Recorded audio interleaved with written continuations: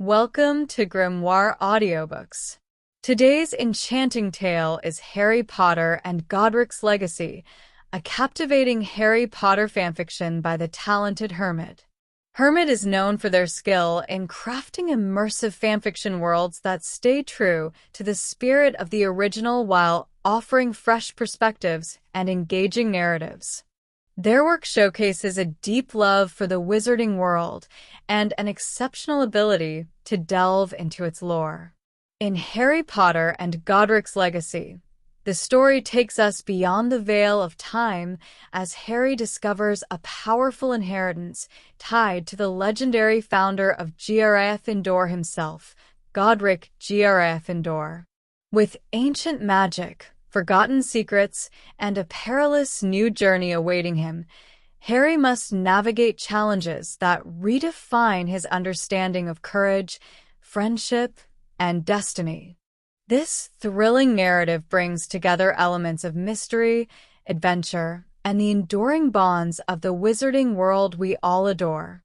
Disclaimer: this is a fanfiction work set in the Harry Potter universe, originally created by J.K. Rowling. Harry Potter and Godric's Legacy is not an official part of the Harry Potter series and is a work of creative homage by Hermyd.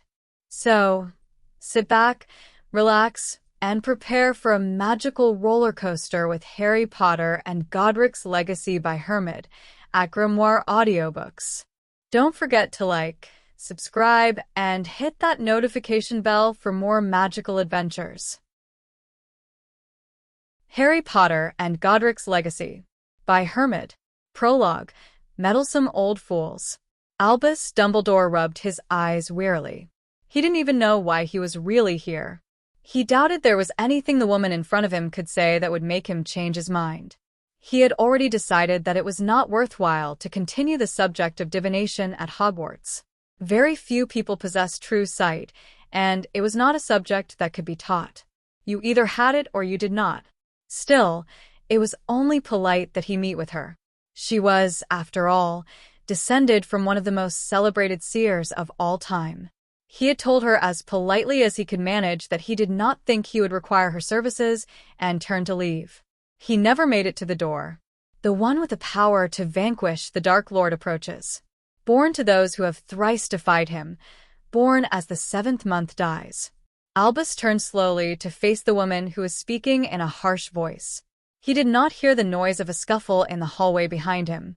And the Dark Lord will mark him as his equal, but he will have power the Dark Lord knows not, and either must die at the hand of the other, for neither can live while the other survives. The one with the power to vanquish the Dark Lord will be born as the seventh month dies.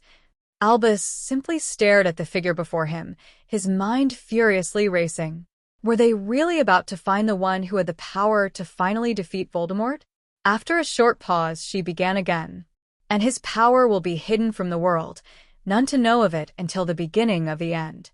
He will be led to greatness by one whose love for him is old and strong. The one with the power to vanquish the Dark Lord approaches. With his guide, he will prevail. Without, he will fall lower than any before him have gone. The one with the power to vanquish the Dark Lord will be born as the seventh month dies. Albus took a long time to walk back to his office that night. He had much to think about. The fact that Severus Snape had heard the first portion of the prophecy was troubling, as he would undoubtedly tell Voldemort what he had heard. But at least he had not heard the rest. Albus searched through his memory for those who fit the qualifications of having defied the Voldemort 3 times. There were several who had done this, but only 2 couples were currently expecting a baby to be born later in the summer.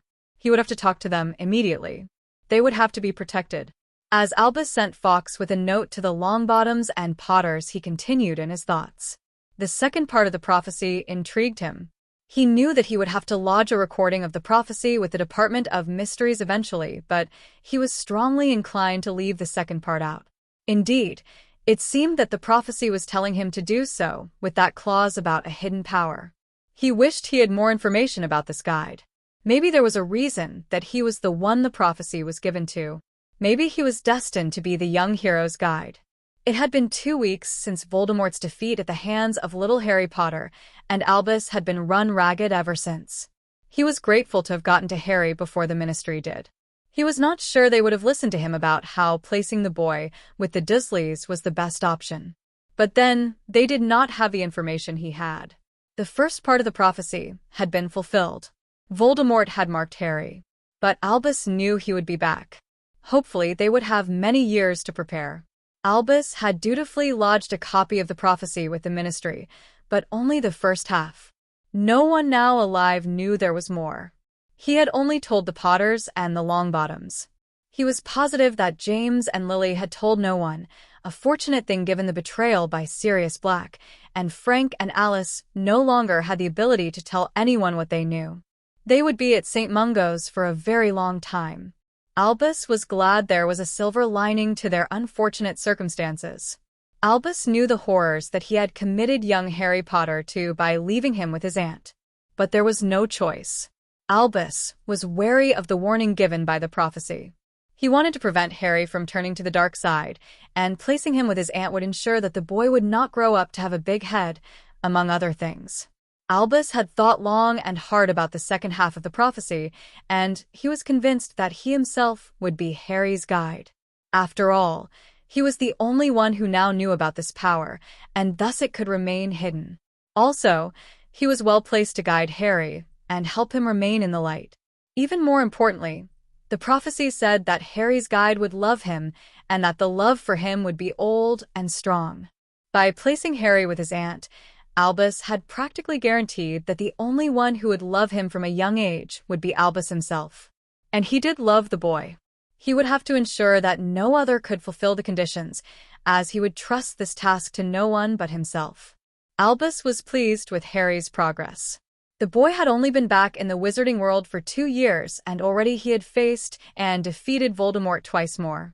But Albus was a little concerned about young Miss Weasley, as he had seen Harry, just that morning, talking kindly to her. The girl was dangerous, as she was quite taken with Harry, and Harry had already shown that he was inclined to help her. Albus didn't want Harry to develop feelings for the girl he had saved last year. It would ruin all his careful plans. Albus looked out on the student in the Great Hall. Perhaps the best idea would be to redirect young Harry's attention. He needed to prevent the boy from becoming romantically entangled with anyone. Not only would it jeopardize Albus' role as the guide, but it would prove a distraction that Harry could not afford. Perhaps it was more that he needed to divert Harry's romantic intentions to someone else, someone who was safer. His eyes landed on the Ravenclaw table. Yes, she would do nicely.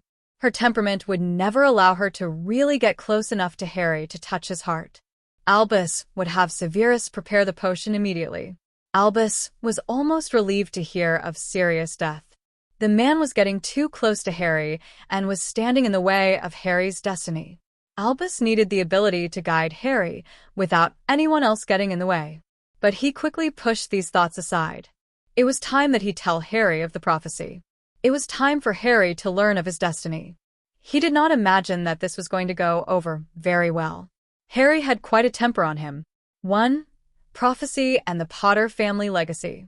Harry watched in morbid fascination as Sybil Trelawney spoke in harsh tones. The one with the power to vanquish the Dark Lord approaches.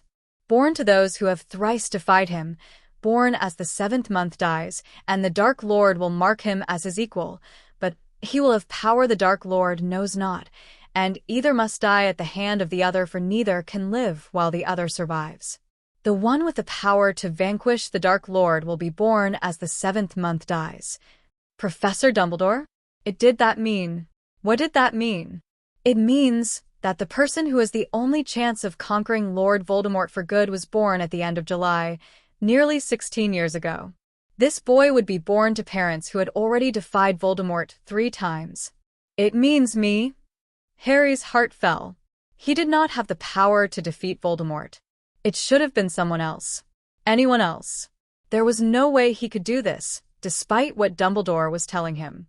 Harry was wandering through the corridors the next day, deep in thought. He couldn't get the words of the prophecy out of his head. It seemed ridiculous to him. And it didn't make sense for there even to have been a prophecy, given that both sides heard about it. It would have made much more sense if only one side had heard, so they could do something about it. He knew that Voldemort only knew the first half, but there really wasn't anything of import in the rest. Nothing that could make any difference, at least. Saying that Harry had a power didn't do much good if he didn't know what it was or how to access it. He tried to recall what it was Dumbledore had said about this power he supposedly had. There is a room in the Department of Mysteries that is kept locked at all times. It contains a force that is at once more wonderful and more terrible than death, than human intelligence, than forces of nature.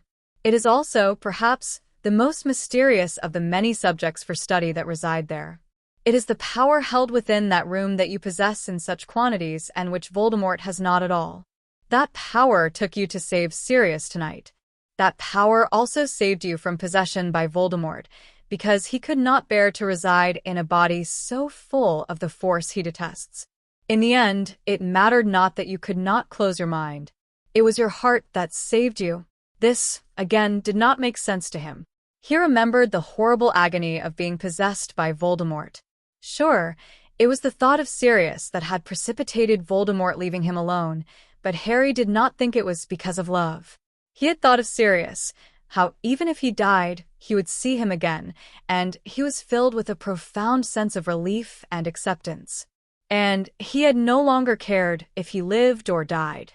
Indeed, death seemed preferable. And then Voldemort was gone. And although this made no sense to Harry, he was pretty sure it didn't happen as Dumbledore thought. He didn't recall being filled with a profound sense of love. Dumbledore. Harry was still livid at him. He may have apologized for keeping him in the dark, but an apology would not bring Sirius back. An apology would not return the only family he had ever known. An apology would not restore Harry's faith and trust in the headmaster. As Harry saw it, Dumbledore had made a lot of mistakes, and Harry had had to pay for most of them. Dumbledore had given an excuse and begged forgiveness, but it did not seem enough to Harry. He claimed that he loved Harry too much to put him in pain. Harry scoffed at this. If Dumbledore really loved him so much, he would not have left him with the Dursleys. If he really loved him so much, he would not have let Sirius die last night, the only family Harry had.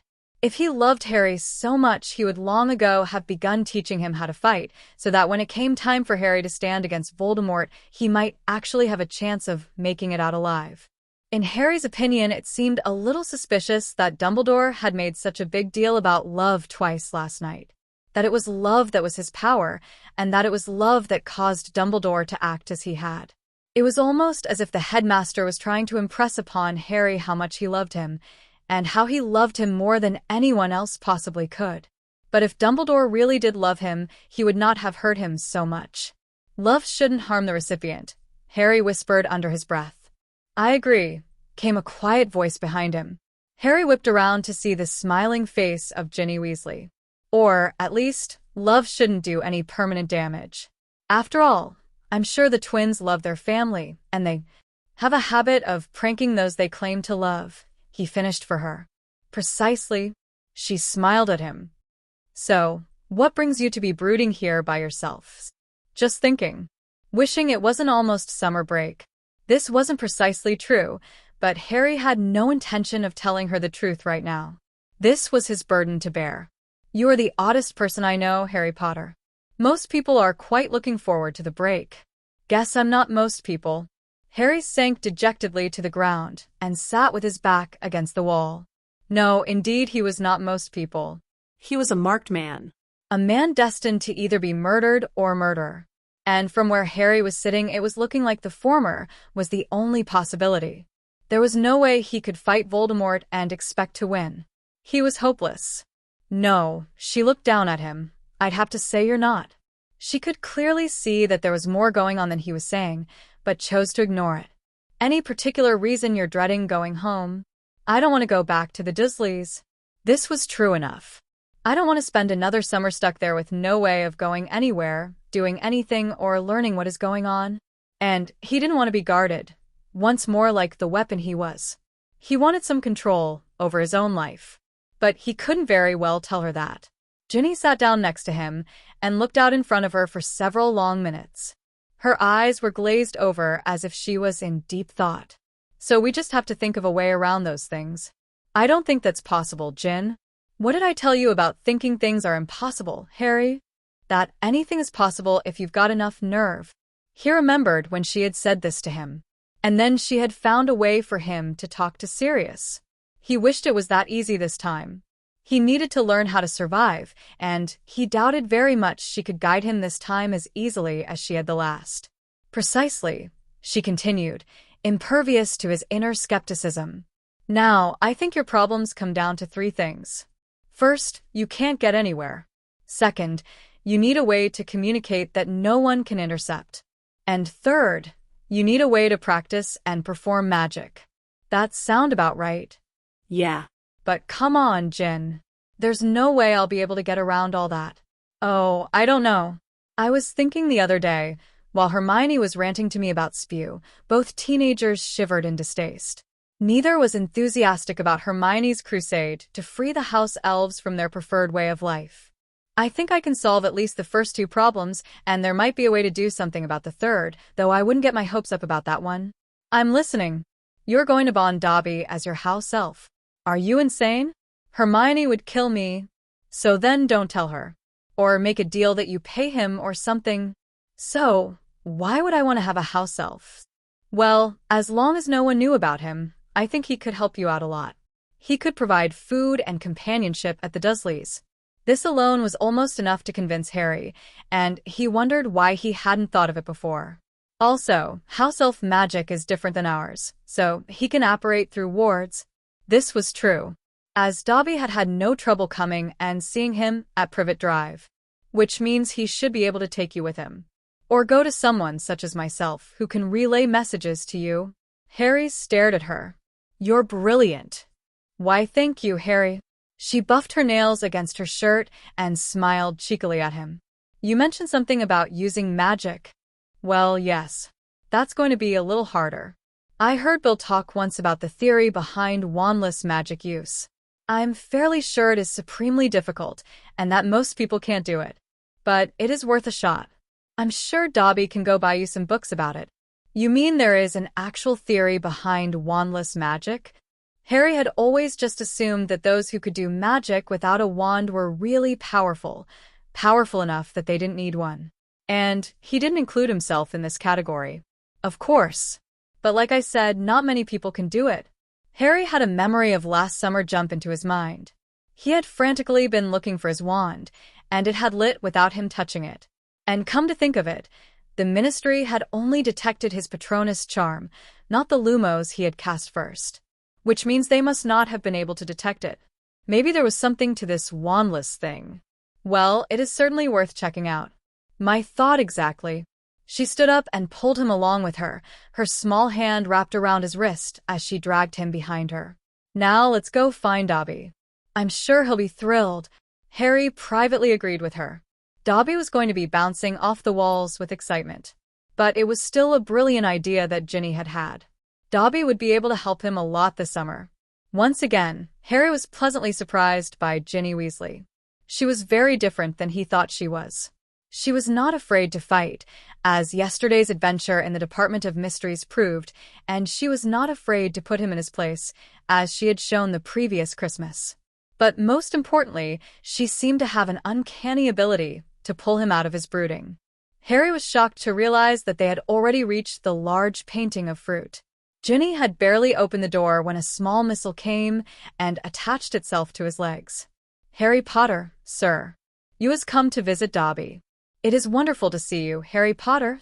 Hi, Dobby. How are you today? Dobby is wonderful, sir. What can Dobby do for you and your Miss Weasley today? I have a request of you, Dobby. Anything, Harry Potter. How would you like to come and work for me? Dobby's eyes grew huge as he stared at Harry in awe. Dobby work for Harry Potter, sir? Harry Potter wants Dobby to be his elf. Yes, Dobby, I do. Would you like that? Yes, sir. Dobby would like nothing more. That's wonderful. Thanks, Dobby. There are certain conditions we need you to agree to, Dobby, Ginny began. Dobby's eyes moved to look at her. You can't tell anyone that you are Harry's elf now. During the school year, you will still work here at Hogwarts, unless Harry needs something. But during the summer you would accompany him home and take care of him, without letting anyone else know. Can you do that, Dobby? Of course, Miss Weasley. Dobby will let no one else know that he works for Harry Potter. And Dobby will take care of Harry Potter, sir. That's wonderful, Dobby's. Ginny was beaming at him. Now what do we need to do to make this official? It is like this, miss. Hermione hugged him one more time. Are you sure you're going to be okay, Harry? I'll be fine, Hermione. Mad Eye has the Dursleys scared to death of hurting me. And I promise to write at least every couple of days. Wouldn't want Moody to have to come through on his promise to check on me. I don't think the Dursleys could handle having a werewolf in their house. Do you promise to write me if you need someone to talk to? If you need to talk to someone about Sirius? Harry visibly flinched. I'll be fine, Hermione. I'll talk to someone if I need to. Don't worry about me. Hermione hugged him, again, and Harry awkwardly patted her on the back. He looked over her shoulder to see Ginny laughing at him. He grimaced at her. She could have helped him out. He didn't have the best track record with hysterical females. Indeed, he had spent the last several weeks studiously avoiding Cho every time he saw her. Ginny had been invaluable in this endeavor. Why couldn't she help him out with Hermione? Boy. Let's go. We don't have all day to hang out here. Coming, Uncle Vernon? Harry turned back to Hermione. I've got to go. But I promise I'll write. He took off after his uncle before she could reply. He dutifully followed the Dursleys and sat in the back of the car as his uncle fumed in the front seat and complained about everything under the sun. Harry was planning. Dobby had already agreed to meet Harry in his room that night. They were going to go over their plan for the summer. There were some things Harry wanted to do soon that he was going to need help with. He wanted to get some books to study from, and he wanted to visit Gringotts. He had some questions that needed answers. Harry and Dobby popped into existence in a side alley. Harry was wearing a dark cloak and had a hat pulled down low over his hair and scar, and a pair of dark sunglasses covered his eyes. Dobby followed close behind him as he made his way quickly towards the large white building in front of him. He moved towards the first available goblin that he saw. Excuse me, the goblin looked up. I'd like to ask some questions about my account privately. The goblin looked closely at him for a few moments. Sliphook will take you back to a private conference room. He waved towards another goblin and indicated for Harry to follow him. The goblin led them towards a door and gestured for Harry to enter. He looked momentarily shocked when Dobby followed Harry. What can we do for you, Mr. Potter? How did you know it was me? Harry asked, momentarily shocked. We do not recognize humans based off of their face alone, Mr. Potter. Now, what business can we do today? I have some concerns about my account. I'm worried that some things have been mishandled. Gringotts does not make mistakes with our accounts, Mr. Potter. Oh, I don't mean a mistake on the part of Gringotts. I am concerned that the individuals who have had access to my account have mishandled that trust. How so, Mr. Potter? I have reason to believe that Professor Dumbledore does not have my best interest at heart. I am concerned that he has abused the trust my parents placed in him. The goblin was unable to hide his surprise. Professor Dumbledore has made no withdrawals from your vaults, Mr. Potter. Harry frowned. He had been hoping to receive a different answer. Then he thought about what the goblin had said. What do you mean vaults? I only know of the one. You are not informed over your family vault. No. Do I have access to it? Yes. By the terms of your parents' will, you have access to your vault as soon as you reach the age of 11, though you cannot remove any money until you reach the age of your majority. You should have been informed of this by Professor Dumbledore. The professor has an unusual sense of what it is my right to know, Harry said with a wry smile. May I see my vault now? Certainly, Mr. Potter. I can take you down now. Harry and Dobby followed the goblin as he led them into one of the carts. The ride was much longer than the one to Harry's usual vault. This vault was at a much lower level. This only increased Harry's curiosity further. When they exited the cart, they were in front of a door with no keyhole. I don't have the key. This vault does not have a key. The Potter family vault is very old and has the best protection. It requires a Gringotts goblin to access the vault. Sliphook ran his finger down the center of the door, and Harry was forcibly reminded of his first visit to Gringotts 5 years ago. This vault must have the highest level of security. The doors opened with a large cloud of dust, and when it cleared, Harry gasped in surprise. If he had been shocked by the contents of his other vault, it was nothing to this. There were piles of gold and jewels in every direction. There were trunks of valuables. There were shelves full of books. And directly in front of him there was a golden pedestal containing a single letter. Harry moved close enough to see that the letter was addressed to him in a flowing hand. His breath caught as he carefully picked it up. He slipped it into his pocket to read later. For now he didn't want to break down before he had a look around. He spent several long minutes looking around the vault. Every once in a while he would pick up a book or some object and pass it to Dobby. The elf was carrying a trunk that he was stowing things in. Satisfied that he had everything he wanted for the moment, Harry pulled the letter out of his pocket and opened it. Godric's Hollow. October 21st, 1981. Dear Harry, this is an extremely hard letter for me to write. The idea that we will fail, that somehow we won't be there for you to help you and guide you, is very distressing to me. But I refuse to allow fear to keep me from doing what must be done to help you. I hope by now Dumbledore has told you the truth. But knowing him, he might have withheld it because he believes that you are not ready to hear it. But I doubt this is the case. In the event that he hasn't told you, you should know that there was a prophecy made shortly before you were born. Dumbledore heard the whole thing, but one of Voldemort's servants heard the first part, and this is the reason that we are in hiding right now. The prophecy referred to a boy, either you or Neville Longbottom, who would have the power to overthrow Voldemort. This is what it said. The one with the power to vanquish the Dark Lord approaches. Born to those who have thrice defied him, born as the seventh month dies, and the Dark Lord will mark him as his equal, but he will have power the Dark Lord knows not, and either must die at the hand of the other, for neither can live while the other survives. The one with the power to vanquish the Dark Lord will be born as the seventh month dies. And his power will be hidden from the world, none to know of it until the beginning of the end. He will be led to greatness by one whose love for him is old and strong. The one with the power to vanquish the Dark Lord approaches. With his guide, he will prevail. Without, he will fall lower than any before him have gone. The one with the power to vanquish the Dark Lord will be born as the seventh month dies. If we have died, then I can only assume that the prophecy refers to you. My son, I wish that you did not have to bear this burden, but wishing never changed anything. Your father and I have thought long and hard about what this power could be, and we think we may know.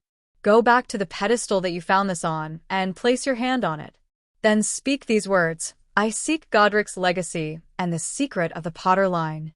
Your father has written you another letter explaining what you will find. Do not open it here. You need to be very careful with this knowledge. Be safe, my son, and know that even though I am not there, I will always love you. Mom. Harry stared at the letter in his hand. It did not make sense to him. Why would Dumbledore have only told him part of the prophecy? Why would he not tell him the one part that might actually help him? Was he worried that Harry himself would go dark? Is that what it meant? Harry shook his head. He did not have time to digest this now. Instead, he walked over and followed his mother's instructions. A small trunk materialized on the pedestal. It looked ancient and valuable. Without opening it, he placed it in the trunk that Dobby held and turned to leave. He had much to think on, and he did not want to do it here. That night Harry sat on his bed, staring at the ornate box in his hands. It was inlaid with gold and rubies, and the entire thing was designed with lions and griffins. Just looking at it, he had an idea what it might contain. He gingerly lifted the lid. On the top there was a letter, which he pulled out. Beneath it lay something wrapped in gold silk. He opened the letter.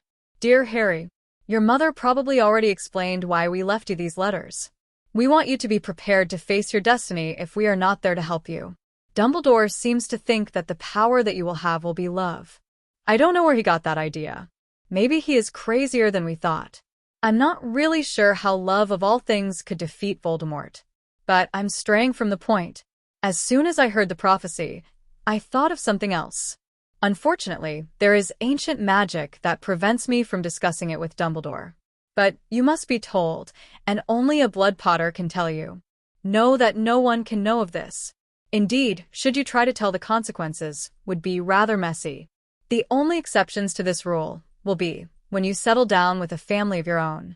You can tell your wife, and, of course, you can tell your children. As I'm sure you can guess based on the vault, the Potters are a very old family. Indeed, we have been around since the founding of Hogwarts. Prior to that, of course, you will find no mention of the name Potter. The reason for this is very simple. Right around that time, the founder of our line changed his name for protection. An old feud was threatening to lead to the extermination of the family line, so to protect his family, he came up with a new name and hid his heritage. It has been a closely guarded secret ever since. The man of whom I speak was the son of Godric Gryffindor. I'm sure you can understand why we are so careful with this knowledge, especially now with Voldemort trying to continue Slytherin's crusade.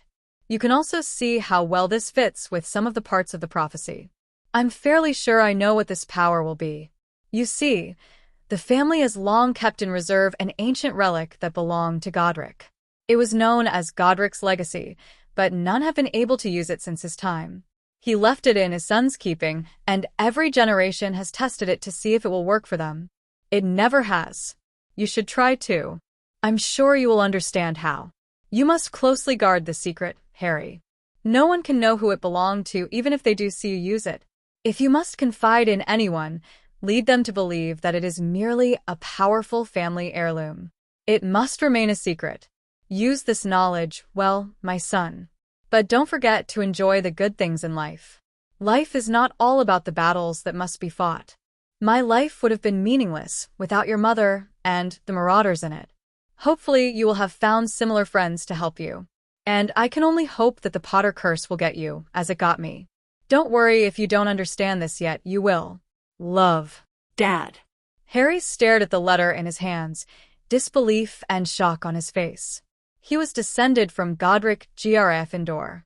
No wonder Voldemort had come after him. It seemed to show a kind of poetic justice. He didn't understand all that his dad had said. That last part made no sense at all, and he almost didn't want to know what would happen if he tried to talk about this mysterious thing his dad was talking about. He supposed it was time to find out. Harry was so tied up in with the letter he held, he didn't hear the pop behind him, nor did he see Dobby apparating with Ginny. Sensing that something important was happening, she remained quiet as she watched him. He set the letter aside and reached once more into the box he held. He pulled the silk aside and gasped. Lying inside was what could only be Godric Gryffindor's wand. He understood now. This would indeed be a powerful thing, if he could get it to work. From what Mr. Ollivander had told him, a wand had to choose to work for a wizard, and apparently this wand had not chosen to work for anyone for well over 1,000 years. Gingerly, he reached out to touch it and nearly screamed in shock. Harry had held his fair share of wands before. He could always feel something when he held a wand, but some wands were stronger than others. When he held his own wand, he could feel warmth shoot up his arm. This was so much more. The instant he had touched the beautifully carved wand, it was like his body came alive. Energy flowed in his veins and warmth shot not only through his arm, but through his entire self. He felt his heart rate pick up and his breath quicken. He pulled the wand out and grasped it firmly in his hands as did so. Instead of the shower of sparks that he had originally got with his holly wand, Godric's wand filled the entire room with dancing red and gold lights. As he looked down at it, the carvings of lions and griffins that surrounded the handle began to move. He watched in shock as they figures danced and frolicked around the wand. He had never seen anything like it. Behind him, Ginny let out a surprised squeak, and Harry turned swiftly. The wand pointed at her heart before he could register who she was. "I think we solved your magic problem, Ginny." He lowered the wand quickly. "What are you doing here? And what in the bloody hell are you talking about?" "I came to tell you something important, but it can wait. That wand looks powerful, and since it wasn't purchased for you, the Ministry will never track any magic you perform back to you." "You mean I can do magic whenever I want now?" "Well, not really. They still have location-based tracking. I doubt you can get away with doing any magic in the vicinity of Privet Drive. But anywhere else, the Ministry shouldn't be able to tell it was you doing it." "That's fabulous." Harry smiled brilliantly for a minute before his brain caught up with him and he stared at Ginny in shock and dread. You shouldn't be here. No one is supposed to know about this. It's okay, Harry. I won't tell anyone that you have a second wand. Where did you get it anyways? It's a family heirloom, he said quickly, but that is beside the point. My dad said I couldn't tell anyone about it. Well, you didn't exactly tell me, so I think it will be fine. Harry didn't look convinced, but he dropped the subject. Nothing seemed to have happened to either of them, so he obviously hadn't tripped the protection charms as Dad had mentioned. He would have to think about why that was later. So why did you come, Gin? Oh.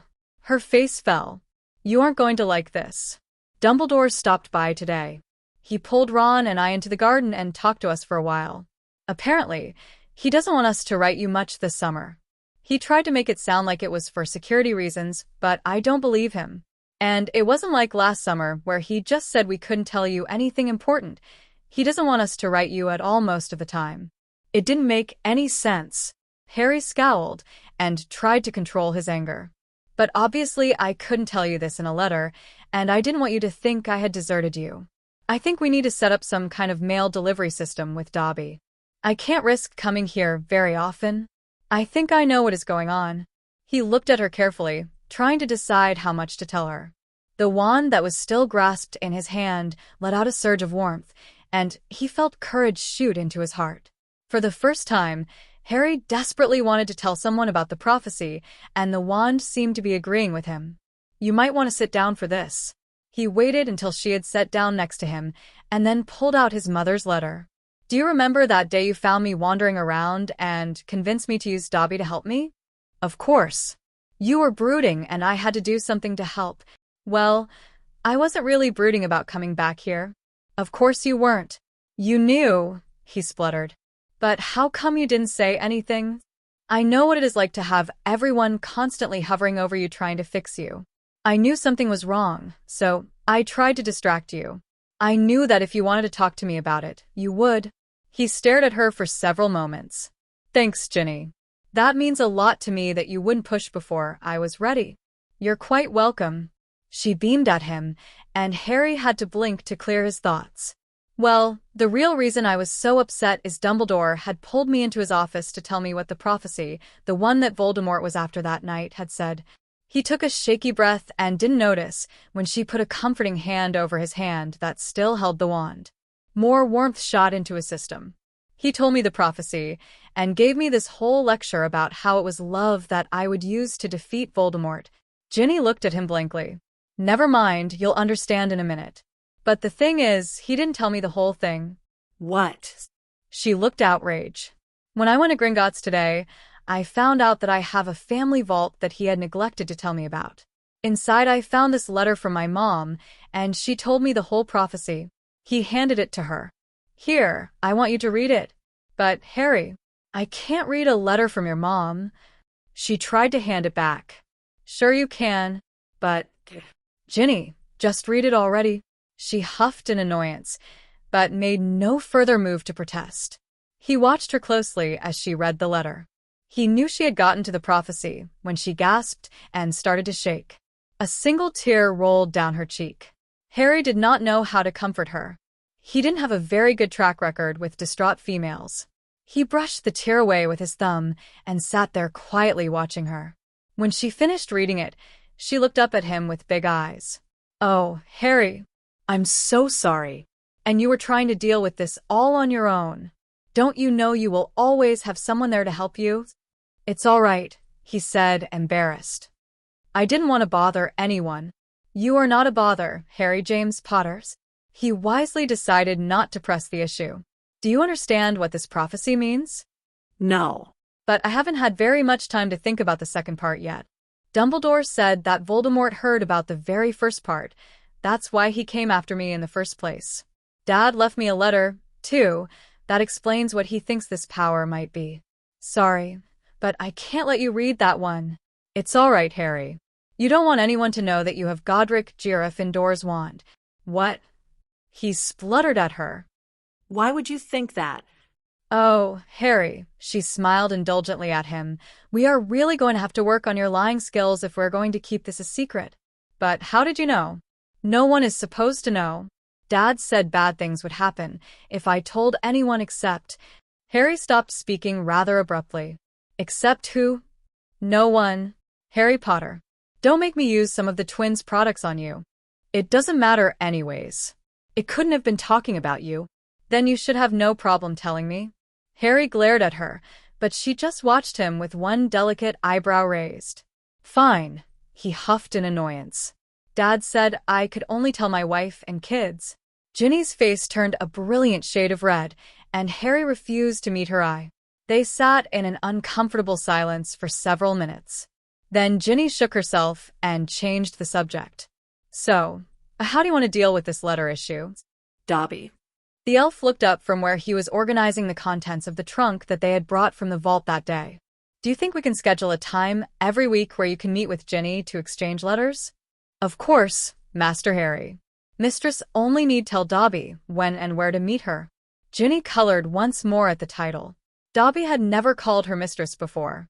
Can you come to my room on Sunday night, about 11 o'clock after everyone has gone to bed? Yes, mistress. Dobby will come.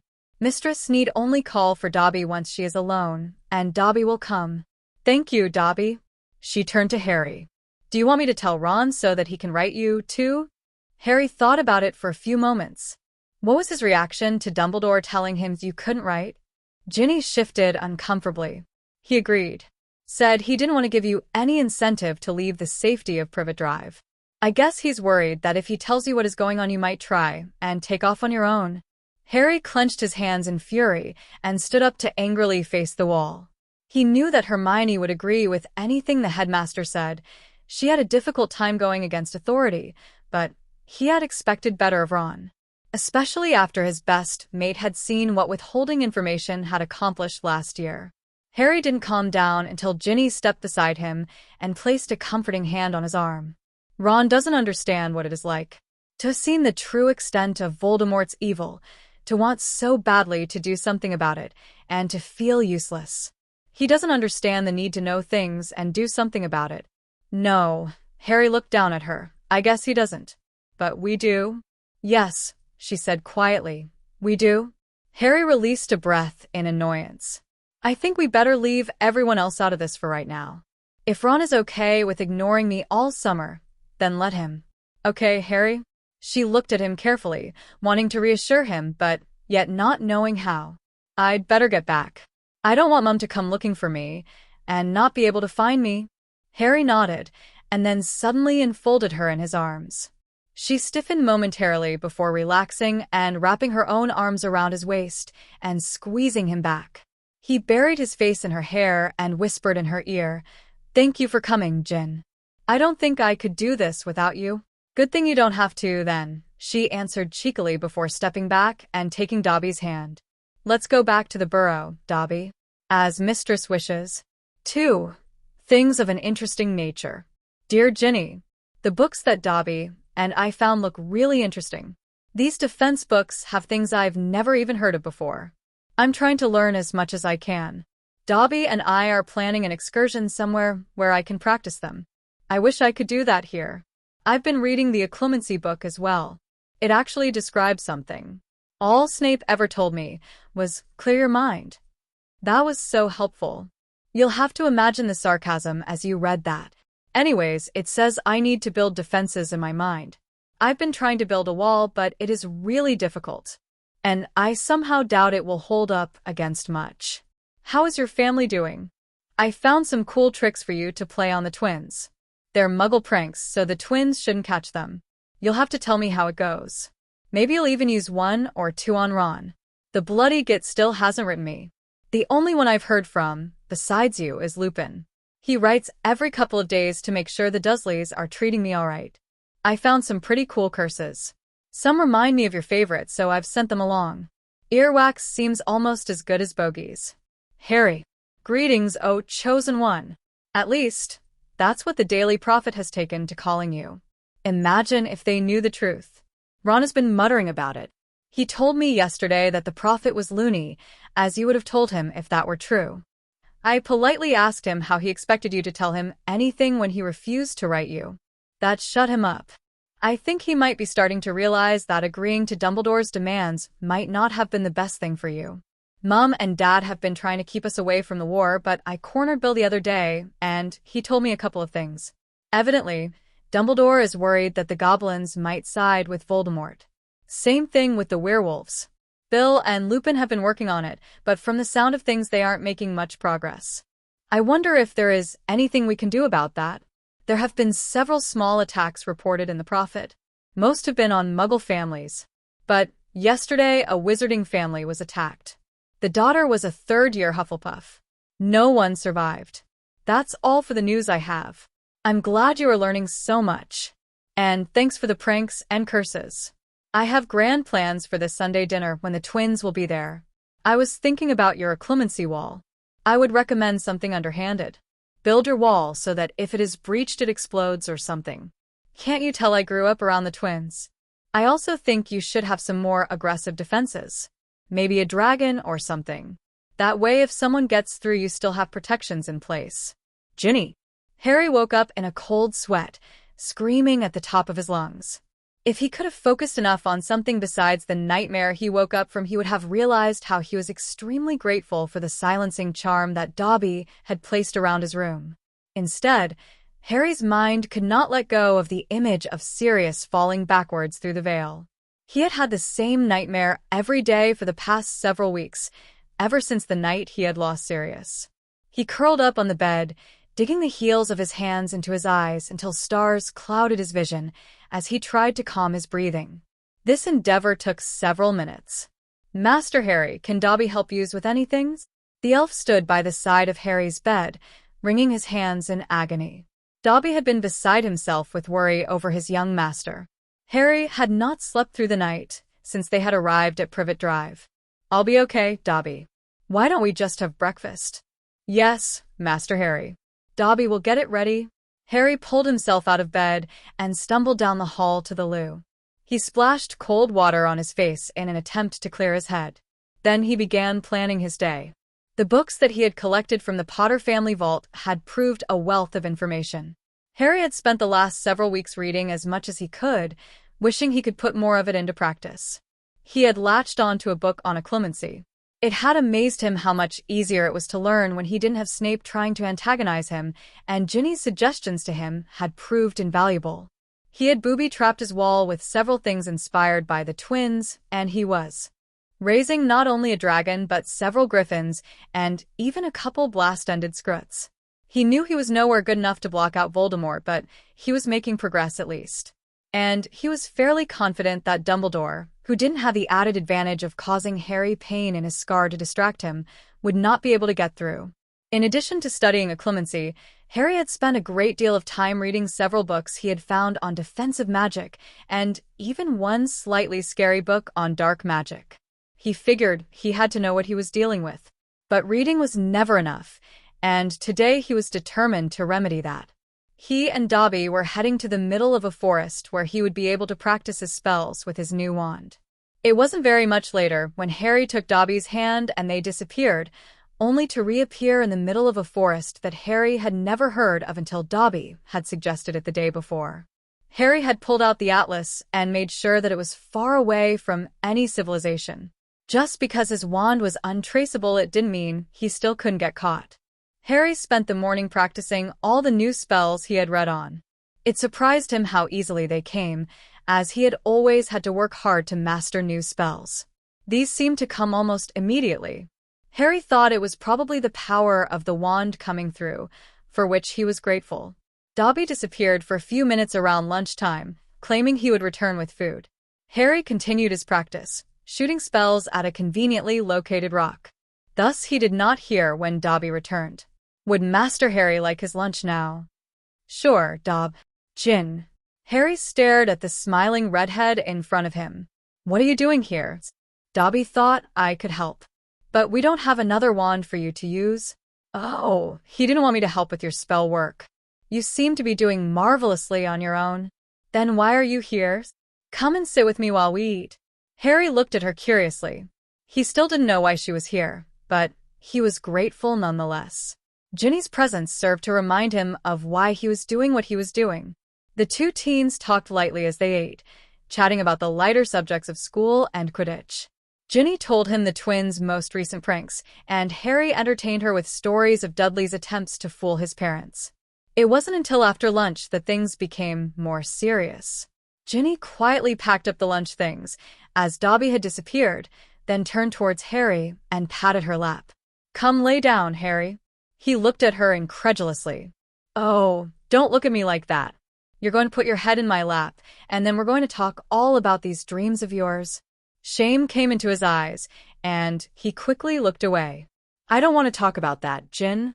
I'm not really giving you a choice, Harry James Potter. Keeping things all bottled up never helped anyone. You need to talk about it." Harry shook his head furiously, still refusing to meet her eyes. Ginny huffed in annoyance. She reached up and yanked on his arm, and Harry squawked in surprise as he fell into her lap. "Now listen here, Potter. You and I both know that you need to deal with this. And if you still refuse, I will curse you. I'm sure Godric would agree with me. I can get the wand to work." Jen. "You aren't supposed to talk about that." "I'm perfectly willing to listen to you instead," she answered with a smirk. "Gin." She didn't respond, only watching him patiently. Harry huffed in annoyance and looked away from her. "I don't know what you want me to say, Gin. Every night I watch him fall through that bloody veil over and over again. And every single time there's nothing I can do about it." "Oh, Harry." She watched as a solitary tear rolled down his cheek until he angrily wiped it away. She took his chin in her hand and gently turned his face back toward her. She removed his glasses, folding them up and putting them to the side. As she placed a hand gently on his cheek, she fought back the sigh that wanted to escape when his brilliant emerald eyes, swimming with tears, looked up at her. "Harry, it is okay to miss him. We all do. But he was all I had, Gin." Her hand shot out and slapped him hard across his chest. "Hey, don't you dare say that, Potter. You have me and my family and Hermione. Don't you realize that we love you just as much as Sirius did?" Harry tried to look away in embarrassment, but she wouldn't let him. "I know it is hard to lose Sirius, Harry, but you have to know that there are still plenty of people that care about you." I know. "I just feel so guilty." It's my fault that he is dead, Jen. "How can I live with that?" "You don't have to, Harry, because it isn't your fault." He made to interrupt, but she held up her hand to stop him. "I know you feel that way, and I, of all people, know why you do. Don't you think I felt the same way after my first years? That wasn't your fault, Jen. Voldemort used you," he said fiercely. "Precisely. He used me. Just like he used you. It's not the same." "Of course it is. If things had been a little bit different, and someone had actually died from the basilisk, would you have blamed me?" He shook his head furiously. "Then why do you blame yourself? Voldemort tricked you, led you into a trap, and because of that Sirius died. But you didn't kill him." He didn't look convinced. "Harry? Who killed Sirius?" He opened his mouth to answer, but she glared at him. Finally he murmured, "Bellatrix." "Yes, Bellatrix. Not Harry. So why don't we take all this energy you are wasting blaming yourself and put it to a better use? We'll go after Bellatrix. I don't stand a chance against her, Gin. Well, true, you probably don't right now. But she is a much more doable goal than Voldemort himself. So we'll train you up good and go after her first." A slow smile spread across Harry's face. "Thanks, Gin. You're the best. And don't you forget it." They laughed merrily together, and then Harry made to get up, but Ginny pushed him back down. "You just lay there for a while. You could use a good rest." "But, Gin, I'm crushing you." "Rubbish. You just shut those beautiful eyes," Harry blushed at the compliment, "and get some rest. I'm just going to sit here and enjoy the sunshine." She began gently running one hand through his hair as she looked out on the forest. For several long minutes, Harry stared up at her until she gently lulled him to sleep. For the first time in weeks, he slept without nightmares. Harry woke up, slightly disoriented, in his own bed. He had no idea how he had gotten there. The last thing he remembered was falling asleep in Ginny's lap out in the forest. The memory caused a blush to heat his cheeks, though he didn't take the time to ponder exactly why. There were several things revolving around Ginny that he knew he would have to think about soon, but right now he was content to put it off for a while. His life was hectic enough. A loud knock on the door startled him. No one ever knocked on his door here.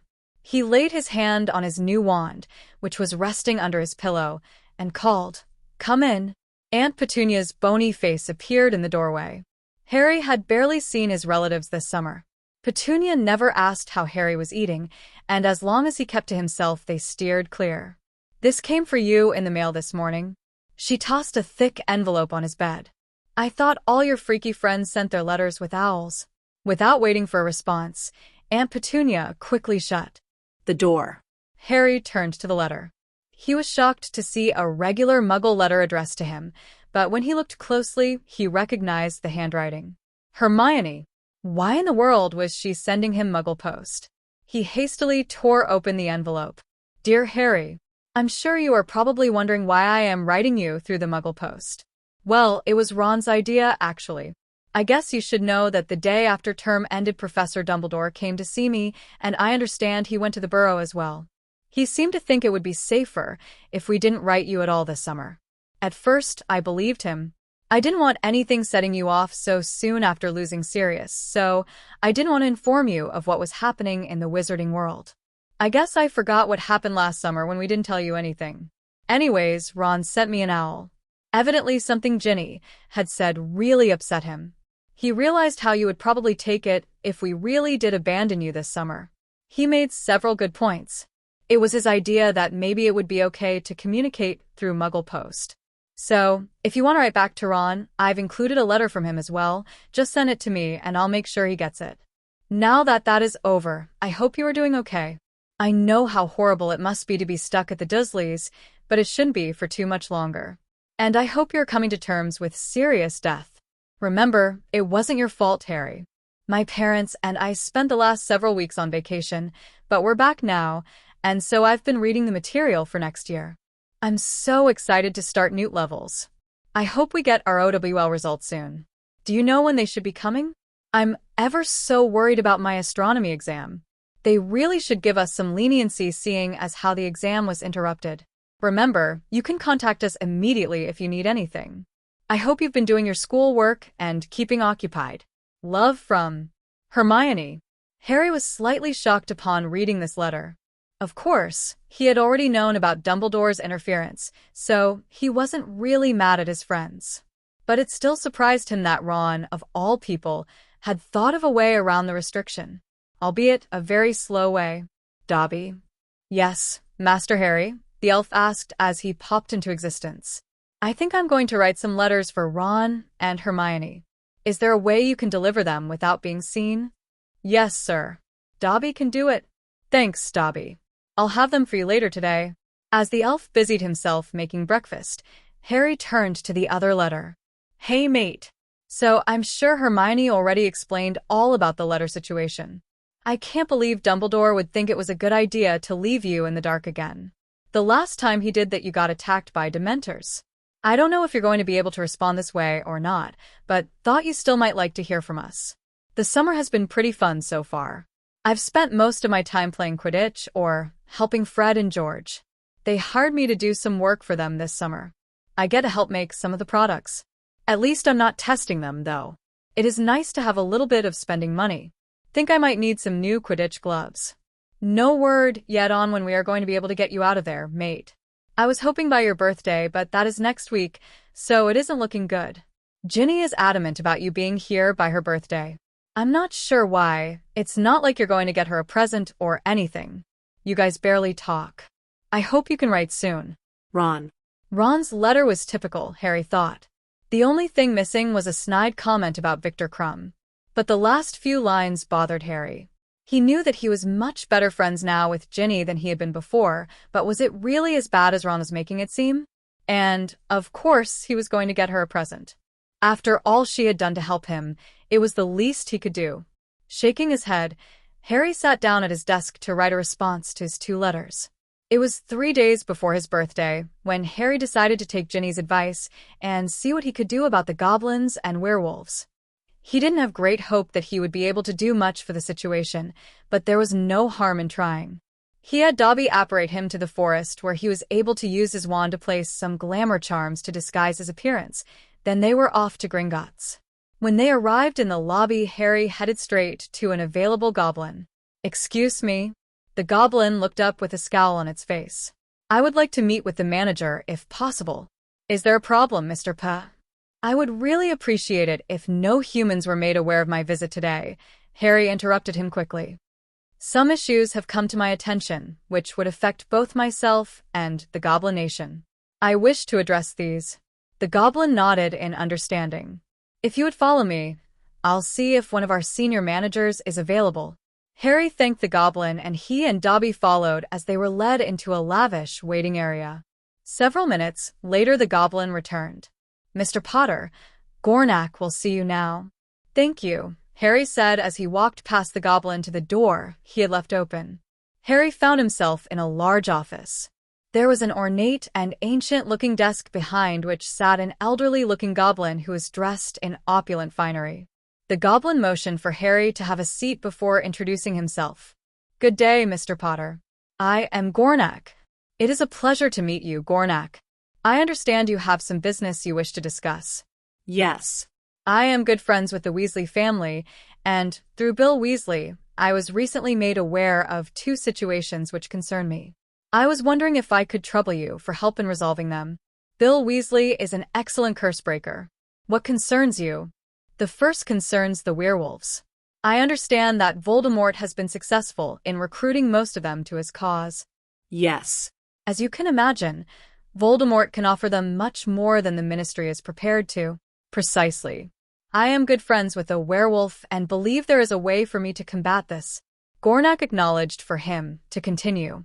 "My friend has been able to be an active participant in our world for the last several years due to his ability to take the Wolfsbane potion. Mr. Lupin is lucky that he has access to such." "Yes, and this is what I would like to rectify. I understand that I recently inherited the bulk of the Black family estate." Yes. "With the death of Sirius Black, you have increased your wealth by a substantial amount.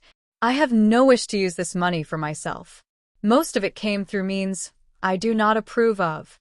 I would like to set up an account that would pay for Wolfsbane to be manufactured and made available free of charge to any werewolf who desires it."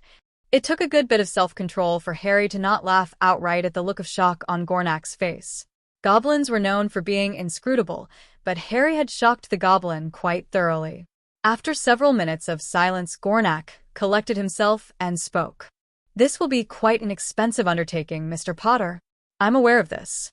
But as I said, I have no wish to use that money for myself. And it is my hope that others will be inclined to help in the effort once they realize that werewolves are as human as themselves. Also, by offering the means for werewolves to integrate themselves into wizarding society and avoid much of the pain of their transformations, I am hoping to encourage many of them to side with me instead of Voldemort." Harry said this with careful calculation. He was well aware that he was revealing a good deal to the goblins, but he intended to show them that he trusted them, thus encouraging them to do the same. Gornak looked at him carefully, and then continued. "Do you wish any restrictions to be placed on those who can draw from this fund?" No. "Anyone who can verify their need for it can have access. I do not wish to discriminate against anyone." "Very well, Mr. Potter. I will see to it that this is set up as soon as possible. We will all you with the details as soon as possible. Is there anything else that Gringotts can do for you today, sir?" The respect did not escape Harry's notice, and he was glad for it. It might help his next request. "Yes, sir. There was one other issue I was told about." He hesitated. This could end very badly, but he had to try. "Professor Dumbledore seems to think the Goblin Nation intends to side with Voldemort in this war. You can see why this would concern me." Gornak's expression became blank. "It should not be your concern who the goblins choose to support, Mr. Potter." "Oh, but it is. I have long been aware of the prejudices and inequities that exist in our society, sir, but only recently have I come into a position where I might be able to do something about this. I do not wish to fight against those who are simply trying to ensure their rights which they are entitled to." Once again, Gornak was unable to conceal his shock. "You seem awfully sure that you will be fighting this war." "That's because I will." Harry smiled ruefully. The Daily Prophet does not always get it wrong. And you reveal this to me? Why? As I said, I am interested in pursuing an agreement that would be mutually beneficial. I do not want to have to fight the goblins as well as Voldemort, and you want the rights that wizards have denied you for centuries. Do you imagine that you can somehow rectify this problem? I am not all-powerful, but I imagine that if things should end in my favor, I will have a fair bit of influence over the wizarding world. This influence I could exert in your behalf. Gornak eyed him carefully, sizing him up. Harry returned his gaze. If we were to reach such an agreement, would you expect the goblins to join you in the fight? Harry thought carefully. I do not expect you to risk your lives for wizards who would not extend you the same courtesy. However, there are certain things I would expect. I would expect for you to maintain the integrity of your bank, to remain above influence from either side. There may come a time when I would feel the need to ask for more, but this would only be in the direst of circumstances, and it would always come in the form of a request instead of a demand. These are things we would do for our own sakes more than yours. Agreed. I simply wish to ensure that your neutrality would not be compromised in regards to the running of Gringotts. If, in addition, you choose to pass on any information that might be pertinent for my fight, you would have my gratitude. I will, of course, inform you of any issues I feel might influence Gringotts.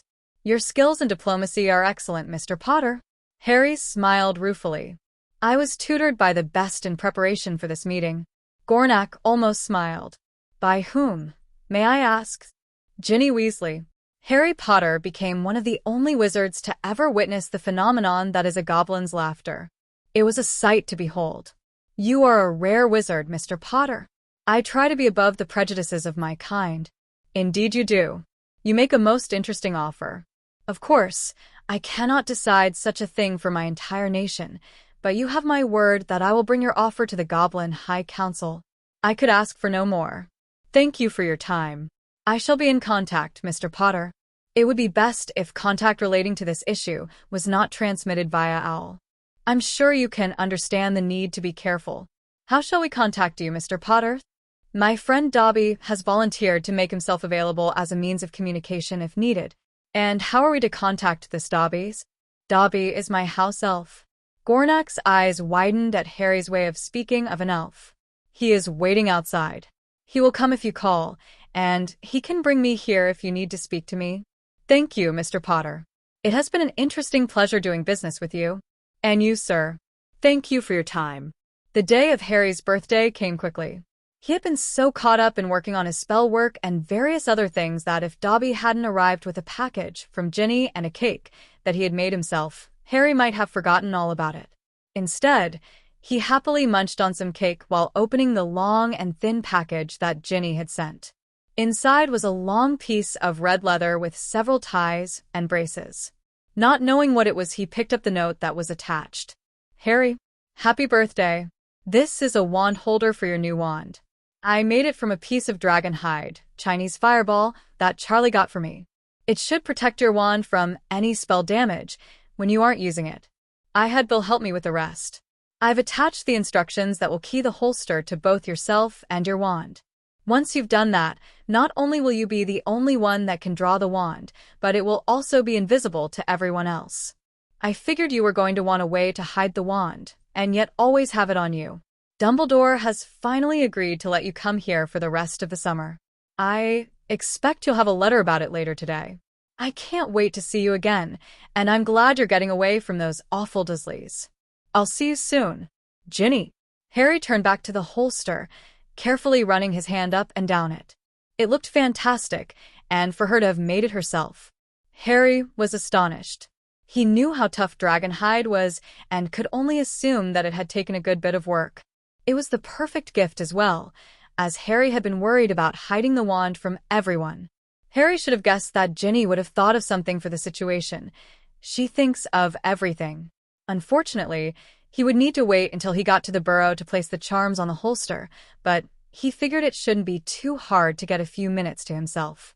A small pop announced Dobby's return. Master Harry, sir. Dobby is wishing you a happy birthday, sir.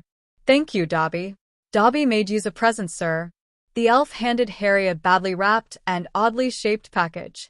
Grinning, Harry unwrapped it to reveal a pair of truly unusual socks. One was gold with red lions, and the other turquoise with yellow birds. Thanks, Dobby. These are brilliant. Dobby blushed and ducked his head. Master is too kind. He pulled out an envelope. This letter arrived for Master. Harry took it to read. Dear Harry, Professor Dumbledore has finally agreed to let you come spend the rest of your summer with us. It's about time, too, as I suspect those Dursleys haven't been feeding you properly. But don't worry, dear, I'll fatten you right up in no time. Arthur and Remus will be calling for you tomorrow morning, so make sure all your things are packed and ready. Love. Molly Weasley. Brilliant, Harry exclaimed. I get to go to the Burrow tomorrow. Dobby? Will Master be wanting Dobby to return to Hogwarts then? Yeah, that will probably be best. I'll call you if I need anything. And Mrs. Weasley will make sure I'm eating well. Yes, sir.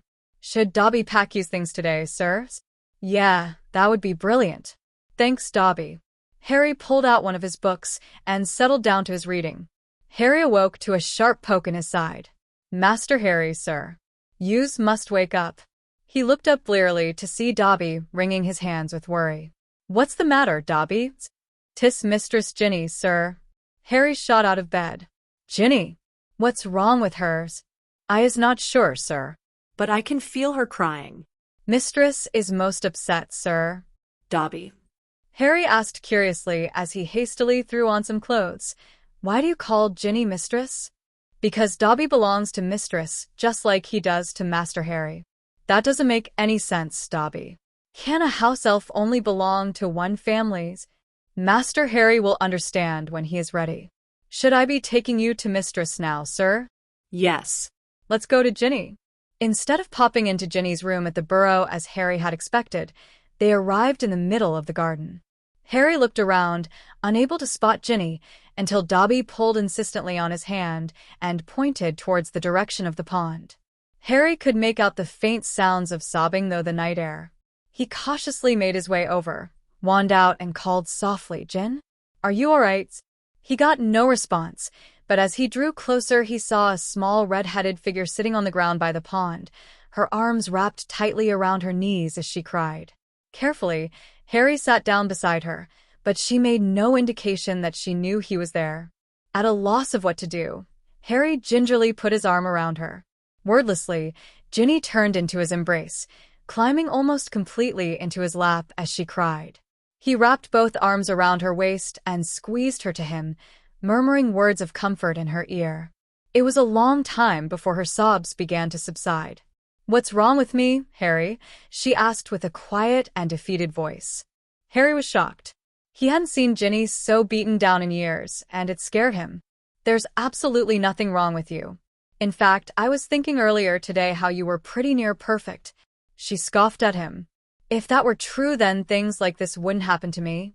Well, I can't really argue with you until I know what is going on. She looked up at him curiously. You don't know what happened? He shook his head. Then how did you know to come here? Dobby woke me up. He was a right state, claiming that you were upset.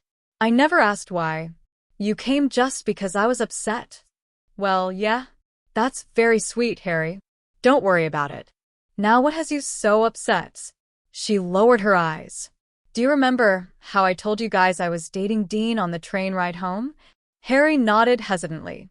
Truthfully, he had forgotten, as he hadn't really thought it was any of his business at the time. But now, Harry's stomach clenched with a thought that maybe Dean had hurt her. If he had, well, Harry had learned quite a few interesting curses recently. It would be fun to get to test them on someone. We've been writing all summer. He's even come over a few times, and once Mum let us go to Diagon Alley for the day. It was wonderful. I really thought he cared about me. She took a shaky breath. Then today he writes me a letter saying how he was sorry, but he just didn't think it would work out anymore. Harry's fists clenched in anger against her sides. The worst part is that he didn't even have the decency to tell me to my face. No, he gave a letter to George, asked if he could give it to me. Couldn't even be troubled to send me a bloody owl. And George says he was fairly certain he saw him snogging Parvati Patil later that day. Bloody git. Couldn't even tell me that he was seeing someone else. At first, Harry didn't respond. He pulled her tightly to his chest, his hands making soothing motions against her back. Then he tucked his head into her neck and spoke softly into her ear. I don't know what the idiot was thinking, Jin. But you are so much better than Parvati. Remember, I took her to the old ball. One of the most boring nights of my life. You, on the other hand, make every day that I am with you worthwhile. And if Dean Bloody Thomas can't see that, then it is his loss. You deserve much better than him anyways. If I am so great, then how come I keep getting dumped? Because guys are idiots. Believe me, I know. I spent 2 years obsessed with a girl I don't even like. You did like her, though. No, not really. I mean, she's pretty and all, but I never once spent an enjoyable minute with her. Sometimes I felt like I liked her because I had to, but I had no clue why. But enough about Cho. We were talking about a much better girl. I don't know what Michael or Dean's problem was, Jin, but I mean what I said. If they can't see the remarkable girl that I can, then it is their loss. He pulled back to grin cheekily at her. Besides, with them out of the way, it leaves you so much more time for me. She lightly smacked him upside the head. Harry Potter, you are so full of yourself. Yep. Now, no more crying over prats who aren't worth it, right? She nodded, a small smile tugging on her lips. Now, let's just sit here for a while. It's not every day I get to hold a beautiful girl in my arms. Ginny ducked her head back into his chest to hide her blush, but she remained on his lap. It wasn't long before her breath evened out as she fell asleep. But Harry remained where he was, looking out over the pond and pondering the girl he held in his arms. He had known Ginny for 5 years now, but only in the last couple months had they gotten close. She had been there for him when no one else was. She had helped guide him down the path he needed to take, and she had offered him the help and comfort he needed. But this was not all there was to think about. There were several incidents over the past 2 months that had stood out in his mind. He remembered how he had actually wanted to tell Ginny about the prophecy, despite his resolve to never tell anyone. He remembered how Ginny had instantly guessed the origin of his wand, and yet nothing had happened despite his dad's warnings. He remembered how Dobby had taken to calling her mistress and seemed to be following all of her orders as well as his. He remembered how she had come to help him and held him as he cried that day in the woods, more concerned about his well-being than anything else. He remembered how she had guided him through what to say to the goblins, helping him do more in one meeting than Dumbledore had been able to do in years. He remembered all the other ways she had helped him and guided him in the last several months. He remembered the anger that had coursed through his system when he heard how Dean had treated her, and the relief that flooded him when he realized that she was free of the prat. All of these things added up to something a little frightening, in Harry's opinion. He fancied Ginny Weasley. Harry's stomach twisted itself in knots. The idea of liking Ginny was strangely pleasant. Unlike what he always felt like around Cho, his stomach insisting he liked her despite his brain and heart disagreeing, this feeling permeated his entire system. The frightening part was in pondering what he should do about it. He didn't know if she even felt the same way. After all, he had just held her as she cried herself to sleep about another boy. Was it worth risking her friendship? Then he realized that none of this really mattered right now.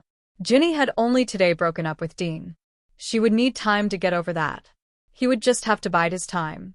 With a sigh, Harry cradled Ginny in his arms and stood up. He carefully made his way to the Burrow, keeping a sharp eye out for anyone else. He would have a hard time explaining his presence if caught. He made his way up the stairs towards Ginny's room, a room he had never before been in. Cautiously, he opened the door and walked in. Then he set Ginny down on her bed. He pulled her shoes off and drew a blanket up around her. With one final look at her tear-streaked face, he turned to leave, only to come up short when he saw what was sitting on her desk. In a simple silver frame was a picture that Harry didn't even remember being taken.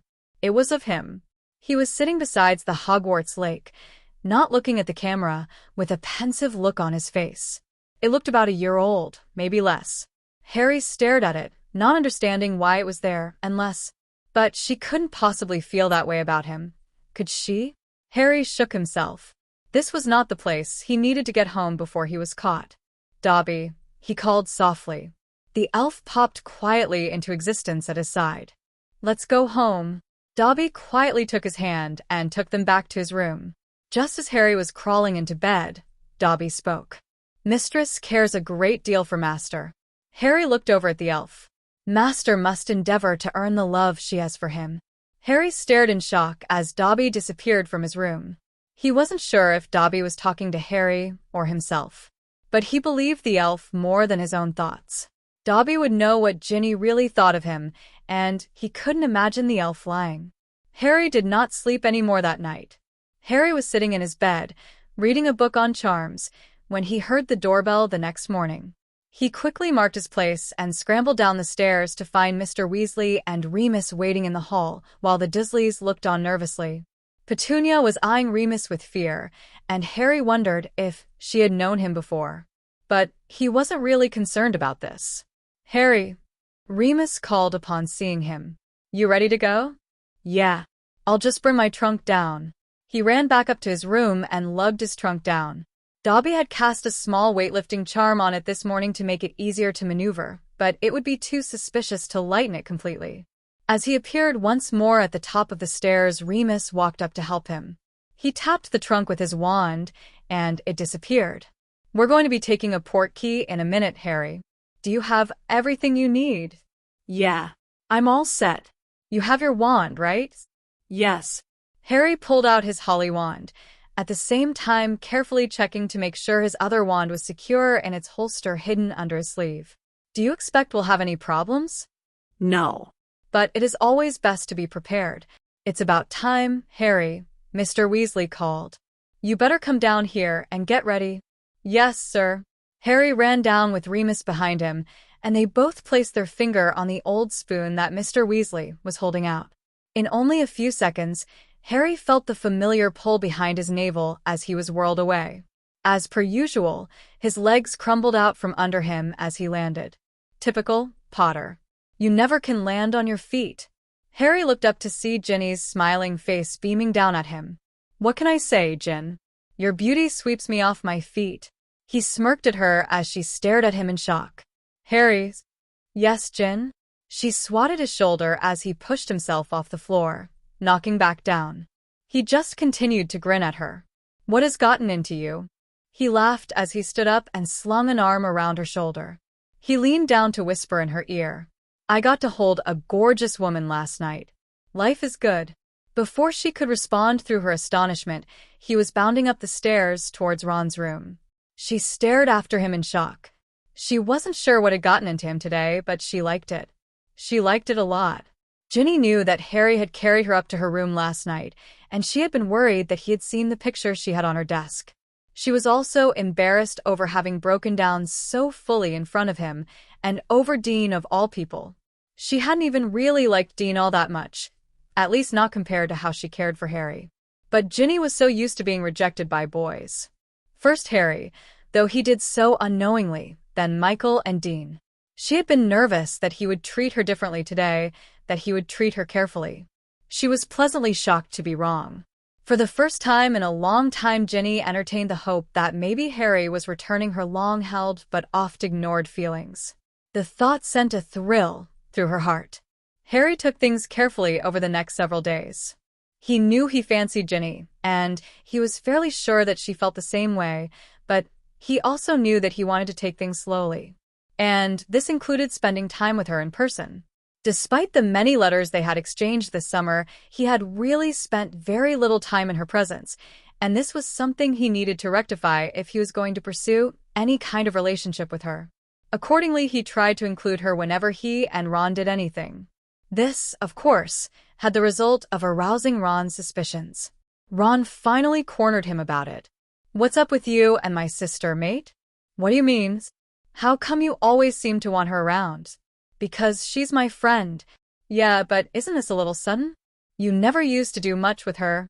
Well, I was a bit of a prat, wasn't I? And I have done stuff with her before this. I spent quite a bit of time with her at the end of last year. And we've been writing all summer. Ron looked at him in shock, completely forgetting about the gnome he had been reaching for to fling out of the garden. Writing? But we weren't supposed to write to you. Yeah, but you found a way around that. What makes you think Ginny didn't too? She never said anything. No.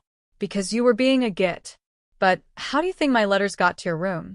Did they just magically appear? Ron looked at him carefully. Are you guys dating? Harry stopped what he was doing and looked up at his best mate. No, Ron, we aren't dating. He paused for a few moments. Yet. Ron blanched at that. Do you want to date her? Yeah, I think I do. Harry met Ron's eyes, determined to not back down from this. Ron was going to have to get used to the idea that Harry might like his sister. You're not just taking advantage of her, are you? Using her feelings for you? You know me better than that, Ron. Yeah. But it just seems kind of weird. I mean, Ginny had been in love with you for years, and all of a sudden you start to like her too? Harry raised an eyebrow at him. I'm just trying to protect my sister, mate. I know. That's the only reason I haven't hexed you yet. You can't hex me. You can't afford another warning from the Ministry. Harry smirked at his friend. With a casual flick of his wrist, Godric's wand was in his hand. Ron eyed it carefully, then looked up at Harry with a challenging look. Harry only smiled as he gave the wand a sharp jab. He turned to walk back into the house, not even watching as Ron's skin turned an eerie shade of green, a small smile playing on his lips. He stopped short when he saw Ginny standing in the door, looking at him incredulously. Was it wise to do that, Potter? Harry shrugged. He's going to find out about my having another wand eventually. He smirked at her. Besides, he was asking for it. And just what was he doing? Sticking his nose where it doesn't belong. Don't think I won't ask what this was all about, Potter. Oh, I'm sure you will.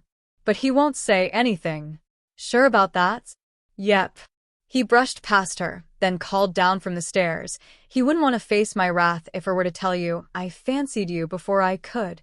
Smiling, Harry ran up the stairs, leaving a gobsmacked Ginny staring after him. He was having a rather large amount of fun teasing her like this. 3. Spellfire.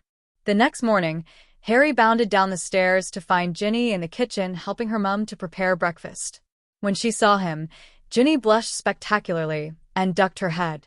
Harry laughed outright at this before coming up beside her, slipping his arm around her waist and whispering in her ear, Merlin, I've missed that blush.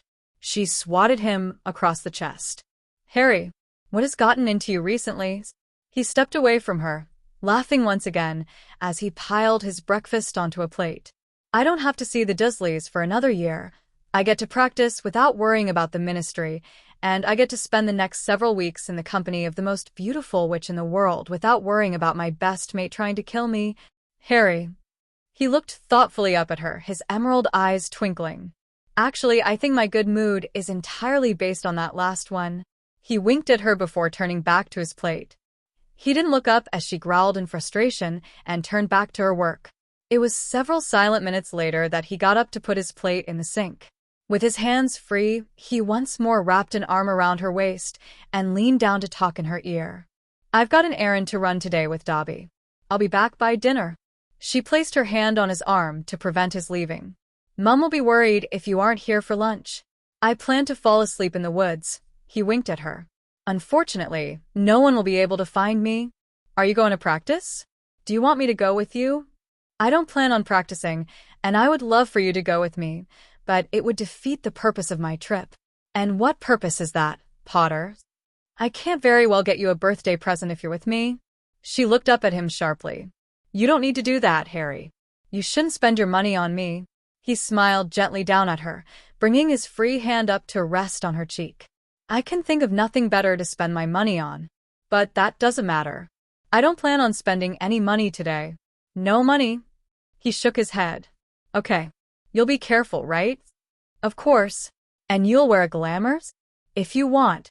It would help me worry less. Then, how do you think I'll look as a blonde? Before she could answer, their tête-à-tête was interrupted by the entrance of Molly Weasley. Upon seeing her daughter standing with Harry's arms around her, Molly's eyebrows shot up in surprise, but she didn't say anything. Morning, Mrs. Weasley. Harry greeted her without releasing Ginny. Good morning, Harry. What are you up to today? Molly watched as Harry winked down at Ginny, then squeezed her tightly to him. I fancy a walk. Well, have fun, dear. As Molly looked on with a bemused expression, Harry left the kitchen with Ginny's eyes following him until he was through the door. Ginny then turned to look at her mum, blushing when she found Molly already looking at her. Is there something you would like to tell me, Ginny dear? What do you mean, Mum? Seems you two were awfully close there. Has Harry finally come to his senses about you? I think so. Well, dear, has he said anything? He said he fancied me yesterday, and he mentioned something about making sure Ron was okay with it. But he hasn't really done anything. She huffed with annoyance. It's so frustrating. Well, dear, it certainly seems like he knows what he wants. Perhaps he just wants to take things slowly. Oh, I know he does. It took him 2 months to determine he liked me, despite some rather obvious hints. His letters were so funny. Letters? Ginny, Professor Dumbledore asked you not to owl Harry this summer. Ginny's eyes went wide as she realized her slip. We found another way to write. I didn't owl him, I promise. Molly looked at her daughter carefully, then purposefully moved on. Sometimes it was simply better not to ask. Do you know what it is that is making him so cautious? Ginny nodded. Harry has issues with relationships. It took a while for me to convince him that it wasn't his fault that Sirius died. And Harry is hesitant about letting people close to him. Even Ron and Hermione are closed off from parts of his life. How do you know that, dear? He told me so, Mum. Seems he trusts you with a lot then, dear. Yes, but it was ridiculously hard to get to this point, Mum. And some of it was more circumstance than his choice. I'm pretty sure he trusts me now, though, with everything. Then what seems to be holding him back? He seems to have a hard time accepting that he deserves happiness just like everyone else does. He's never been truly happy in his life, and he seems to think he doesn't have any right to be. Ginny paused. But mostly right now I think he's hesitant because of Dean. He knows that you and Dean aren't together anymore, right? Yes, he knows. But he was the one who helped me when Dean sent his letter, so he saw how upset I was, and I think he's trying to give me space to get over it. Well, that's very sweet of him. Oh, I know it is, Mum. Only I don't need time to get over it. I never really cared for Dean in the first place. I wasn't really upset that I lost Dean, more how it happened. Only I don't think Harry realizes that. Well then, I suggest you let him know how you feel. Ginny beamed. I think I will. Harry sauntered into the back door of the Burrow in the late afternoon. No sooner was he in the door than he was engulfed by Mrs. Weasley in a tight hug.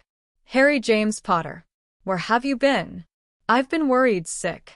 I almost fled Professor Dumbledore. Harry's jaw clenched, but he quickly hid his reaction. Sorry for worrying you, Mrs. Weasley. I just fell asleep in the woods. There's no reason to bother the professor. He has made it perfectly clear where the boundaries are on my life. Only Ginny heard the sarcasm, which was perhaps a good thing. Very well, dear. But you really shouldn't be wandering off on your own. Of course, Mrs. Weasley. I promise that I'll take Ron or Ginny with me from now on if I feel like a walk. He turned to look at Ginny. I had some things to think about today and wanted to be alone. Molly Weasley did not miss the direction of Harry's eyes, nor the allusion to what he was thinking about, and she wholeheartedly approved. I understand, Harry dear. Molly bustled back into the kitchen, leaving Harry and Ginny alone in the room. Harry plopped down on the couch beside her. Merlin, I'm tired. He rested his head back against the couch and closed his eyes. Didn't you have a productive nap, Harry? Oh, it was most productive. Want to show me what the outcome was? Now, Gin, you know I'm not going to do that. It would ruin the surprise. Harry's eyes were still closed, so he had no notice before Ginny plopped down in his lap. His eyes shot open in surprise. Gin, he started hesitantly. What are you doing? She looked down at him with a mischievous twinkle in her eyes. She looped one arm around his neck and placed the other hand lightly on his chest. His breath hitched as his eyes shot down to look at it there. I'm going to see if I can convince you to tell me what you got me. Harry visibly gulped. She lowered her eyes from his and watched as she idly traced patterns on his chest. As his breathing sped up, he slowly placed both arms around her waist. Gin, you're killing me, here. His voice sounded strained. Well, that's the idea. I had better be able to see all 4 hands at all times, mate. Harry's head shot up to see Ron standing in the doorway and smirking at him. And no snogging where I can see you. Harry flushed crimson. In an effort to hide this, he buried his face in Ginny's shoulder. Ron. I was just about to get him to tell me what my birthday present is. Ginny complained. What can I say? It's a gift. Now get off Harry, Ginny. I don't need to see that kind of stuff. Harry groaned and tightened his hold on Ginny. Please tell me the last few minutes were all in my imagination, he said quietly to her. Sorry, Harry, but it could have been worse. It could have been Fred and George who walked in on us instead. He groaned again. I'm a dead man. Don't worry, Harry. You haven't done anything worthy of death. After all, you haven't kissed me or even asked me out yet.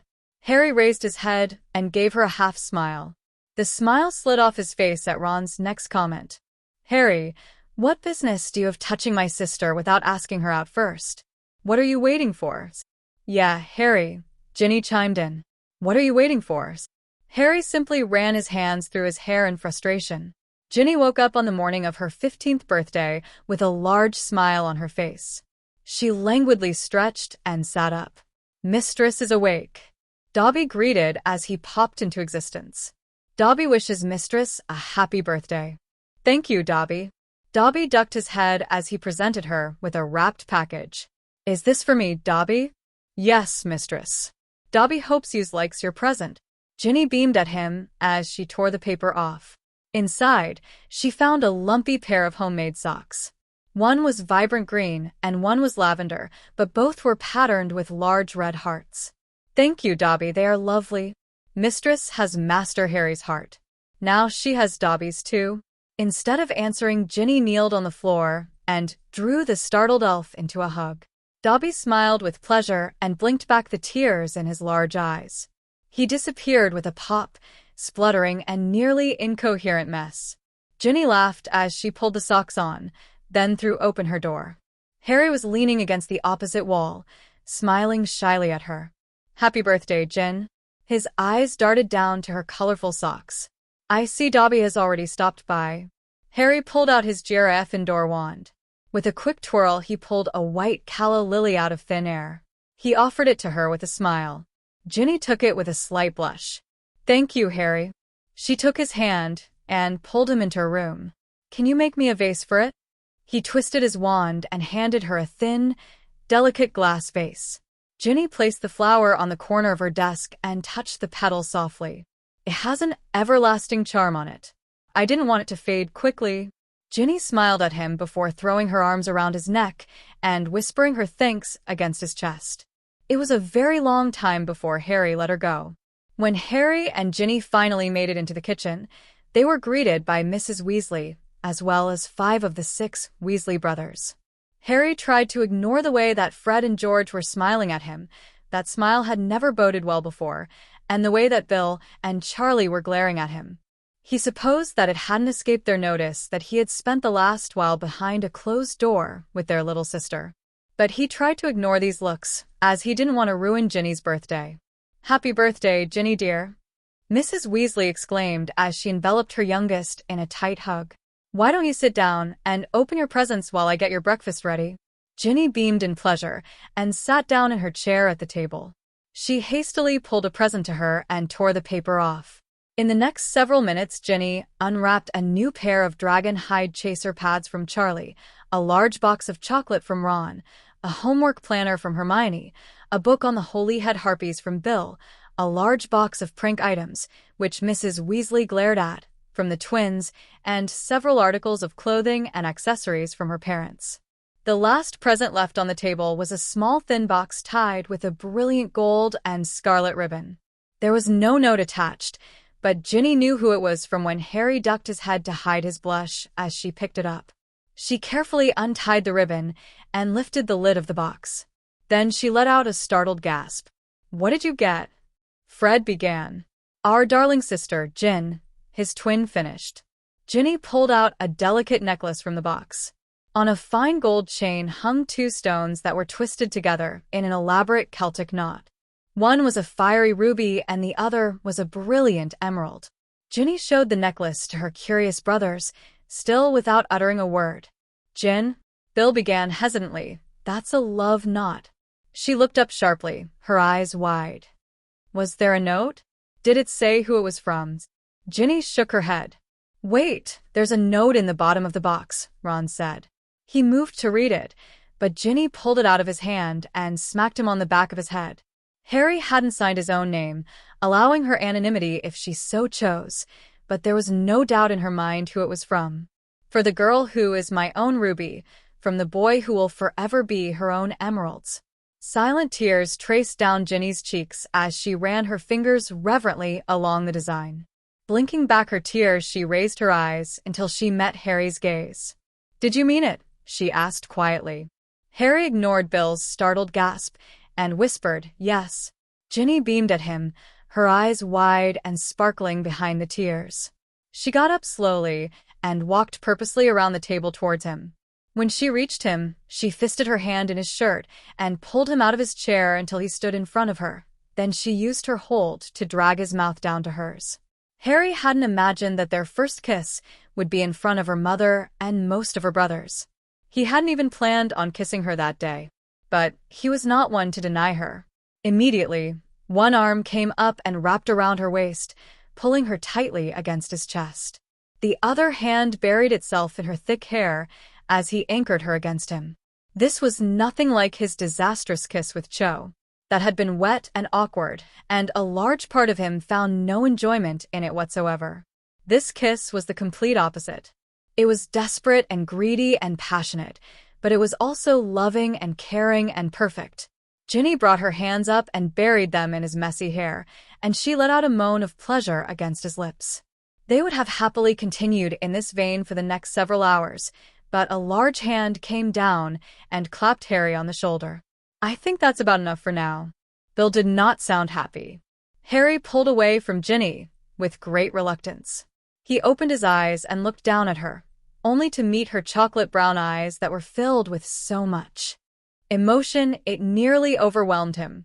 He brought his hand around and gently cupped her cheek. There was so much he wanted to say to her, but he wasn't oblivious to the fact that they were surrounded by her family, particularly a glaring Bill. His first inclination was to leave the conversation until later, but then he looked back down at Ginny and he couldn't let her go without letting her know how he felt. Trying to be surreptitious about it, he touched his hand to his concealed wand and whispered a spell that would block his words from her family. I love you, Gin. Her smile was blinding. Say that you'll be mine. I always have been, Harry. He lowered his mouth once more to hers. Neither Harry nor Ginny noticed Bill's exclamation of protest, or Mrs. Weasley's admonition to leave them alone. Mindful of their audience, Harry pulled back much earlier than he would have liked. I think I've endangered my life enough for one day. Your brothers are already going to slaughter me. Pity. You didn't give me the chance to return your sentiments. We'll have plenty of time. We'd better, Potter. Returning to the world, Harry lowered his ward around them. Then he slowly turned to face her family. Bill looked ready to explode, but Harry held up a hand to stall him. I realized that I should have planned that better so that we weren't surrounded by the family, but I wasn't exactly planning on this today.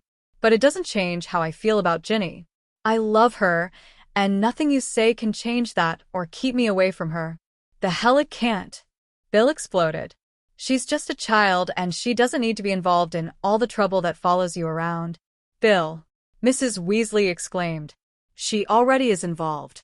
She may not be old enough to completely control her own life, but it certainly isn't in your control. I've already spoken with your father about how I feel about her. He gave me his blessing to see her. It's not safe. You can't protect her. Harry practically growled. Try me. Fine. Outside. Now, boys. This isn't appropriate, Mrs. Weasley exclaimed. It's all right, Mrs. Weasley. Let me prove to him that I can protect Ginny, even though she's strong enough to protect herself. Harry's resolve was firm. He almost preferred revealing his new abilities in this manner. But Harry, you're underage. I'm not going to get in trouble. Harry didn't give her another opportunity to argue. He followed an irate Bill out into the garden, the whole family trailing after them. Ginny wasn't worried. Despite the fact that Bill was the best fighter in her family, she knew that Harry could take him. The only part that concerned her was that this might expose Harry's secret. There would be no way around the fact that he was using magic that was somehow untraceable by the Ministry. But Harry clearly thought it would be all right. And truthfully, he wasn't going to be able to keep it a secret much longer. Harry hadn't even pulled his wand when Bill attacked, but his shield was up before the spell hit, and he was already sending back a spell before Bill realized what was happening. The next few minutes were filled with a wild range of spellfire as Harry and Bill fought back and forth. Mrs. Weasley was a nervous wreck the whole time, calling to the two boys to stop their fight and nearly sobbing with hysteria. Ron and the twins were watching with incredulous expressions. They all had seen Harry fight fairly recently, and this was nothing like that. Charlie remained stoically watching, determined to step in if needed. He was nearly as unhappy with the idea of Harry dating Ginny as Bill was. Oi. Where did Harry learn to fight like that? Ron demanded indignantly. What do you think he spent the whole summer doing, Ron, chatting it up with the Dursleys? Ginny asked him, her eyes not leaving Harry. But how could he? He's still underage. George asked. Ginny looked at them. That, my dear brothers, is Harry's secret to tell. But you know? Fred asked. Yes. I know. And just how long have you known about this, Ginevra? Molly asked furiously. Since the beginning. Everyone was so concerned about protecting Harry they failed to realize that he could protect himself better than anyone else could. He finally had enough and did something about it himself, and this is the result. Four very shocked Weasleys stared back at her. Charlie continued to watch the fight, and in the garden the spells were unrelenting in their exchange. Both Harry and Bill were starting to tire, but Bill was declining much faster.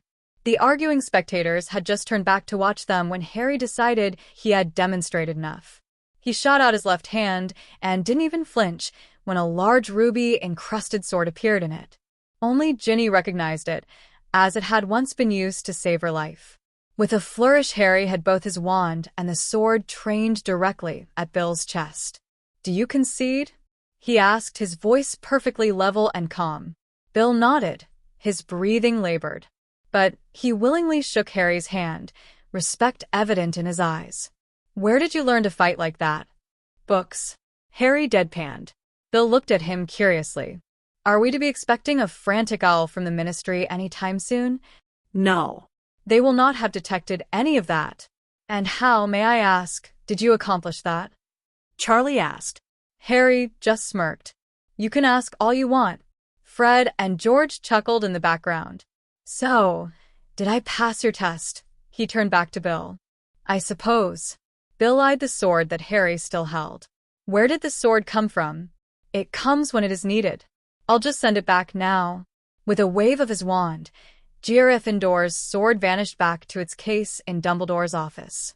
The professor never noticed its absence, as he was currently out of his office.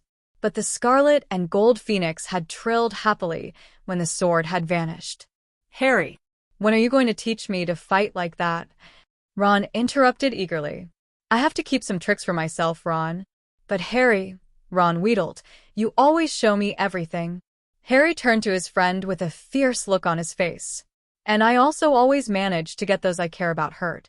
Things are going to be different from now on. I refuse to go into this fight blind and unprepared." "Harry." Mrs. Weasley engulfed him in a bone-crushing hug. "You shouldn't be worrying about these things.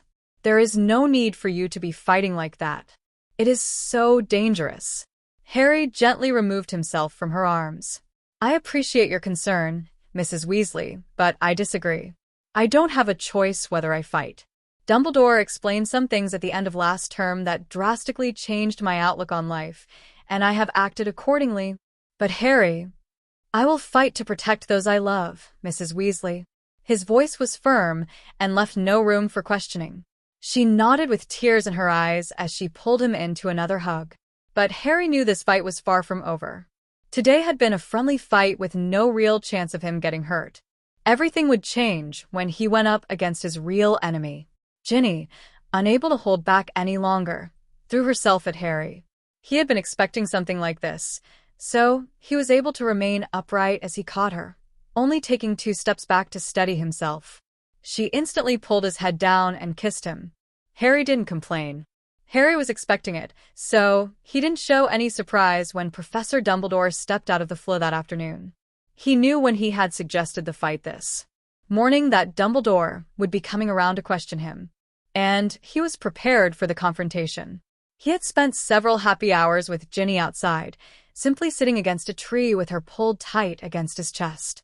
Most of the time they hadn't even talked, content to simply be with each other. Her presence had calmed and centered him, so when the piercing blue eyes of his once mentor settled on him, he was ready. "Good afternoon, Professor." There was a coolness to his voice that did not escape Dumbledore's notice. "Harry?" The elder wizard nodded in greeting. "I heard that you had an eventful day today. Am I to understand you intend to pursue a relationship with Miss Weasley?" Harry was slightly shocked that this was where the questioning began. He did not see how his relationship with Ginny made any difference to the headmaster. "Yes, sir," he replied blandly. He did not want to give anything away until he knew where this was going. Dumbledore looked at him carefully. He could not allow this to continue. Miss Weasley was dangerous and not appropriate for Harry. Thankfully, it looked as if the boy did not have a terribly strong attachment to her. The mild love potion should take care of the problem. "Why don't we have some tea while we discuss some things?" Harry nodded in acceptance and sat down at the table. Dumbledore twirled his wand until 2 cups of steaming tea appeared. The elder wizard sipped his and waited for Harry to take a drink before he continued. "I also understand that you fought a duel with Bill Weasley and soundly beat him." Harry only nodded in acknowledgement. "Would you care to explain how it is that you were able to do so, let alone how you kept your use of magic from the attention of the Ministry?" Harry did not answer beyond a simple shrug. Not used to being daunted, Dumbledore looked at him carefully. To his knowledge, Harry never really had mastered the art of occlumency, thus it was with great shock that he discovered that the boy had shields. As he pushed further, he was startled to realize that they were made of solid steel and were utterly impenetrable. As he pulled back out of Harry's mind, he became uncomfortably aware of the fact that his mental intrusion could not possibly have gone unnoticed. Indeed, Harry was staring at him with barely suppressed fury. He would have to salvage the situation. "I see you have managed to master occlumency. This is very good." Dumbledore infused his words with grandfatherly-like care, as if he were merely concerned with Harry's vulnerability to Voldemort. "Yes," Harry said through gritted teeth. "No one will ever have access to my mind again. My dear boy, walls alone would not keep out Voldemort for long, though yours seem admirable." Harry merely looked at him. "You're assuming that the walls are the only things I have." Dumbledore was completely startled. Somehow in the last few months, Harry had changed from the young boy he had guided for the past few years to a young man who would not bend to the destiny he was so carefully preparing him for. This concerned him. He needed answers on why this was happening. "Could I examine your wand, Harry?" Harry smirked at him before pulling his holly wand out of his pocket and handing it over. Dumbledore waved his own wand over it for several minutes and was quite confused to discover that not only was the Ministry tracking spell still active, but the wand in question had not performed magic in several months. And yet the boy was casting spells only this morning. It made no sense to Dumbledore. "You used your own wand this morning, Harry?" "I used my wand, yes." "And you did not cast some spell to mask the tracking spell before leaving school?" "No." "I was unaware that there was such a spell." Dumbledore furrowed his brows in confusion. This was not making sense. "When did you find time to practice?" "Well, I was bored this summer." "You practice with the Dursleys?" "But I have magic monitors on Privet Drive, and they detected nothing." Harry only allowed mild curiosity on his face. "Really? How odd." Dumbledore was getting increasingly frustrated. He wanted answers. Perhaps he was questioning the wrong person. "Shall we invite your friends Mr. and Miss Weasley in for a cup of tea?" Harry recognized that this was not really a request, but he complied without question. He was confident in his ability to protect Ginny, and Ron knew nothing incriminating. It wasn't long before they both came into the kitchen, Ron looking curious and Ginny guarded. "Good evening," Dumbledore greeted them. "I wonder if I might have a few moments of your time?" Ron and Ginny both nodded their acceptance and sat down. Ginny took Harry's hand in hers, and was relieved to see that he looked calm and collected. Dumbledore proceeded to question Ron about his summer activities, But Harry was not fooled. The old man was merely using it as a cover to access his memories. Unfortunately for him, he found nothing that gave him the answers he wanted. It was then he turned to Ginny. "I see congratulations are in order, Miss Weasley," Dumbledore began, gesturing towards where her hand lay entwined with Harry's. "May I ask when this happened?" "Only this morning, Professor." Dumbledore looked at her carefully. Her mind appeared to have only mild natural defenses. He stepped into it and began looking around. It was then that he was forcibly ejected. When he regained his bearings, he was somewhat disconcerted to realize that Harry was standing over him, wand leveled directly at his heart. "You will not do that again." The boy's voice was cold and detached. And powerful, very powerful. "Ginny's mind is not as unguarded as you may think, and I intend to help her make it even stronger. But if I ever hear of you trying to enter it again, you will live to rue the day you were born." Dumbledore stared up at him in shock. "Do I make myself clear?" "Yes, perfectly so. I see that I have overstayed my welcome." He picked himself up off the floor. "I wish you all a happy end to your holidays." Harry's wand remained trained on him until the fire swallowed him up. It had been well over a week since the last time Harry was woken by a nightmare, but that night Ron woke up to find him tossing and turning in his sleep, muttering denials under his breath. Somewhat concerned for his friend, particularly after the rather unusual day they had had, Ron hastily shook him awake. "What?" Harry shot up, looking around wildly. When his gaze rested on Ron, he calmed down noticeably. "Where is Ginny? Is she all right?" "Something isn't right." "She's asleep, mate," Ron responded, confused. "And I'm sure she is fine. We need to go check," Harry said instantly, springing out of bed. Something isn't right. Worried, Ron followed Harry down the stairs until they were outside of Ginny's room.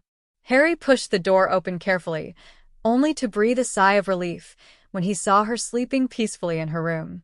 Then he got the oddest look on his face as he watched her. Without taking his eyes off Ginny, he whispered to Ron, "Get Hermione here now.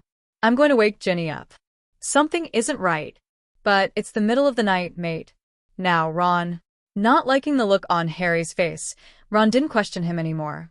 He ran down to the kitchen and threw in a handful of flu powder. As he tumbled into Hermione's living room, he was glad he had been there to pick her up last year, as it allowed him to find his way to her room. But there he paused. It was one thing to enter Ginny's room uninvited. In the middle of the night, she was his sister. But Hermione was a different story. So instead he knocked. When there was no answer, he knocked louder and called as loudly as he dared, "Hermione, open up." She came to the door in her dressing gown, rubbing sleep out of her eyes. But when she found Ron on the other side, she was instantly alert. "Ron, what is wrong? You have to come with me to the Burrow." Harry woke up frantic about Ginny. He just kept on saying, "Something isn't right," over and over again. "I need your help." Without waiting for more of an explanation, Hermione dashed to her bedside table, scooped up her wand, and threw on her shoes before quickly following Ron back down the stairs and through the floor. Then they quickly made their way up the stairs and to Ginny's room, where they found Harry sitting on the bed, his arms wrapped tightly around a thoroughly confused Ginny. "Harry's?" Hermione asked gently. "What is wrong?" Harry raised his head and looked up at her, his eyes slightly frantic. "Mione, thank Merlin you're here. Something isn't right. You have to help me." Ginny looked up at him with a worried expression as he clenched her to him even tighter. His breathing was erratic, and his eyes kept darting down to look at her as if proving to himself that she was, indeed, there in his arms. Hermione shot a worried look at Ron, then turned back to the couple on the bed. "Tell me what is going on." She kept her tone calm and quiet, hoping to bring Harry back from his panic. "I had this horrible nightmare," Harry began quietly, "and then when I woke up, everything was different." "Different? What do you mean?" She prodded carefully, noticing the way that Harry's panic all seemed centered on the girl in his arms. "You know when you like someone, you are almost always thinking about them? How some part of your brain is always focused on them?" Hermione nodded, confusion on her face. "It's been like that for me with Ginny for a while now." Hermione chose to ignore the blush that suddenly spread across both Harry and Ginny's faces. "Then I woke up and it was gone." and I tried to remember how I feel about her, and it just isn't there. I know I like her, and I remember how I felt, but now it feels like there is something there keeping me from getting to it. His arms clenched around Ginny, who was looking up at him with wide eyes. And even worse, why in the world am I suddenly thinking about bloody Cho Chang? Ginny abruptly pulled herself out of Harry's embrace. What? Nearly frantic, Harry turned to her. I don't have feelings for her, Jin, I swear I don't. I don't even like thinking about her. But something is making me… Ginny looked at him doubtfully, but Hermione cleared her throat, calling their attention back to her. Harry, when you liked Cho last year, was it the same kind of feeling? Like one day you weren't thinking about her, and then the next you were, and you didn't know why, and almost didn't want to be? Yes, he responded, hesitantly. Mione, what is wrong with me? In her usual obtuse manner, Hermione asked, Harry, what did you have to drink today? Harry looked at her with blank confusion, but Ginny suddenly sat up and hissed in anger. He bloody well better not have. Thinking her anger was directed at him, Harry turned around, apology written on his face. I didn't mean to, Jin. I'm so sorry. Hermione had never seen him so upset, and it startled her to see him like this. It also made her realize that his feelings for Ginny might be a little deeper than she had thought. The fact that he was aware enough to know something was wrong, and that he was willing to fight it, made her think that maybe there was something deeper going on here than just a normal teenage romance. Ginny frantically shook her head. Not you, Harry. You didn't do anything wrong. Harry sagged in relief at her words. Dumbledore spiked your tea today? Harry looked down at her confused, obviously not understanding the connection. Professor Dumbledore did this. Hermione practically screeched. Why would he do something like this? Will someone please explain what is going on? Ron interrupted, clearly exasperated. He was used to Hermione not explaining things to him, but his patience was wearing thin. Hermione turned to him. It appears that Harry has been under the influence of a mild love potion. And he probably has been for some time. What? Harry stood up, his fists clenched in anger. But why in Merlin's name would Dumbledore give Harry a love potion? Why would he care who Harry likes? Ron asked. Harry, Ginny said softly, do you think he might have been trying to prevent you from being close to anyone? Hermione had no idea what Ginny was asking about, but Harry seemed to understand. His eyes lit up and his jaw clenched. That bloody bastard. Harry. Oh, he deserves it, Hermione. Harry paced the room, seething. He knew exactly what he was doing. He was trying to keep me from falling in love with Ginny, because he saw her as a threat to his perfect plan. Will someone please explain what is going on? Ron whined. Ginny stood up and laid a calming hand on Harry, pausing his relentless pacing. Harry took a deep breath and looked up at his two best friends. At the end of last term, Dumbledore showed me the prophecy that Voldemort was after. It said that I was the only one with the power to vanquish Voldemort, and that I would have a power he knows not. Oh, Harry! Hermione cried. Tears were running down her face, and she had unknowingly clenched Ron's hand in her own. Ron saw no reason to point this out to her. I found out later that Dumbledore only showed me the first part of the prophecy. He kept it from me in an effort to insert himself in the role as my guide and confidant. A role that was never meant for him. And he has been feeding me love potion, probably for years, to keep me from finding the prophesied guide that would help me to defeat Voldemort. So who is this guide then? Ron asked. Ginny. Hermione breathed. Harry only nodded in acknowledgement. For, on bonding and fighting. Hermione, please tell me the potion is almost ready. Harry was pacing in Ginny's room as Hermione furiously stirred the cauldron in front of her. He had been doing so for the past 2 hours as Hermione had been carefully working. Harry, I am not going to rush this. I don't even know what potion he slipped you, and I don't want to do anything to make the situation worse. The antidote should be ready in about half an hour. She didn't even look up at him as she answered, keeping her attention on the slowly simmering cauldron. Calm down, mate. Ron put a hand on Harry's shoulder, bringing him to a stop. It's not like we're going to let you run into Cho or anything. And you know what is going. It will wear off soon enough anyways. I don't want to wait for it to wear off, Ron. as we have no idea how long that could take. Nothing is right, and I need it to be fixed. Harry stared anxiously at Ginny. I don't like any part of me being under someone else's control, particularly his. And not having the thought of Ginny inside of me, it makes me feel weak. I need her there. Ginny beamed at him, earning a tight smile in return. I'm still having trouble believing that Dumbledore would do this to you, Harry. Hermione said carefully. Why would he keep you from liking Ginny only to force you to like Cho? Wouldn't it make more sense for him to keep you from liking anyone at all? Then he wouldn't risk anyone stepping into this position of guide that you are talking about. You said this guide would be someone who loves you. Wouldn't it make more sense to isolate you so that no one could love you? I think Dumbledore realizes that even if he forced Harry to like Cho, it would never get serious, Ginny answered. Harry would never have fallen in love with Cho. And that was what Dumbledore was worried about. Perhaps he thought that it would be easier to redirect his feelings than to try and suppress them completely. Plus, we think he was particularly worried about me because he knows that Harry was already inclined to help me, and it has been fairly obvious how I felt about Harry for the last several years. I've been thinking about this potion he has me on. The first time I remember noticing Cho was at the beginning of my 3rd year, which was just after I saved Ginny from the chamber. He was probably worried that she and I would get closer as a result. And you said that the prophecy specifically mentioned that you will need a guide, and a guide that loved you? Hermione asked once again. Yes. And I'm pretty sure that Dumbledore has been trying to ensure that he is that guide. Unfortunately, he is not.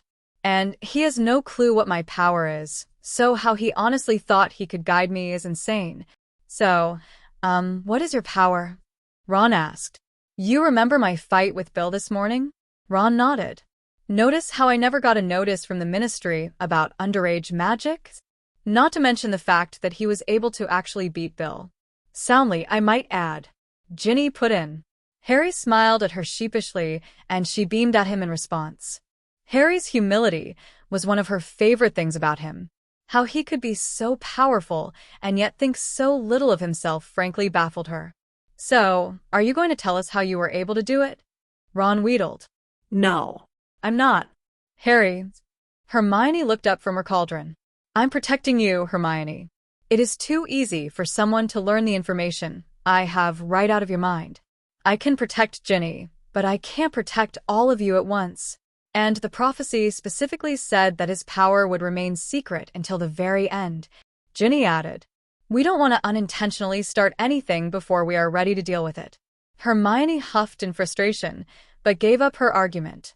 She carefully filled a goblet with potion and handed it to Harry. This should do the trick. Eagerly, Harry downed the entire thing. He shuddered visibly for a moment, then breathed a sigh of relief. He looked up at Ginny and grinned at her before pulling her quickly into his arms and planting his mouth firmly on hers. Hey, Ron protested. I don't want to see that. Harry pulled away smirking. Sorry, mate. Had to make sure the potion worked and all. Sure you did, Harry. Hermione was rolling her eyes at him, but he ignored this.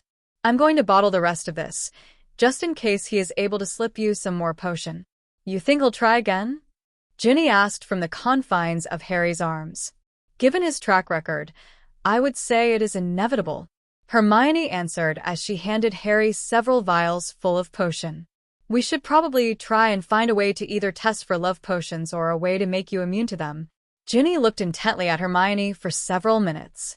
Do you remember that spell you showed me last year, the Lover's Protection spell? Yes. But everything I read about said that no one had been able to get it to work for over 1,000 years. I think I have a way around that. Do you remember the incantation? Yes. Virus Diligo Mos Servo. Harry, can I borrow your wand? She looked at him intently, and he nodded his head before pulling out Godric's wand and handing it to her. She pointed it directly at his heart and murmured, Virus Diligo Mos Servo. A stream of vibrant red shot out of the wand and enveloped Harry for several seconds before dying away. Harry shivered under the spell and stared intently at Ginny. The spell had engulfed him in her love, and it was a heady feeling. Ginny, you're going to get in trouble with the ministries, Ron exclaimed. No, she won't, Hermione said softly. Harry, where did you get a second wand? Second wand? What are you talking about? Ron asked. That isn't Harry's wand. His wand is made of holly and doesn't have carvings on it. She's right, Harry said softly, pulling his attention away from Ginny's eyes. I still have my holly wand, and I'll still use it at school. This one I acquired from another source. It is untraceable. That's how you didn't get in trouble for fighting with Bill, Hermione said excitedly. But how did you get an untraceable wand? I can't tell you that, Hermione. What's with all these bloody secrets? You used to tell us everything, Ron complained. Believe me, Ginny spoke up, this is one secret you don't want to know about. The consequences of Harry telling you about that wand would be particularly bloody and unpleasant. There is an enchantment on it that prevents him from revealing anything about it. Then how come you know about it? Harry answered this time. We haven't quite figured that out yet. For some reason the usual rules don't seem to apply to Ginny. For instance, no one but me should be able to use that wand, and yet we just saw Ginny use it. Okay, so Harry can now do magic outside of school, and rather powerful magic at that, Hermione conceded. But that doesn't explain how Ginny was able to pull off that spell. She's just special like that, Harry said proudly. Someone want to tell me what exactly this spell did? Ron grumbled. She cast a lover's protection, Hermione began, that will protect him from anything that might intentionally come in the way of that love. Such as a love potion? Ron asked. Precisely. The spell literally means my love with protect. My love basically formed a shield around Harry. Ginny beamed. Ron stared at his sister in shock. But in order to cast that spell you would have to love Harry and know that he was the love of my life? Yes, I would. Harry tugged hard on Ginny's hand as he pulled her behind him. He was making fast for the edge of the forest and not paying any attention to her spluttering and questions. He was a man on a mission. When he reached the forest, he slowed down minimally so that he could weave through the trees. It wasn't until he spotted a suitably large tree that he came to a rather abrupt halt and pushed Ginny aggressively against the far side of it. Harry. She looked up at him with startled eyes, her fingers curling into his arms. What has gotten into you? I just found out that you love me just as much as I love you, and I'm rather thrilled by this. Plus, I've spent the last 24 hours kicking myself over not giving you a proper first kiss. I intend to rectify that right now. He was looking down at her with dark eyes. Oh. Her breath hitched in anticipation. Without any warning, Harry crashed his lips to hers as he wrapped one arm tightly around her waist and sandwiched her tightly between his hard body and the tree behind them. His free hand tangled its way into her fiery locks. He let her up for a few short pants of air before returning to feasting on her lips. Then he pushed his tongue against her, demanding entrance. She did not deny him. She matched him stroke for stroke, and they became intimately familiar with each other's mouths. Reluctantly, Harry tore his mouth away from hers so that he could draw in a gasping breath, but almost immediately he was back for more. He simply could not get enough of her, and based on the way she was responding to him, she felt the same.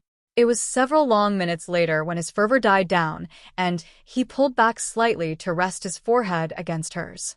His breathing was ragged, and his eyes were still dark with desire. I love you, Gin. And I you? He placed his hands on either side of her face.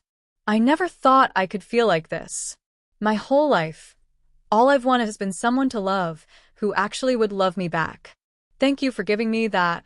In response, she laced her fingers into his hair and pulled him down to her willing mouth. Harry, the OWL results are here. Ron's voice pulled him out of the book he was reading. He was quite fascinated by some of the spells it contained. Harry had found the book in a trunk of things that belonged to his parents, and it was handwritten. Based on comparison with the letters he was fairly confident it had been written by his mother. There was also the fact that it contained mostly charms, and Harry knew she had been particularly skilled in that area. The spells it contained were ingenious, and produced many interesting results. Harry knew it could be very useful to learn them. Marking his place, he set the book aside and hurried down the stairs. He had been expecting his results and was quite anxious to see them. Interestingly enough, the one that he had been most concerned about no longer worried him. He was fairly certain he had not received an O in potions, and he was okay with that. His recently disillusionment with the headmaster had bled over into other areas, and he was not longer quite as enthusiastic about becoming an Auror. He had been thinking that it would be nice to do something that didn't constantly revolving around fighting. Ginny had been quite supportive of his decision. She had told him the other day that anything that kept him safer was fine with her. Harry entered the kitchen to find Ron staring at a letter in his hand, his face devoid of color, while Mrs. Weasley looked on anxiously. Ginny was sitting at the table, and she held a letter out to him as he came into view. Dropping a kiss on the top of her head, he sat down beside her and tore into the letter. He slid the parchment open and breathed a sigh of relief. Ordinary wizarding levels results. Harry James Potter has achieved Astronomy, A. Care of magical creatures, E. Charms, E. Defense against the dark arts, O+. Divination, P. Herbology, E. History of magic, D. Potions, E. Transfiguration. Mr. Potter's score in defense against the dark arts is the highest score in nearly 150 years. We offer our congratulations. Harry beamed at the letter in his hand. He was quite happy with those marks. He passed the letter to Ginny, who looked at it quickly before smiling at him. Congratulations, Harry. You did quite well. Thanks, Gin. I'm sorry about your potion score. Harry shrugged. I'm not too upset about it. I think it is probably for the best that I no longer have a class with Snape. Harry turned to Ron. How'd you do, mate? Ron held out his letter, and Harry took it. He had the same grades as Harry, except with an E in defense.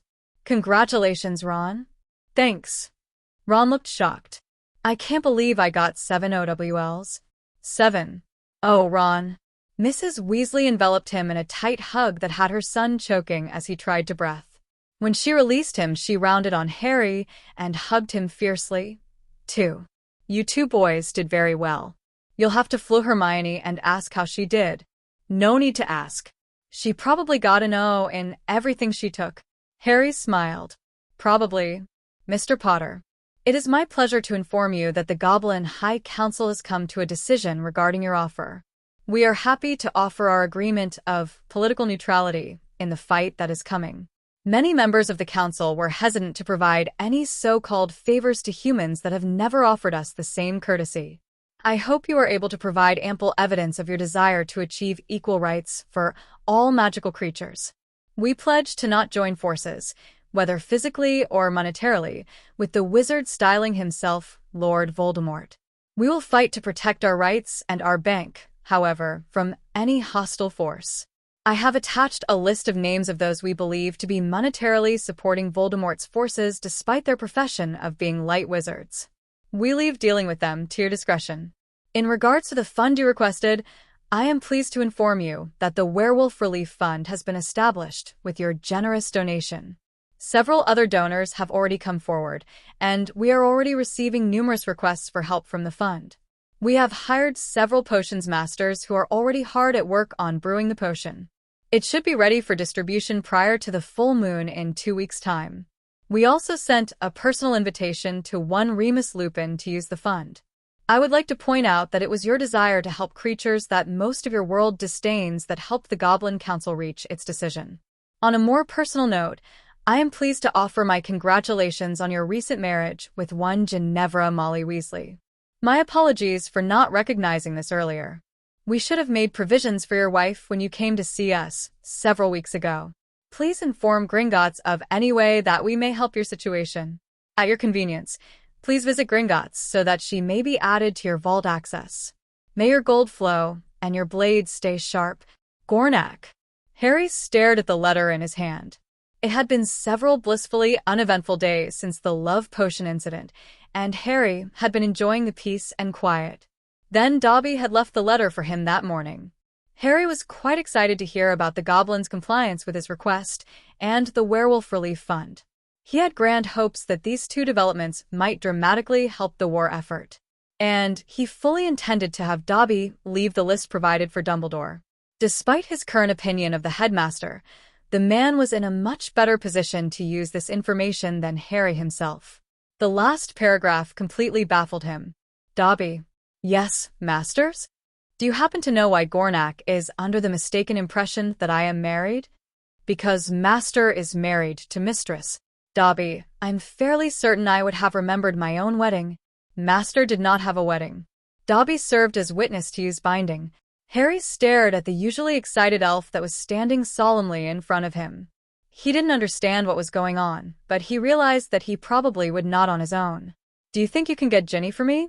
Certainly, master. With a small crack, Dobby disappeared.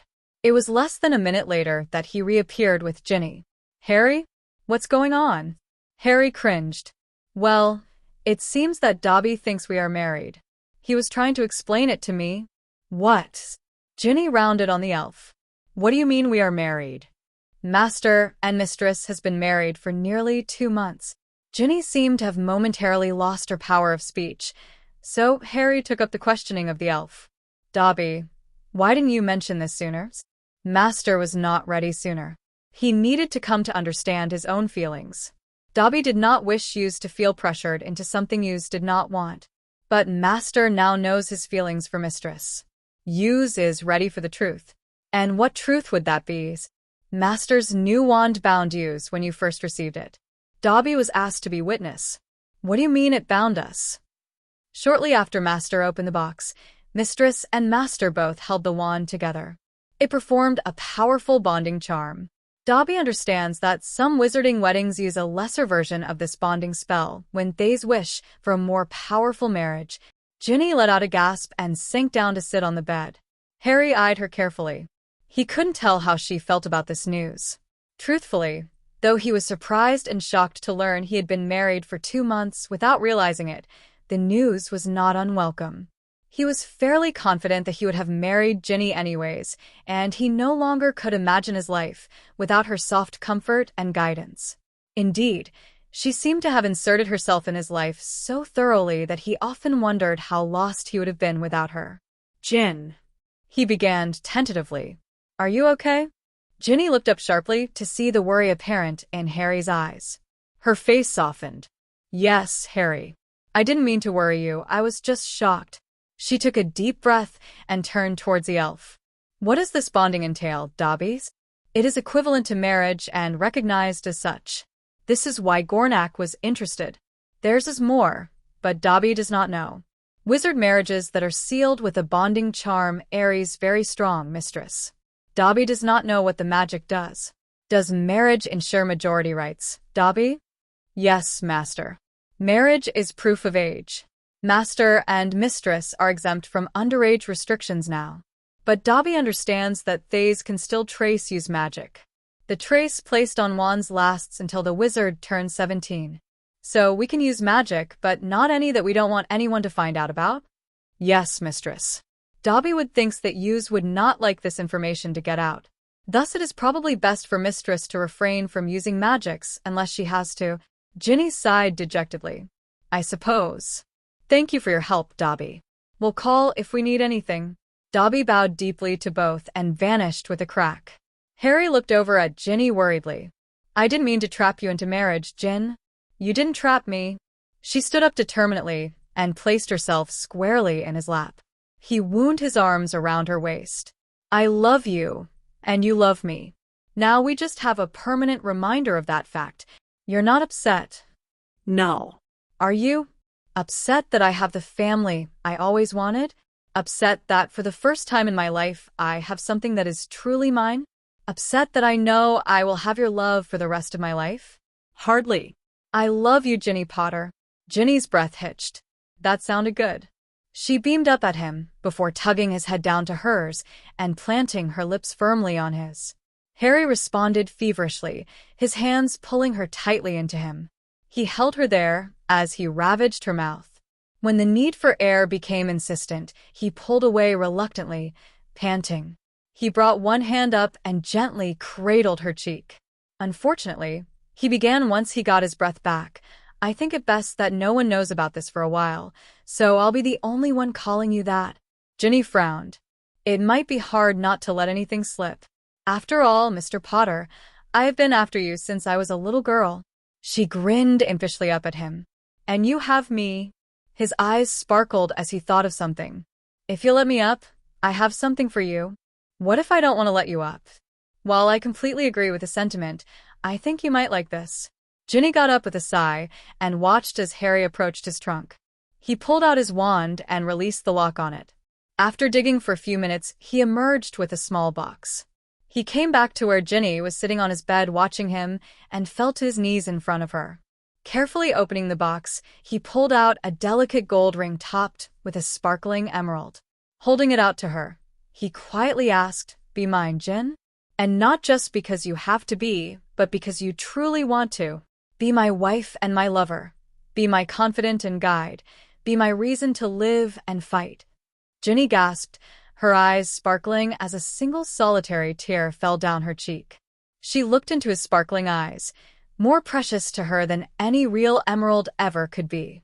Her whispered yes was hardly audible, but Harry heard it and beamed. He gently slid the ring on her finger and caressed her hand as he looked at his ring on her hand. He couldn't understand why that sight meant so much to him. Ginny leaned down and retrieved the box. Inside there were 2 more rings. One was a delicate gold band embedded with rubies that fit perfectly with her ring. The other was a larger gold band with an intricate pattern of veins of ruby and emerald. She slid the ruby band on her hand and then pulled Harry's hand up and slipped the last band on his finger. "You are just as much mine as I am yours, Potter." Harry beamed at her and crawled up her body, pushing her back against the bed. He looked down at her with tenderness as his hand gently caressed her cheek. "And I would gladly tell the world so. But now is not the time." He pulled out his wand and waved it over their hands. He murmured a spell, and the rings glowed with gold light. "Now only you and I can see them there, or feel them." Harry closed the small distance between them and kissed her fiercely. One arm was holding his weight above her while the other hand was buried in her fiery locks. He kissed her aggressively for several long minutes before pulling away. Reluctantly, he rolled off of her and lay beside her. "Gin." He sounded hesitant, and Ginny leaned up on one elbow so that she could look down at him. He was avoiding her eyes. "I don't think I'm ready for her." Ginny smiled softly. "Neither am I, Harry. We really only got together a couple of days ago.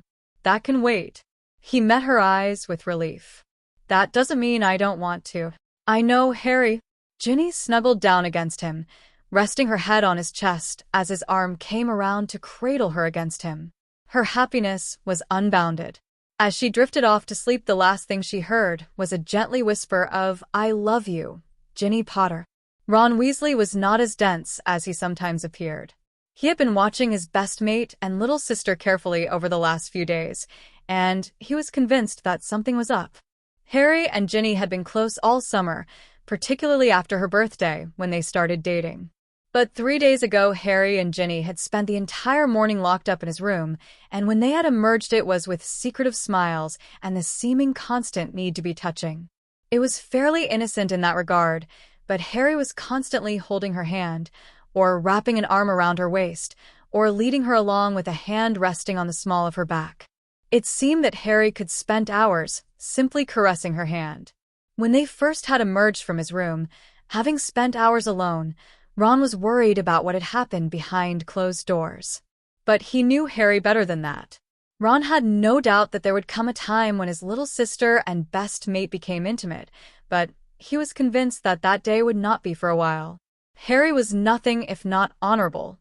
Indeed, Ron was fairly certain it would be on Ginny's insistence that they would progress to that stage. Ron shook himself. He did not like thinking about that. Ron looked up from the book he was supposed to be reading to see Harry holding Ginny's left hand in both of his and peppering it with small kisses as she looked on with a look of adoration. "Are you two always going to be so sickeningly sweet?" Harry looked up from his worship of Ginny's hand and met Ron's eye with an amused look. "Probably." Ron grimaced. "Okay, just know that I don't want to see anything. Ever." Ginny rolled her eyes. "Of course, Ron. Do you honestly think we would do anything like that here? Where any one of my brothers or my parents could find us? I'm not an idiot." Harry seemed to have decided Ginny could handle her brother and returned to his adoration of her hand. Ron shook his head in exasperation. He had no idea why Harry was so obsessed with Ginny's hand. "Just thought I'd remind you. Harry dear," Molly Weasley called up the stairs. "Professor Snape is here to see you." Harry, who was sitting with Ginny in her room, reading through a book on curses, froze. There was only one reason he could imagine for Snape to stop by. He took a second to calm his breathing and reinforce his shields. Then he looked up to meet Ginny's anxious gaze. "You remember what we practiced?" Yes. "I'm fairly sure I can keep him out. I don't know if he'll try to break into your mind, but we need to be prepared. I'll try to keep his attention on me as much as possible. Relax, Harry. You've taught me well." Harry smiled weakly at his wife, hoping it was enough. With a resigned sigh, he took her hand as they walked down the stairs. Severus Snape was sitting stiffly at Molly Weasley's kitchen table, looking like he'd rather be anywhere else. Which was probably true, Harry reflected. "You wanted to see me, Professor?" Snape looked up in shock. Harry had used a calm and polite tone of voice, one that Snape was not expecting from the boy. "The headmaster has asked me to test your clemency, Potter. I told him that it was hopeless. We both know that you learned next to nothing last year, but he was insistent." Harry ignored the man's sneer and simply looked him squarely in the eye, inviting the probe. His confidence must have angered the man, for Snape entered quickly and forcefully, obviously expecting no resistance. The man flew across the room as he ran headfirst into Harry's wall and was expelled forcefully. Snape looked up in shock. Potter had completely blocked him. Picking himself up off the floor, he tried again, this time more slowly. Harry watched with a smirk. Squeezing Ginny's hand that he still held, he watched as Snape poked around his wall. Learning from his previous attempt, Snape abandoned the brute force method and concentrated on trying to slipping small tendrils between the steel plates of the wall. Of course, it was only an illusion that the wall was made of plates. In reality, it was solid steel covered with steel plates to present the illusion that it was much weaker than it was. Harry's smile broadened as Snape found one of the special plates he had left. As Snape probed around it, he jumped back in shock when it exploded in his face.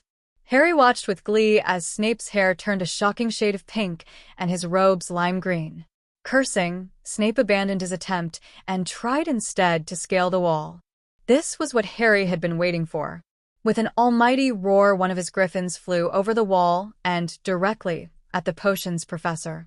It batted at the man's arm before retreating a few feet and eyeing him carefully. Harry did not want to truly hurt Snape, just scare him a little. Muttering curses, Snape withdrew. The man looked shocked to discover his change in wardrobe and the long scratches that ran the length of his arm. "How did you do this, Potter? I've never heard of mental attacks that manifests in physical form before." Harry smirked. "I read it in a book." "And what book was that?" The man sneered at him. "Oh, just something I had laying around." Snape looked murderous. Shifting his attention, his eyes narrowed as he looked at Ginny. Harry froze nervously, but Ginny squeezed his hand encouragingly. She would let him know if she needed help. Snape advanced into her mind, expecting to find no resistance. Thus he was shocked when he was surrounded by a circle of flames. They did not come close enough to burn him, but he could not find a way to move past them. He looked up, frustrated, only to see a sight that shocked him. An image of Potter was pacing outside the flames, watching him intently.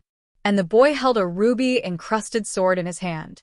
Snape had no idea how Harry had managed to enter Ginny's mind undetected, but he had no doubt it was the boy's doing. Giving it up as a lost cause, Snape withdrew. "You have learned much, Potter. I shall inform the headmaster of your progress." Without another word, Snape swept out of the room and disappeared. Ginny turned to Harry, beaming. He fell for it.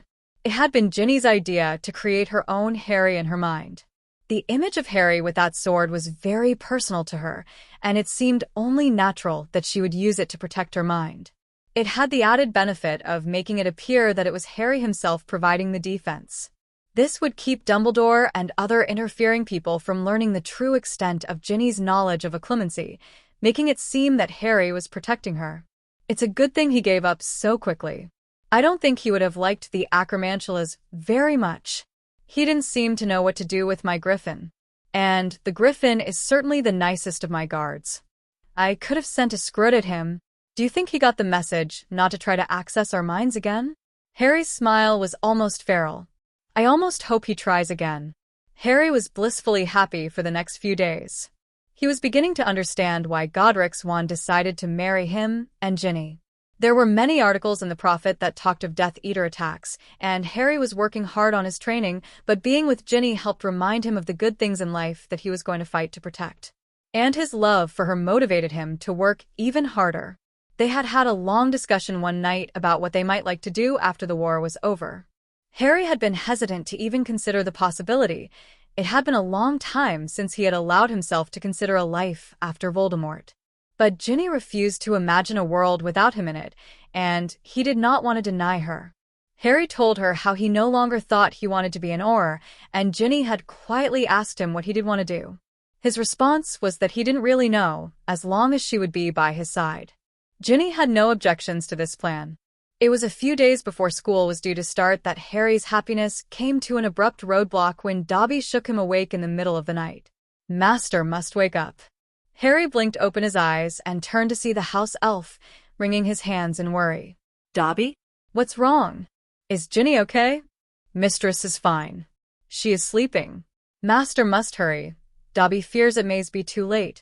Too late for what, Dobby? There is an attack, Master. Dobby was cleaning the headmaster's rooms when he heard of it. He who must not be named is attacking Diagon Alley tonight. Master must help. Harry jumped from the bed and quickly reached for his clothes. He dug in his trunk until he found his invisibility cloak. Strapping on his wand, he turned to the elf. Can you take me there, Dobby? Yes, Master. Good. Then go warn Gornak. They will need to protect the bank. And then come back and tell Ginny what is going on. Yes, Master. Take Dobby's hand. Harry threw his cloak on and grasped the elf's outstretched hand. With a sharp crack, they appeared in the alley behind Flourish and Blots. With a quiet whisper of luck, Dobby was gone, and Harry was stalking forward towards where he could see Spellfire. When he came to the main street, he looked in horror on the scene in front of him. The entire street was filled with Death Eaters, and only a few people were fighting back. Harry could see Kingsley and Professor McGonagall, but he didn't recognize anyone else. Drawing his wand, he cast a spell that caused his cloak to adhere closely to his clothes, making it less likely that anyone would see a stray piece of him. Then he joined the fight. Harry's invisibility was a huge advantage, but he quickly came to realize how much this was unlike the battle he and his friends had fought in the Department of Mysteries several months ago. There he was facing opponents who were afraid to harm him. This was no longer the case. If it were not for the extra training he had been putting himself through, he would not have stood a chance. Once more, he was grateful for the idea that Ginny had given him. His hard-earned skills earned him the advantage, as he was slowly able to make his way forward towards the center of the attack. He could see a half-circle of Death Eaters that were concentrating on attacking the closed doors of Gringotts, while others guarded their backs. Harry was immensely relieved to see that the doors of the bank were remaining closed and intact. He hoped his warning was able to provide some help. Coming up on the group, he hid himself behind a convenient piece of rubble and examined the situation. There were too many of them to fight all at once, as their sheer numbers would overcome any advantage his cloak could give him. Looking around, he slowly began to formulate a plan. Pointing his wand carefully at a storefront about 10 feet away from him, he transfigured its large window into a solid mirror. He repeated this process with several other storefronts. Then he took careful aim in the first mirror. His stunning spell bounced off the mirror and reached one of the Death Eaters. The Death Eaters guarding their comrades automatically turned and started sending spells in the direction that his spell had come from, but Harry was already sending another reflected curse. He continued this strategy, using the mirrors to confuse the Death Eaters as to his location. In this manner, he was able to take out most of the guarding Eaters. Stepping out carefully, he examined what the others were casting at the bank's doors. They seemed to be using some kind of continuous spell, probably in an effort to bring down the wards that prevented them entry. Harry desperately flipped through his knowledge of wards, hoping to identify what was going on so that he could stop it, but to no avail. Quickly running out of time, he decided for a diversionary tactic. He aimed his wand carefully at a spot about 2 feet in front of the door of the bank. Suddenly, he was quite glad that he had been reading his mother's spell book. It contained many useful spells, and this one he had taken the time to improve upon. A large fireball erupted in front of the startled Death Eaters. Then it exploded outwards in a ring of searing flames. The startled Eaters stood no chance or escape. Harry was grinning in triumph when he heard a voice that sent a chill through his heart. "Well, what do we have here?" Harry whipped around to find a lone Death Eater walking towards his hiding spot and looking intently for him. With a snarl of rage, he sent a spell right at her heart, which she deflected. "Someone doesn't want to be seen," she sneered. "Well, more like I know you are beneath my notice, Bella." Quickly casting a glamour charm, Harry lowered his hood. He wanted her to see him, so she would fight back. He knew it was probably suicide to give up his biggest advantage, but somehow he didn't care. "You know who I am." She threw a purple spell which he dodged. "We've met." Her shield stopped his next curse. Bellatrix cackled with glee. "I do so love reunions between old friends." She threw an Avada Kedavra at him, but he flicked his wand and sent a piece of stone to intercept its path. "Of course, I don't recall seeing you before, which means you must be in disguise. Care to drop it?" "Hardly." He threw 3 spells in quick succession, and she only managed to dodge the first 2. The last cutting curse opened up a large gash in her cheek. "You fight well, for one so young." "I don't recall fighting with you before." Harry's shield stopped her next spell. "I can't help your memory loss." She ducked his returning volley. Bellatrix looked at him carefully. "There is one young man you remind me of." She conjured a large black snake, which turned on him. Not wanting to verify her suspicions, Harry did not attempt to reason with it. Instead, he held out his hand and caught the sword that appeared there, then calmly chopped off its head. "Do you really think Dumbledore's golden boy would risk himself by coming here? Or that Dumbledore would let him?" Technically, he hadn't lied. He just no longer chose to follow Dumbledore's plans for him. But he wanted to deflect Bellatrix from her suspicions. He threw another set of curses at her, which she only stopped by conjuring a solid wall as a shield. No, you're right. Potter is too much of a coward to fight without the old fool's protection. Harry seethed at her insult, but let it pass. It was a good delusion for her to work under. She sent another killing curse at him, which he stopped by slicing it in 2 with the sword still held in his hand. Gryffindor's sword glowed green as it absorbed the spell. Harry then threw the sword at her. She erected a quick shield to stop it, but her eyes widened in shock as the sword passed clean through. The last thing Harry saw was her look of fear as she grasped at something around her neck and disappeared. Screaming in fury, Harry retrieved his sword and threw his hood back up. He stalked down the alley, sword and wand slashing through enemies as he took out his rage over the one he had let get away. It was only a few minutes later that the remaining Death Eaters vanished as well. With a sigh, Harry sagged against a nearby wall in exhaustion. It had been a long fight. "Hey, boy." Harry's head whipped up to see Alastair Moody limping towards him, his magical eye fixed on him. Harry was immensely grateful that he had never dropped the glamour he had put up for the fight with Bellatrix. With a resigned sigh, Harry lowered his hood. "Moody," he acknowledged. "Do I know you?" Both of his eyes were firmly fixed on Harry. "Maybe."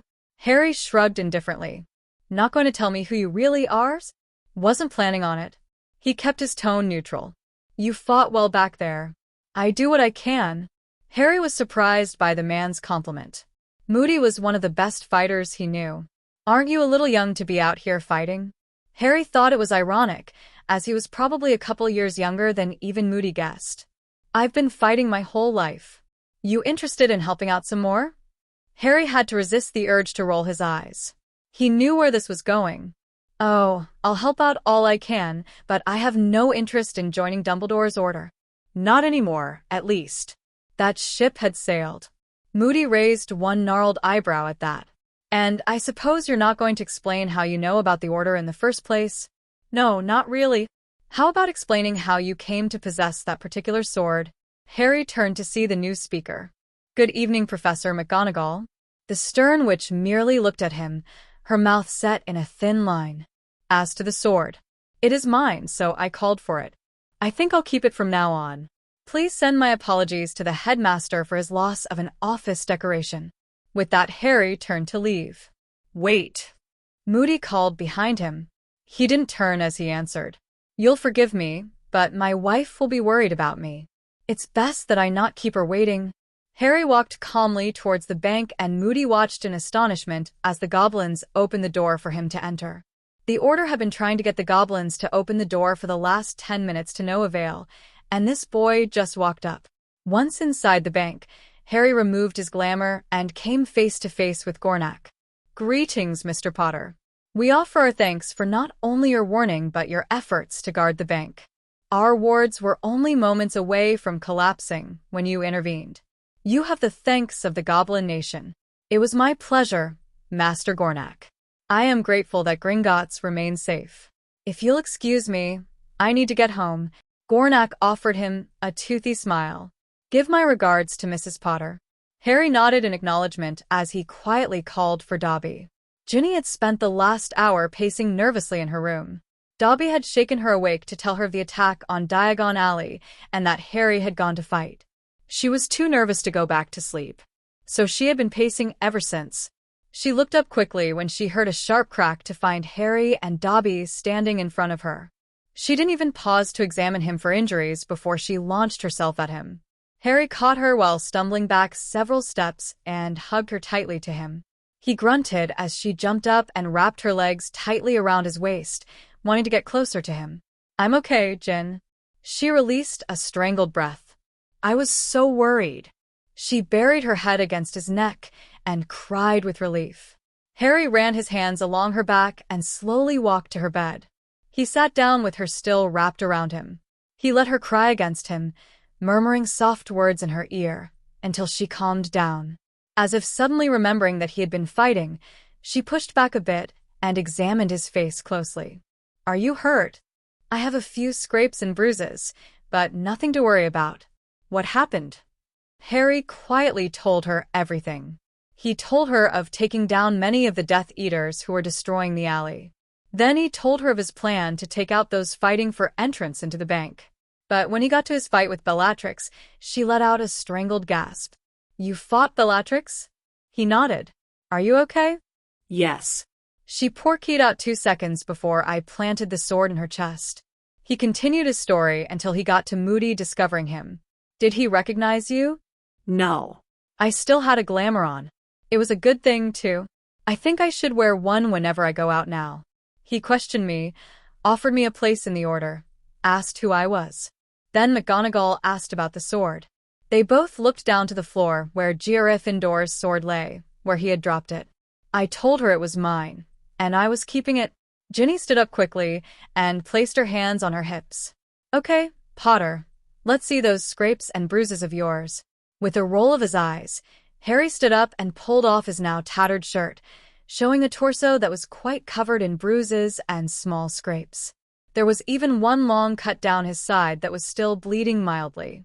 Ginny held out her hand, and Harry gave her Godric's wand. She then spent the next several minutes meticulously healing all of his injuries. When she had healed all she could see, she looked up at him again. Are there any more? Harry blushed pink. A couple, but I can heal them myself. Not bloody likely. Come on, Potter. Out of the pants too. Now an alarming shade of red, Harry stood up and reluctantly unbuckled his pants. He stepped out of them carefully and watched as Ginny healed several more bruises on his legs. When she was satisfied that she had got them all, she allowed him to pull his pants back on. Then she pushed him back on the bed and crawled into his lap. Now that she had healed him, she allowed herself to look at his bare chest a little differently. Her hand idly traced his muscles, and she watched as he shivered under her hand. He put a hand to her chin and drew her head up to his before plundering her mouth. An exhausted Minerva was sitting in a chair in the headmaster's office, while Moody paced in front of the desk. I tell you, Albus, I've never seen a kid fight like that before. Are you positive it wasn't Harry? Minerva looked up sharply. Why would Harry leave the safety of the Burrow? Harry and I have recently had numerous differences of opinions. I fear it is only a matter of time before he finds a way to fight. Well, it hasn't happened yet. There is no way that kid was Potter, Albus. How do you know, Alastair? Because I have seen Potter fight, and he is nowhere near that good. He could have been training this summer. Indeed, he must have, as I have heard that he soundly beat Bill Weasley in a duel. Moody looked shocked. He himself had trained Bill since the eldest Weasley's son joined the Order, and he knew how good he was. How? We both know he can't legally use magic. And the Ministry had caught no hint that he has been trying to, perhaps. But it appears he may have found a way around this. Please continue. And this kid must have some connection with the goblins. They let him in without question in the midst of a full lockdown. Yes, that does seem to imply that it was not Harry. I have been carefully keeping him from Gringotts recently, and had Molly do his shopping for him, so that there was no need for him to go into the bank. Why, Albus? Minerva interjected. I don't think it would be wise for him to learn of his full inheritance yet. But there is more, Albus. Moody began again. When he was leaving, he begged pardon with the explanation that he needed to get back to his wife. There is no way that Potter is married. He is too young. Moody, who was looking at the wall as he paced, missed the look on Albus' face at the mention of a wife, but Minerva did not. She almost thought it was a look of fear before it was quickly dismissed. Yes, that does seem to imply that it could not be Harry. Assuming he was telling the truth about his wife. He had no reason to lie, Albus. He didn't even have to mention her if he didn't want us to know anything. Albus sat for several long minutes in thought. When he first heard of the young boy who fought so spectacularly, he thought for sure it was Harry, and he was quite delighted that the boy was finally coming into his power. Of course, he would have to put a stop to it immediately if it was Harry. This was not how Harry was supposed to enter the fight. He could almost dismiss all of Alastair's doubts, but the wife issue was troubling. Then Albus remembered the potion he had slipped Harry when he was last there. It would still be in effect for several more days. Harry was still safe from Ginevra Weasley's influence, and it was impossible for Harry and Ginevra to have married without Arthur and Molly's permission. There was just one thing troubling him. If the boy was not Harry, who was he that he claimed ownership of the sword of Gryffindor? Albus looked up at the now empty case on his wall. He had been certain that the sword had sworn allegiance to Harry in the chamber. Perhaps he was wrong. Yes, I agree. It is very unlikely that our mysterious fighter was Harry. However, I believe I will send Remus to talk to Harry, just in case. It is imperative that we know what is going on with him, and he has been somewhat hostile towards me in recent weeks. 5. Wolves and Legionnaires. Remus Lupin took a long breath as he paused outside the door. He was still unsure about why he was here. Albus had come to see him yesterday with some concerns about Harry, and asked if Remus wouldn't mind checking on him. Truthfully, Remus had been meaning to go see him for some time now. This had only intensified when he received a very unusual letter from Gringotts this morning. He knew that Harry could use a friend right now and wasn't about to deny that he was looking forward to being with the only connection to his friends he had left. But Albus seemed to think something more than grieving was going on with Harry. Remus had sat in shock as Albus told him how Harry had destroyed nearly his entire office, how he had fought and beat Bill Weasley in a duel, how he had thrown the headmaster out of the house, and how he now seemed to have the best declemency shield Severus had ever seen. Then Albus had shared Moody's concerns. Hearing the story of the battle in Diagon Alley, Remus had to admit that he could understand why Moody seemed so set on thinking it was Harry that was there. But Remus couldn't reconcile that possibility with the boy he knew, let alone the boy's comment about his wife. There was some crucial piece of information he was missing, and so he had agreed to be Albus' emissary to the boy. Albus need never know that that wasn't the real reason he was standing on the front step of the Burrow today. Shaking his head, Remus knocked smartly. It was barely a moment before the door was opened by a smiling Molly Weasley. "Remus, please come in." He smiled gratefully at her. "What can we do for you? Would you like some tea?" "No, thank you, Molly. I really was just wondering if I could speak with Harry. I thought perhaps we could spend the day together." "Oh, I'm sure he'll be delighted to see you. He and Ginny are out by the pond. Remus raised a questioning eyebrow. Is there something going on that I don't know about? Molly beamed. Harry asked her out on her birthday. They are nearly inseparable these days.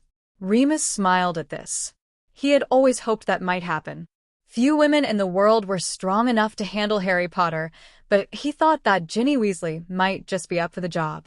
And there was no denying that she was a beautiful young lady. I'm happy to hear he finally came to his senses about that. Perhaps I'll just go join them. Molly waved him on through, and he made his way out the back door. At first, he couldn't see them, but as he walked closer to the pond, he found the young couple sitting comfortably under a large tree.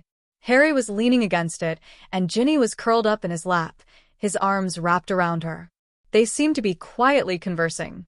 Harry. The lad's eyes shot up, and when they landed on him, Harry broke into a smile. Moony. It's wonderful to see you. Harry made to help Ginny off his lap and stand up, but Remus waved him down. There's no need to get up. I was wondering if perhaps I might join you. Ginny smiled at him. Certainly. Remus made himself comfortable on the ground near them and looked at them carefully. He was mildly shocked to see Harry looking so well. After last summer, he had expected to find Harry miserable and depressed, but the man before him seemed content and happy. Though that may only be due to the pretty witch on his lap. How have you been, Moony? Remus sighed. I've been making do. Things have been hard the last few months. Harry's smile was replaced by a serious look. I'm sorry, Remus. It's not your fault, Harry. Oh, I know. Remus looked up in shock at this. Doesn't mean I don't feel bad for your pain. I lost him, too. You seem to be handling things remarkably well, Harry. Ginny laughed. It wasn't always that way, Remus. It took me a lot of hard work to get him this happy. Remus looked at the girl in question. She elaborated at his questioning look. It took a lot of work to get him to understand it wasn't his fault. Remus chuckled. The wonders of having a good woman. You need to find one for yourself, old man. Harry was smirking at him. Remus blushed. No, he doesn't. He already has one, if only he'd wake up and smell the butterbeer. Ginny was looking at him with an arch look. He knows Tonks is the girl for him. Remus cleared his throat. Yes, well, I'm not here to talk about me. Harry laughed, and Remus rejoiced in the sound. It had been a long time since he heard it, and he certainly hadn't expected to hear it today. Well, take it from someone who knows. It's always best to give in to her. It's amazing what having a good woman by your side will do for you. Harry looked down at Ginny as he spoke, an expression of adoration on his face. Remus raised an eyebrow. Is that what prompted all the changes in you, Harry? I heard some interesting things from Albus yesterday. Remus was shocked by the look that came over Harry's face. It was cold, detached. Ginny put a calming hand on his chest and whispered in his ear until his hands unclenched. Even more shocking was the expression in Harry's eyes as he looked up at him. If you're here on the old man's orders, you might as well leave now, Lupin. Harry? Ginny chided quietly. No. If he is here simply as another minder, then I have no use for him. That's not why I'm here, Harry. Really? Then it is just coincidence that you came after we sent both Dumbledore and Snape packing. Oh, I'm not denying that Albus asked me to come. He was concerned about some things. Things which I'm beginning to think that I may only have half the story on. But I would have come anyway. Remus paused. I'm going to be honest, Harry. I've not been well the last 2 months. I spent most of my time holed up in my room and ignoring the world. And then I got a most interesting letter from Gringotts this morning. Seems someone has arranged to provide wolfsbane potion for any werewolf. They were told to contact me specifically. Remus paused again and raised a meaningful eyebrow at Harry. Harry's cold gaze didn't falter. Tonks came and literally threw me out of the house today, saying that if I didn't get off my sorry arse, then she would curse me until I no longer had one. I was hoping we could talk some. Truthfully, it is as much for me as it is for you. Harry looked at him for a very long time, and Remus felt like his soul was being judged. Then Harry seemed to come to a decision of some kind. He unwrapped an arm from Ginny, drew out a wand, and flicked it around them. Harry, you shouldn't be using magic yet. Harry smiled at him. That's one of the things I have to tell you, Moony. But don't worry. The Ministry can't trace that. Remus sagged in relief at the return of his nickname. He never wanted Harry to be that cold to him again. I have some things I'd like to tell you, but I'll only do so if you swear to me that you'll keep this to yourself. Of course, Harry. Even from Dumbledore. Remus smiled wryly. I assumed that much. Now, why don't you start at the beginnings? The beginning? That would take too long. We'll start the night Sirius died. Harry's head dropped briefly, and Ginny turned in his embrace until her back was resting against his chest. She pulled his arms around her and laced her fingers through his. He seemed to draw strength from her before beginning. Dumbledore sent me back to Hogwarts and locked me in his office. He told me 15 years ago he witnessed a prophecy being made about me and Voldemort. Remus drew in a sharp breath. He had hoped that wasn't where this was going. A prophecy that stated that I would be the one to defeat High Voldemort and that I would have a power he knows not. Dumbledore also informed me that Voldemort only knew the first part of the prophecy, the part that identified me as being capable of defeating him. Dumbledore then told me he thought this power of mine was love. A memory stirred in Remus' mind. He remembered one summer when James' dad had pulled him aside for a long conversation. It was the summer before their 7th year, and James had come back different and more mature. He said he couldn't tell them about it, just that he learned some things about his family and about power. Deciding to analyze this later, Remus turned back to Harry. The next day, I was wandering around, considerably depressed and ready to give up.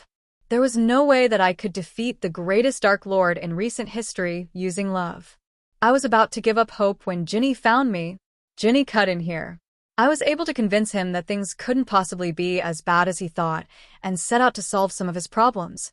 Harry smiled down at her and took over the narrative. I knew that there was no way I could last another summer locked up at the Dursleys with no contact with the magical world, and I knew I needed to train. Ginny found a solution for me. Harry turned and called, Dobby. A crack heralded the arrival of a smartly dressed house elf that Remus remembered encountering at Hogwarts. Master called for Dobby's? Yes, Dobby. I'd like you to meet my friend Remus Lupin. He's going to be helping us. The elf turned towards Remus and beamed at him, then bowed deeply. It is an honor to meet any friend of my master and mistress. Remus' jaw dropped. Mistress? Could Moody be correct? Remus shook himself. There was no way that Harry could be married. It wasn't even legally possible. Thank you, Dobby. That will be all for now. The elf disappeared, and Harry turned back to Remus. He seemed to know what Remus was confused about. All in good time, Moony. Anyways, Ginny had me bind Dobby as my elf. He can help me get around undetected, and he was able to help me communicate with Ginny, thus making sure I knew what was going on in the wizarding world. He also was able to get me several supplies that have been invaluable in helping me train. Harry took a breath and Remus watched as Ginny squeezed his hand in silent encouragement. It had been many years since he had seen a couple so in tune with each other, and to see one so young was amazing. I was concerned about how the headmaster had handled many things related to me, so I had Dobby take me to Gringotts so that I could speak to the goblins myself. Remus made to interrupt. That was so dangerous. But Harry held up a hand to stop him. I know it was reckless, but it was one of the best things I've ever done. The goblins informed me that I had a family vault that I had never been informed of. Albus never took you to your family vault? But it is tradition to take a wizard when they turn 11. Yes, well, I suspect Dumbledore didn't want me to learn several things about my family. In my vault, I found not only several books that have helped me immensely, but a letter from my mum. You can imagine, seeing as how I had nothing that had ever belonged to her, how much that meant to me. And to know that Dumbledore had kept it from me all these years made me quite angry. In this letter, she told me 2 important things. She included the prophecy, and she told me about the Potter family legacy and how to access it. Harry looked him directly in the eye. Of course, the prophecy, she told me, was slightly longer than the version Dumbledore had told me only a few days before. What? Apparently, Dumbledore decided that he would keep the second half of the prophecy to himself. We think we know why, but we'll get to that. The legacy Mum told me about came with a letter of explanation from Dad. He said only a blood Potter could tell me about it. Yes, I remember the summer James learned. But he never told us what it was. That's because he couldn't. There is an ancient protection on this knowledge. I can tell no one but my own family. Remus considered carefully. James must have known about this when he heard about the prophecy. Yes. Mum and Dad were quite sure this was the power the prophecy spoke of. Of course, Dumbledore knows nothing about it. What can you tell me about it? Harry once more drew his wand. Then he flicked his left hand and drew a second wand. Remus nearly jumped in shock. Harry held up the one in his left hand. This is my old wand. I will continue to use it in school, but it has the trace still on it. He held up the other wand. This is a family heirloom, untraceable and considerably more powerful. This is what I have been using all summer. Remus recognized the dodge for what it was. Harry could not tell him where the wand came from and what was so special about it. But he understood. He looked carefully at the wand and began to reconsider several things. So this is how you were able to soundly beat Bill Weasley? Remus paused. And nearly beat Bellatrix Lestrange. Harry looked startled that Remus had reached that conclusion, but then shrugged. Yes. Harry, Remus began hesitantly, Moody says that you claim to need to get home to your wife. Harry smirked. Remus Lupin, meet Ginevra Potter, my wife. Remus' jaw dropped. No, it couldn't be. How did you get Molly Weasley to agree to marry off her 15-year-old daughter? Ginny laughed. Actually, I was 14 at the time, and she has no idea. Care to explain? My new wand decided that Ginny and I needed to be married. It bonded us and had Dobby stand as witness. We didn't find out ourselves until nearly 2 months later. Remus' mind was spinning. Why? Harry closed his eyes as if he was carefully considering how to proceed. When he opened them again, Remus was startled at the power that resided there. I think it's time I tell you the prophecy, Moony. Remus nodded in acknowledgement. The one with the power to vanquish the Dark Lord approaches. Born to those who have thrice defied him, born as the 7th month dies. That is how much Voldemort knows about. And the Dark Lord will mark him as his equal, but he will have power the Dark Lord knows not, and either must die at the hand of the other, for neither can live while the other survives. The one with the power to vanquish the Dark Lord will be born as the 7th month dies. And that is the end of what Dumbledore told me. But there is more. And his power will be hidden from the world, none to know of it until the beginning of the end. He will be led to greatness by one whose love for him is old and strong. The one with the power to vanquish the Dark Lord approaches. With his guide, he will prevail. Without, he will fall lower than any before him have gone. The one with the power to vanquish the Dark Lord will be born as the 7th month dies. Remus sat in shock, carefully thinking about what he heard. It was several minutes before he spoke. The identifying feature of the child doesn't seem to only apply to you. No, it could have been Neville as well. Remus nodded. He has suspected as much. And, without hearing more of the prophecy, Voldemort did not know that it could be dangerous to go after you. Hence why he was able to mark you. You have identified this power you have, and seem to be learning to use it quite well. He thought about the last part, the part Dumbledore had kept to himself. I see the secrecy. It seems like it comes not from the prophecy itself, but from the nature of your power. But I see how Dumbledore might have misinterpreted that, not knowing what you do. He thought about the ending. And the warning included. Dumbledore would have been wary of that. Ginny spoke up. We're fairly certain that's why he placed Harry with the Dursleys, to try and prevent him from going dark. Yes, that makes sense. And there's even more than you are probably aware of. Dumbledore forbid all of us who knew your parents from ever attempting to contact you, even after you rejoined the wizarding world. Harry looked at him. I had always wondered about that. Yes. He even tried to get Sirius to agree not to contact you very often.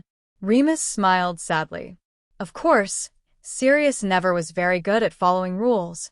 Harry chuckled. But what I don't understand is about this guide. Who is it? Me. Ginny answered.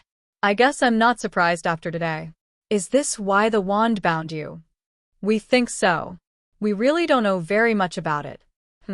I think I've found myself a research project. Just make sure to be discreet about it, Moony. I will be. He looked at them carefully.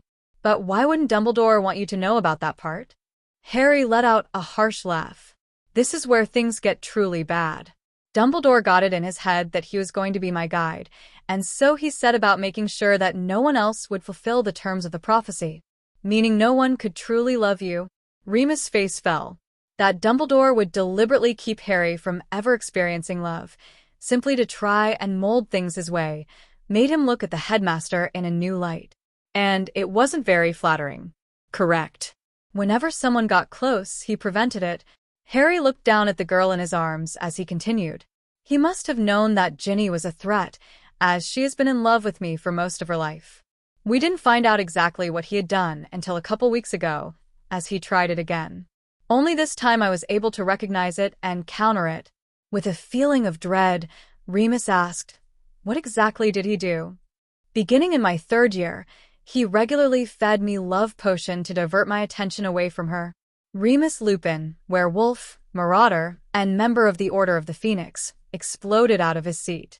He snarled in fury and clenched his wand in his fist. Smirking, Ginny pulled out Harry's wand and twirled it until a decent replica of the headmaster appeared. "Let it out, Remus." Remus' wand came up blindingly fast, and with a not-so-mild curse, he shot a spell that exploded the entire thing. He eyed the rubble for several minutes as he panted in anger. Finally, he turned to the young couple before him, so obviously in love. How could he? His voice was laced with anger and disappointment. He was blinded by what he wanted, and didn't stop to consider that what he wanted might just spell the doom of the wizarding world. Harry's voice was hard. Evidently, he thought it was sufficient merely to redirect my thoughts away from Ginny. When he visited after learning of our relationship, he tried to stop it. Whether it's because I had finally recognized my love for her, or if it was some consequence of our bonding, I was able to recognize when the love potion took effect. Hermione was able to brew up an antidote. But Harry, surely he'll try again. "Yes, we thought so too," Ginny began. "We used an old spell that Hermione had found to protect him from all love potions." "What spell?" "The Lover's Protection spell." Remus stared at the girl. "You were able to get that to work?" He knew of that spell. No one had managed it in at least 1,000 years. And he knew the requirements to be able to cast it. Their love must be very deep indeed. With the help of Harry's new wand, Remus turned to Harry. "And you performed the charm on Ginny as well, I assume?" The couple stared at him in shock. Surely it occurred to you that when his attempts on Harry failed, he might try something on Ginny? Harry's eyes grew big. He turned Ginny around and pointed his wand firmly at her heart. "Virus diligo mos servo." When Ginny had cast the spell, it had glowed red. This time Ginny was surrounded by emerald green. When the glow subsided, Ginny fisted her hand in his shirt and pulled his mouth down to hers. Remus left the couple alone until he started to get uncomfortable, and then he coughed lightly to get their attention. They didn't stop. "Harry." Ginny. "Now is neither the time nor place for that." The couple pulled apart, blushing. "Sorry, Moony." Remus coughed uncomfortably. "I understand. When one has such a pretty young wife, it is hard to keep your hands to yourself." Harry blushed and nodded. "Now, why don't you tell me about your training? Maybe I can help." Remus had thoroughly enjoyed the rest of his day with Harry and Ginny. He had even had his arse handed to him by the lad in a friendly duel. Some of the spells that Harry knew were quite interesting in their effects. But when the sun began to set, it was time to get more serious. "Harry, you know that I am behind you with this, but what am I going to tell Albus? You know he is going to check up on this visit." Harry considered this for several minutes. "Tell him the truth. I am angry at his manipulations of me, and determined to no longer be a pawn in his scheming. I have been training hard, and will continue to do so." Harry smirked. "And make sure he knows I am still with Ginny, though I would appreciate the extent of our relationship to remain between us." "Ashamed of the wife, are we?" Remus teased. "Not at all. Have you seen how gorgeous she is?" Ginny rolled her eyes at him. "Just protecting my family, Moony." Remus bid the couple goodbye, a much-changed man from that morning. He had seen the power of their love, and the first thing he did on operating out was knock on Nymphadora Tonk's door. When she answered it, he swept her into his arms and firmly kissed her. She didn't feel the need to complain. Harry was sitting down at the kitchen table and groggily eating his breakfast the morning of September 1st when a flash of flame erupted in front of him and a single letter dropped on the table. Harry looked at it warily. He knew who it must have come from, and he wasn't sure he wanted to communicate with Dumbledore. Yet it was probably inevitable. Today they were returning to school, and Harry could hardly avoid the man entirely there. Sighing, he reached out and opened the letter. Dear Harry, given the outcome of our last meeting, I thought it prudent to discuss some things with you by letter before you return to school today. I was wondering if you had intended to continue training the group known as Dumbledore's Army. I would like to encourage you in this pursuit, as I believe you have the ability to help many of your classmates. The skills that you could teach them would prove invaluable in this war we find ourselves in. Harry laughed at this, as if he needed a reminder about how important it was to train properly for the war. He was almost inclined to refuse the request simply because it had come from Dumbledore, but he couldn't bring himself to do that. He knew that it was necessary to train the other students, and he was in the best position to do so. However, he would not work under Dumbledore's thumb. It seemed new contracts were in order as well as a change of name.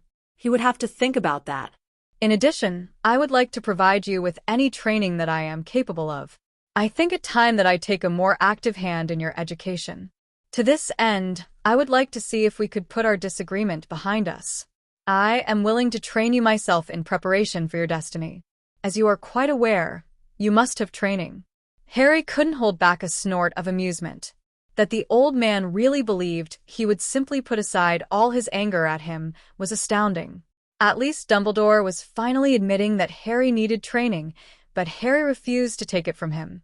This letter only seemed like another sad attempt to insinuate himself in Harry's life as the prophesized guide. Finally, you may not wish to hear this, but it really is for the best. Taking time right now to pursue a romantic relationship is probably not wise. You need to focus on your destiny for the moment and not put anyone in undue danger because of your feelings for them. I'm sure you can see how this is the way things must be for the time being. I hope to speak with you soon. Albus Dumbledore. Harry had to restrain himself from tearing the letter he held into minuscule pieces. Once again, the man thought he could control Harry's life. Well, Harry did not intend to comply.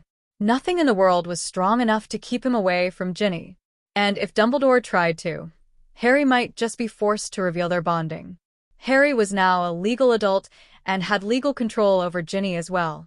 And he would use it if Dumbledore tried to take her away. Releasing a breath, Harry stood and got a piece of parchment.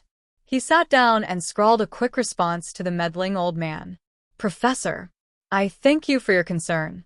As I explained at our last meeting, I will protect Ginny with all I have. I would advise you not to try to interfere, as you will not like the results. It is none of your concern how I choose to live my life and whom I associate with. Any right you may have had to guide me was relinquished when you failed to tell me the prophecy in enough time to save the life of the only father I have ever known. As to the other issues you raised, I am by no means neglecting my training. I will be arranging for others to help me, and I expect you not to try and interfere with that. I will not be requiring your services. I do intend to continue working with the group formerly known as Dumbledore's Army. I will have my own entrance requirement, and the group will maintain its strict secrecy. I would advise that you do not try and get around that. Sincerely, Harry Potter. Satisfied, Harry called Dobby and asked him to leave the letter for the headmaster. He wanted the man fully aware of where things stood before he arrived at school that evening. Finishing his breakfast, he flicked his wand at his plates, sending them to the sink, and headed up to make sure that Dobby had packed all of his things. He also wanted to check the charms on his trunk and wand holster. It would not do for Dumbledore to gain access to either one. The Weasleys, as usual, were late arriving at King's Cross that morning, even with the help of the cars that the Ministry had sent for them.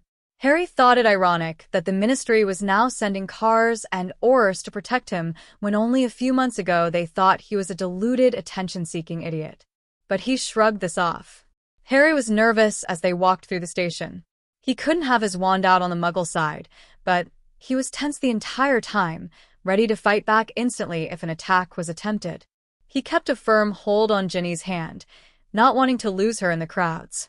Ginny could sense his tension and leaned into his side in an effort to calm him. I don't think Voldemort would attack the Express, Harry. Me either. He wouldn't want to risk harming the pureblood students. But it isn't Voldemort I'm worried about. Ginny looked up at him curiously.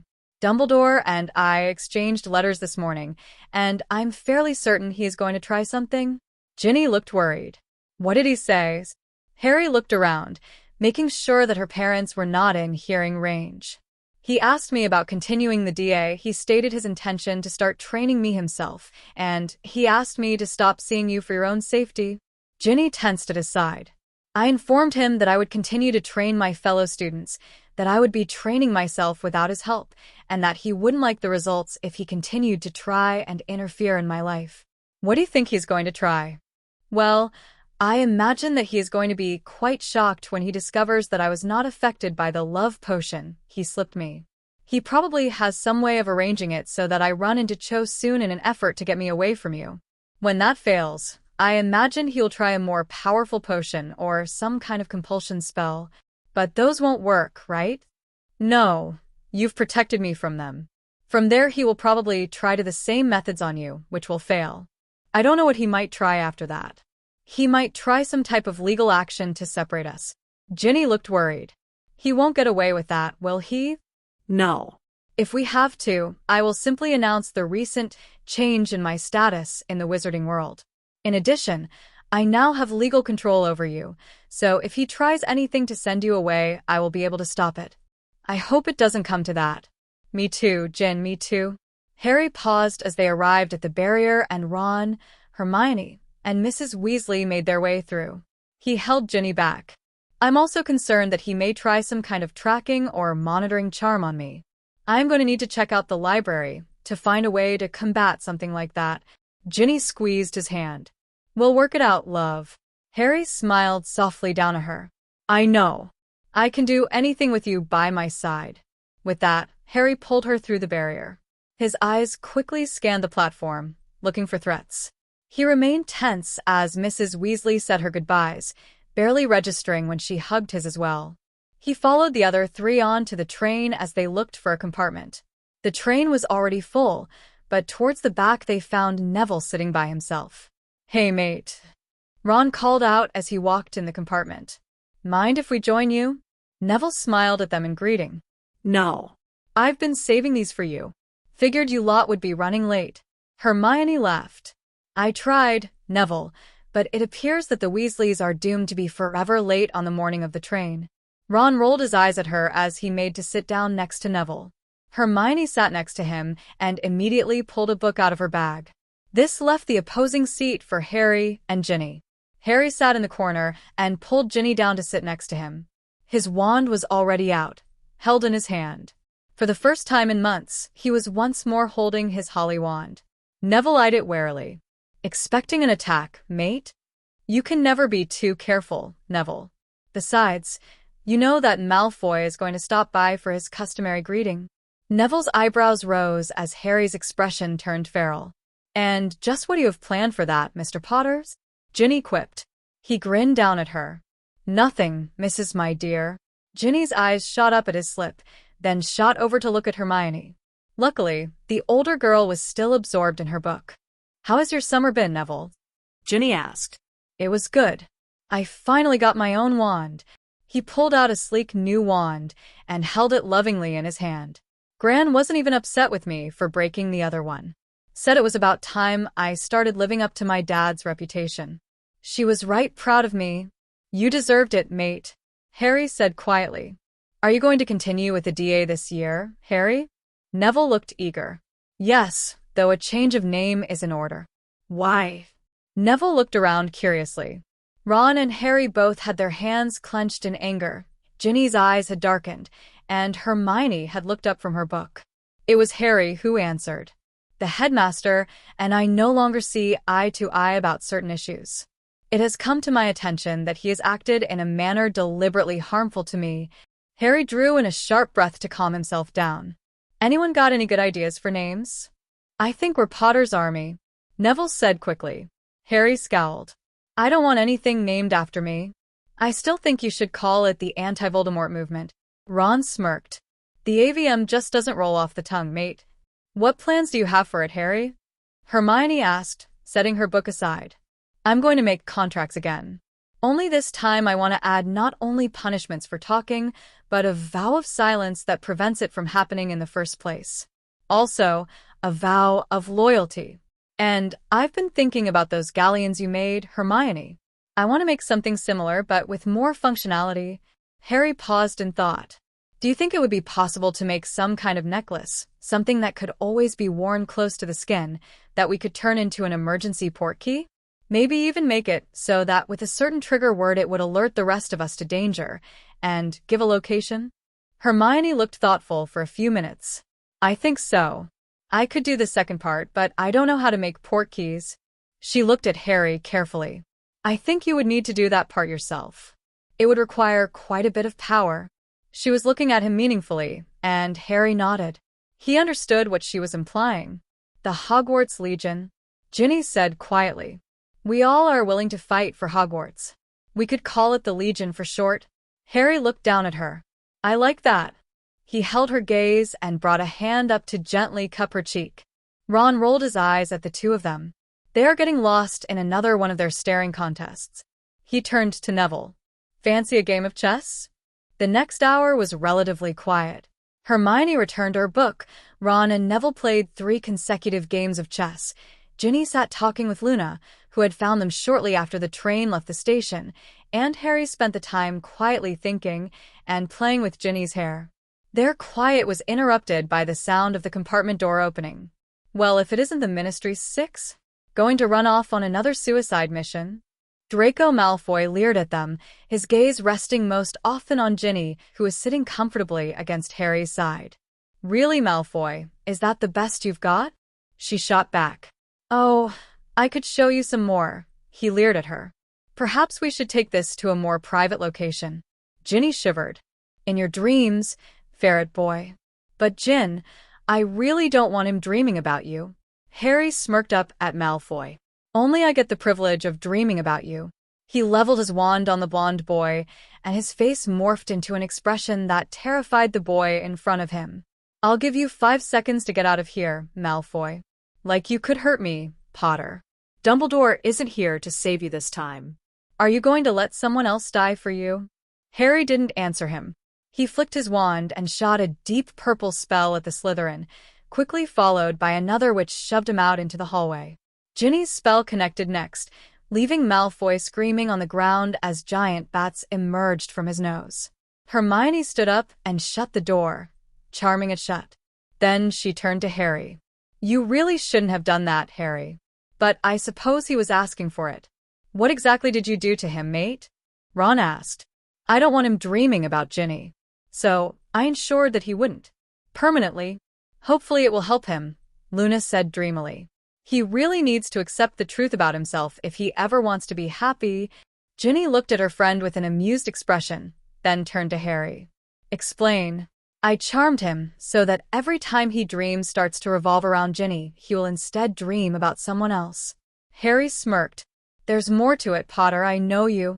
Harry didn't answer, but Luna did. Harry used an old spell favored by purebloods. Usually, they use it to encourage appropriate tendencies in their children when a child is displaying homosexual tendencies. Hermione's jaw dropped. Harry altered it so that it will have the opposite effect. Are you saying that you gave Malfoy sexual dreams about blokes? Ron asked incredulously. Yep. Ginny burst into giggles. I love you, Harry Potter. That was brilliant. Harry smiled down at her. He picked up her left hand and brought it to his lips for a kiss. Only she could see that he was kissing the ring she wore there. Harry had avoided Dumbledore's gaze throughout the welcoming feast. He had also repelled at least 4 attempts to access his thoughts, 3 from Snape and 1 from the old man. These mealtime assaults continued for several days. It was on the morning of the 4th day at Hogwarts that he made a face as he drank his pumpkin juice. He squeezed Ginny's hand to get her attention. Something is off with my juice, he whispered in her ear. She looked up with concern. Nothing is wrong, is it? No. I'm fine. Ginny breathed a huge sigh of relief, but turned back to her meal. They didn't want to draw undue attention to the fact that they were aware of the attempt. Because of the potion, Harry was unsurprised when he felt a tap on his shoulder and turned around to see Cho Chang standing behind him. He smiled slightly at the girl. "Hello, Cho." "Hi, Harry." The pretty girl shot a venomous glance at Ginny before turning back to Harry. "I was wondering if the DA was going to start again." "Yes, but some things are going to change. We've changed the name and drawn up new contracts." Cho scowled. "I hope Granger was nicer this time." Harry smiled. "Actually, I drew them up myself, and they are much harsher than last year. I can't afford to teach someone I don't trust." Harry's eyes briefly flicked to where the headmaster was avidly watching him. "Now, if you would excuse me, I need to walk Ginny to class." Harry stood up, helped Ginny out of her seat, and pulled her to him before crashing his mouth down onto hers. He wanted to make absolutely sure that both Cho and Dumbledore knew where his heart was. What started out as a kiss to prove a point quickly morphed into something else, and it was only Cho stomping away in anger that brought Harry's attention back to the fact that they were still standing in the middle of the Great Hall. He smiled sheepishly down at Ginny, who merely raised one delicate eyebrow in response. "Remus, please come in." Dumbledore gestured to a chair in front of his desk. "What did you learn from Harry's?" Keeping his expression neutral, Remus began. "He's not particularly happy with you at the moment." Dumbledore nodded his acknowledgement. He had been expecting that. He said that he is angry at your manipulations of him, and that he will no longer be a pawn in your game. Dumbledore sighed. "He can't see that I only want what is best for him." Remus fought to keep his anger off his face. He also seems to be quite attached to Ginny, and shows no inclination to give her up. Dumbledore shook his head. "That is dangerous. His feelings may very well get her killed. And he doesn't have time for the distraction posed by a romantic entanglement. He needs to focus on more important things right now." Remus did not respond. "Did he mention training?" Yes. "He has acquired an untraceable wand and spent much of the summer training himself." Remus was loath to give him this information, but it was unavoidable. It would come out shortly that Harry had another wand, and Harry thought it more prudent to allow Remus to share this information. It strengthened Dumbledore's belief that the Marauder was still on his side. Dumbledore looked up in surprise. "That explains much. Do you know where he got it from?" No. He wouldn't say. "However, he has requested my assistance in training him. I had hoped to train him myself." Remus raised an eyebrow. "I think that wouldn't be the best idea. He is more likely to hex you than listen to you right now. I can help him, and I plan to bring in Tonks and Bill Weasley to help me. Maybe I can even talk Mad Eye into helping. That should be sufficient for the time being." Dumbledore appeared deep in thought. "I want you to be careful with him, Remus. You must not get too close to him. Teaching him is fine, but it would be dangerous for anyone to try and step into serious role in his life right now." Remus' jaw clenched, but he merely nodded. Harry had warned him that Dumbledore might say something like that. "I'll begin working with him this week. Please let me know how it goes, Remus, and inform me if you think Harry might accept my help." With a stiff nod, Remus got up and left the room. He really wanted to hex the man, but now was not the time. Still brooding about things, he barely noticed as he made his way to the 3 broomsticks and fled home. When he arrived, he sent a short note. The old man fell for it. "Beware for the little lady. We'll begin next week at the appointed place and time." A week after the start of school, posters appeared in the 4 common rooms announcing a defense against the dark arts study group run by Harry Potter. It asked all those wanting information to talk to Harry personally. Ginny was thrilled that Cho did not return to ask Harry about it. Harry was extremely busy over the next several days, as a flood of people wanted to talk to him. He took the time to speak to each one personally and explain the purpose of the group. If they wished to join, he handed over a contract for them to sign. Once signed, he handed them a small pendant necklace. It was a simple leather cord with a galleon hanging from it, but it had several charms placed on it. Harry had recast the Protean charm so that he could alert members to meetings. The pendant would warm when the numbers were changed. In addition, he added several new features. The cords were charmed so that only the owners could remove them. The pendants themselves were emergency port keys that could be activated by saying Legion Sanctuary and would deposit them and anyone they were holding at the gates of Hogwarts. And they would alert all members to danger with the phrase, Legion to the rescue. Harry was pleasantly surprised by the number of students wanting to join the new Legion. All of the old DA members, with the exception of Cho and Marietta Edgecombe, signed up. But there were many new members, particularly among the older students. Most shocking of all were the 3 Slytherin students that cornered Harry one day. They were wary of him, but didn't hesitate to sign the contracts. Harry spent several days watching Blaise Zabini and the Greengrass sisters afterwards, and was confident that they really did want to fight for the light. Of course, he had his work cut out for him convincing Ron not to antagonize them. He was slightly disappointed with the new defense teacher. Dumbledore hired a German Auror named Scholz. The man knew a decent amount of defense, but he was only an adequate teacher. Harry had already been called on twice to demonstrate spells in class. But the lack in class had the added bonus of encouraging more students to join the Legion. Harry largely ignored the man. It was a Saturday morning that found Harry pacing in the middle of the 7th floor. When the door to the room of requirements opened, he stepped inside curiously. The room was larger than the one they had used last year, and he liked what he saw. There were weapons lining one wall and armor another. One wall was filled with wall-to-wall bookshelves that Harry was sure Hermione would be salivating over shortly. There was a large pile of cushions in one corner and a raised dais along one side of the room. He could make out the outline of dueling circles on the floor, and he smiled. Those should help keep spells from accidentally hurting someone. Taking a deep breath, he walked in and withdrew Godric's wand. He cast a series of wards on the door that would allow him to detect the entrance of anyone who hadn't signed a contract, and he sat down to wait. It wasn't long before people began trickling in. His close friends were first, and Harry rolled his eyes as Hermione quickly made her way to the books. Ron and Neville were examining the dueling circle, while Ginny and Luna talked. As more and more people arrived, Harry's nervousness started to show, and Ginny abandoned her conversation and came to stand by him instead. She took his hand in hers gently. "You're going to do great, Harry. You are the best defense teacher I have ever had. There is nothing for you to worry about.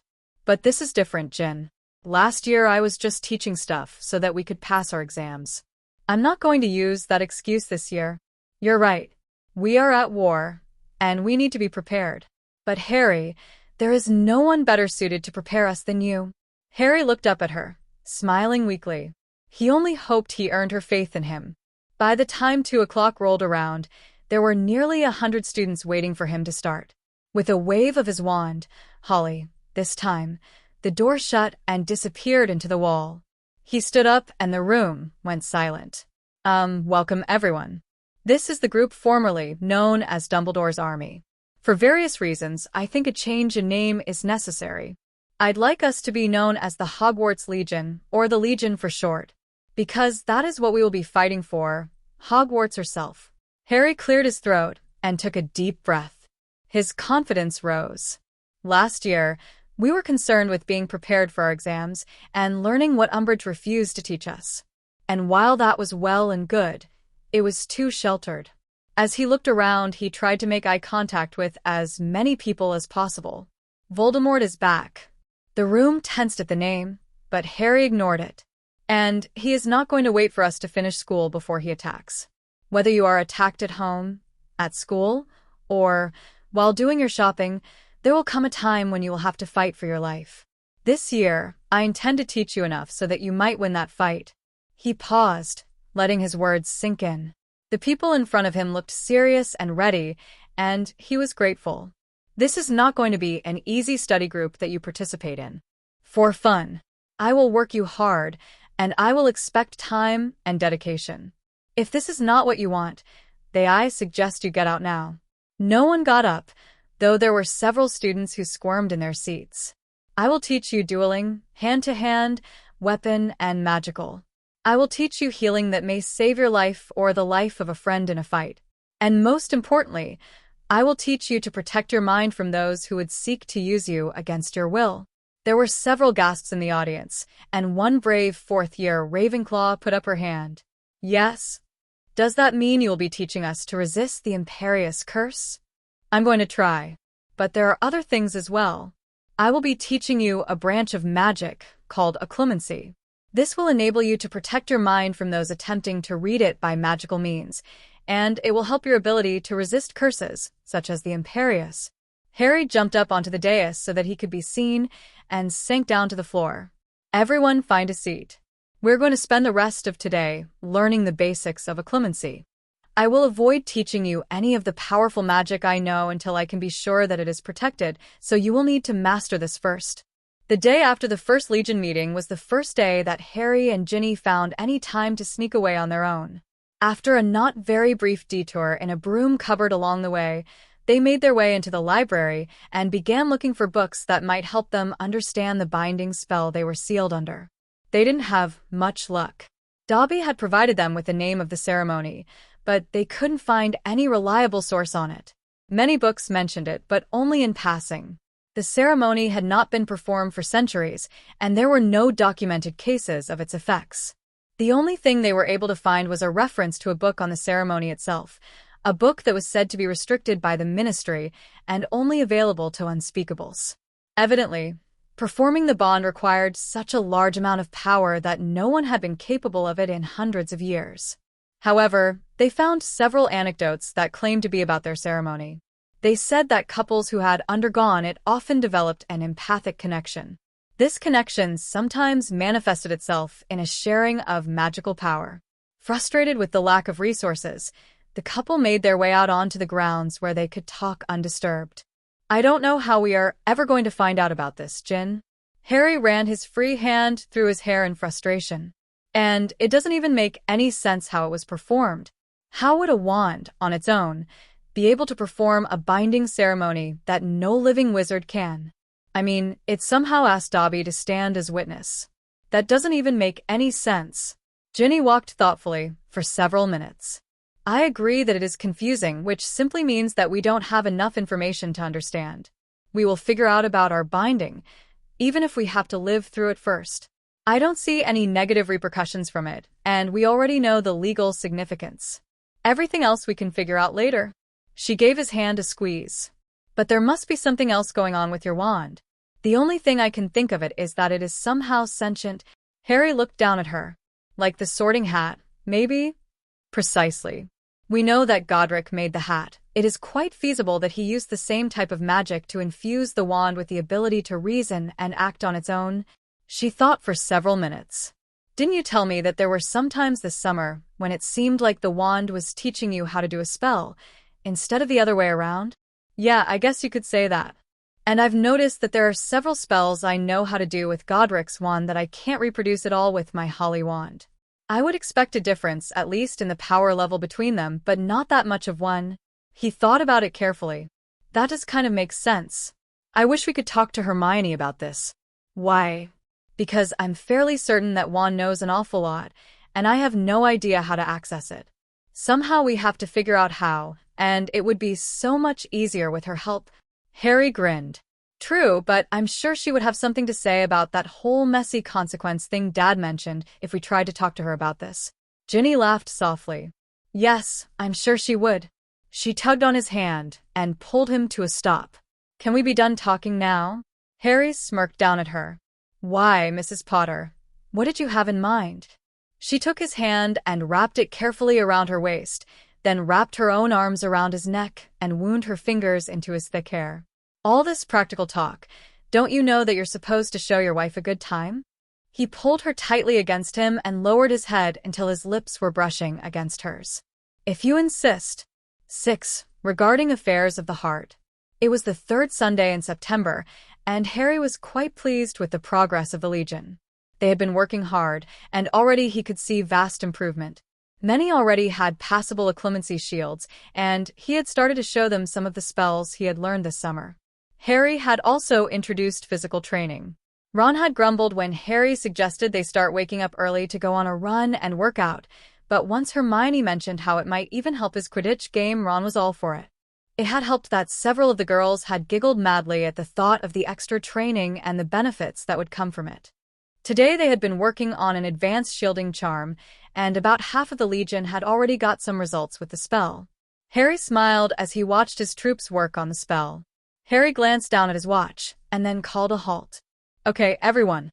That spell is looking pretty good for today. Try and keep working on it, and I'll see you guys next week. Several members called goodbye to him as they left the room. He smiled as he watched them leave. He was quite pleased to see members from different houses talking as they walked. Even the Slytherin members were included. Susan Bones was talking with Blaise Zabini, and Terry Boo was talking to Daphne Greengrass and her sister. A small pair of hands wrapped around his waist. They're coming together. He looked down at her. Yes. I only hope it will be enough. It will be. You'll see. He pressed a kiss on the top of her head, then his smile turned to a smirk. Care for a duel? She grinned. Swords? Harry stepped away from her and held out his hand. Seconds later, Godric's sword materialized there. Ginny closed her eyes and concentrated, and a minute later the room developed a wall of armor and weaponry. She strolled over and carefully selected a sword to use. After testing to make sure the balance was right, she turned around and faced him. The sound of metallic clashing filled the room as the two came together repeatedly. Neither of them noticed when the door opened and a pretty Asian girl walked in. She stopped short at the sight of the two teens in front of her as they danced around each other and fought. Harry's?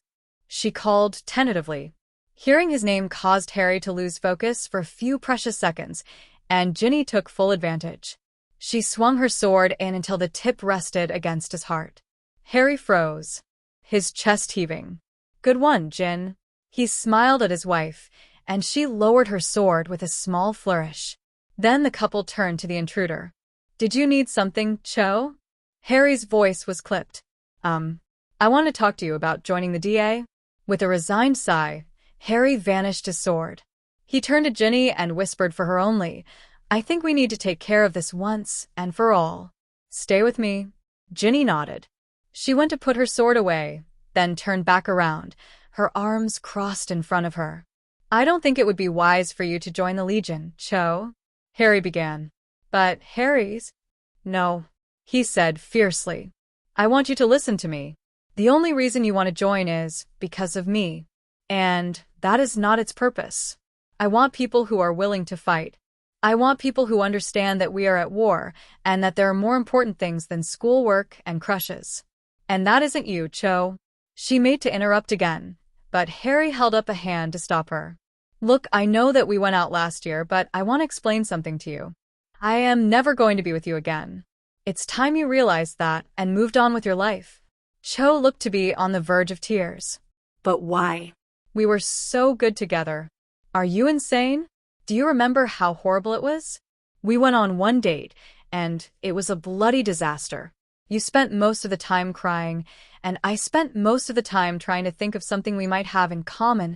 Harry paused to take a calming breath. I'm with Ginny, and I will be for the rest of my life. I love her, and nothing you say can ever change that. Cho could no longer hold back her tears. Feeling some compassion for the girl, despite what she had tried to do, Ginny stepped forward and put a hand on her shoulder. Cho, was there a reason you kept on trying to get back together with Harry? Cho nodded. He told me, after Cedric died, he told me that Cedric's death was pointing me towards who I was meant to be with, that it had prepared me to be with you. He told me that you needed me in your life to teach you how to love, because no one had loved you before. He told me. At this point, Cho completely broke down. Ginny wrapped her arms around the older girl and pulled her into a hug. It's okay, Cho. We understand. Ginny looked up at Harry, who was standing there, his arms hanging limply by his side, and a defeated look on his face. She knew how much it hurt him every time they discovered another example of the headmaster's treachery. Cho, I think you need to understand what is going on. Harry, tell her the truth. Are you sure, Jin? He looked desperate to avoid this discussion, knowing how much it would hurt the older girl. Yes. She needs to know so that she can move on. Harry could feel the determination coming off of her, and he was not one to deny her. Harry nodded. With a wave of his wand, a large couch appeared. He and Ginny led Cho over and helped her sit down in between them. I'm assuming you were talking about the headmaster? Cho nodded. For reasons which I'm not going to get into, he has spent the last several years trying to keep me away from Ginny. He knew I would fall in love with her, and he wanted to prevent that. Why? Harry sighed. I'm sorry, Cho, but I can't tell you. It would put you in too much danger to know this. Suffice it to say that he was desperate, and in his desperation, he decided to redirect my attention. The Ravenclaw's eyes grew big. He fed me a mild love potion from the beginning of my 3rd year that aimed any romantic intentions I may have had at you. Cho gasped. Then, you never really did like me, did you? No, I don't think so. Unfortunately, I didn't really realize something was wrong until this summer. With Hermione's help, we were able to discover what he had done and prevent it from ever working again. Harry looked down at the pretty girl beside him. I'm sorry, Cho. You were pulled into something that hurt you, and for that I am sorry. He should never have done that to you. Cho looked at him closely for several long minutes. Then Harry watched as her face changed. No longer was she the insecure girl she had been. Do you mean to tell me that he kept me from healing, that he manipulated me, all for some idiotic reason of his own? There was steel in her voice. Yes, it was Ginny who answered this time. He thought he knew best, that it was better for Harry and me not to fall in love. But he failed to realize that he was actually harming the cause he thought he was fighting for. Cho angrily wiped away her tears. Then she fixed Harry with a hard gaze. I want to join the Legion. Harry grinned. We'd be delighted to have you. Mr. Potter, came Professor McGonagall's voice. The headmaster needs to see you in his office after dinner. Harry looked up at the stern professor. He had been happily eating dinner and quietly conversing with Ginny, and had no clue what he had done to warrant a trip to the headmaster's office. Just me, Professor? Yes, just you. The password is Butterfinger. As Professor McGonagall walked away, Harry turned to meet Ginny's concerned gaze. They couldn't talk freely in the Great Hall, but it was obvious they were both thinking the same thing. Dumbledore was going to try and separate them again. It will be all right, Gin. He cupped her cheek, and she turned into his hand. We have a backup plan. I know, love. She reached up a hand and tapped gently against his head. Are you ready?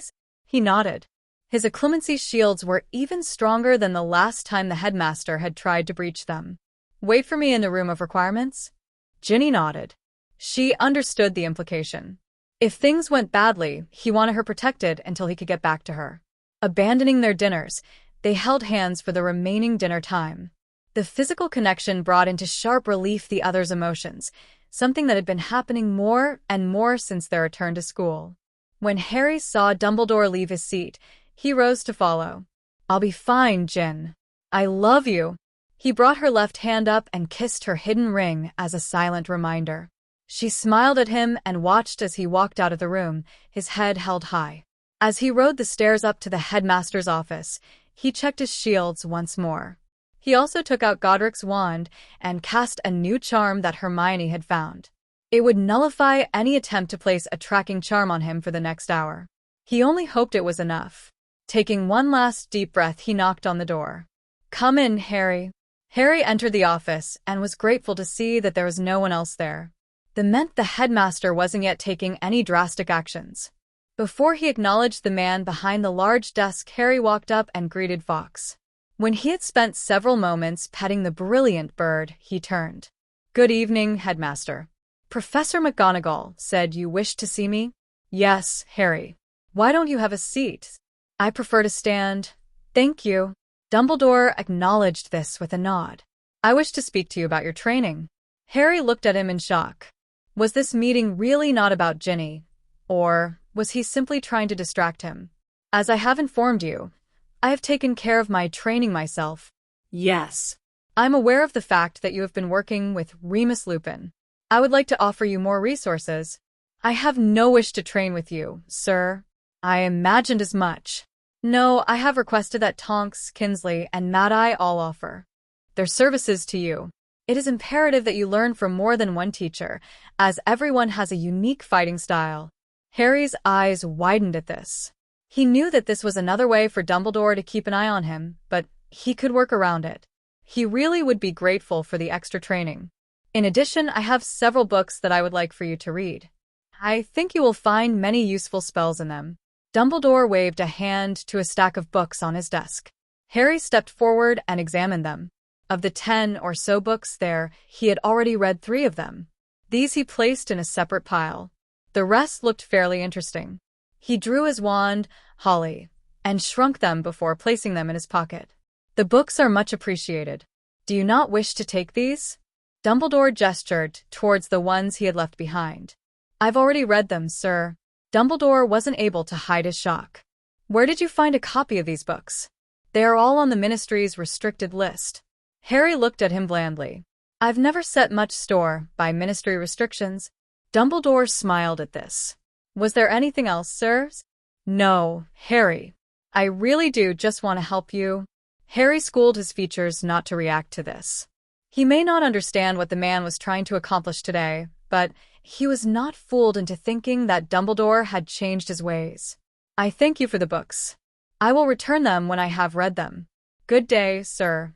Draco Malfoy strutted into the Slytherin common room, his left hand clutched around a letter from his father.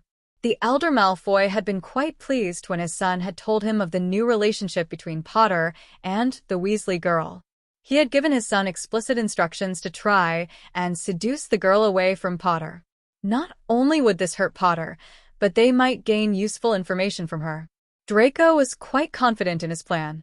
After all, who could resist a Malfoy?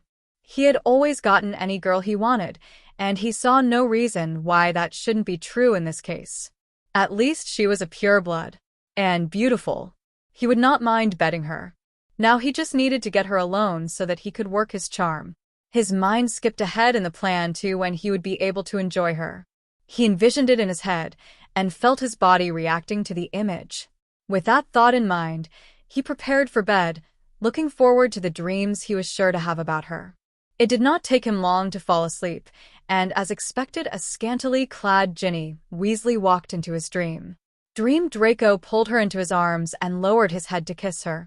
The kiss was intensely pleasurable, as the girl was more skilled with her tongue than Pansy. He opened his eyes in eager anticipation of undressing her. Instead of seeing the alluring form of Ginny Weasley, he was wrapped in the arms of Eddie Carmichael, a Ravenclaw student a year above him. Draco's mind tried to pull away in disgust, but his dream body would not allow it. He tried every technique he knew to wake himself up, and it wouldn't work. He watched, horrified, as Carmichael pulled him in and kissed him again.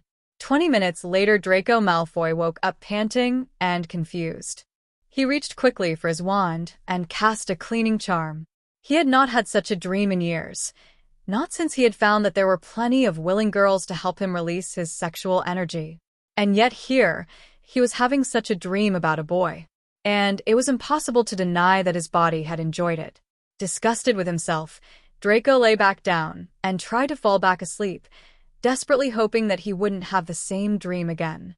He was supposed to be seducing the Weasley girl. He wanted to dream about her. Draco woke up twice more throughout the night, each time after having the same vivid dream and with the same result.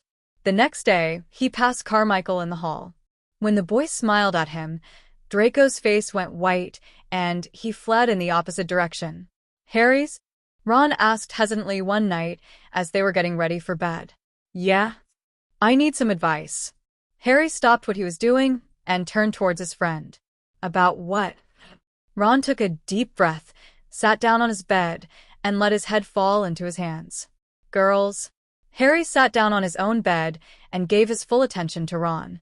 What about them? And why do you assume I have any clue? Well, you were able to do pretty well with Ginny, I guess. It took me long enough. Harry chose not to point out that he had an unfair advantage when it came to Ginny.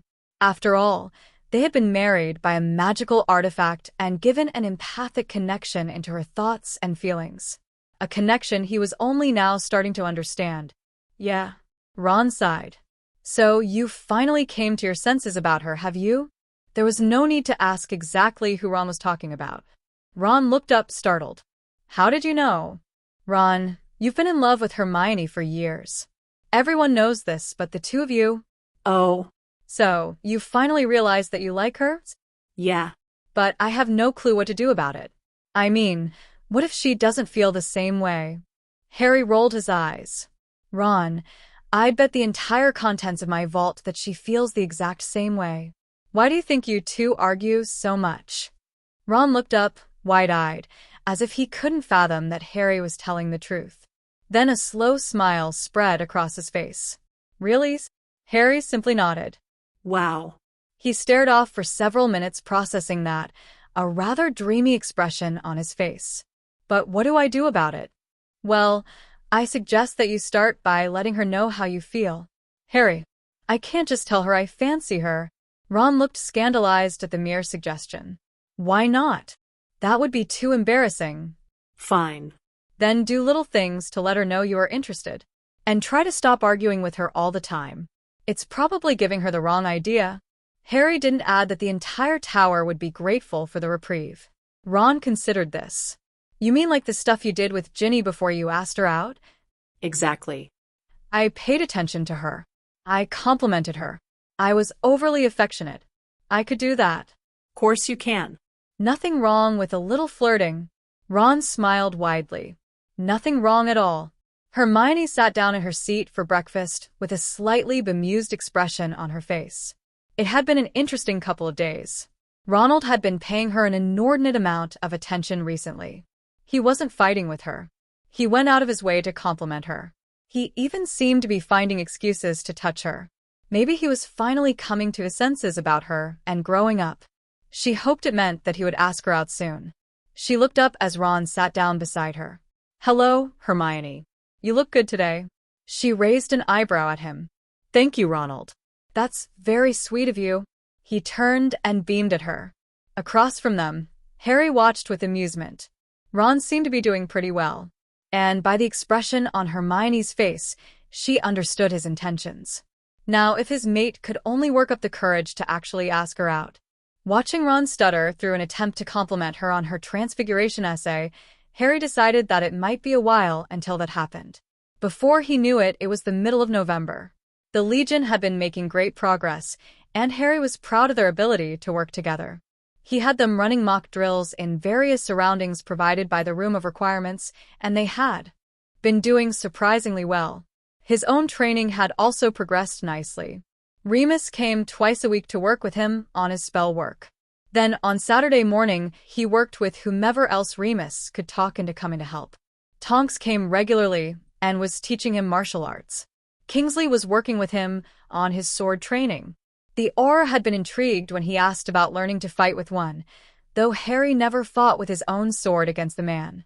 The Order thought the mysterious fighter from Diagon Alley had claimed Gryffindor's sword, and he didn't want to reveal his hand too early. Harry had the most fun in his training sessions when Moody came. The grizzled ex-Auror was the only one of his trainers who was capable of winning a duel with Harry anymore, and Harry relished the chance to work with him. One Thursday afternoon, Remus showed up with a surprise visitor. Bill. Harry exclaimed in surprise. What are you doing here? Remus seems to think I could help with your training. The eldest Weasley boy sent a smirk at Remus. Although seeing as how you trounced my arse months ago, I don't know why he thinks that. Remus laughed. I don't want you to duel him. Harry has others who have been helping him with that. However, you have skills that I think would be of value to him. Bill raised an eyebrow in question as Harry looked on curiously. I have no doubt that there will come a time when Harry will have to break into a heavily warded area. I want you to teach him how... Bill's grin was almost feral.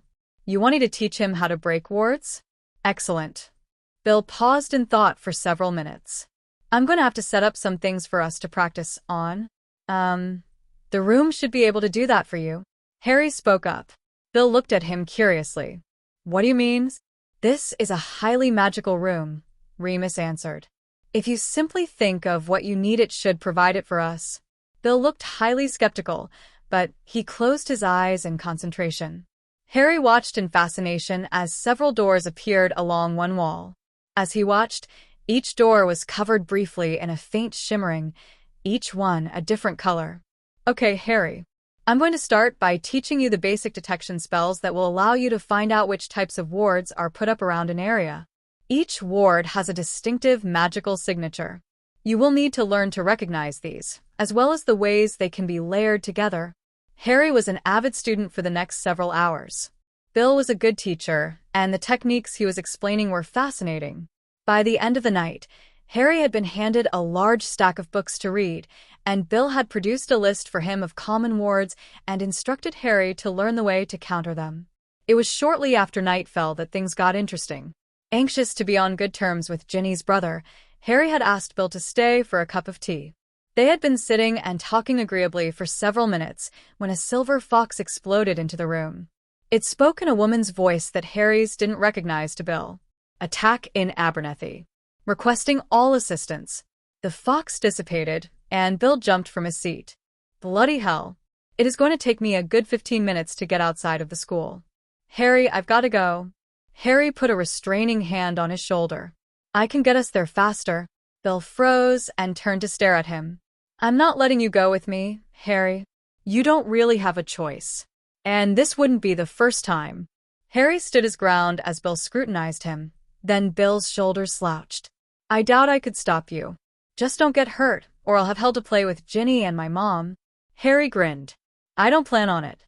And your mom will never know I was there. He waved his wand a few times, and Bill watched as Harry became unrecognizable. Dobby. Master, the elf asked as he popped into the room. I need you to take Bill and myself to Abernathy. Then come back and tell Ginny where we've gone. Yes, Master. Mistress will be most displeased in being left behind again.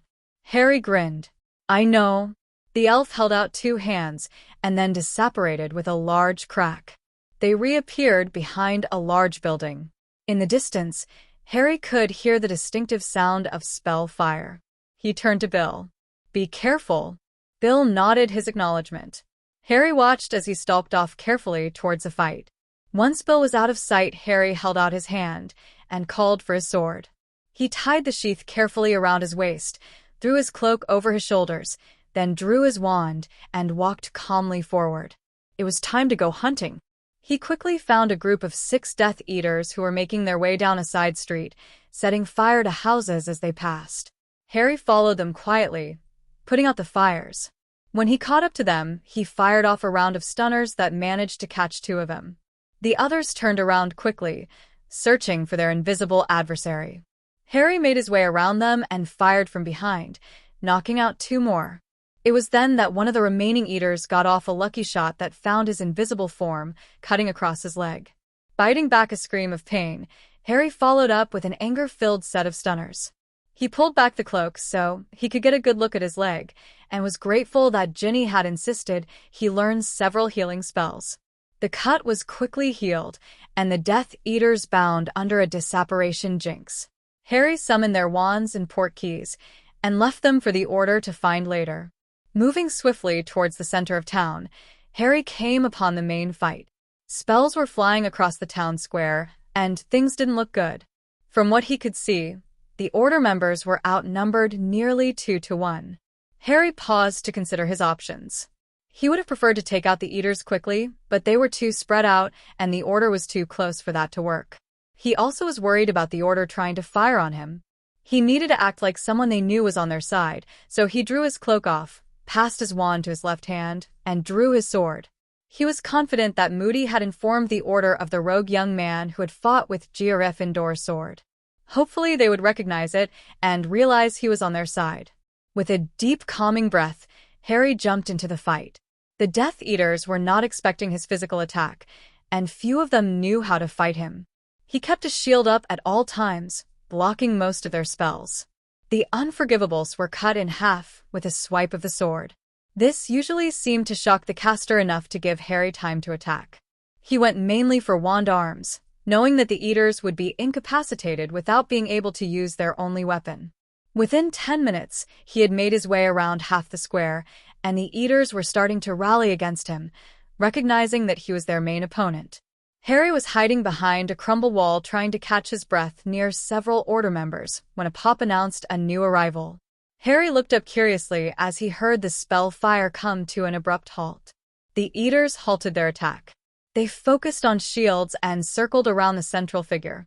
Harry's stomach turned to stone as he recognized the man that had appeared, a gleaming sword in his hand. "I offer a challenge to our mysterious swordsman, a proper duel." The oily voice of Lucius Malfoy rang out through the square. A hand descended on Harry's shoulder, and he looked up into the sweaty face of Bill Weasley. "Get out of here now. That pretty girlfriend of yours would have my hide if I let you fight him." Harry's face hardened. "On the contrary, Lucius and I have some unfinished business to attend to." Harry stood up and walked confidently out into the square. "You called?" Malfoy laughed. "A mere boy? You think you can challenge me? Run on home to your mother, boy. Leave the fighting to the grown-ups." Harry glared at the man who had nearly cost Ginny her life. "Not a chance, Malfoy. I've been looking forward to this for years. We have some unfinished business to finish." The blonde sneered. "What are you talking about, boy? Did I hurt Mummy or Daddy?" No. "You nearly killed my wife." Harry ignored the outraged cry from Bill behind him as he attacked. He would deal with Bill later. Malfoy was an expert swordsman, and Harry's skill was immediately put to the test. Malfoy drew first blood as he sliced across Harry's left arm, but Harry's sword was there to prevent further damage.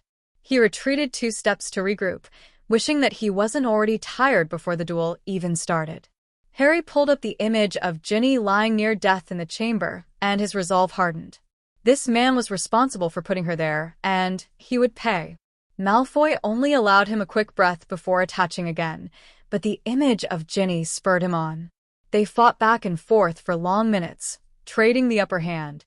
Then Harry saw an opening, and a large gash appeared across Malfoy's abdomen. The man withdrew immediately, panting with effort. "You are better than I expected, boy, but you are fighting on the wrong side. My lord could have great use for you." Harry scoffed. "I will never join Voldemort, no matter how many times he asks me to." "Who are you?" "What? Don't you recognize me? We have met before." Harry smirked. "Ah, Lucius, that hurts. We have so many fond memories together." Harry stalked forward. When he was 2 feet away from Malfoy, he hissed so quietly that no one else could hear. "It was only 5 months ago that I thwarted you once again." Malfoy's eyes widened in recognition, and Harry used the man's shock to attack. He used a complicated flick of the wrist that Kingsley had only taught him last week to send Malfoy's sword flying. In an instant, Harry's wand was in his left hand, and both wand and sword were resting against the man's heart. Harry leaned in and looked the man in the eye. "Don't worry, Malfoy. I'll send your master on to join you as soon as I can." Harry gave a final push, and the sword went clear through the man's heart. He whispered one parting comment. "This is for Ginny. May you rot in hell for what you did to her." Harry withdrew his sword and watched as the man who had caused Ginny so much pain collapsed and drew a ragged last breath. It was only his instinctual reflexes that saved him from the retaliatory spells that immediately came his way. The Order used the shock of Malfoy's death and the moment of the Eaters' attack on Harry to decimate most of the remaining forces. Only a handful of Eaters managed to operate away. It was only seconds after the last crack that Remus made it to where Harry was kneeling next to Malfoy's body. Bill and Moody were only steps behind. "Are you okay?" Remus asked as his arms came up to support an exhausted Harry.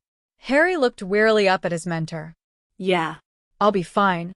He glanced briefly into Bill's confused face and was grateful that his brother-in-law was keeping his questions to himself for the time being. "That was some pretty fancy sword work there, boy." Moody growled. "Thanks. I've learned from the best. Why don't you come with us, so we can get you healed up?" Moody extended a hand to help him up. "Thanks, but the wife should be able to handle it." Harry grinned. "That's assuming she stops yelling at me long enough to notice I'm bleeding." Remus chuckled. "You did marry a fiery one.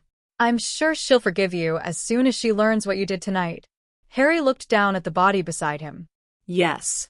He deserved a much more painful death than I gave him, that's for sure." Harry reached down and picked up his sword. "Help me over to the alley, Remus?" Remus nodded. He helped Harry slowly stand and wrapped an arm around his waist. They walked slowly over to the alley until they were out of sight, and then Harry disappeared with Dobby. Remus sighed before turning back to the square. He was met by the questioning gaze of Bill and Moody. "You never mentioned you know that boy, Remus." Moody growled at him suspiciously. Remus shrugged. "He's an old friend. Mind telling us who he is?" "No, I don't think I will. He'll tell you when he's ready." Moody stomped off in aggravation. "Remus?" Bill asked tentatively. "Isn't he a little young to be married?" Bill's eyes burned into the werewolves in question. Remus winked at Bill. He had to throw them off his identity somehow. Bill eyed him carefully for a moment before nodding his agreement. Harry was probably just lying to disguise his age. There was no way that Ginny could be married. She was only 15. Harry James Potter. Harry winced as Dobby brought them back into the room of requirements where Ginny was waiting. "Why didn't you take me with you? You could have been killed." "Sorry, love. You know they can still trace your wand." Ginny glared at him. "And besides, I was with Bill. You know he wouldn't have let you go off to fight." "That is no excuse. You know perfectly well I've trained enough to be able to fight." She stalked forward with her wand emitting sparks. Harry backed up, his eyes wide with fear as they watched her wand. Unfortunately, his unsteady legs gave out underneath him, and he collapsed on the floor. Ginny's anger evaporated instantly. "What happened? What's wrong?" Her wand was running along his frame as she spoke, finding the numerous cuts and bruises. She gasped as she found a particularly nasty cut on his left shoulder. Most of the eaters were fighting the order in the middle of the town square of Abernathy. It was too dangerous to try and take many out at once, as the order members were in the way. "So I made my way through the square with the sword," Ginny harumphed. "That explains all your cuts. Actually, most of them came later. They must have realized they needed to call someone with sword training, because Malfoy showed up with sword in hand." Ginny drew in a sharp breath, but continued with her healing. "We fought for a while." Her hand clenched around her wand. "Did you get him?" Yes. "He's gone." Ginny's wand clattered to the floor, and she threw her arms around his neck. She buried her head against his chest and whispered, "Thank you." Harry wrapped his arms tightly around her. "No one will ever get away with hurting you." Harry brought a hand up and gently pulled her chin up so he could see her face. Then he lowered his mouth to hers. His kiss was not deeply passionate, but the raw emotion in it set Ginny's heart racing. Their breath was ragged when he pulled away. "I love you, Ginny Potter." Ginny angrily wiped away her tears. "You better. Otherwise there is no way I would be able to put up with you." She reached down blindly for her wand. "Now stop making me cry. I need to heal the rest of you." She grinned cheekily at him. "You need to take off your shirt so I can fix that shoulder of yours." Harry smirked at her. "You just want an excuse to see my bare chest." She giggled. "Maybe. Now off with the shirt." The next morning, Harry and Ginny were eating breakfast in the Great Hall when Dumbledore entered, and instead of walking up to his seat at the staff table, he approached Harry. "Mr. Potter, I need you to come with me, please." Harry looked up, startled. Usually he was at least allowed to finish his meal. One look at Dumbledore's face, which was looking exceedingly grave, convinced him that the old man knew he had gone to fight last night. "Certainly, sir." Harry turned to Ginny and planted a kiss on her cheek. "I'll see you later, love." Her only response was to squeeze his hand gently in silent encouragement, conveying a surge of love and worry with that one gesture. Harry followed behind the headmaster as they made their way to his office. Waiting for them inside were Moody, Snape, and Remus. Harry shot a look at Remus, but the marauder simply shrugged. Once the door was shut behind him, Harry turned towards Dumbledore and waited. "Harry, where were you yesterday evening?" "I had training with Bill for most of the night." "Remus was there for most of it." "And where did you go after Mr. Weasley left?" "I spent some time with Ginny." This was not a lie. He had spent a considerable amount of time with her. After the fight, much of this time was spent with his shirt off and her hands on his bare chest. Harry smiled at the memory. "You did not visit a village by the name of Abernathy?" Harry plastered a puzzled expression on his face. "Where is Abernathy?" Behind him, Harry heard Snape scoff. It's obvious that he is dodging the question, Headmaster. Harry turned towards the man. Then why don't you ask me the question that you really want the answer to? Snape sneered. Have you been fighting Death Eaters recently? I have been fighting Death Eaters and Voldemort my whole life, and I have no intention of stopping until they are all dealt with. Snape's eyes blazed at the implied message. Typical Potter. Think you can do everything on your own? I never said I would win this fight on my own. I simply said I will always be a part of it. And what makes you think you have the right to fight? Severus. That's enough. Harry turned his attention back towards Dumbledore. Harry, you cannot leave the safety of the castle to participate in battles. It is imperative that you become fully trained first. Harry's expression remained neutral. You have no idea how trained I am, Headmaster. Dumbledore's jaw clenched. I have offered to help with your training. No, thank you. I'm doing just fine on my own. I'm sorry, Harry, but you cannot leave to fight.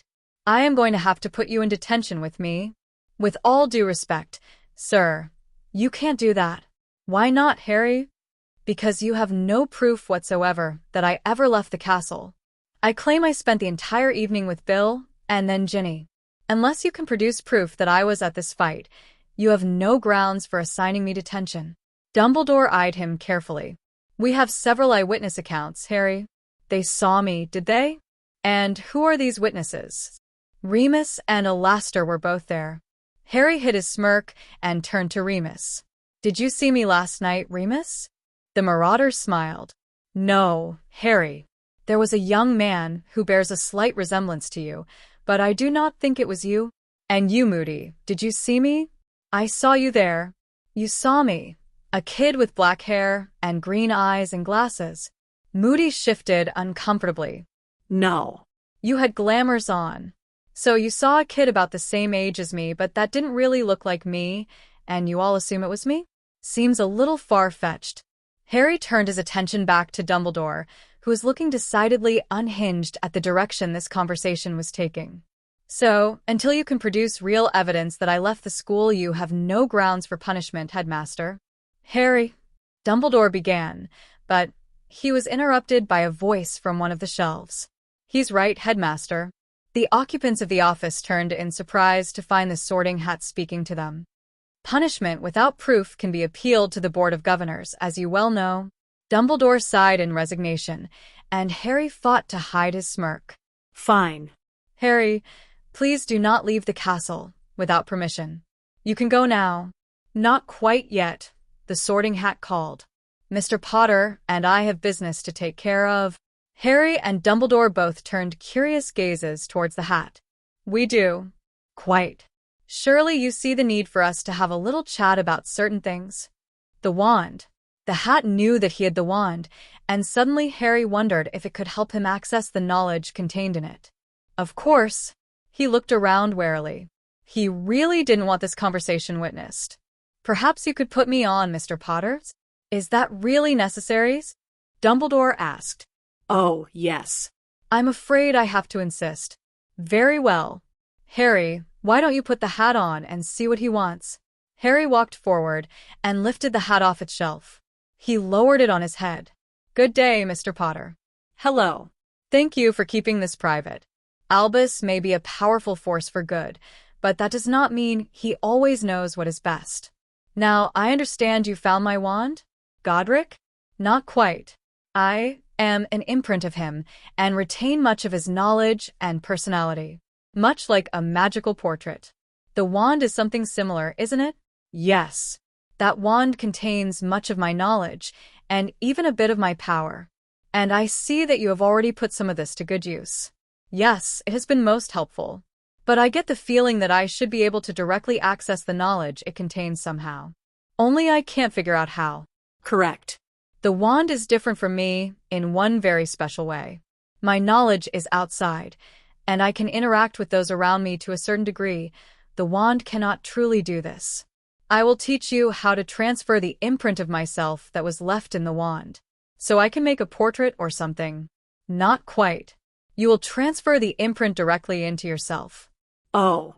Now listen carefully, Mr. Potter.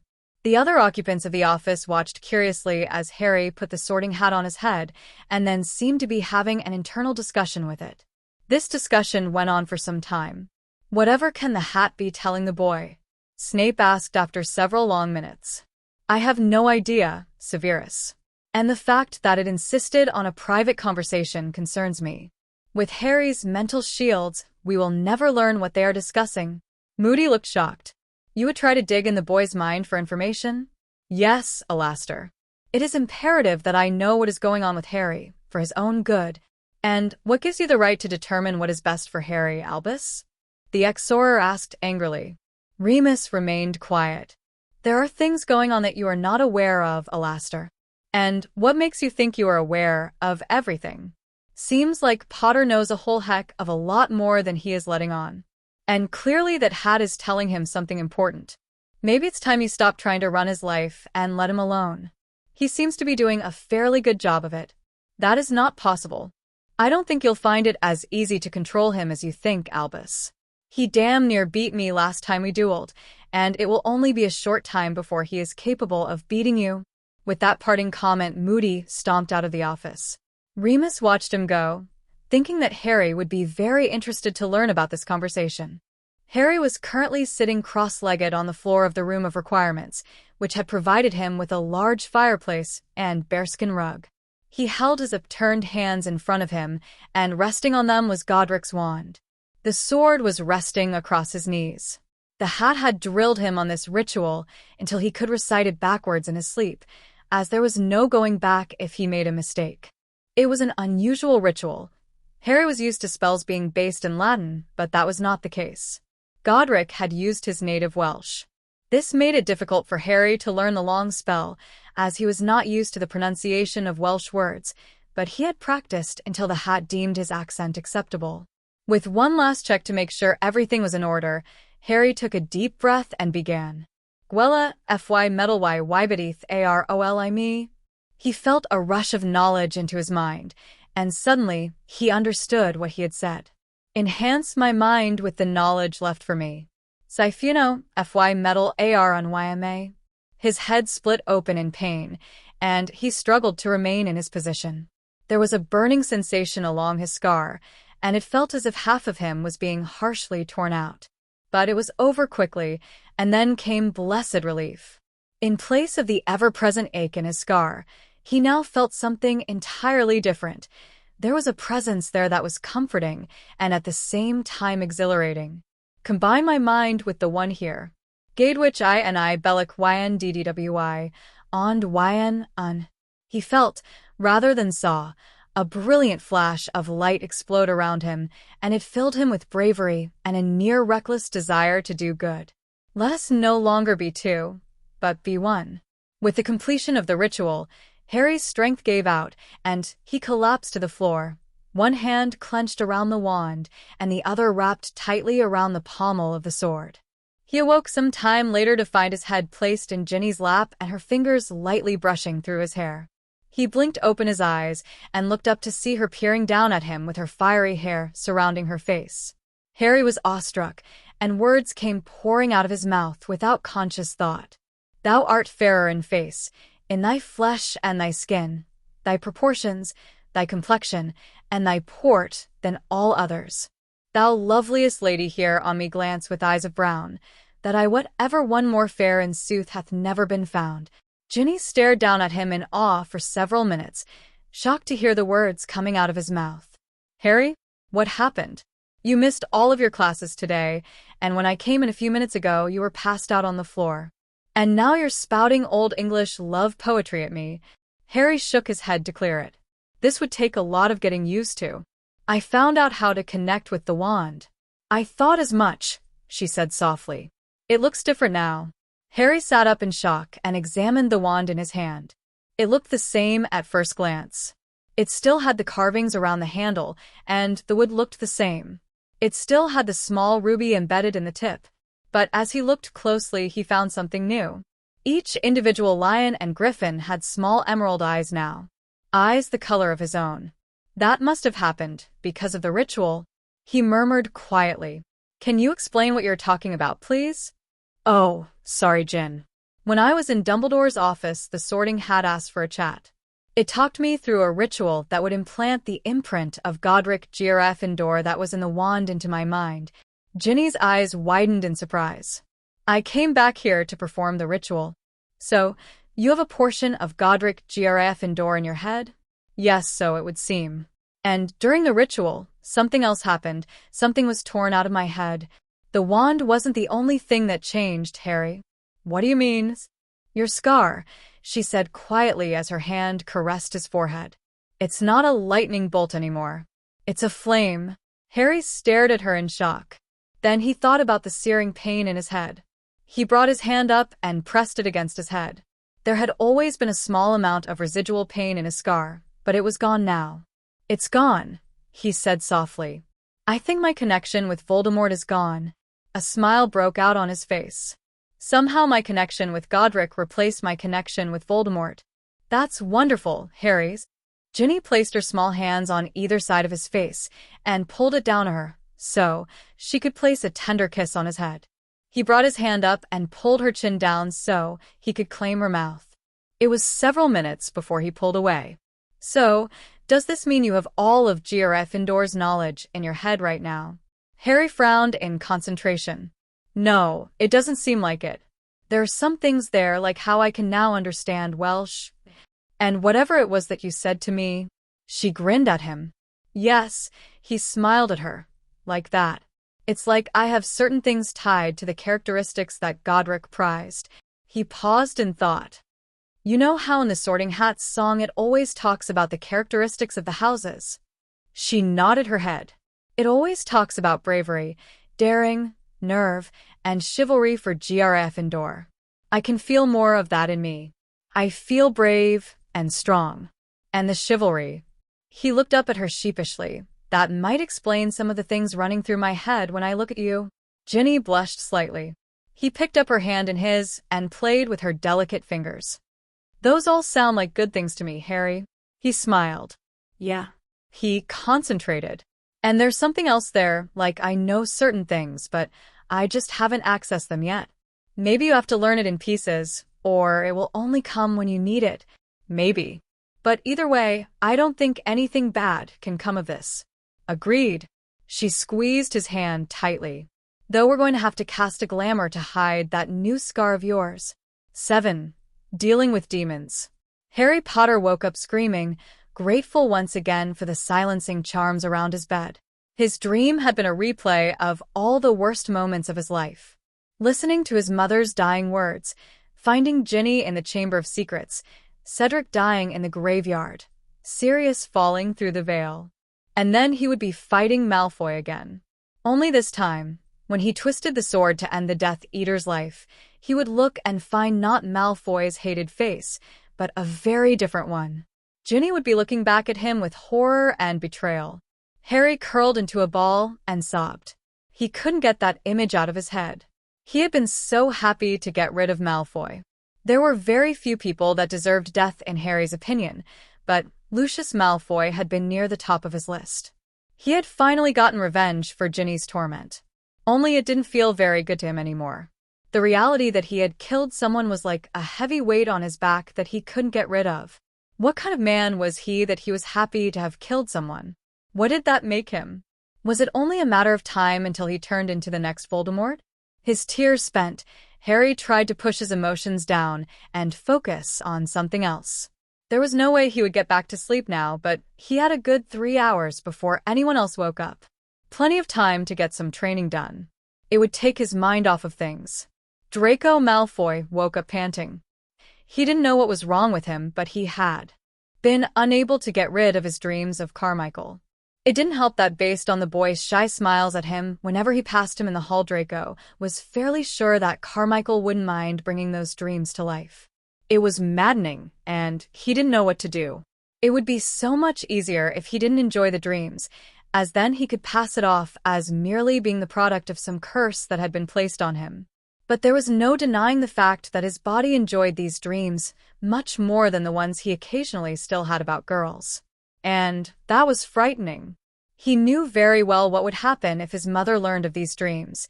He doubted he would live through the night. Despite his father's rather interesting history of sexual escapades, nothing like this was acceptable in a pure-blood family such as his. Draco knew of his father's recent fate, but Narcissa Malfoy was nearly as proficient in the use of the Cruciatus Curse as her husband had been. In addition, the Dark Lord had already communicated with Draco that he was expected to take his father's place very soon.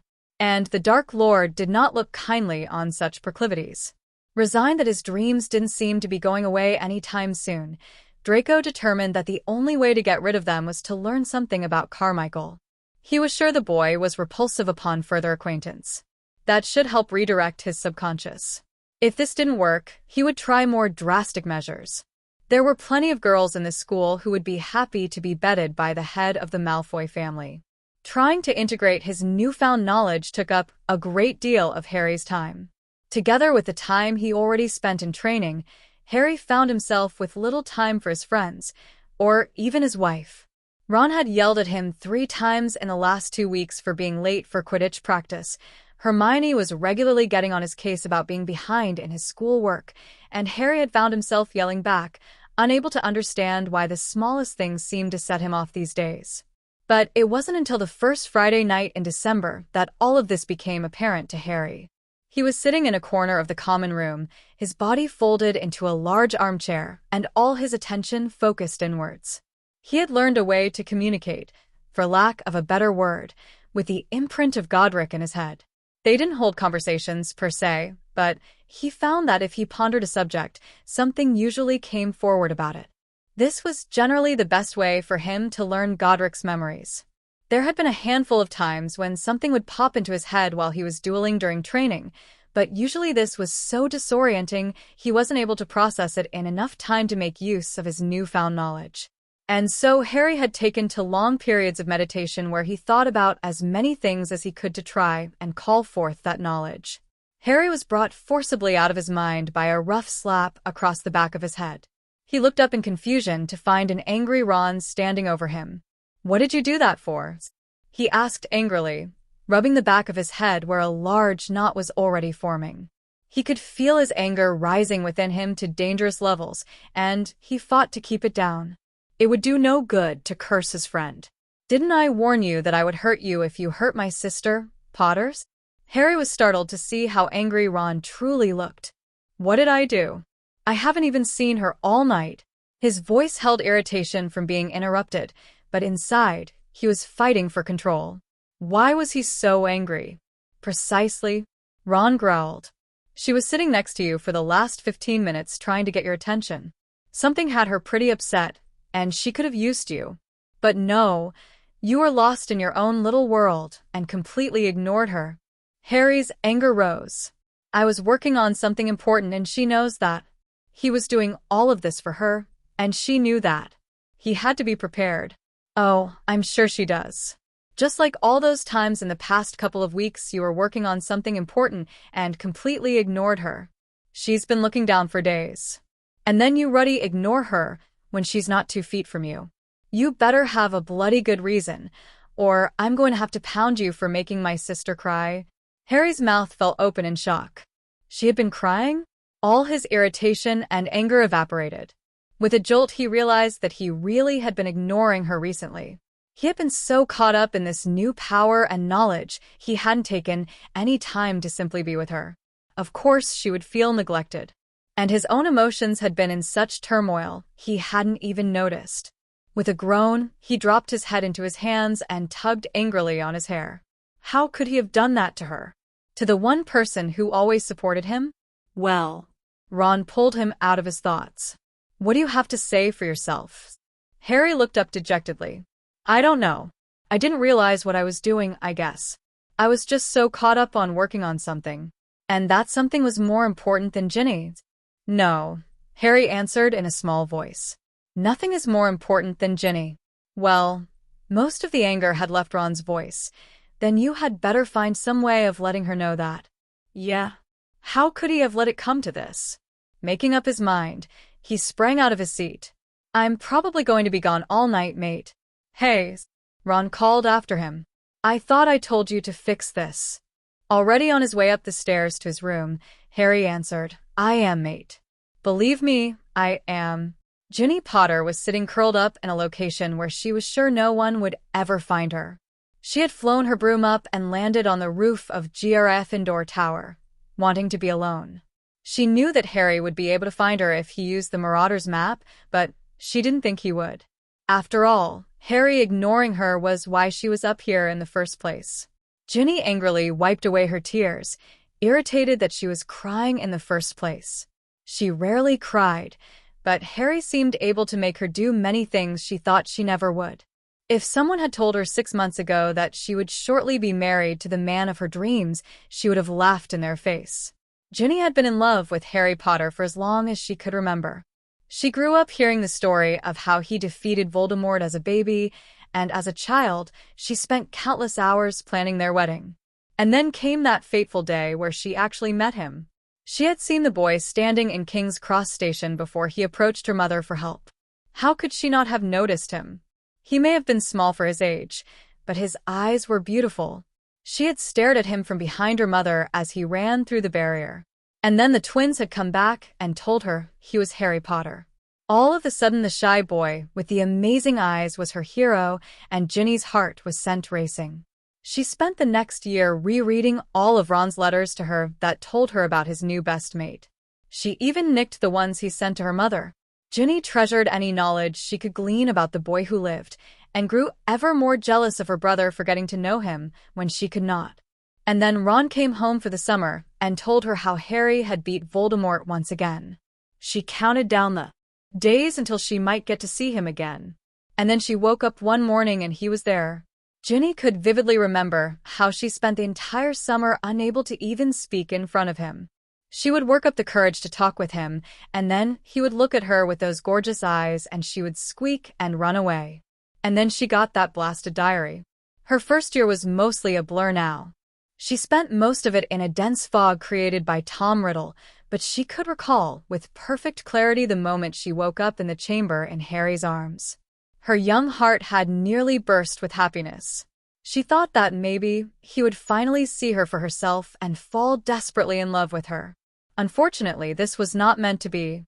Harry basically ignored her for 2 more years. She couldn't really blame him, as she certainly didn't make it easy on him. She had the horribly embarrassing habit of making a fool of herself in front of him. At least Harry was never cruel about it. He just seemed uncomfortable around her. It wasn't until the end of her 3rd year that Ginny came to the conclusion that Harry Potter was never going to fall in love with her, and she should just get over it and live her life. Maybe then she and Harry could be friends. This strategy had worked marvelously for her last year. She and Harry became friends, and she was even there to help him when he went to try and save Sirius. He was no longer treating her like a little girl, and Ginny liked it. But she had spent the last year constantly telling herself she was over him, and for a while she even believed it. So when Dean Thomas asked her out at the end of term, she accepted. And that was when everything changed.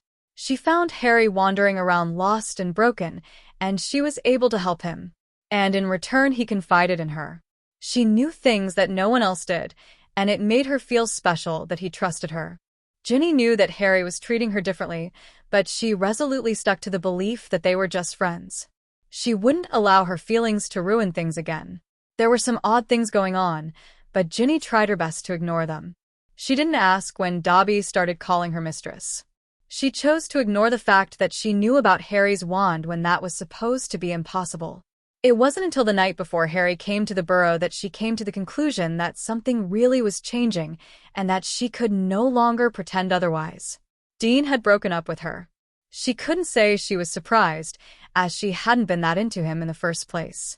And she really didn't like him enough to be sad about the end of the relationship. No, it was the way he did it that got to her. She had been sitting by the pond and mellowing in her anger, while indulging in a well-deserved cry, when Harry found her. And he held her all night long.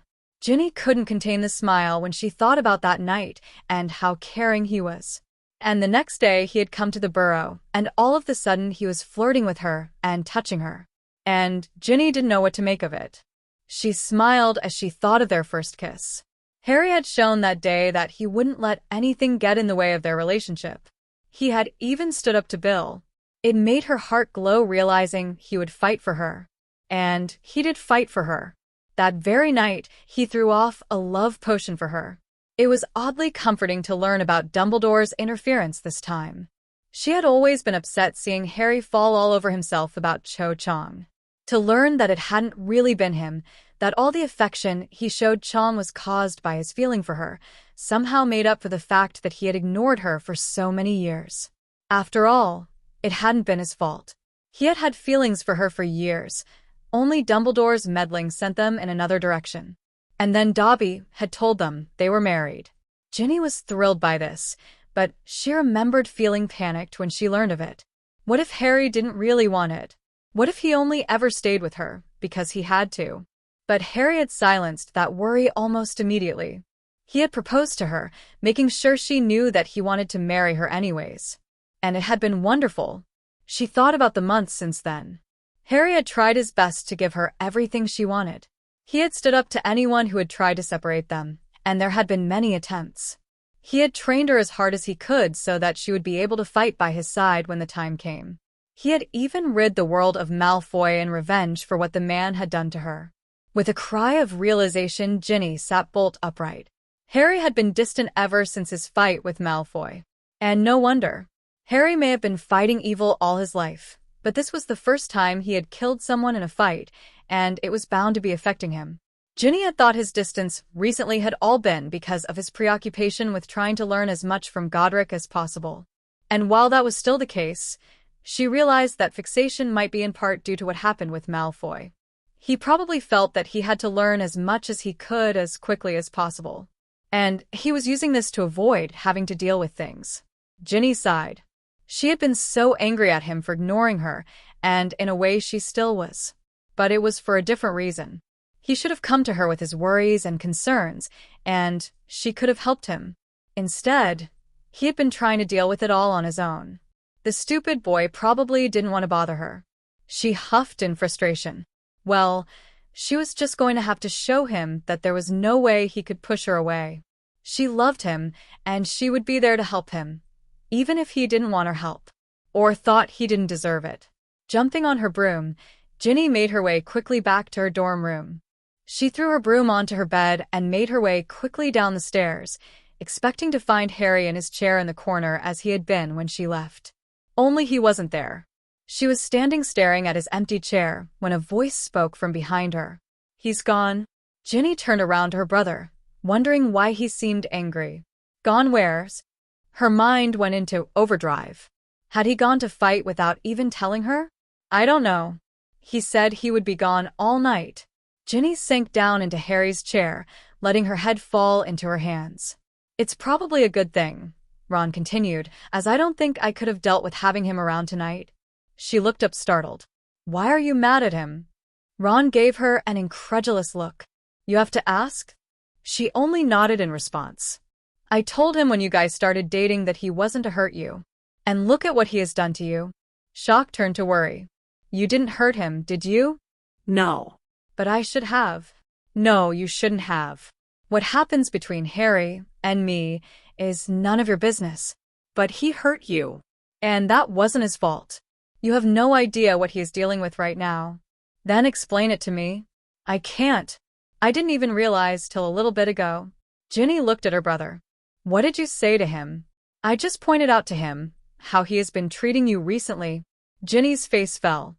Harry would blame himself for everything, like he always did. Worry bubbled in the pit of her stomach. "And he left right after?" "Yeah." Ron. "Did it ever occur to you not to let him leave? If he gets hurt out there under some misguided notion that I no longer love him, I'm going to curse you." Ron held his hands up in surrender. "Wait a minute. What makes you think he'll get hurt?" "He probably ran away because he thought I didn't want him anymore." Ginny pulled angrily on her hair. "How are we even going to find him?" "Gin, he'll be back." "How do you know?" She looked up at him with tears in her eyes. Damn it, she hated to cry. "He told me he would. He said he was going to fix this." Ginny froze and looked up. "Fix what?" "Whatever is wrong with the two of you. He didn't go off to do something stupid?" "No, I don't think so. I'm pretty sure he is off scheming how to apologize." Knowing him, it will involve some elaborate gesture or gift. Ginny smiled up at her brother, then jumped up and wrapped her arms tightly around him. Thanks, Ron. Without waiting for a response, she bounced up the steps to her room. She grabbed her cloak and called, Dobby. Yes, mistress? Do you know where Harry is? Dobby wrung his hands. Dobby is not supposed to tell mistress until the morning. Dobby promised master. Okay, you can't tell me where he is. Can you take me to where he'll be in the morning? I want to wait for him. Dobby considered this for several moments, then a sly grin took over his face. Master did not forbid Dobby from taking mistress early. We will go. He held out his small hand, and they disappeared with a large crack. Ginny looked around and found herself in the middle of a large meadow covered in wildflowers. A brook bubbled nearby. Where are we, Dobby? We is in the room of requirements, mistress. Master asked Dobby to get some things ready tonight. That's fine, Dobby. I'm just going to wait for him. You do whatever you need. Dobby bowed to her and disappeared, leaving Ginny alone. Realizing that she might be waiting a while, Ginny took off her cloak and spread it on the ground. Then she curled up on it and closed her eyes. Ginny woke up to a gentle hand on her face. She blinked open her eyes and found Harry gazing down at her. She smiled sleepily at him, then frowned as she noticed the dead look in his eyes and the dark circles underneath them. It looked like he hadn't slept at all. What are you doing here already, Gin? Dobby wasn't supposed to bring you until later. He refused to take me to you. This was the next best thing. Harry sighed and sat back on his heels, his hands falling into his lap. You ruined my surprise. Ginny sat up and stretched. I don't need a surprise, love. His eyes shot up to hers at the endearment, and a spark of hope could be seen there. With a jolt, Ginny realized that it was the first time she had felt anything from him in several days. He had shut himself completely off from her and removed her access to his emotions. It was worse than she had thought.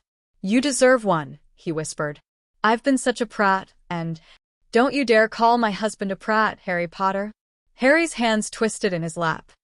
I don't deserve to be your husband. Well, that is just too bad, because I'm not letting you out of it. But I've been horrible to you, ignoring you for weeks. You deserve so much more. And I was angry about that until I had time to sit down and think about things a bit. She reached out and pulled his hand into hers. She smiled as his fingers performed the familiar caress over her wedding rings. Do you know why you have been so distant, Harry? Harry shrugged one shoulder. I've been spending so much time trying to learn everything I could, and that's not the reason, and we both know it. Harry ducked his head and refused to look at her. What's really bothering you, Harry? He looked down for several minutes, but her quiet presence and the love he felt from her encouraged him to speak up. I killed someone, Gin, and I was happy about it.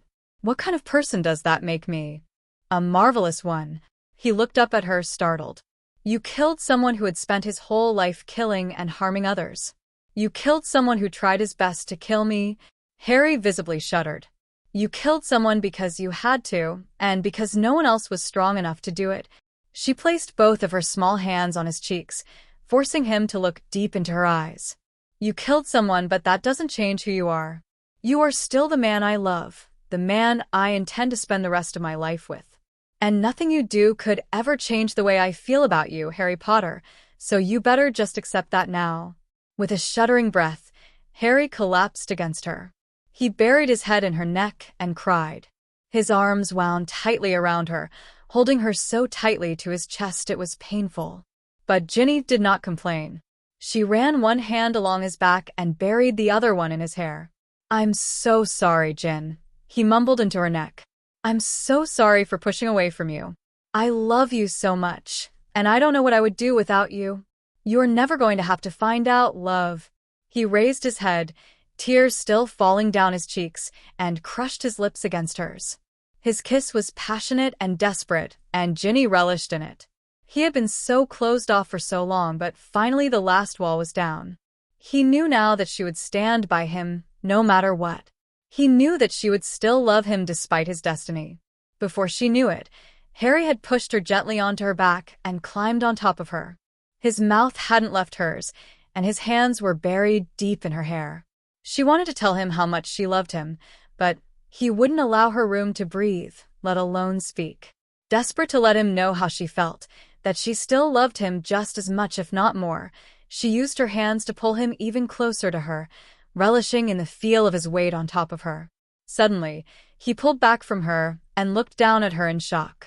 "What did you say?" She stared up at him, panting and confused. "I didn't say anything." "But I heard you," he protested. "I heard you say you love me." She smiled up at him. "I do love you, with all my heart. But there was no way I was able to talk with you kissing me senseless." Harry still looked confused, but Ginny dragged him back down to her. His kisses were like a drug she couldn't get enough of, and her control was slipping dangerously. She knew she wasn't ready to take their relationship too far, if for no other reason than that she hadn't yet brewed the necessary potion, but kissing was no longer satisfying her. And with the way Harry was kissing her, he seemed to agree. "I want you." It was Harry's voice, but he hadn't spoken aloud. Her eyes popped open in shock. She had heard him. In the precious few seconds of coherent thought she had left, she remembered some of the things they had read about their bonding ceremony. Some of the effects were never recorded, but it was speculated that their connection could be deeper than the empathy they had shared for months. Slipping her hands underneath his shirt to explore his back, she concentrated hard. "There are other things we can do now besides that." Harry pulled back in shock. "I knew I heard you." She smiled up at him, tugging on his shirt. "Take it off. We can discuss this later." Harry allowed her to pull his shirt over his head. He went back to exploring her neck as her small hands ran over his back. With a push, she flipped him onto his back and sat up, straddling his stomach. He lay on his back, eyes glittering and dark as he watched her. With shaking hands, she reached down and slowly pulled her own shirt up and off. Harry stared up at her in awe. "I want to touch you." His voice in her head was low and husky, and she smiled at him. She reached behind her back and unclasped her bra, throwing it behind her. Then she reached down and brought his hand up. Ginny lay with her head resting on Harry's bare chest as his hands played with her hair. She smiled as she remembered the last hour happily. Harry may have started out hesitant, but it didn't take him long to enthusiastically explore her. And it had been marvelous. Harry's voice in her head pulled her out of her musings. "What do you think this is?" "The books did say that the bond between us might grow." "Yeah." His voice was tinged with awe. "This is brilliant. How do you think it works?" "Well," she thought, "I can't hear everything you think." "No." "You only seem to respond when I purposely direct something at you. So we can communicate by thought, but only when we try hard enough." "Seems that way." "Seems like a good thing, though. It might get awfully confusing to have two people's thought running through our minds at all times." "True." She paused to think about the possibilities. "Do you think there are any kinds of restrictions on this?" His hands stilled in her hair, and she looked up to see him deep in thought. "Well, obviously we have to try and send something. The only other thing I could think of is that it might not work over distance." Ginny bounced up excitedly, then her face fell. "You can't hear me anymore." Harry sat up. "Do you think it's gone?" His looked upset at the possibility. Ginny reached out a hand for his. "Not completely. So we have to be touching." "Seems that way." He smiled happily down at her. "I'm glad it didn't go away." "Me too." "Still, it would have been dead useful if we could talk without touching. Maybe we just have to work up to it." He beamed at her. "That would be brilliant." Ginny smiled happily. She looked around the room for the first time since she had gotten here. There was now a large gazebo next to the brook, and it was set with a small breakfast table. In front of one of the chairs was a large bouquet of lilies. "I'm sorry I ruined your plan." He smiled sheepishly at her. "It's okay. This was better." She grinned. "Yes, I agree. But we can still do what you had planned." Harry laughed as they slipped back into their discarded shirts. He led her over to the table and held her chair out for her. "Breakfast is served, my lady." Ginny laughed. "It looks wonderful. But where were you all night?" "None of this requires you to leave the castle." Harry winked at her. "You're going to have to wait for that part, love." Breakfast was fabulous, and Ginny was able to gently persuade Harry to talk about some of his nightmares and fears. He ducked his head repeatedly in embarrassment, but Ginny's soft words of encouragement convinced him that it was okay for him to be scared and upset. When they had finished eating, he helped her to her feet and the table and chairs disappeared. Then he held out a hand. "May I have this dance?" Ginny looked up at him in shock. She knew very well that Harry didn't know how to dance. She had witnessed his attempts at the old ball. She cast him a worried glance, but he just smiled softly at her. Hoping that her feet wouldn't soon be regretting this decision, she put her hand in his. Harry pulled her close, wrapping one arm around her waist as he held her other hand. She didn't know where the music was coming from, but it was beautiful, and as Harry danced her around the small gazebo, she found herself shocked by how good he was. She pulled herself closer and rested her head contentedly against his chest. "When did you learn how to dance so well?" "Last night." Ginny looked up in shock to see him smirking down at her. She was glad to see his playful mood return. She had missed his cheeky comments the last few weeks. "Last night? I knew I needed to do some groveling. And I'm not stupid enough to try and buy a Weasley off with presents." Her heart melted once more for the man in her arms. "And just who taught you?" "Well, I would have asked your mom, but that might have raised some interesting questions." She laughed as she imagined the look on her mom's face if Harry had shown up at the Burrow last night. "So instead I asked Tonks." "Tonks? Who trips over everything." "Hey." "I was desperate. And she is surprisingly good." He pulled her tighter into him, and Ginny could feel the giddy mischief rolling off of him. "Of course, it took me a while to find her. She wasn't at her flat. So finally I went to ask Remus if he knew where she was." He buried his head in her shoulder and chuckled. "Are you going to explain the joke?" "I found Tonks in Moony's bed." Ginny froze in shock, then slowly raised her head to look up at him. His emerald eyes were once more twinkling merrily, and he was grinning in amusement. "How long has that been going on?"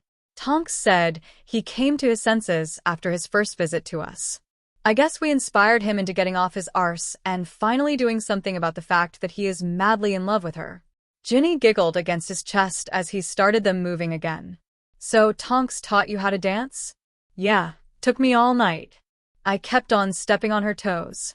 Ginny turned her head and placed a kiss directly over his heart. "I love you. I adore you, Ginny Potter." Harry and Ginny, holding hands and giggling, walked into the common room just before lunchtime. They made it through the portrait hole and looked up before stopping in their tracks at the glare from Ron. "And just where have you two been?" The redhead growled at them. Harry raised an eyebrow. "It was under your orders that I apologized, Ron, or did you forget?" "No." "But does that require you to keep my little sister out all bloody night? What exactly were you doing with her?" Harry looked down at Ginny in shock. "You were out all night?" Ginny smiled sheepishly. "I came bursting into the common room just after you left, looking for you. Ron told me you had run off, and I may have freaked out a little bit." Not wanting to voice her fears in front of the students who were paying avid attention, she finished in his head. "I was worried you had run off because you thought I didn't love you anymore. I had to find you. I feel asleep in the room of requirements waiting for you." Harry stared down at her, love and awe coursing through him. "You are truly marvelous, Ginny Potter." "You slept in the room of requirements?" Ron asked, bringing their attention back to him. "Yes." "Harry didn't show up until this morning. He woke me up, then we spent the morning together." "Oh." Ron looked carefully at Ginny. "And he apologized for being a prat?" Ginny smiled at her brother. "Yes, he did." "Everything is okay now." Harry pulled her close and growled in her head. "It's more than okay, Mrs. Potter." Neither Potter noticed the intrigued looks from Hermione at their interaction. They curled up in a chair together, and Harry resumed one of his favorite activities, playing with her left hand and the ring there. Hermione watched the entire thing.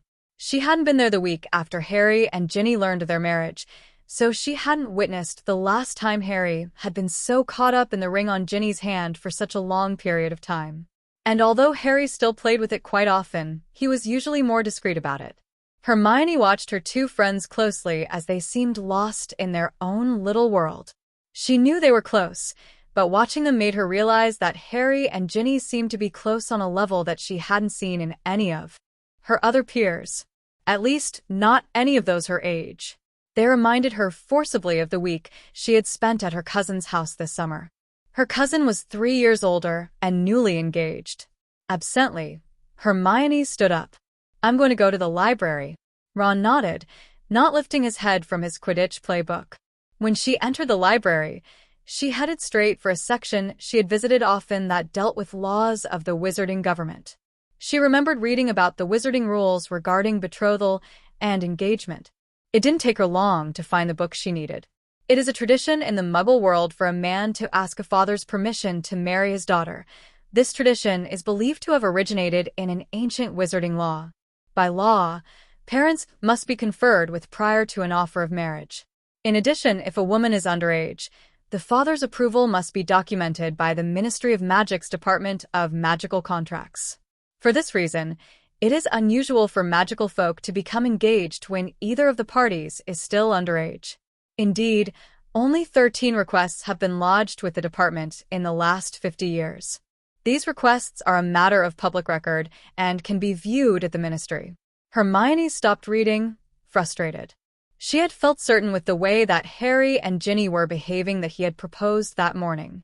Why else would Harry be caressing her left hand and kissing directly over where an engagement ring would lie? But she couldn't see Mr. and Mrs. Weasley giving him permission to propose to their 15-year-old daughter.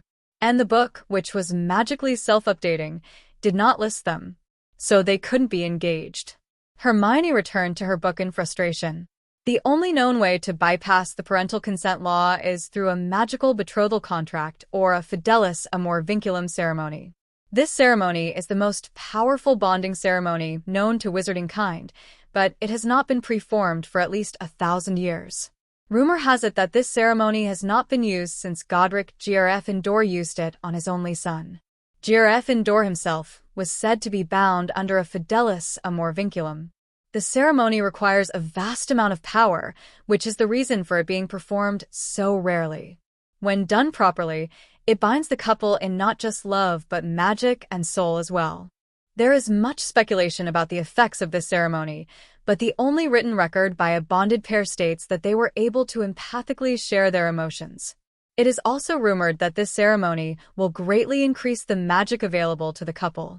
Performance of the fidelis amor vinculum ceremony constitutes a binding magical marriage and grants immediate legal emancipation for underage wizards and witches.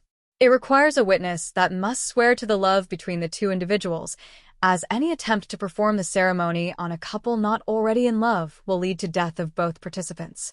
The instructions for the fidelis amor vinculum ceremony are restricted by the Ministry of Magic, and the only known copy of the spell required is under study in the Department of Mysteries. Hermione stopped reading, her brain racing. She knew that Harry and Ginny could not be betrothed, as this required a ceremony performed by the current Minister of Magic. There was no way that Fudge would perform such a ceremony without making a public spectacle of it if Harry was involved. And it didn't make sense that Harry and Ginny could have been bound with the fidelis amor vinculum. For one, the only people that might possibly have enough power to perform such a spell would be Dumbledore, Voldemort, and Harry himself. Also, Hermione was confident that there was no one that Harry would trust enough to stand as witness if it wasn't herself. And yet, nothing else made sense. With determination, Hermione returned to her books. She would learn everything there was to know about the ceremony, and then she would confront them about it. "Harry, Ginny, can I talk to the two of you?" The couple in question looked up. They had spent the last several hours happily wrapped around each other in a large chair by the fire. To the outside world, it looked like they were silently enjoying each other's company, but in reality, they had spent the time conversing together. They analyzed what they knew about the war and Dumbledore, and discussed where things needed to go from here. "Sure, Hermione," Ginny said. "What's up?" Hermione looked around cautiously. "Not here. Somewhere more private." Harry looked at her curiously, wondering what she could want to talk to them about. Wordlessly, he and Ginny stood up and left the common room, Hermione following behind. They made their way to the room of requirements. Once inside, the door disappeared, and Harry asked for several privacy wards in addition. Then he turned to his friend. "What did you want to discuss, Mione?" "I was doing some reading today." Harry didn't react to this. It was nothing new. I found some laws referring to the Fidelis Amor Vinculum ceremony. Harry and Ginny stiffened at the name, and Hermione watched shrewdly. You know what I'm talking about, don't you? Ginny laid a calming hand on Harry's arm. What did you learn, Hermione? I was curious. Harry snorted in amusement until Hermione shot him a scalding look. I noticed some things were going on with you two all term, but I figured you were just in love and left it at that. But today something was different. Hermione took a breath before going on. Were you aware that Harry has been playing with your left ring finger all day long? Harry's face looked startled, which quickly turned to chagrin. I didn't realize I was doing that. It's just habit, I guess. He turned to Ginny. Sorry, love. I don't think anyone else made the connection, Hermione put in quickly, but I would refrain from doing that around Dumbledore. Anyways, I thought you might have asked Ginny to marry you this morning, and I was curious about the laws regarding underage engagements. She paused and eyed the two of them. There is no way that you could be engaged without the entire wizarding world knowing about it. I know, Harry said quietly. I would have to not only have permission from her father, but lodge this with the ministry, and it would be a matter of public record. Fudge would die of happiness to have something like that to hold over me. Hermione looked at him curiously. You are very well informed. We've read all the books in the library about this. Hermione nodded before going on. It did mention one way to get around the law without it becoming public knowledge. Fidelis Amor Vinculum. Ginny whispered. Yes. The older girl looked at her friends. Mind explaining to me just how you two were able to manage that? We have no bloody idea. Harry. Sorry, Mione, but it's the truth, and it is fantastically frustrating. We didn't even find out about it until 2 months after the fact. What? Ginny looked up at Harry as if seeking permission. He nodded. In June, Harry's new wand performed the ceremony on its own, with Dobby as witness. Dobby didn't tell us about it until after my birthday. Hermione looked at her in shock. The wand performed the ceremony? But how? That makes no sense. How can a wand perform a spell on its own, and how can it perform that spell? It's supposed to be nearly impossible to do. I have no idea, Harry answered. We've tried to look into it, but there isn't much information out there. And we have to be careful. No one can find out about this, and it would look suspicious if we were asking around. Hermione nodded her agreement. Are you going to tell the families? Harry and Ginny looked at each other and gave identical shrugs. I want to, Harry began. I don't like the idea of lying to her family. But can you imagine their reaction when I tell them I married their 14-year-old daughter? Hermione cringed. True, that might not go over well. But you need to find a way to tell them. They'll find out eventually, and it will be much better coming from you. Harry pulled a hand through his hair in frustration. I know. Hermione thought carefully for a few minutes. You might try telling them one at a time. And as much as I hate to say it, you shouldn't start with Ron. Yeah. He's gonna kill me, but I can't tell him until I know he will be able to keep it to himself and not blurt it out the first time he gets angry about something. You've been working well with Bill, haven't you? Harry nodded. Maybe you should try him first. And he should be able to help when you tell Mr. and Mrs. Weasley. Harry looked at her thoughtfully. That might be a good idea. Thanks. He grinned at her. Hermione? Ginny asked. You'll keep this to yourself, right? Of course. But can I ask some things about it? Harry smiled at his friend's enthusiasm. He asked the room for a couple of couches. This might take a while. Lord Voldemort was in a towering rage. He didn't understand how his followers could be so incompetent. First, there had been the attack on Diagon Alley. They had managed to break into the bank, and Bellatrix had nearly been killed. Then there was the most recent attack. Voldemort had allowed his new recruits to choose their own target to attack for their initiation. They had chosen some town of no consequences in Scotland. By all accounts, things had been going well, despite the presence of Dumbledore's foolish Order of the Phoenix. Then things had started to go downhill. Half of the attackers were incapacitated, a good number of them permanently handicapped, by a single boy. He had sent Lucius to deal with the issue, as the report claimed the boy was fighting with a sword. Lucius was a superb swordsman, and yet the boy had defeated him, and not a single one of his followers could tell him who the boy was. But by all accounts, it was the same lad who had nearly defeated Bella months earlier. Voldemort had watched the memories of the events in question, and he was furious to discover that not only was it the same boy, but he seemed to be getting better, and he was wielding the sword of Gryffindor. Voldemort had searched for years for that sword, and now it had turned up in the hands of a mere boy. He had spent the last several weeks trying to determine the identity of the boy, but no one knew who he was. Even Severus, his spy within the Order, was unable to help. He reported that Dumbledore was just as mystified as to the kid's identity. The only one who seemed to know who he was the werewolf Remus Lupin, and the man wasn't talking. Thus Lord Voldemort was in a towering rage. He considered the possibility that Severus had mentioned.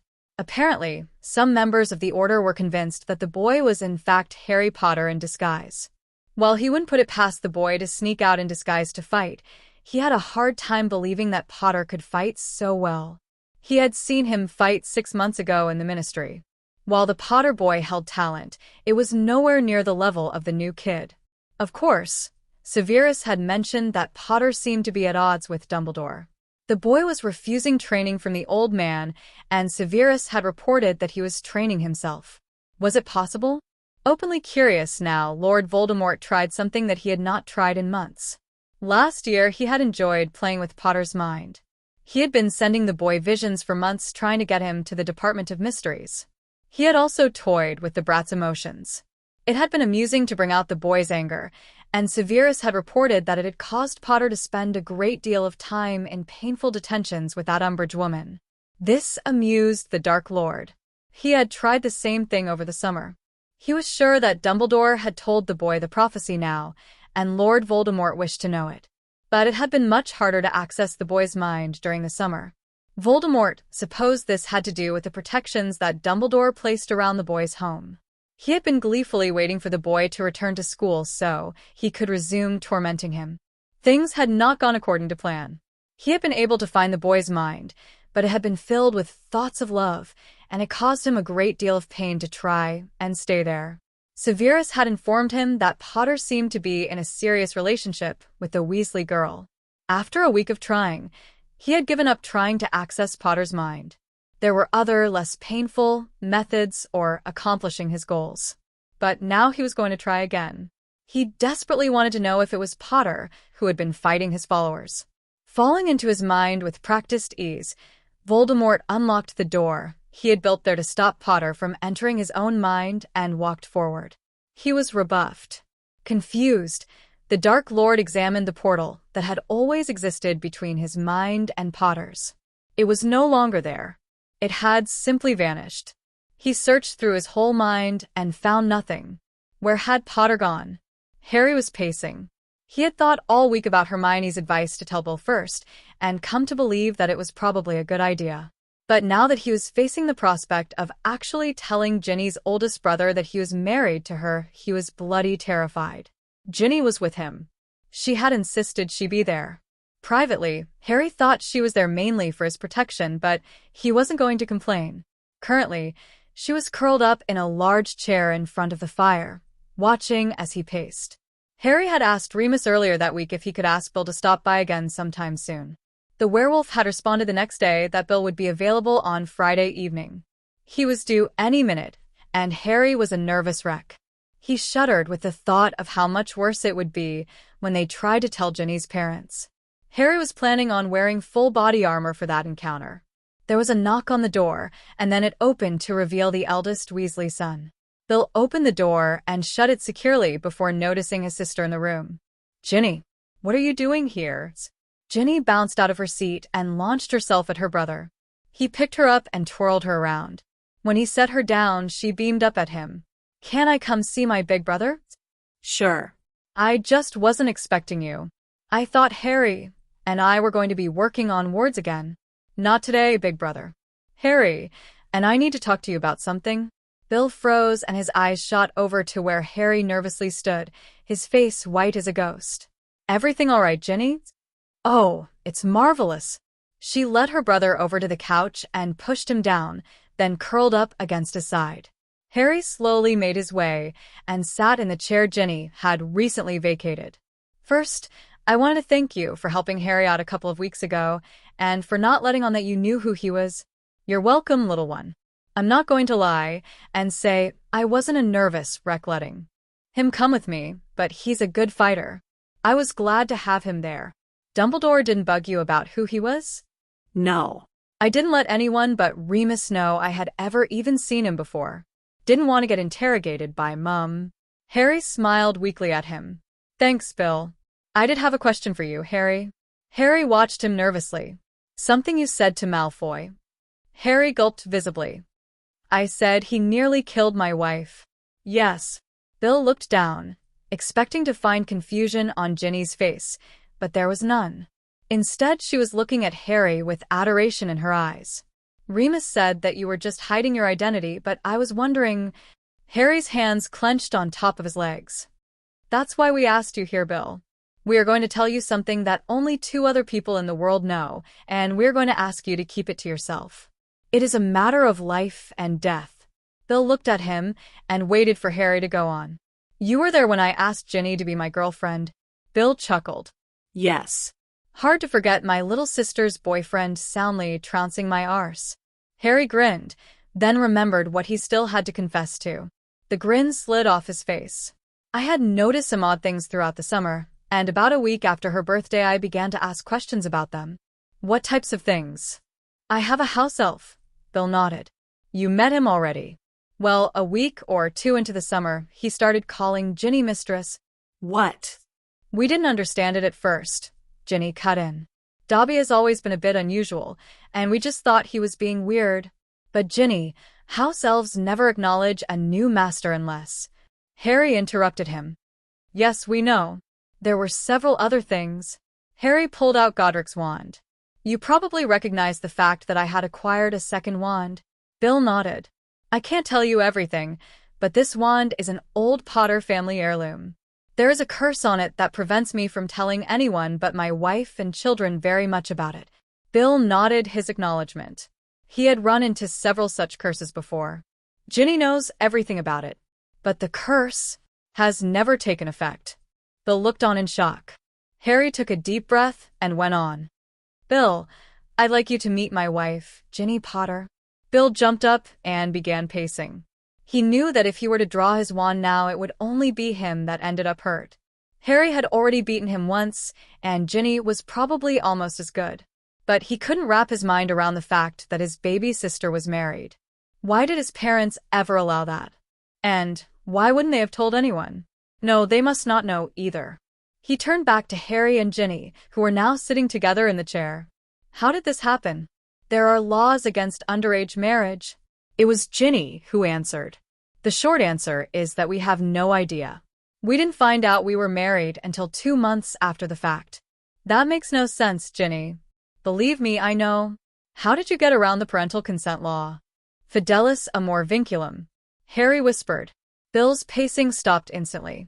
The true love bond? But who? How? Dobby stood as witness, and he is the one that finally told us. Harry answered, avoiding the real question. But who performed the actual ceremony? We can't tell you that, Bill. Ginny looked up at her eldest brother. And why the bloody hell not? Bill was growling in anger. I'm sorry, big brother. But we can't tell you for the same reason Harry can't say any more about his wand. Bill deflated. He knew what would happen if they broke one of those curses, and he was certainly not going to volunteer to be the test subject. He fell back onto couch. Who else knows? We told Remus fairly early on. That's one of the reasons he's been helping me so much. Harry looked relieved that the fight seemed to have left Bill. And Hermione figured it out last week. Bill nodded. That made sense. Why are you telling me first? We want to tell the whole family, but I don't think Harry could survive telling you all at once. Ginny smiled cheekily up at her husband, who just nodded. It was true. And we were hoping you might help us with how to tell Mom and Dad. Bill smiled. Hoping for my help to keep your husband alive, huh? Ginny beamed at him. Exactly. Bill's smile disappeared. Are you okay with this, Ginny? I realize you didn't have much choice, but surely we could find a way out of it for you. Harry visibly tensed, but Ginny turned to him and placed a hand on his cheek before turning to her brother. I'm perfectly happy, Bill.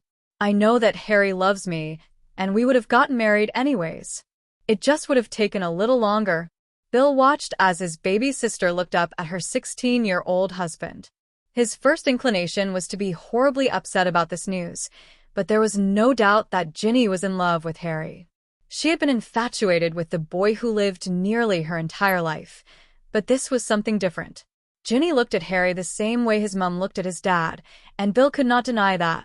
And he had already witnessed how much Harry was willing to fight for her. He wouldn't do that if he didn't return her love. Maybe it wasn't such a bad thing. With a resigned sigh, he stood up and walked over to them. I'm happy for you guys, but Merlin, help us when you tell Mum. He held out his hand for Harry to shake.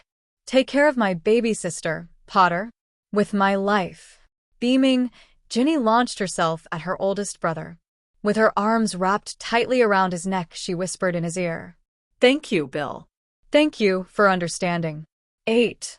Family relations. It was the last day before the Christmas holidays, and Harry could not wait to leave. Mrs. Weasley had invited him to spend time at the Burrow, and Harry had gratefully accepted. He needed to get away from Hogwarts and Dumbledore's constant attention. At the same time, he was a nervous wreck about going home, as they intended to tell Ginny's parents about the marriage. Harry was fairly confident that they wouldn't kill him, as it wasn't like he had had any choice in the matter, but that didn't stop him from worrying that it would destroy the good relationship he enjoyed with them. Ginny had tried to reassure him that, while her mother probably would yell, it wouldn't make her love Harry any less. Harry was having trouble believing her. Of course, it was impossible to get away from Hogwarts without Dumbledore trying once more to control his life. The old man called him to his office that evening, and Harry climbed the steps with a feeling of trepidation. Dumbledore had been keeping an annoyingly close watch on him since the discussion after the fight with Malfoy. He was fairly confident that Dumbledore was aware of how much time Harry spent in the Room of Requirements, and it would be no leap of logic for the old man to assume that he was spending that time training. Harry only hoped that Dumbledore hadn't yet found a way to actively spy on that training. Hello, Harry, the headmaster said genially. Why don't you have a seat? Harry sat down without saying a word. I thought it prudent to discuss some things before you left the safety of the castle. Harry had to restrain himself from rolling his eyes. He had never been truly safe in the castle. While I am giving you permission to go to the Burrow, I ask that you not leave the Weasleys' land any time during the break. I will take your opinion into consideration, Headmaster. Harry spoke formally in an attempt to rein in his anger. That was not a request, Harry. Forgive me, Headmaster, but I fail to see how you have any authority over how I spend my time when I am not at school. Dumbledore's eyes narrowed and lost some of their customary twinkle. If you will not agree with the measures I have put in place for your safety, then I must insist that you remain at Hogwarts for the holidays. You cannot force me to stay here. If you try, I will simply find a way to leave on my own. Dumbledore stared at him in shock, then pulled out his wand. Then I must do this for your own safety. He whispered a spell and sent a violet beam of light at Harry. Harry made no move to block it, as he knew what spell it was before the old man even sent it, and he had already taken the necessary precautions. He remained calmly in his seat. When the spell reached him, it exploded against an invisible shield, and a small silver instrument on Dumbledore's desk collapsed in sparks.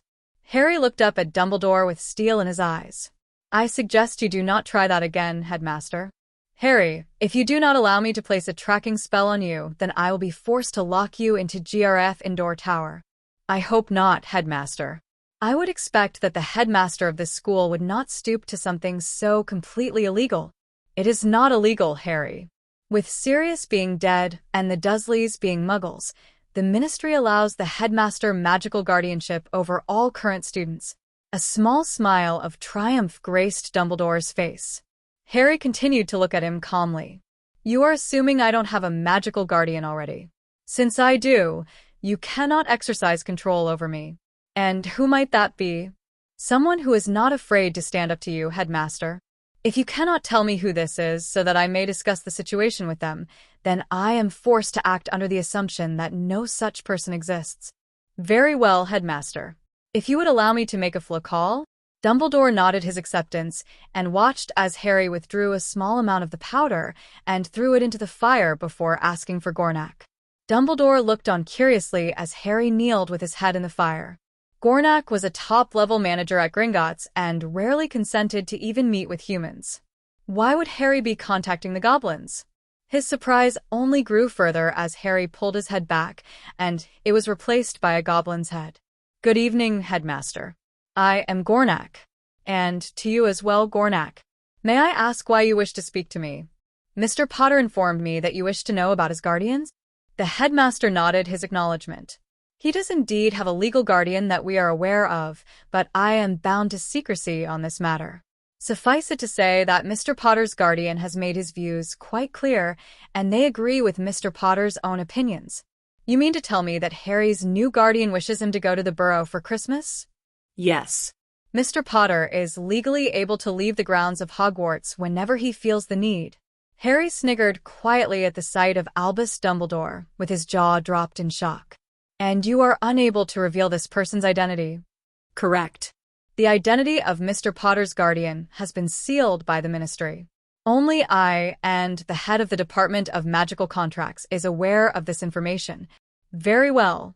Thank you for your time, Gornak." Gornak bowed his head and was gone, leaving behind a very shocked old man. With a resigned sigh, Dumbledore turned his attention back to Harry. "You seem to be going to a great deal of effort to get your way, Harry." There was no mistaking the look of disappointment in the man's eyes. "I have suffered through the mistakes of others long enough, Headmaster. I will no longer do so." "I am sorry you see it that way, my boy." Dumbledore rubbed his eyes wearily before looking back up. "I was just trying to do my best by you. Can you not forgive an old man the mistakes he made from loving you too much?" Harry stiffened and drew in several long breaths before responding. "You claim to have loved me so much that you made mistakes with regards to me. Tell me, Headmaster, where is the evidence that you love me? How am I even supposed to know what love looks like? Because until recently the only thing I knew about love was that it could get you killed." Harry paused briefly before continuing, trying to control his breathing as his anger rose. "You told me 6 months ago that my greatest strength, the power that would defeat Voldemort one day, was love. And yet every time I get close enough to love someone they are taken from me. My parents, Sirius. You even tried to take Ginny away. You kept information from me that led to the death of my only remaining family. You try to keep me from the Weasleys, the closest thing to parents I have ever known. You try to stop me from finding my own love. Tell me, Headmaster, whom is it I am allowed to love?" "Harry, you are not seeing things clearly. You have good friends who love you. You have many adults that care for you. We love you enough to try and protect you, even from yourself." "So you say, Headmaster. But why not Ginny? Why is it necessary to keep me away from her?"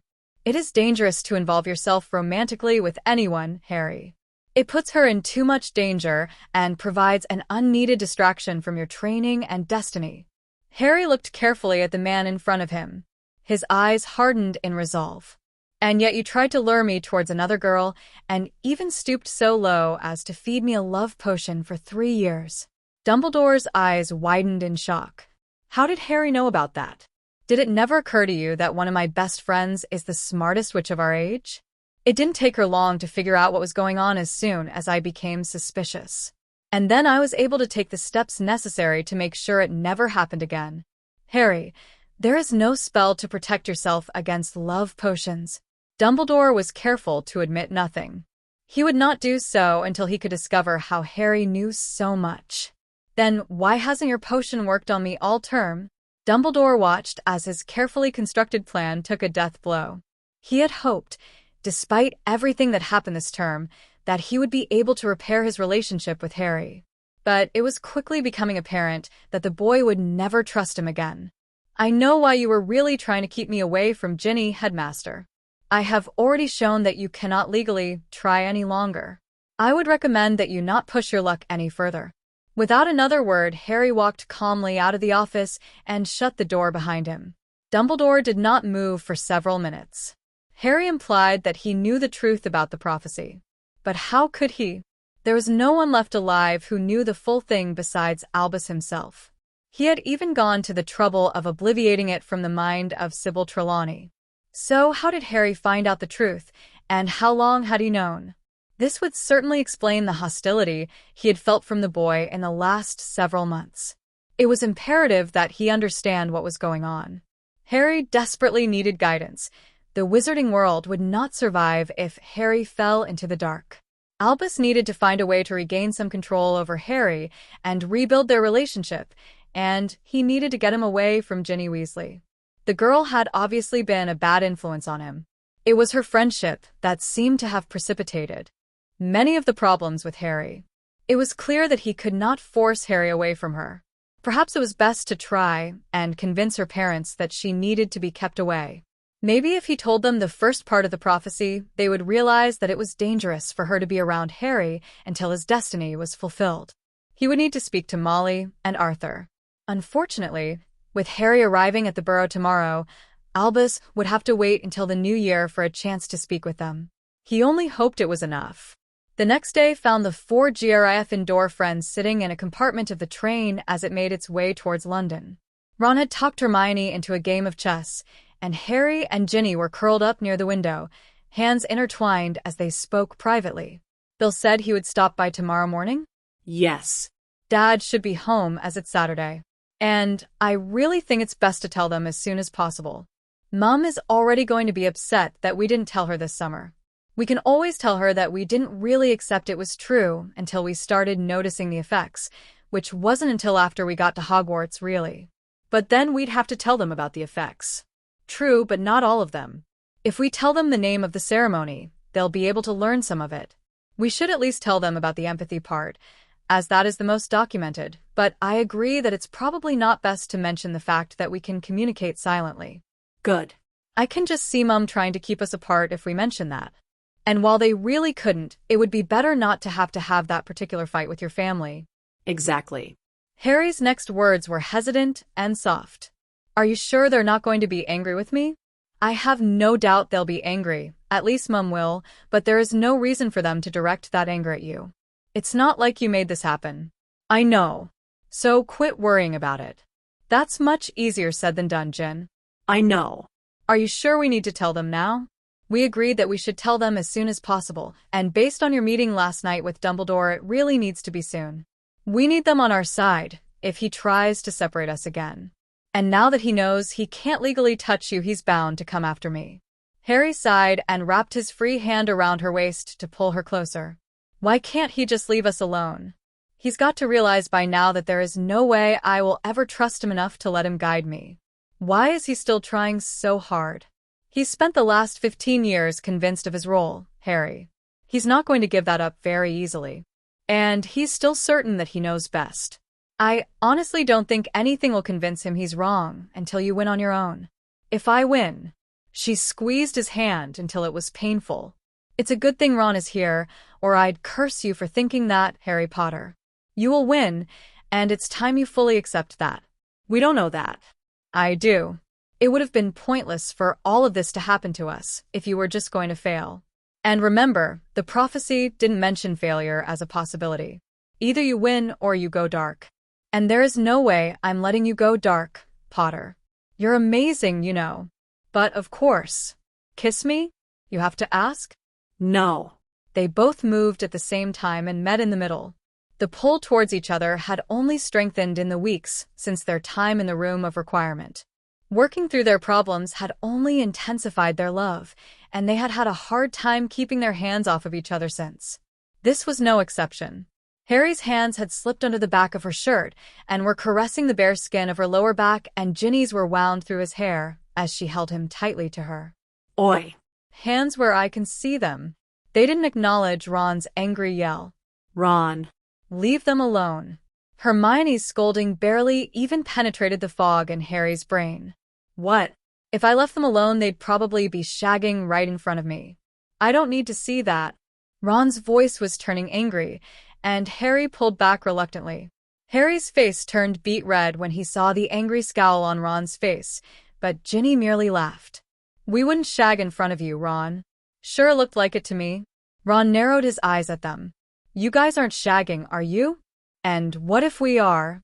Ginny asked impishly. It's none of your business what we do, Ronald Weasley. Keep your nose out of it, or I'll remove it for you. Ron snorted in disapproval but turned back to his game. Ginny tried to push herself back into Harry's embrace, but he resisted. I'm already going to have your parents mad at me tomorrow, Gin. I'd prefer not to have Ron as well. She crossed her arms in anger, withdrawing her hand from his. Fine. But remember that you started it. Harry rolled his eyes. Forgive me for momentarily forgetting that I was sitting 2 feet away from your brother and my best mate when I started kissing you. You tend to distract me. He grabbed her hand and pulled her to her feet. Let's go see what Neville is up to. You just want to snog again. Of course. But can we please make sure we're alone first? Fine. Be that way.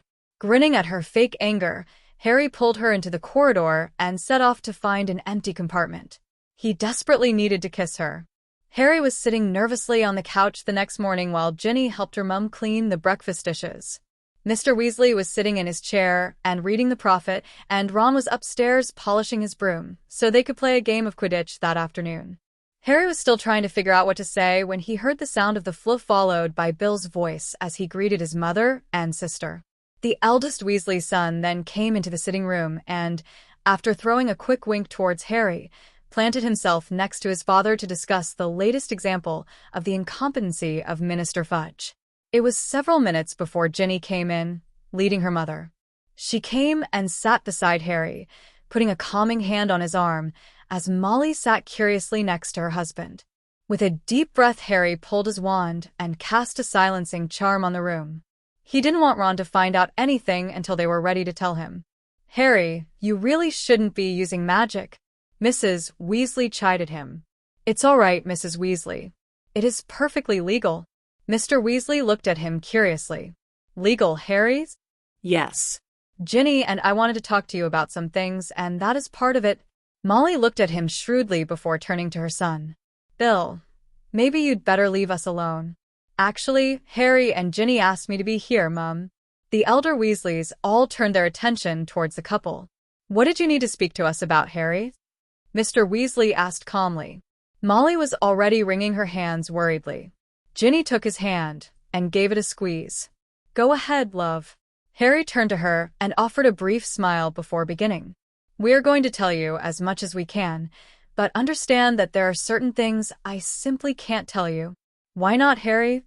Molly asked. Part of this information is under a blood curse, Mum. Bill put in. If Harry were to tell anyone who wasn't a Potter, things could get rather nasty. Yes, I've heard about those. Arthur acknowledged. He looked at the young couple curiously. But it seems that Ginny knows. Yes, she knows everything. But I'm getting ahead of myself.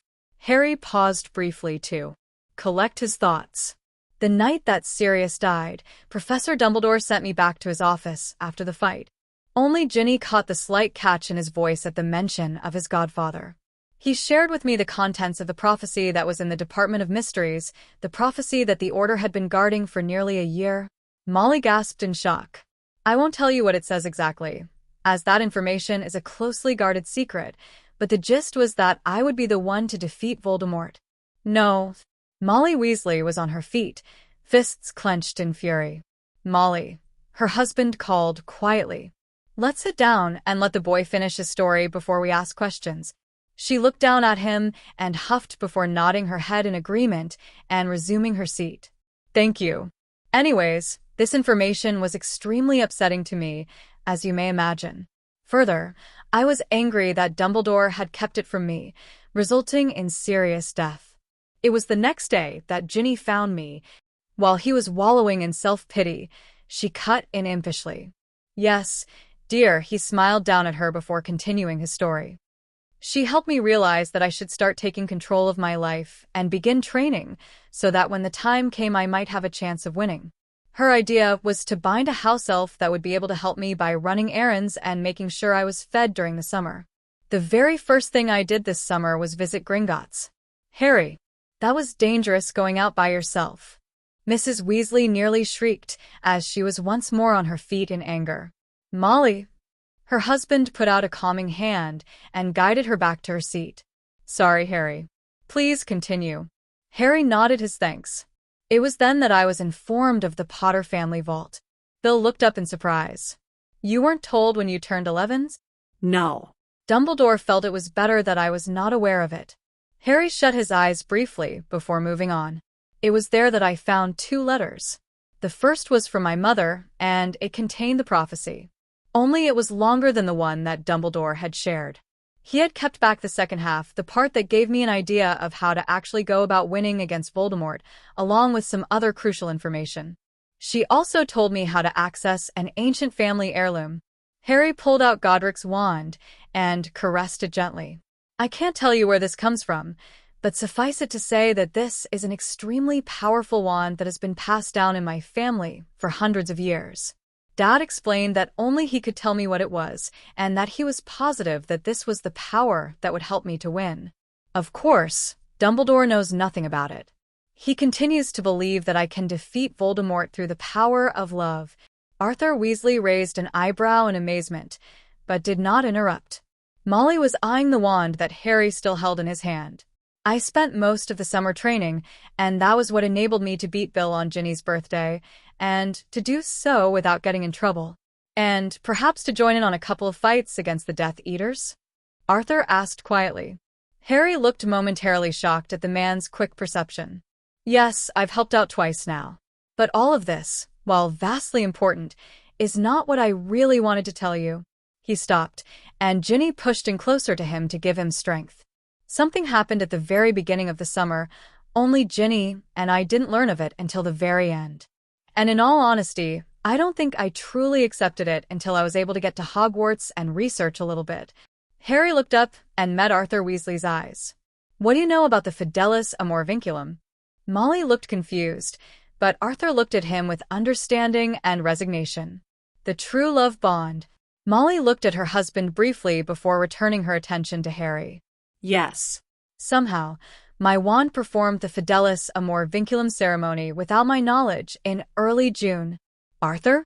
What does this mean? Molly turned in confusion to her husband. He turned to his wife. It means that Ginny and Harry are married. Harry was grateful that he had had the presence of mind to keep his wand out, as it made it that much easier to put up a shield when a furious Molly Weasley turned on them. It was 4 spells in before her husband and eldest son were able to get her attention enough to stop the onslaught. Arthur Weasley coolly took his wife's wand and pocketed it before turning back towards Harry, while Bill placed a silencing charm on his mother and calmly encouraged her to take her seat. You said that you were not even aware it had been performed. How did you find out about it? Harry was amazed at how collected Arthur seemed. He avoided looking at Molly. I received a letter from Gringotts asking about how I wanted them to deal with my marriage. I was understandably confused, so I asked Dobby, my house elf, as he had been my means of communicating with the goblins. Evidently, the wand chose him as witness to our marriage, and he knew of it from the beginning. It was the middle of August when he told us this. He claimed that we were not ready for the information prior to that time. Harry paused his explanation and noted with relief that Molly Weasley no longer was fighting to get to her wand. We tried to find out as much as we could, and discovered that the Fidelis Amor Vinculum had not been performed in 1,000 years, that it was a binding marriage commitment, and that it granted both of us majority rights in the wizarding world. It also spoke of rumors that this ceremony linked us in such a way as to share not only our magic but our emotions. Harry looked down at Ginny for confirmation before he continued. She nodded at him encouragingly. It wasn't until a few months ago that Ginny and I noticed this. What exactly have you noticed? Our spells are coming out significantly stronger now, and they are easier to learn in the first place, Ginny answered her dad. But the biggest thing is that I am almost always aware of Harry's emotions and he mine. She looked up at her husband. It's amazing. There was a touch of awe in her voice. I take it that you are trying to keep this a secret? Yes, Dad. Hermione guessed and we told Bill last week. We wanted his advice on how to tell you. And Remus knows, as he has been helping to train Harry all term. But other than that, we'd really prefer to keep it to ourselves for a while. Harry doesn't want any more attention and we think it best not to alert Voldemort to our marriage, at least for as long as possible. That's probably a good idea. He sighed and was lost in thought for several minutes. Mr. Weasley's? Harry asked tentatively. Yes, Harry's? I want you to know that I love your daughter very much. And, despite the fact that this was sort of an accident, I wouldn't give her up for the world. She is the best thing that ever happened to me. Molly Weasley, who had spent the last several minutes ranting silently, softened at this. She watched as Harry and Ginny looked at each other, so obviously in love. With a sigh, she turned to her eldest son and motioned towards her throat. Bill smiled as he released the spell. I'm sorry I lost my temper, Ginny dear. That was just a bit of a shock. That's all right, Mum. It was a shock to me as well. Are you happy? Truly? I couldn't be more. Harry treats me perfectly, and he would do anything for me. Have you two been? Her question was halting, and her cheeks were nearly as red as her son-in-law's. No, Mum. Harry and I are going to wait a bit for that. Molly sighed in relief. Then she turned to Harry. And you'll protect my baby girl, Harry? With everything I have, Mrs. Weasley. Well then, dear, I reckon it's about time you started calling us Mom and Dad. Welcome to the family. Harry drew in a ragged breath of relief, and then he was being pulled into her embrace. Thank you, Mum, he murmured into her ear. Ginny beamed in relief and threw herself at her father. Thanks for understanding, Dad. Sometimes we wish things were different, Ginny girl, but we simply have to make the best of what we have. When Molly finally released Harry, Arthur extended a hand towards him. I'm glad to finally make you a Weasley, son. Thank you, sir. There is no family I'd rather be part of. Molly beamed at him as they returned to their seats. When were you wanting to tell the rest of the family, Ginny? We can't keep this from forever. We know, Mum. Ginny looked up at her husband. Ginny and I thought it best that we go through the motions of a more traditional marriage. Unless something happens, that would mean becoming publicly engaged next summer and married the following. That sounds reasonable. Arthur agreed. What about Dumbledore?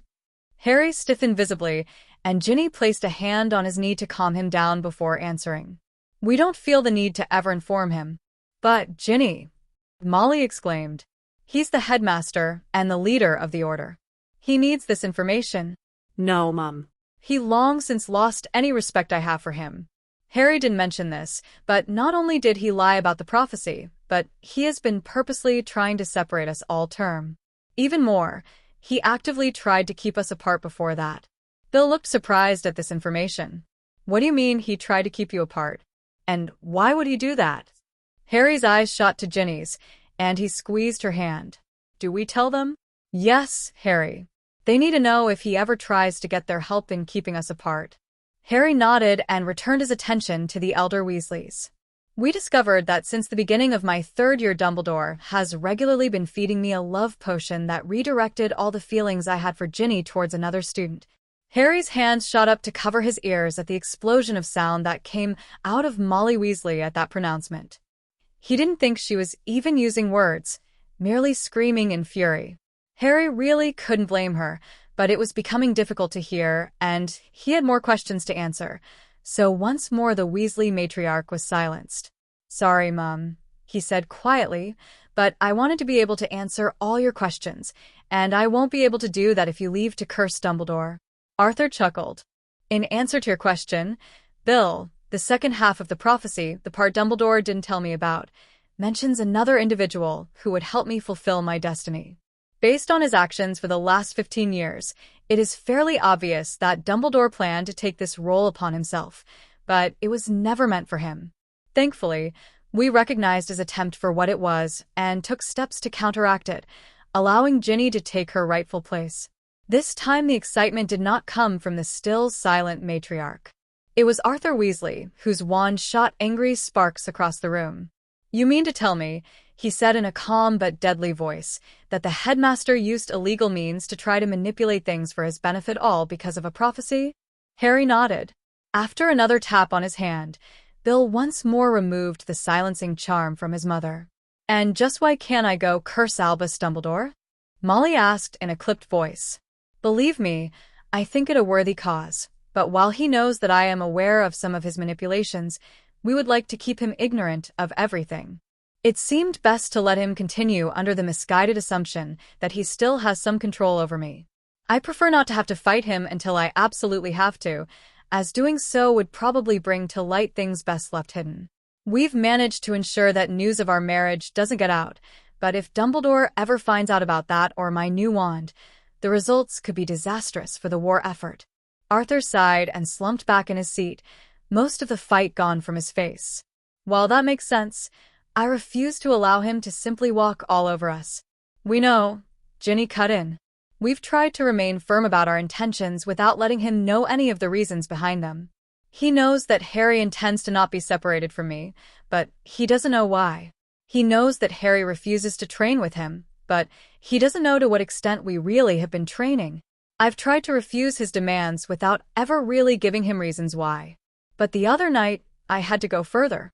I let him know that we knew about the love potion and implied my knowledge of the full prophecy. He is also aware that I have a new guardian, though he doesn't know that I am legally considered of age, and hence am my own guardian. We think that he will probably approach you next. He will use some twisted logic to try to make you believe that Ginny is in danger because of her relationship with me, and that you should force her to leave me. Obviously, we would appreciate it if you don't agree with him. A feral smile crept across Molly's face. Harry was eerily reminded of the twins. Let him try. I will not let him harm my family again. Harry smiled gratefully. Thank you, Mum. You have no idea how much that means to me. His gaze moved towards the stairs. We should probably wrap up our discussion. It won't be long before Ron tries to come downstairs. That's fine, Harry, Molly agreed. If we have further questions, we'll let you know. She turned to her daughter. Why don't we start on lunch while Harry entertains your brother? There are things we should talk about. Ginny colored. What's wrong, Gin? Mum is going to have the talk with me. Again. And probably go on and on about the duty of a wife. Harry's color nearly rivaled his wife's. Oh. Despite having spent last Christmas with the Weasleys and Sirius, this was the first Christmas that he was able to truly enjoy the holiday. He had spent most of his time last year worrying about Mr. Weasley, or brooding about being possessed. So it was with a measure of awe that Harry watched the various traditions unfold over the next several days. He followed along happily as the Weasley men went tromping through the woods to cut down their tree. He sat next to a giggling Ginny and helped her make chain after chain of decorations to decorate said tree. He snickered as Fred and George caught a garden gnome and charmed it to go on top of the tree. Evidently this was a bit of a tradition of theirs. He shyly offered his help in the kitchen as Molly Weasley prepared a feast of epic proportions. For the first time in his life, Harry truly felt like he was part of a family. The Weasleys had always treated him well, and most of the children had adopted him years ago, but there was just something different now, and he wouldn't have given it up for the world. Remus had convinced him to take a break from his training over the holiday, and so Harry spent most of the break being a kid instead of a fighter. And he loved it. Ironically enough, he even mostly refrained from sneaking off the property, despite the fact that he had fought for that very right. He had gone to bed late Christmas Eve night after spending the night listening to Christmas music and drinking cider around the tree. Ginny woke him early the next morning by crawling into his bed and planting quick kisses all over his face. He blinked his eyes open to see her giggling form above him. And just what do you think you are doing? Waking you up. Well, I'm not ready to get up yet. So I think I'll just have to hold you here. His arm shot out and pulled her down on top of him, where she snuggled into his side. I've got no objections to that, she whispered. Shall sleep now? It was nearly an hour later that Ron woke up and threw a pillow at them. Oi. Wake up you too. And what are you doing in his bed, Ginny? Ginny raised her head groggily. I tried to wake him up, and he refused. So why are you still here?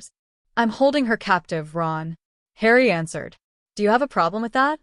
Ron sputtered at them for several moments before apparently coming to the conclusion that there was absolutely nothing he could do about it. Whatever. Let's go down and open presents. Ginny bounced out of the bed and dragged Harry with her. He mumbled the whole way, but his face was lit up with a smile. They made their way quickly into the sitting room where the rest of the family was gathered, and Ginny pushed him down onto the couch and then settled herself comfortably across his lap. Fred and George, who had spent the night instead of returning to their flat above their shop, raised identical eyebrows at this. Are you quite comfortable, little sis? Or would you prefer if we would leave you alone with your dear Mr. Potter? She smiled brightly. That would be marvelous. Would you mind? The twins broke into identical laughter before turning to their piles of presents. Harry wrapped an arm around her waist and pulled her back snugly into his chest. Are you trying to get your brothers to kill me, Jen? Oh, Tosh. They aren't going to hurt you. Now, what did you get me? Harry laughed. Not a chance, sweet girl. Ginny pouted prettily before pulling a package towards her and tearing off the paper. Harry watched happily as the family unwrapped their gifts and exclaimed over the contents. He didn't have nearly as many presents to open, so he was able to spend most of his time basking in Ginny's joy.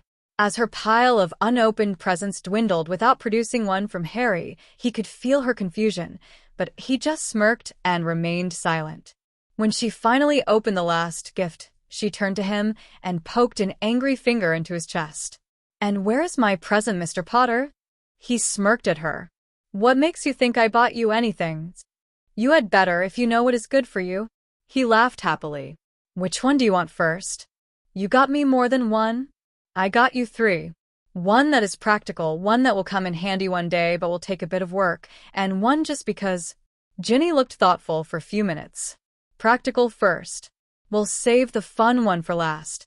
Harry nodded before waving his wand. A brightly wrapped package fell into her lap. Ginny tore off the paper to reveal a long, thin box, then gasped when she saw what was inside. On a bed of red silk lay a magnificent wand. She reached out a shaking hand and picked it up gently, and the moment her hand made contact it shot out red and green sparks that lit up the room, causing Molly to gasp in pleasure. Ginny's eyes shot up to Harry's. Why? You made me promise to no longer leave you behind. This will ensure that I won't have to. Only the 3 eldest occupants of the room knew what they were talking about. Molly and Arthur exchanged worried glances. They wished they could keep her out of the fight, but knew that was a hopeless goal. How did you get it? I paid a little visit to Ollivander the other day. Remind me to tell you about it later. Suffice it to say that my wand chose yours, so I was fairly confident it would work for you. Ginny beamed at him. What's it made of? Rowan wood and griffin heartstring, same as mine. Ginny raised an eyebrow at this. They had known the composition of Godric's wand, but she figured he would tell her later. Thank you, Harry. Do you want the next one now? His excitement was boiling over, and Ginny merely nodded. With another wave of his wand, a small square package appeared before her. She opened it quickly, and then grew confused. It held a rather ornate bronze key. She looked up at him. What is this to? Our home, or at least, what will become our home?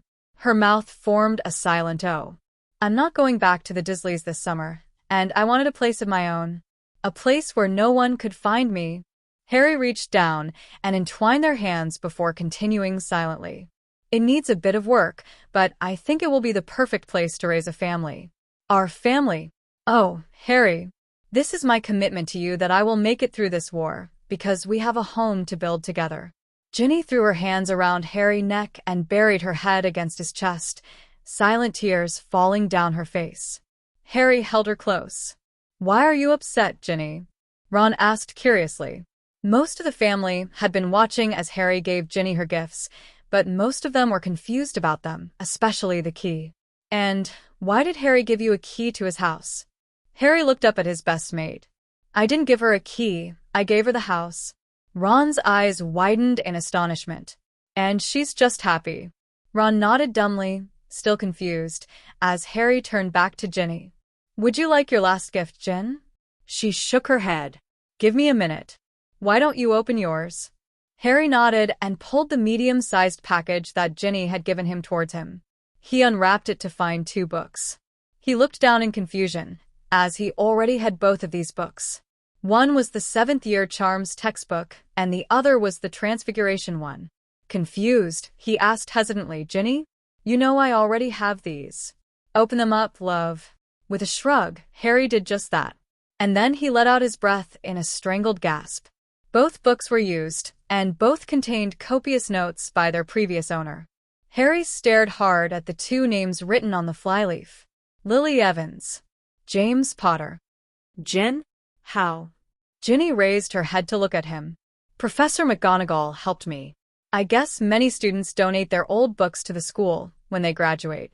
She was fairly sure that your parents had done so, but it took me ages to find them. I had to go through hundreds of books, and I wasn't even sure they would still be there, but Harry buried his head in her hair to hide his tears. Thank you. You don't know how much this means to me. She combed her fingers through his hair in an effort to calm him. You're welcome, love. Wait until you read some of the things they wrote. They were both brilliant. And your mum, she paused hesitantly before going on. Your mum seemed to use pages of her book as journals sometimes. She wrote about falling in love with your dad. Harry gasped and lifted his head. He looked at the books reverently, then set them carefully aside. He took Ginny's face in his hands and crashed his mouth onto hers. His kiss was forceful and desperate, and in his foggy brain he recognized the distinct possibility that he would never stop. Oi. Do you guys have to do that? Harry recognized that it was Ron, but the small portion of his brain not occupied in the redhead on his lap decided that it was not a pressing concern. That is until a stream of ice-cold water hit him, and he jumped in shock. He looked up to see a smirking Charlie with a wand pointed directly at him. You need to cool off there, Harry. I don't need to see you mauling my sister. Harry growled in frustration, but conceded the point. There would be plenty of time later. With a smirk, Harry thought of the things they could get up to tomorrow when he took Ginny to see their new house. He waved his wand to dry himself off, then twirled it, producing a third package, this one even smaller than the previous. He handed it to a beaming Ginny and watched as she tore into it greedily. Her eyes shot up curiously when she found a velvet ring box, but Harry just smiled at her. She opened it hesitantly and gasped with pleasure. They call it an eternity ring because it goes on forever. We're too young for me to put a real ring on your finger quite yet. Ginny stifled her laughter at this, but I wanted you to have something to show the world how much I love you. Consider this my promise. Ginny sighed happily as she slipped the ring on her right hand. It was a perfect circle of small emeralds embedded in a gold band. She smiled down at it, happy to be able to wear a ring in public from Harry. Thank you, Harry. It's lovely. Then it fits you perfectly. Boxing Day began bright and early for Harry and Ginny. They had spent the previous day basking in the happiness of the season and spending time with Ginny's family. Harry had also been avoiding the questioning gazes sent his way by Ron and Charlie, and even occasionally the twins. He knew there would be questions based on his gifts, but he couldn't help it. He would not allow other people's opinions to dictate the gifts he gave his wife. Thankfully, Bill had taken his 4 brothers aside and had a quiet chat with them, and the result was a thawing in the tension that had pervaded much of the morning. But today Harry was taking Ginny to view their new house. They ate a quick breakfast and pulled on their cloaks before bidding Molly goodbye. It had taken Harry a good bit of fast talking to convince the woman to let them leave on their own, but she was unable to deny the fact that Harry was perfectly capable of protecting her daughter on his own. He also subtly hinted at the fact that she had no say in what they did anymore. With a large crack, Dobby deposited them on the front drive of a rather large and slightly worn-down house. Ginny looked up with wide eyes, and Harry let her wander around the outside for several minutes before gently taking her hand and giving her a tour of the house itself. She didn't speak a word, only letting out little sounds of pleasure occasionally as they explored. The house was large, but had clearly not been used for several years. It was a great, sprawling house with several turrets and large bay windows and was built out of slate gray stones. It had several bedrooms as well as a sitting room, library, dining room, and a large training room. There was a large kitchen as well as attached servants' quarters that Harry thought would be perfect for Dobby and any other house elves he might acquire. He had a sneaking suspicion that Winky would soon be joining the family. Harry ended the tour in what would be their bedroom.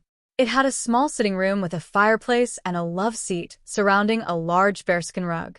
The bedroom itself was done up in an old-fashioned style that Harry wasn't fond of, but it was spacious and had a balcony overlooking the grounds. Harry could just see them enjoying a quiet evening out on that balcony together. There was also a large bathroom with Victorian features and a large claw-footed bathtub big enough for 2, which Harry tried very hard not to think about. As Ginny looked around, Harry followed happily, ecstatic with being able to give this to her. Finally, she turned around and looked at him. "It's wonderful, Harry." He beamed at her. "Do you really like it?" She nodded happily. "I know that it needs a lot of work, but Dobby thinks that it can be ready for me to live here by the summer." He looked down nervously at his hands. "I know that you probably won't be able to stay the whole summer with me, but I thought maybe your parents wouldn't mind your staying for a bit." Ginny smiled at him. "I'd like that, Harry." He returned her smile shyly. "Now, why don't you tell me about your visit to Ollivander? Did he tell you anything about your wand?" Yes, he was quite interested in it. He took her hand and led her over to the love seat where he pulled her down to sit in her lap. He was a little confused by it, as he recognized its age, but was unable to determine its origin. I told him it was a family heirloom. I don't know how much of it he bought. Especially as the first thing it did when I entered the shop was summon your new wand. It seemed quite happy to find it as well, shooting sparks out, and making me feel rather giddy. I tried to tell Ollivander that it was me who summoned the wand. Harry shrugged. He didn't ask any more questions, but he did tell me the wand was made of rowan wood and griffin heartstring. The rowan is for protection, and the griffin itself is a protector against all evil, aside from the obvious connection to Gryffindor. He said the ruby in the top brings confidence, and the emeralds help center the user. He said that it was a powerful combination that he had never seen before. He also cautioned me about wands embedded with gemstones. He said that few wizards can handle the power of them. Ginny's hand curled into his shirt as she nestled into his embrace. "I wouldn't worry about that, love. The wand works for you for a reason. You have a job to do with it, and the extra power will only help." "I know, but sometimes I still worry. We've spent the last several months fighting against Dumbledore's intentions for me. We know he was blinded by his power until he was no longer able to correctly judge matters." Harry dropped his head down to rest on top of hers. "What is to keep the same thing from happening to me? I have access to all this power. What if I fall, too?" Ginny sighed and ran one of her small hands up under the hem of his shirt until she found the skin of his abdomen. "I won't let that happen to you. I love you, Harry James Potter, and I believe in you. You are too good to fall into that trap. You don't want this power, and as soon as possible you are going to set it all aside to live the quiet life you want so much. Don't let Dumbledore's mistakes make you second-guess yourself." "How can you be so sure?" "Because I know you better than you know yourself. And besides," her tone changed to one of mischief, "you have me, and I won't let you fall." He grinned against her hair. "You're right, I have you. Everything else is unimportant in comparison." "Exactly." Ginny felt a hint of mischief from him before his large hands wrapped around her waist and spun her around. She squeaked in surprise to find herself suddenly straddling his lap. He grinned down at her. "Now that I have you, I think it is time I enjoyed you." She raised one of her delicate eyebrows in question, but he didn't respond. Instead, he pulled her small body closer and attacked her mouth with his. Ginny responded enthusiastically and wound her hands into his messy hair to hold him close. Emboldened, Harry tore his mouth away from hers and planted hot kisses down her long neck. His hands clenched on her hips, both to hold her in place and prevent themselves from wandering. Though, truthfully, he was having a hard time deciding exactly why he needed to stop. 9. Guardians and Rituals. Albus Dumbledore walked happily down the small country lane, enjoying the crisp January air. Evidently, the Weasleys had updated their wards recently, as he had been unable to apparate any closer to their home. But considering how much time Harry spent at the Burrow, this could only be considered a good thing. Of course, he sincerely hoped that one of the results of his visit tonight would be a drastic decrease in the amount of time that Harry spent at the Burrow in the future. He strolled up and knocked cheerfully on the door. It only took moments before Molly Weasley was opening it. "Albus. What a surprise." He looked at her carefully. Was it just his imagination, or did she not seem very happy to have him here? No, he must just be seeing things. "Good day, Molly. I wonder if I might trouble you and Arthur for a few minutes of your time?" "Certainly, Albus." She stepped back from the door. "Do come in." Albus followed her into the sitting room and took a seat as she bustled outside to call her husband away from his beloved shed. He waited patiently until the couple came in and sat on the couch opposite his chair. "What can we do for you, Albus?" Arthur Weasley asked. Again, the greeting seemed a trifle forced. "I wish to speak with you about a concern I have about your daughter, Ginevra." Molly Weasley gripped her husband's hand tightly. "Is something wrong with Ginny?" "Not exactly, but I fear it is only a matter of time." He paused and noted that the couple in front of him seemed oddly guarded and not nearly as upset as he expected them to be based on his statement. Molly Weasley was the type to fly off the handle at any hint of harm to one of her children, and yet here, she sat relatively calmly. "As you are no doubt aware, Ginevra has become romantically involved with young Mr. Potter.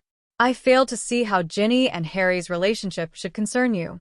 Albus blinked at the faint note of hostility in Arthur's tone. He grew cautious.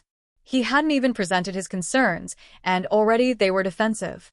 This was not looking good. "While I do think that Ginny and Harry are admirably suited to each other, it is dangerous for Harry to be involved romantically with anyone at this time." Molly and Arthur did not even blink. Harry has a destiny which he must fulfill, and he cannot afford any distractions from that destiny at this time. "I hardly see how providing the boy with something to fight for could be a bad thing, Albus." Arthur spoke calmly, but Albus could see that Molly was quickly losing her cool. He hurried on before the Weasley matriarch lost her temper. "Harry needs to spend all his time training and preparing, not looking for broom cupboards. Harry has spoken to us about his training. He seems to be spending a good portion of his time preparing as it is." Arthur's voice was quiet. If he were to spend any more time training than he already is, he would have no life worth speaking of. The man paused and eyed the headmaster carefully. "Why are you putting so much pressure on a mere boy, Albus?" Albus sighed heavily before continuing. He had hoped it wouldn't come to this. "I have no choice. There is a prophecy regarding Harry, stating that he is our only hope for finally defeating Voldemort." Albus was doubly shocked. Not only did his words fail to sway the couple, but neither of them flinched at the name. What was going on here? He decided to try another tactic. "In addition, it is extremely dangerous for anyone to be so closely tied to Harry. If Voldemort were to learn of Harry's feelings for your daughter, he would stop at nothing to lay his hands on her." Eyes nearly wild with fury, Molly Weasley slowly rose to her feet. "Professor," she began, "I have always greatly respected you for what you have accomplished, but I will not stand for this. You have manipulated Harry his entire life. And now that he finally found some measure of happiness, you try to take it away. I will not allow you to interfere in their relationship. Harry is perfectly capable of taking care of Ginny. He has proven that to us on numerous occasions. The only reason you are even here now is because your attempts at separating them have failed. I will not stand back and let you destroy the happiness of my family." Albus looked on in shock. "Molly," he placated, "I only want what is best for your family." "That is a grand sentiment, only you no longer have the right to decide that. We will keep our own counsel about such things." She took a deep breath. "I think it is about time for you to leave, headmaster." Albus rose sadly. "I had hoped you would see reason. I only wish you don't come to regret your decision." "We won't," Arthur spoke quietly as he rose to stand next to his wife. "And take care that you don't overstep your bounds in your zeal to accomplish your goals, Albus." The warning was clear. He nodded his head before turning to leave. That did not go as planned. As Albus walked back down the lane, he tried to think what could have gone wrong. But the more he went over the conversation, the more he realized that the Weasleys were set against him before he even entered the house. Which could only mean one thing. Harry must have already spoken to them. With a resigned sigh, he wondered how he needed to proceed. Harry seemed immovable in his intentions. There were really only two options left to him. He could try to speak with Ginny herself, or he could try to use his authority as headmaster to prevent their being together. The latter would be extremely difficult given Harry's mysterious new guardian, but it might be his only option. Wondering just how things had come to this, Albus disapparated back to Hogsmeade. "Miss Weasley, the headmaster wishes to see you in his office." Ginny looked up in shock at Professor McGonagall. "When?" "As soon as possible." Ginny nodded numbly and turned back to finish her breakfast. Only she was no longer hungry. She hadn't expected Dumbledore to try and convince her directly. She expected him to try and convince her parents. She didn't notice when Harry's hand found hers. "It will be all right, Gin." Ginny looked up at him. I know. She took a deep breath. "How much do I tell him if he pushes the issue? Try not to have to use our marriage. But seeing as how he already knows about my new guardian, it wouldn't be too horrible if he learned you had a new one as well. What if he tries something more drastic?" "What do you mean?" "Well, when he was arguing with you, you had a certain amount of leeway. It's not like he could expel you. But I doubt he would have a problem doing so to me." Harry's jaw tightened and his eyes hardened. He had better not try. Closing his eyes to calm himself down, he thought for several seconds. "Okay, here's what we do. If he tries to expel you, you are within your rights to demand that he present his case to your legal guardian." Harry withdrew his hand and discreetly pulled out his wand. He tapped it several times against the Legion necklace around her neck and once against his own necklace before stowing his wand and returning his hand to hers. "In that event, hold the pendant and say, 'Tribunus.' It will cause mine to go cold." "I'll come for you then." Ginny nodded. "Why that name?" "It's the title given to the commander of a Roman legion. I thought it was appropriate to call me." Ginny giggled at him. She reached up and planted a quick kiss on his lips before standing up. "I had better go see what he wants. I'll see you soon, love." "It will be okay, Gin." She gave his hand a quick squeeze before turning and leaving the hall. She used her walk to the headmaster's office to check her clemency shields and cast the charm Harry had taught her that would nullify any attempt to cast a tracking charm on her. She made sure her new wand was concealed up her sleeve and with a final breath knocked on the door. "Come in, Miss Weasley." She opened the door and walked in to find the headmaster seated not behind his desk, but in a chair next to a small table that held a tea service. "Good morning, headmaster. Professor McGonagall said you wished to speak with me." Yes. "Do have a seat." He waited for her as she sat rigidly in the chair across from him. "Would you care for some tea?" She nodded her acceptance and took the proffered cup. Dumbledore didn't say a word as they took several sips. It took a great deal of restraint not to make a face at the tea. It was distinctly off, and Ginny recognized the love potion it contained. But she gave no indication that she noticed this. Dumbledore waited for her to finish her tea before beginning. "I wish to speak to you, Miss Weasley, about Harry." "Is something wrong with Harry?" Dumbledore sighed. "I fear so." "How much has Harry told you about his destiny?" Ginny lifted one delicate eyebrow. "I know what he faces." Dumbledore nodded as if he had been expecting that. "I fear that Harry is in grave danger. Due to some small misunderstandings, he has not allowed me to help him as he prepares for his destiny. I worry that, because of his unwillingness to cooperate, he is dooming himself to failure." "Harry is training himself as hard as he possibly can, headmaster." "Are you sure, Miss Weasley?" "I have observed him carefully, and, while he undoubtedly does spend a great deal of time training, he also wastes precious time on other pursuits, such as Quidditch, the DA, even yourself." Ginny set her teacup down and looked the headmaster in the eye. "I disagree.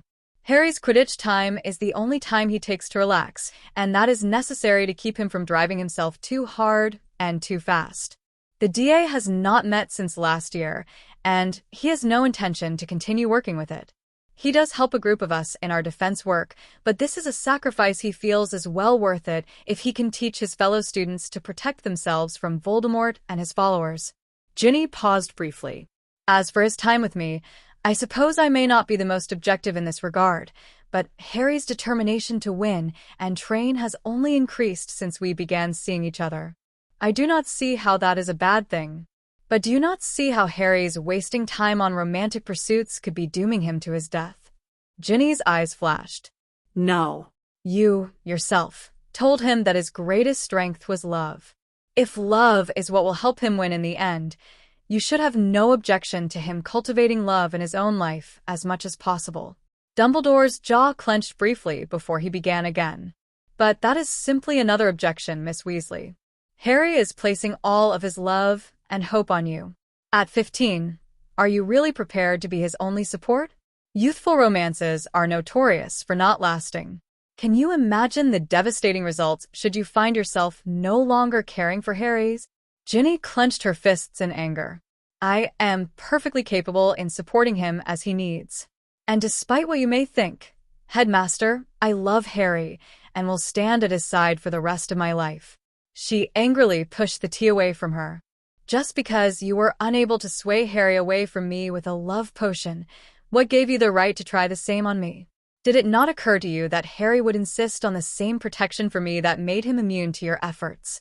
Dumbledore was momentarily startled, but he quickly regained his composure. Very well, Miss Weasley, if that is the way you feel, then I am truly sorry for the way I must act.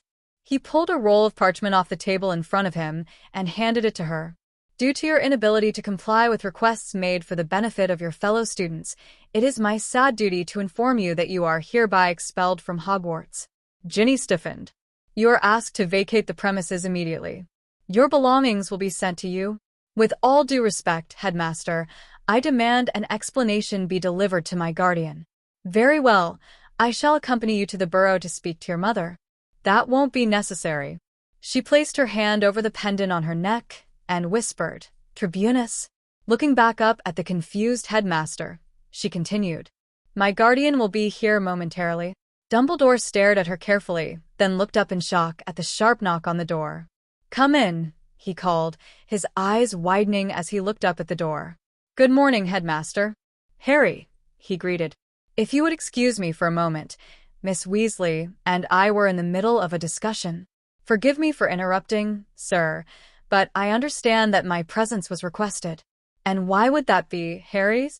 I have come in my official capacity as Ginny's legal guardian. In the coming years, Ginny would continually bemoan that she hadn't had a camera ready at that moment, for the look on Albus Dumbledore's face was truly hilarious. Her guardian? He sputtered after several moments. Yes.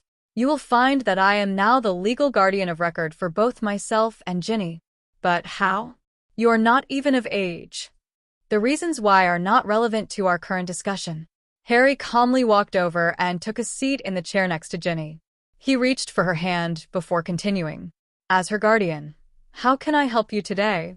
Dumbledore did not answer, so Ginny spoke up. The headmaster has just informed me that I am to be expelled for not agreeing to break up with you. Dumbledore looked ill. Now, Ginny, that is not the reason. Forgive me, headmaster.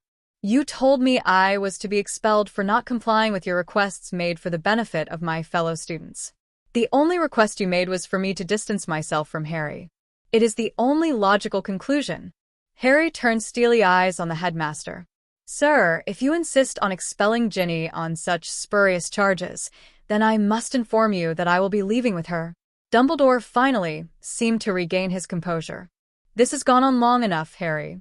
There is no conceivable way that you could be legally in control of yourself and Miss Weasley. If you insist on this route, then I insist on proof. Harry nodded his acknowledgement. Very well. If you would accompany us, Headmaster? Harry, still holding Ginny's hand, walked determinedly to the fireplace and threw in a handful of flue powder. He called, Ministry of Magic, Department of Magical Contracts. He pulled Ginny in with him and disappeared in green flames. He stepped into a familiar office and waited until Dumbledore stepped out of the fireplace before walking towards the secretary. Good morning. Is it possible to speak with Director Jarvis? I'm afraid it is rather urgent. The startled secretary nodded mutely at seeing not only Harry Potter but Albus Dumbledore in front of her. I'll just let him know you're here. She scurried through a door behind her, only to return a moment later. If you'll come through here, he'll see you now. Harry nodded his thanks and led Ginny through the door. She was looking around curiously, having not been with him the previous time he visited this office.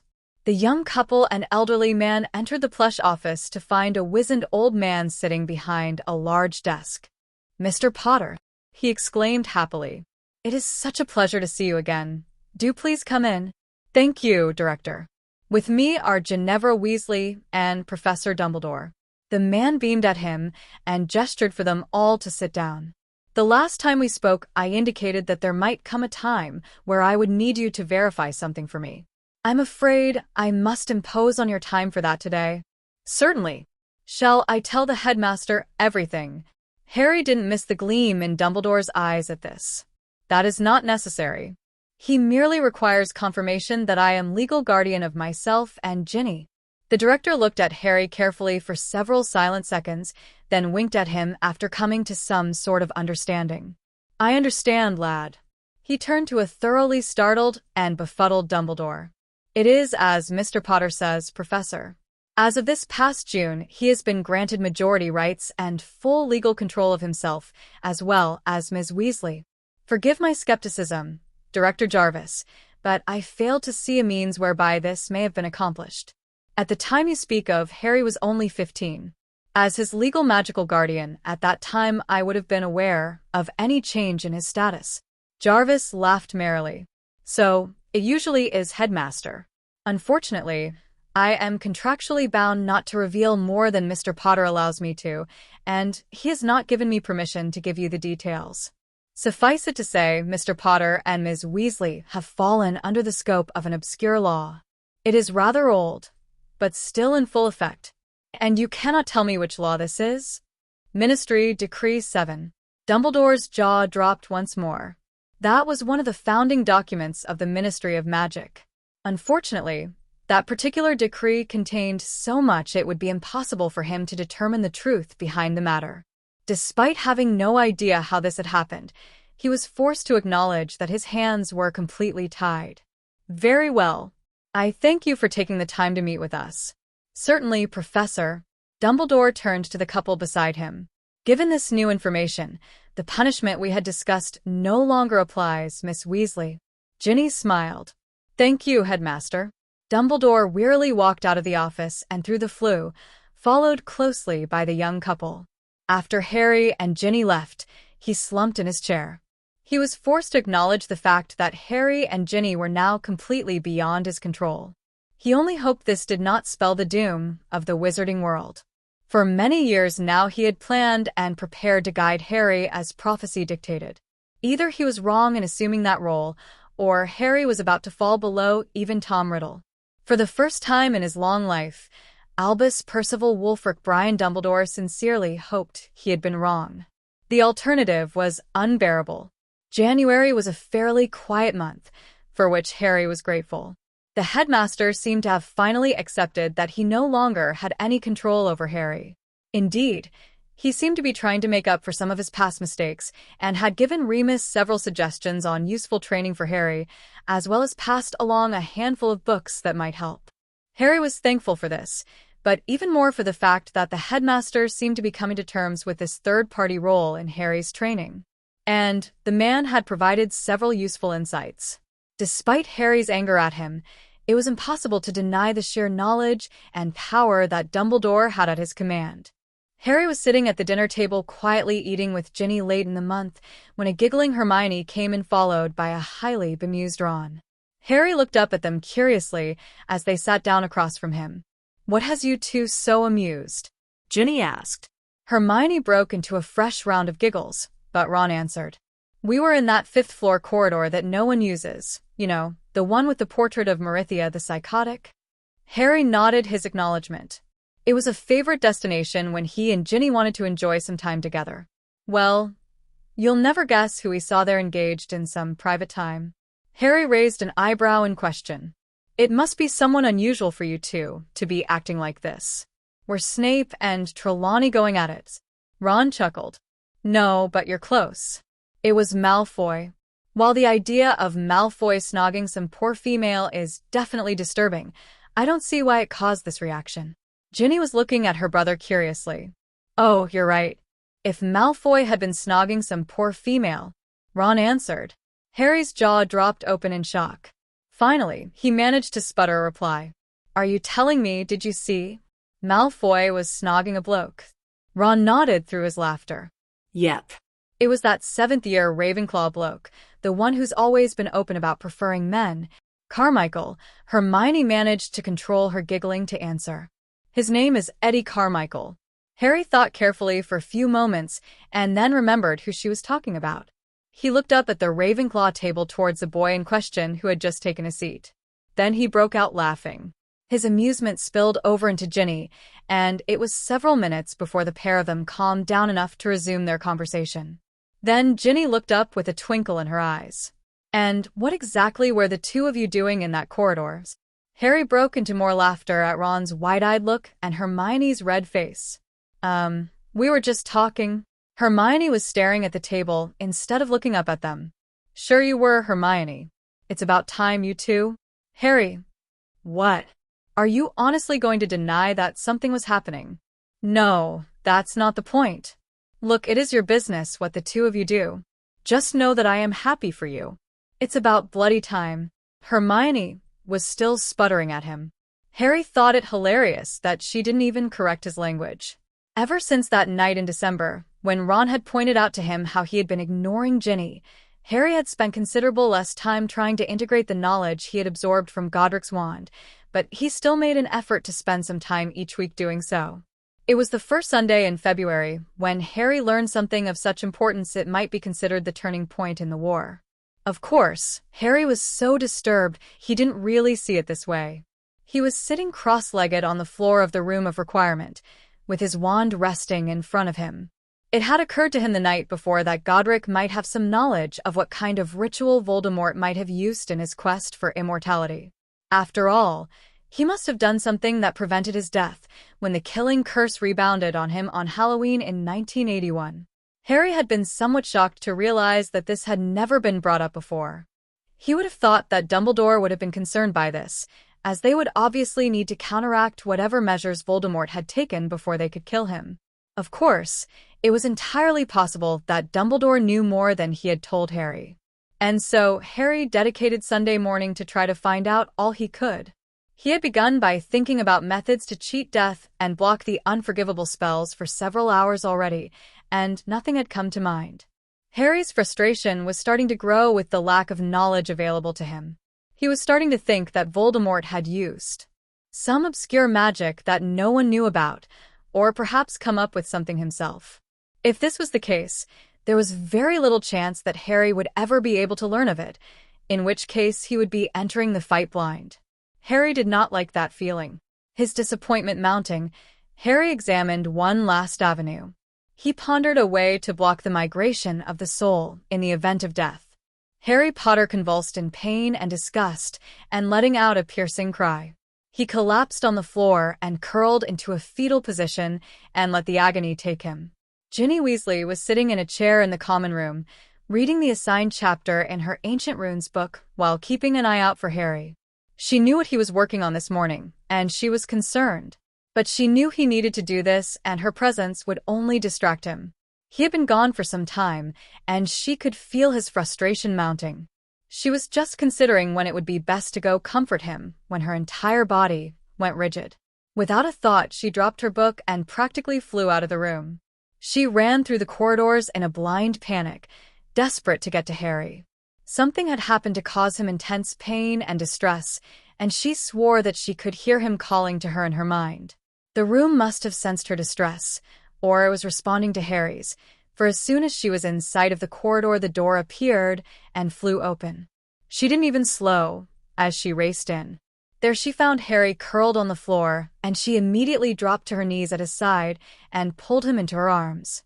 At first, Harry didn't even acknowledge her presence, but slowly, she was able to penetrate his shock and calm him down enough that he uncurled and pulled her into a tight embrace. He wasn't talking, but Ginny could hear a constant mantra in her head as he held her. "Not my Ginny. Not my Ginny." This only added to her panic. When Harry showed no sign of calming down, Ginny pushed her hands under his shirt and sought skin-to-skin contact. This allowed her to project more of her own love through their bond. Remembering something her own mother had done when she would wake up from nightmares as a young girl, Ginny began singing a lilting song to try and calm him down. It took several more minutes, but eventually Harry came back to the present, though he never released his hold on her. Finally, Ginny looked up into his desperate eyes. "What happened, love?" Harry shuddered before starting to speak quietly. "You know what I was looking for?" "Yes, love. I didn't find anything about cheating death or blocking the killing curse or anything related to that. I tried every variation I could think of, but nothing. Ginny nodded against his chest. I could feel your frustration. I was just about to come and check on you when… Her voice trailed off. Sorry, I didn't mean to scare you. What did you feel? Pain. I just knew you were in horrible pain. I had to get to you. And I could have sworn I heard you calling me. He looked down at her curiously, his eyes still dull. I was calling for you at first. Do you think maybe we might be able to talk without the physical contact? He nodded. Maybe. Or it might just be because you were in so much pain. But we'll investigate that later. What did you learn? Harry shuddered before continuing. I asked about ways to block the migration of the soul after death. After all, everything points to Voldemort dying when he tried to attack me all those years ago. Maybe he really did die, but something stopped his soul from moving on. I take it Godric knew a way. Yes, he had learned of one. But it's horrible, Jin. She looked up at him with love in her eyes, patiently waiting for him to go on. There is a ceremony that you can perform which will stop your soul from moving on should you die. It only works for up to a year, so it must be repeated every year. I'm not positive Voldemort is using it, but it seems to fit. And that would mean he has done this many times, and it is just so horrible. He cut off and pulled Ginny tightly up to him to crush his mouth onto hers. His kiss was desperate, and Ginny let him take whatever he needed from her. He was panting by the time he pulled back and began his tale again. The wizard that Godric ran into, who had done this, had been using Muggle-born witches. It worked fairly well, but Godric was able to find a method around it, which makes me think that Voldemort, who undoubtedly knew about all previous uses, would use pure-blood witches. Harry shuddered. Only there aren't many, and you? He trailed off, looking at her wretchedly. I can't lose you, Jin. Ginny wound both hands into his hair and pulled him back down for a much softer kiss. You will never lose me, Harry. We will find a way around this, whatever it is. When she released him, he buried his head in her neck and continued silently. The ritual uses the magic and soul of an unborn magical child to block the migration of your soul. It requires you to take a witch, pregnant with her first child, and cut her open to tear the child out. You then make a potion from the blood of the fetus. It prevents your soul from moving on by sending the soul of the unborn child in your place. Because Voldemort is so evil, that would condemn the soul of an innocent child in his place, and I can only imagine the place waiting for his soul is miserable. The purer the blood of the fetus, the stronger the magic of the potion is. In addition, it would be stronger if the witch was a virgin upon conception. Ginny held her husband and pondered this new information. It was disturbing, to say the least, but if it was true, it at least gave them a place to look to find a way around it. She could tell that the possibility greatly upset Harry. He hated the loss of innocent life, and if Voldemort had been using this ritual for years, then who knew how many innocent children he had doomed to hell in his place. Ginny vowed right then to try to find not only a way to get around Voldemort's protection, but hopefully free the children. She could also see why Harry was worrying about her. She would be the perfect candidate for such a ceremony, a pure-blood witch whom Voldemort would not care about losing. Ginny realized that this knowledge would cause Harry to become even more protective of her. Shaking her head, she tried to clear her thoughts. There was plenty of time for that later. They needed to determine if this was the ritual Voldemort had used, and only one person would know the answer to that question. Harry, we needed to talk to Dumbledore and Snape. He sighed heavily before nodding. I know. Despite my dislike of them both, only Snape can tell me what I need to know, and only Dumbledore can make him. But I don't want to tell them of the ritual. With the right questions, we should be able to tell if this is what we are up against without revealing anything else. He reluctantly allowed her up from the floor. Come on, there's no time like the present. With a resigned sigh, Harry followed his wife, keeping a firm hold on her hand. He didn't even notice as they walked quietly through the castle. His mind was working furiously to find a way to protect her.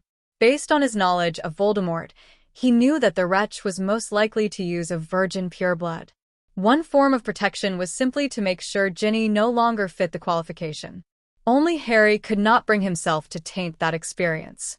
He and Ginny would be together when they were ready, not because of Voldemort. He cursed silently in his head.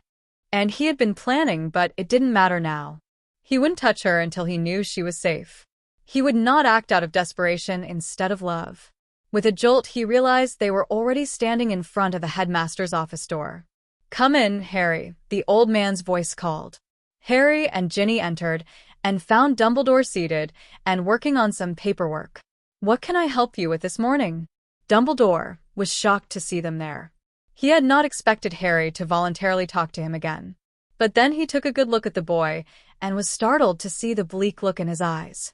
"I need some information that only Professor Snape can provide. I doubt he would provide it to me willingly, so I am going to need your help."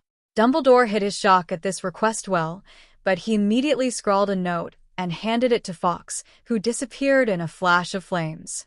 "He should be here shortly. May I ask what this is about?" "I've come across some information. It might provide a clue as to what Voldemort has done to prevent his death. I will need confirmation if I am to go about combating it. May I ask where you came across this information?" Harry shrugged, but did not answer. Dumbledore did not push. He had learned the hard way not to push Harry. The young couple and the old man waited silently for several minutes before Severus Snape entered, looking thoroughly annoyed. Severus, please come in." "May I ask why this is so urgent, Headmaster?" "I was in the middle of something important." The man glared at Harry and Ginny, but they ignored him. "I'm afraid that I do not know myself, Severus. However, I ask that you answer Mr. Potter's questions. He may have found significant information regarding Voldemort." Snape turned and sneered at Harry. "Since when has Potter ever produced anything useful?" "Severus, you will answer his questions." Dumbledore's voice was firm, and Snape gave a curt nod. "I came across a ritual I believe Voldemort is using. It would need to be repeated at least once a year, and would require a witch, probably pure blood, pregnant with her first child." Snape looked lost in thought for several minutes, and then his already sallow face went white. His eyes shot to the headmaster before returning to bore into Harry's. "Where did you come across this information, Potter?" "That is not important. Have you ever seen any evidence that Voldemort might be performing such a ritual?" Snape looked back at Dumbledore, locking eyes with him for several seconds, and then answered reluctantly. "Yes. Every year, he instructs a Death Eater to kidnap a young pureblood witch. It is imperative that she be a virgin when taken. I was always under the impression that he was merely providing a reward for the Death Eater, as he instructed them to use the girl for their own pleasure. However, this past summer I heard him instruct Lucius to remember to ensure that the girl conceived." Dumbledore looked up at this. "Why did you not tell me of this before, Severus?" "As I said, I thought it was merely a way to reward his followers. I assumed that he wanted to produce children from the encounter to bolster the ranks of pure-blood wizards. I thought nothing of it. I never saw him do any more." Snape paused, as if considering how much to say. "He knows that I have no interest in forcing myself on anyone, and so I was never given any more information." Dumbledore turned back towards Harry and was shocked to see the young man shaking in his seat and Ginny trying to comfort him. "Does this confirm what you thought, Harry?" The young man nodded silently. "Will you share any more with me?" Harry shook his head furiously. With a sigh, Dumbledore nodded. He had not expected Harry to share. Dumbledore watched as Ginny quietly led Harry out of the office. Something had disturbed the boy greatly, and he wanted to know what it was. He turned to his bewildered potions master. "Severus, try and find a ritual involving these components. We must learn what Voldemort has done. Obviously, it is something that has greatly disturbed Harry, and we need to know why." Snape nodded his acceptance and quietly left the office. He was starting to wonder why it seemed like Harry Potter knew more about the war than Albus Dumbledore. Severus Snape sat in front of his fire, thinking carefully. He had, of course, known that relations between the headmaster and Potter had been severely strained this year. When the headmaster had had him prepare not only the usual love potion, but a much more potent form as well, Snape surmised that Dumbledore did not like Potter begin involved with Weasley. Indeed, he had witnessed more than one attempt to separate the two. Severus had never bothered to question this before. Now he began to wonder, why would Dumbledore even care whom the boy was involved with? In addition, Severus was aware of how much time Potter spent locked away in the room of requirement, presumably to train. He had wondered why Dumbledore was not helping the boy, but now he wondered if maybe Potter would not allow that. Based on their interactions tonight, it was not Dumbledore but Potter who seemed to hold all the cards and be in control of the situation. Severus had never seen a mere child refuse to tell Albus Dumbledore vital information and get away with it, and yet Dumbledore had not even pushed him tonight. He seemed resigned instead. So, what had caused this falling out between the two? Severus knew that Potter would be the one to destroy the Dark Lord. He had always known, and that knowledge had tormented him, that the talentless son of James Potter would be the savior of the wizarding world did not sit well with him. He had watched the boy carefully for years and come to the conclusion that they were doomed. Potter did not have the strength to defeat Voldemort. But this year something was different about the boy. He had been doing remarkably better in his classes, but it was more than that. He had a hidden power and determination that had not been there before. For the first time, Severus considered the possibility that Potter actually might win. Severus had not had any hope for 16 long years. But now things were different. The boy obviously needed help, or he would never have willingly asked for information tonight. And he quite clearly refused to allow Dumbledore to provide that help. Perhaps he would accept it from another source. Harry brooded for the next 3 days before Ginny got annoyed enough to do something about it. She knew what was bothering him, and she was fairly certain she had a way around it.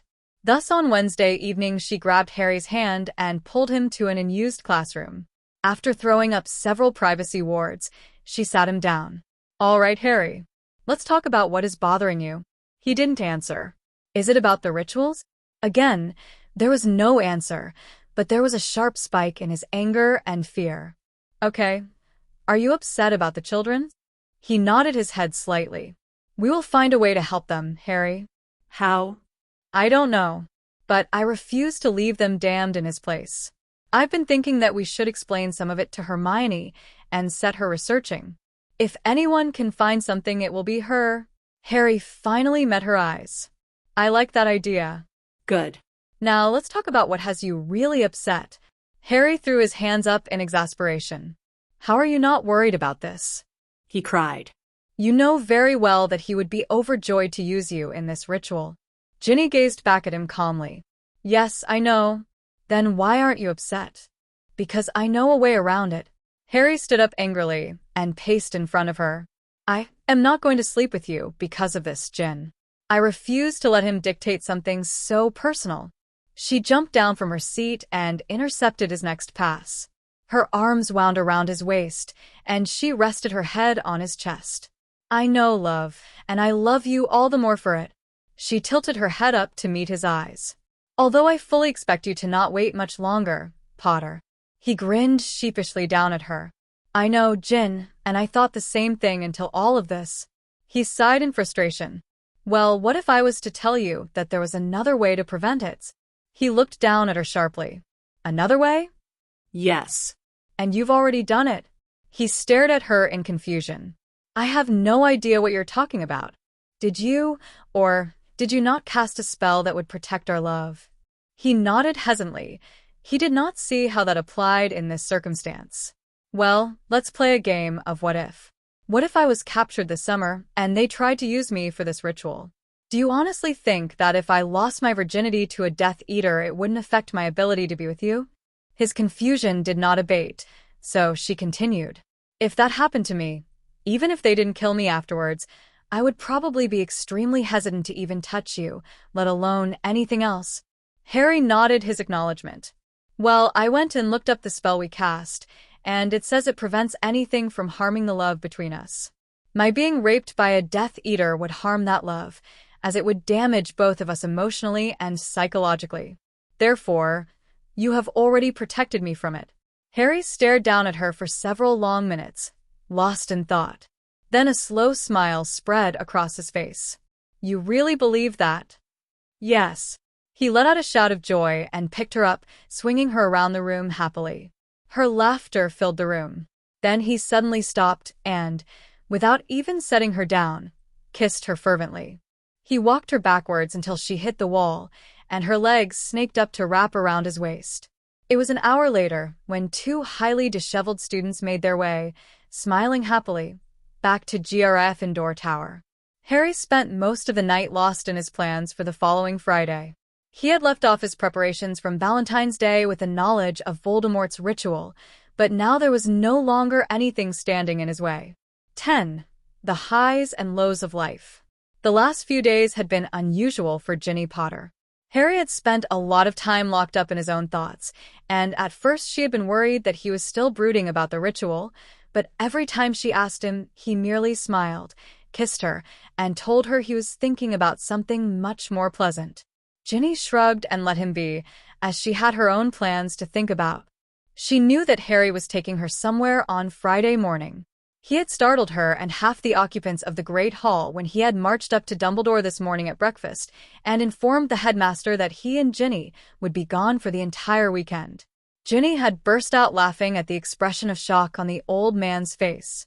She had been joined in her laughter by most of the Gryffindor table when Dumbledore merely nodded sadly and McGonagall subsequently burst out in an indignant screech.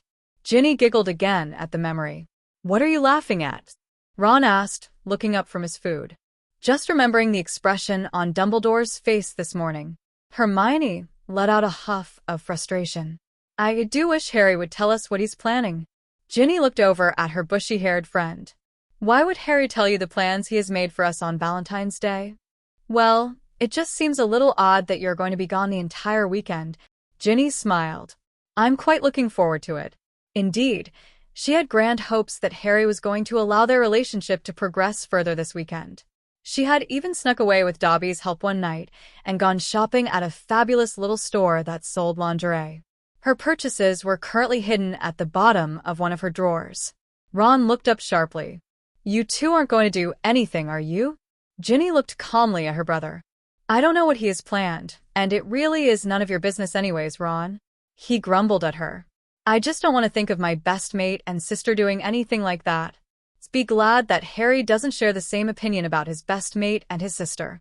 Ron looked at her in complete confusion. "Harry doesn't have a sister." Ginny rolled her eyes at her brother's stupidity. "You know he thinks of Hermione as a sister. And does he get all upset at the thought of you two snogging?" Ron shook his head, but Ginny distinctly heard the words he directed to his plate afterwards. "It's not snogging that I'm worried about." She chose to ignore them. Harry sat down at her side shortly after and kissed her cheek. "Evening, love." She smiled up at him. "What kept you?" "Nothing important." She rolled her eyes at him and let it go. He hadn't given her a straight answer all week. Ginny resumed eating her meal and listening to Hermione talk about the potions essay she was working on. She had discovered several years ago that by paying attention to Hermione as she talked about homework, she could learn valuable information for her own classes. So Ginny was not expecting it when Harry's hand landed on her thigh under the table and a spike in mischievousness came from beside her. She squeaked in surprise and dropped her fork. "Are you all right, Ginny?" Hermione asked. Blushing faintly, Ginny nodded. When Hermione returned to her lecture, Ginny turned and shot Harry a glare. He smirked in response, but didn't remove his hand. Instead, he moved it lazily up and down her leg, causing her breath to speed up slightly. Desperately needing him to stop before she launched herself at him, Ginny clamped her hand firmly atop of his to hold it in place. Harry merely smiled and continued eating. "Potter." Ginny froze at the voice and turned with Harry to see Snape standing behind them, his usual sneer in place. "Yes, sirs?" Harry asked. "You will accompany me to my office." "Now?" "Sirs?" "No questions, Potter." Harry shot a confused look at Ginny before shrugging and getting up. "Weasley, you as well." Ginny was startled to find Snape's sneer now directed at her. What had she done? Deciding that there was little harm in going with the man, as she didn't believe anyone could harm her with Harry there, she got up and took Harry's hand as he picked up both of their bags. They followed Snape out of the hall, earning curious glances from most of the students and smug looks of superiority from the Slytherin table. Snape led them in complete silence down to his office and held the door for them, spelling it closed after they entered. "Sit." Amused at the man's terseness, Ginny sat down in the offered chair.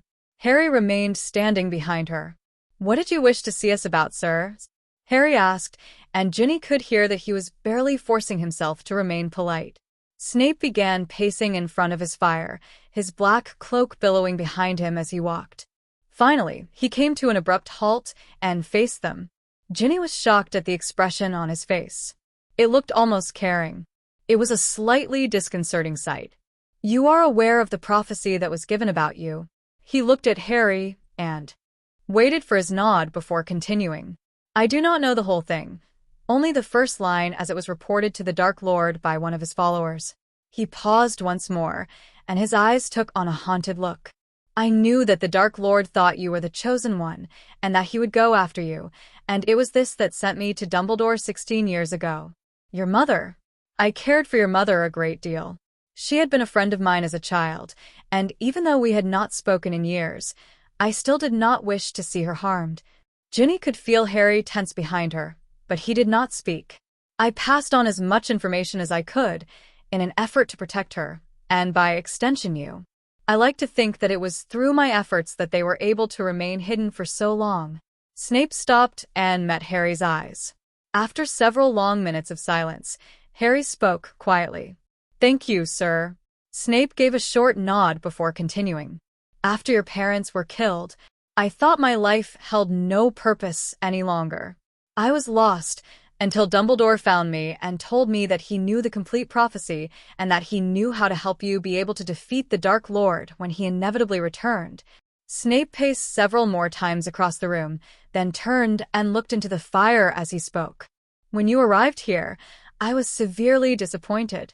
In my eyes, you had none of your mother in you, and I saw no hope that you would become able to fulfill your destiny.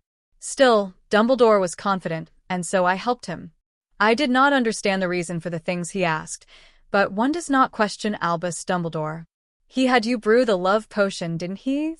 Harry asked quietly. Snape looked up, startled. Yes. "I did not know you were aware of that." "I am, and I have taken steps to counteract any further attempts." Snape looked puzzled. "I am not aware of any such methods." Ginny looked up and met Harry's loving gaze. "The lover's protection spell," she whispered. Snape drew in a sharp breath. "You got that to work?" "Yes, we did." Snape nodded slowly, looking at them curiously. Ginny was shocked at the difference it made when he wasn't sneering. His face almost looked pleasant. "I was aware of many of his schemes to separate you two this year, and was quite frankly startled that none of them worked. I was also lost as to why he felt it necessary. And then there was the obvious falling out between you. Something must have happened for you to lose all trust in him, and I could not help noticing that it seemed to coincide with you finally becoming someone who had a chance to defeat the Dark Lord." Snape met Harry straight in the eye. "It has been a long time since I had any hope. I do not know what happened between you and the headmaster, but I do know that you need help and refuse to accept his." Snape paused and drew in a ragged breath. "I offer mine instead." Harry's hand tightened on Ginny's shoulder. She looked up at him in shock, never having expected to hear Severus Snape offer to help him. Harry was looking down at her, confusion in his eyes, and she could see he was torn. He hated the man before him. Snape had done everything he possibly could to make Harry's life miserable, and had been instrumental in Dumbledore's efforts to separate him. And yet, the truth was that Harry did need help, and Snape was admirably placed to give it. He could give information not only about Dumbledore but about Voldemort as well. She had also been touched by Snape's confession about Harry's mother. Anyone who loved his mother could never truly hurt him. Ginny placed her hand on top of his. "I think you can trust him, love." Harry's eyes looked at her desperately. "With everything?"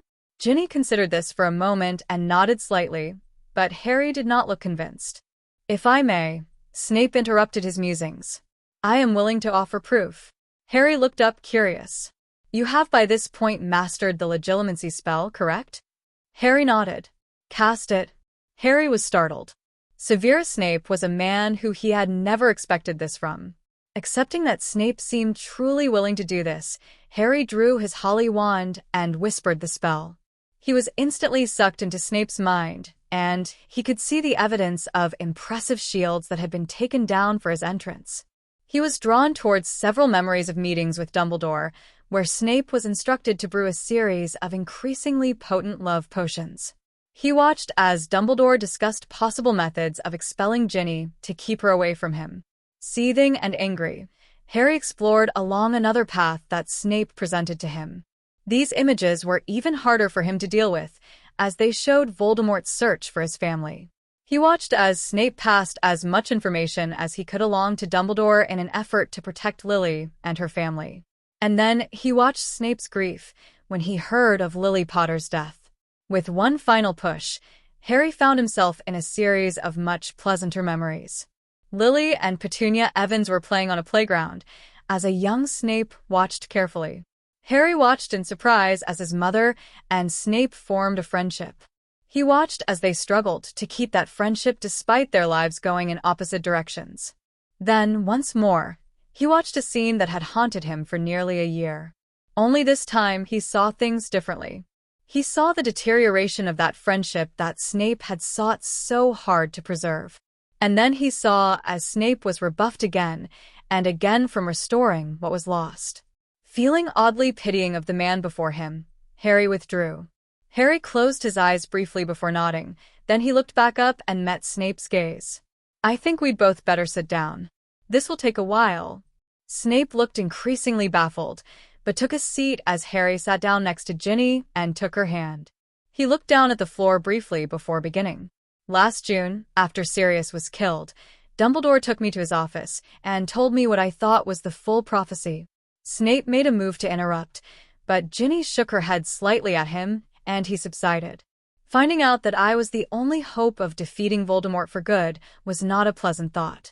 I knew that I was no one special, that I was nowhere near powerful enough to take down Voldemort, and Dumbledore's only advice was the love was my strongest weapon. Harry scoffed. Love. That's not a weapon. And even worse, love was something I had no experience with. I had no memory of anyone really loving me, and the one person I was that close to had just died. It was then that Ginny found me. He wouldn't tell me what was really wrong, but I knew him well enough to offer some help anyways. Ginny offered me a way out of the prison I would be returning to any day, a prison Dumbledore had happily sent me to without a second thought. Snape broke in. "But you did spend the summer at the Dursleys?" Harry grinned. "Yes, mostly. However, I had a means of escape, and a means of getting the things I needed. I bonded a house elf." Snape nodded.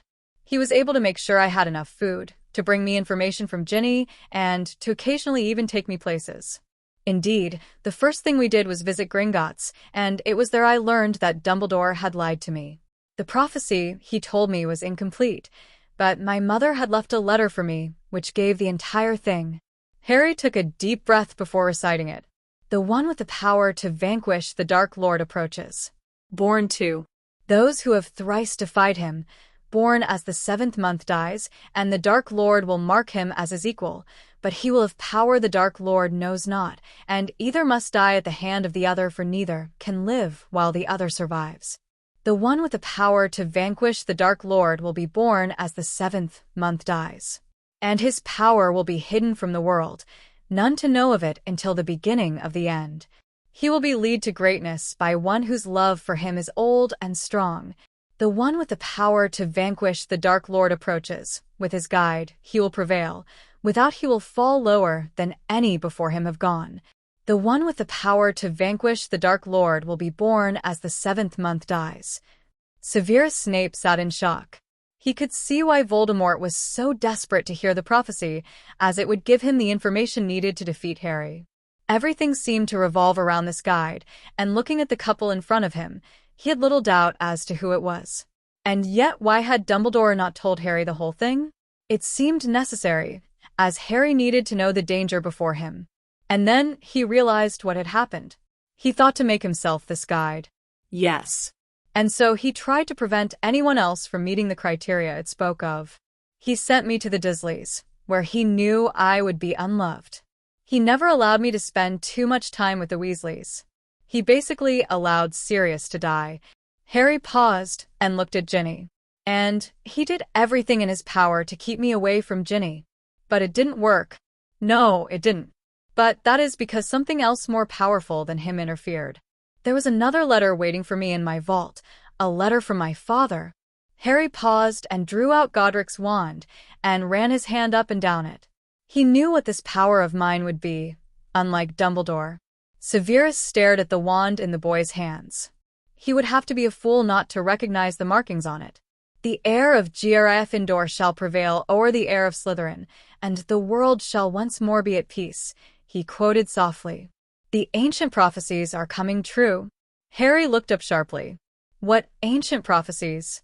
It has long been rumored that there will be a great fight between the heirs of Gryffindor and Slytherin. It is why the Dark Lord chose to go after you instead of Longbottom. There have been rumors for centuries that the Potters are descended from Gryffindor, but there has been no proof until now. Ginny looked between Snape and the wand in concern. Sir, do you know what this is? Yes, I do. But the blood protection on it. Snape looked up, startled. There was a blood curse on this wand? Harry nodded.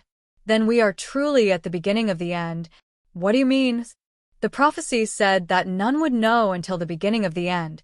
It follows that the blood protection would become a non-issue at that time.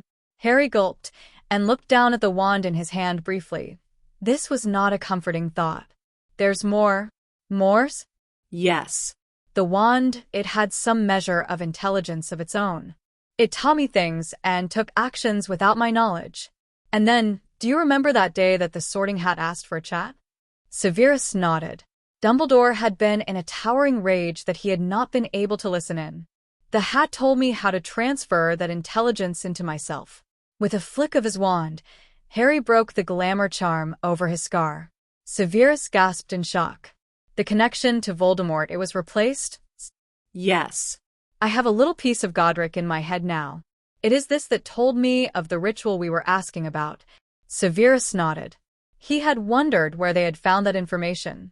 You spoke of the wand doing things without your knowledge. What did you mean? Harry's eyes met Ginny's, and she gave a brief nod. Fidelis amor vinculum. Severus Snape collapsed back into his chair in shock. That explained much. He eyed the two teens in front of him, amazed by what they had gone through and what they had accomplished.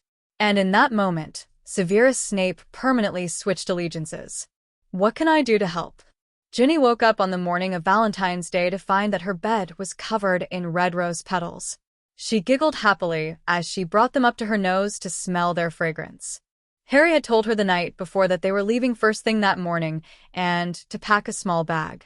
He had told her not to pack anything fancy, but Ginny had grand hopes for this weekend, so there were several special things hidden at the bottom of her bag. And while these could definitely be considered part of Harry's present, she had also carefully wrapped a small box and placed it in her bag to give to him. Smiling happily, she hopped out of bed and carefully pulled on a matching set of lacy underwear that her mother would be scandalized to know she owned. Then she threw on the rest of her clothes, grabbed her bag, and practically bounced down the stairs. Harry was sitting waiting for her in the common room, and when he saw her his face broke out into a huge grin, and he stood up. Ginny launched herself into his arms and met his lips with her own. Her small hands wound their way into his hair, holding him tightly to her. When he finally pulled back, he trailed his nose along her cheek and whispered, "Happy Valentine's Day, Gin." Ginny hugged him tightly to her. "Happy Valentine's Day, love." After several long minutes, Harry pulled back. "Are you ready?" Ginny nodded happily. "Then let's go." He took her bag and slung it over his shoulder with his own, and then wrapped his arm around her waist and tugged her along. He led her quickly through the halls and out onto the grounds. When they passed through the gates, Harry stopped and pulled her around to face him. "I'm going to give you your first gift now, because it is going to get us where we need to go." She looked at him curiously. "How many gifts did you get me?" 3. She laughed. "Again? You spoil me too much, Harry Potter." He smiled happily. "But you deserve it, Ginny Potter." Harry pulled out a small box and handed it to her. It was tied with a simple ribbon, and inside, resting on a bed of velvet, was a simple bracelet. It was gold and was basically a string of small rubies. She gasped at the sight. "It's beautiful." Harry grinned happily and took it out, helping her to put it on. "It's not just a bracelet. I took it into a specialty shop and had it made into a permanent portkey. No matter where you are, it will bring you to our home when you say home to Potter Place. Ginny smiled up at him. It's lovely, thank you. Harry beamed, then wrapped his arms tightly around her and placed a finger on the bracelet on her wrist. Take us home, love. She hugged him tightly to her and activated the portkey. When she looked up, she smiled at the sight of their home. Harry led her inside and immediately brought her up to their bedroom. When they stepped through the doors, she let out a surprised sigh of pleasure. The entire room had been redone. All the old furnishings were gone, replaced with more modern and comfortable-looking things. The bed had a large red comforter on it, and Ginny smiled at the sight. He did love red. She peeked into the bathroom and saw that it, too, had been cleaned up and was redone with red and gold fixtures, though Harry had left the large bathtub. She had got the feeling the last time they had been here that Harry was rather attached to it and all that might one day take place there. She turned back around to find her husband waiting in their sitting room with a large smile on his face. It looks wonderful, Harry. He beamed at the praise. This is your second present. I had Dobby and Winky work on this room first because I wanted to be able to bring you here. She grinned. It is perfect, love. Would you like your last present now? She nodded excitedly, and he reached behind him and pulled out a long, thin package. She squealed and reached for it. Only one thing came in boxes that size. Inside was her very own firebolt. Ginny grinned and launched herself at him and smothered his face in kisses. Thank you. He laughed happily. I'm glad you like it. I thought we might go flying today. She laughed excitedly and popped up, pulling him along behind her as she made quickly for the door. Harry and Ginny spent the morning flying around their Quidditch pitch and exploring the rest of the grounds. Ginny squealed with glee as she put her new broom through its paces while they played an intricate game of aerial tag. Harry took the time to teach her some of his more daring tricks, and he smiled happily as he watched his wife fly in her joy. Dobby came out and called them in for lunch at noon, and they raced each other back to the house, laughing all the way. The elves had prepared a large feast for them, and Harry and Ginny enjoyed their food while talking together contentedly. As the meal wound down, Ginny fingered the box in her pocket. Did you have plans for this weekend, Harry? He blushed slightly before answering. I thought we might just stay here for a few days. It will be nice to be away from everything. She smiled gently. She could feel nervousness and excitement coming from him and hoped that meant what she thought it did. Yes, it will, love. She pulled the box out of her pocket and placed it before him. Happy Valentine's Day. Harry grinned as he tore off the paper and opened the box. Inside, he found a masculine ring of gold that had small veins of ruby running around it. I wanted you to have a ring to mark you as mine, one that everyone can see. He beamed at her. It's wonderful. Thank you. Maybe you can have it made into a portkey, like my bracelet. Harry grinned. That is a marvelous idea. He pulled her to him and sat her down on his lap before dipping his head and attacking her mouth. He kissed her intensely for several minutes before trailing his mouth down her long neck. After several long minutes, he pulled away and looked at her. Dance with me? She smiled softly. I would love to. He stood up, pulling her with him, and drew her into his arms. He must have had Dobby ready, because as soon as they started dancing, soft music began filling the room. He twirled her around the room and in his arms as the music changed again and again. The longer he danced with her, the closer he pulled her to him, until eventually she was plastered against his body and he leaned down and began kissing her with increasing desperation. His hands slid down until they found the edge of her shirt and slipped under the back to find purchase on her bare skin. Harry moaned against her before pulling back and looking at her with half-lidded eyes. Gin, he groaned.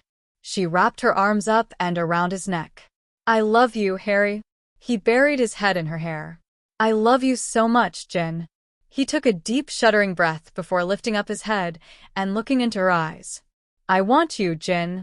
She sucked in a harsh breath. Then take me, love. With twinkling eyes, he swept her up into his arms and made his way up to their room. They did not leave their room again until it was time to return to school on Sunday evening. It was late Sunday night when Harry and Ginny wandered into the common room, arms wrapped tightly around each other. Harry seemed to be unable to not be touching her, and Ginny seemed to be glowing with happiness. They walked in and found an out-of-the-way armchair where they curled up together. Neither noticed that Ron and Hermione were sitting working on homework together when they walked in, so neither saw when they walked up and stood in front of them with raised eyebrows. But when Harry started to nuzzle into Ginny's neck, Ron cleared his throat loudly. "Could you please not do that in front of me? Actually, I'd prefer you not do it at all." Harry looked up at his best friends, amused. "You're not going to get that second one, mate." He scowled. "Where have you two been?" Harry looked calmly at his glaring friend. "Away?" Hermione huffed. "But where did you go? And how did you get permission? Dumbledore would never have allowed that normally." Harry smirked. "He didn't have a choice, and we went home." "You went to the Burrow?" No. "We went to our home." Ron spluttered angrily, and his face became an alarming shade of red. "And what were you doing there?" Ginny turned to level her brother with a cold stare. "What Harry and I do is none of your business, Ronald." He glared at her. "It is too. I'm going to tell Mum what you two are up to." Ginny laughed. "Go right ahead. They have already approved our relationship and all that it implies." Ron stared at her with his mouth open in shock. After several silent moments, he snapped it shut and growled. "And what exactly is your relationship?" "Harry and I are together, Ron, and we are going to be for the rest of our lives."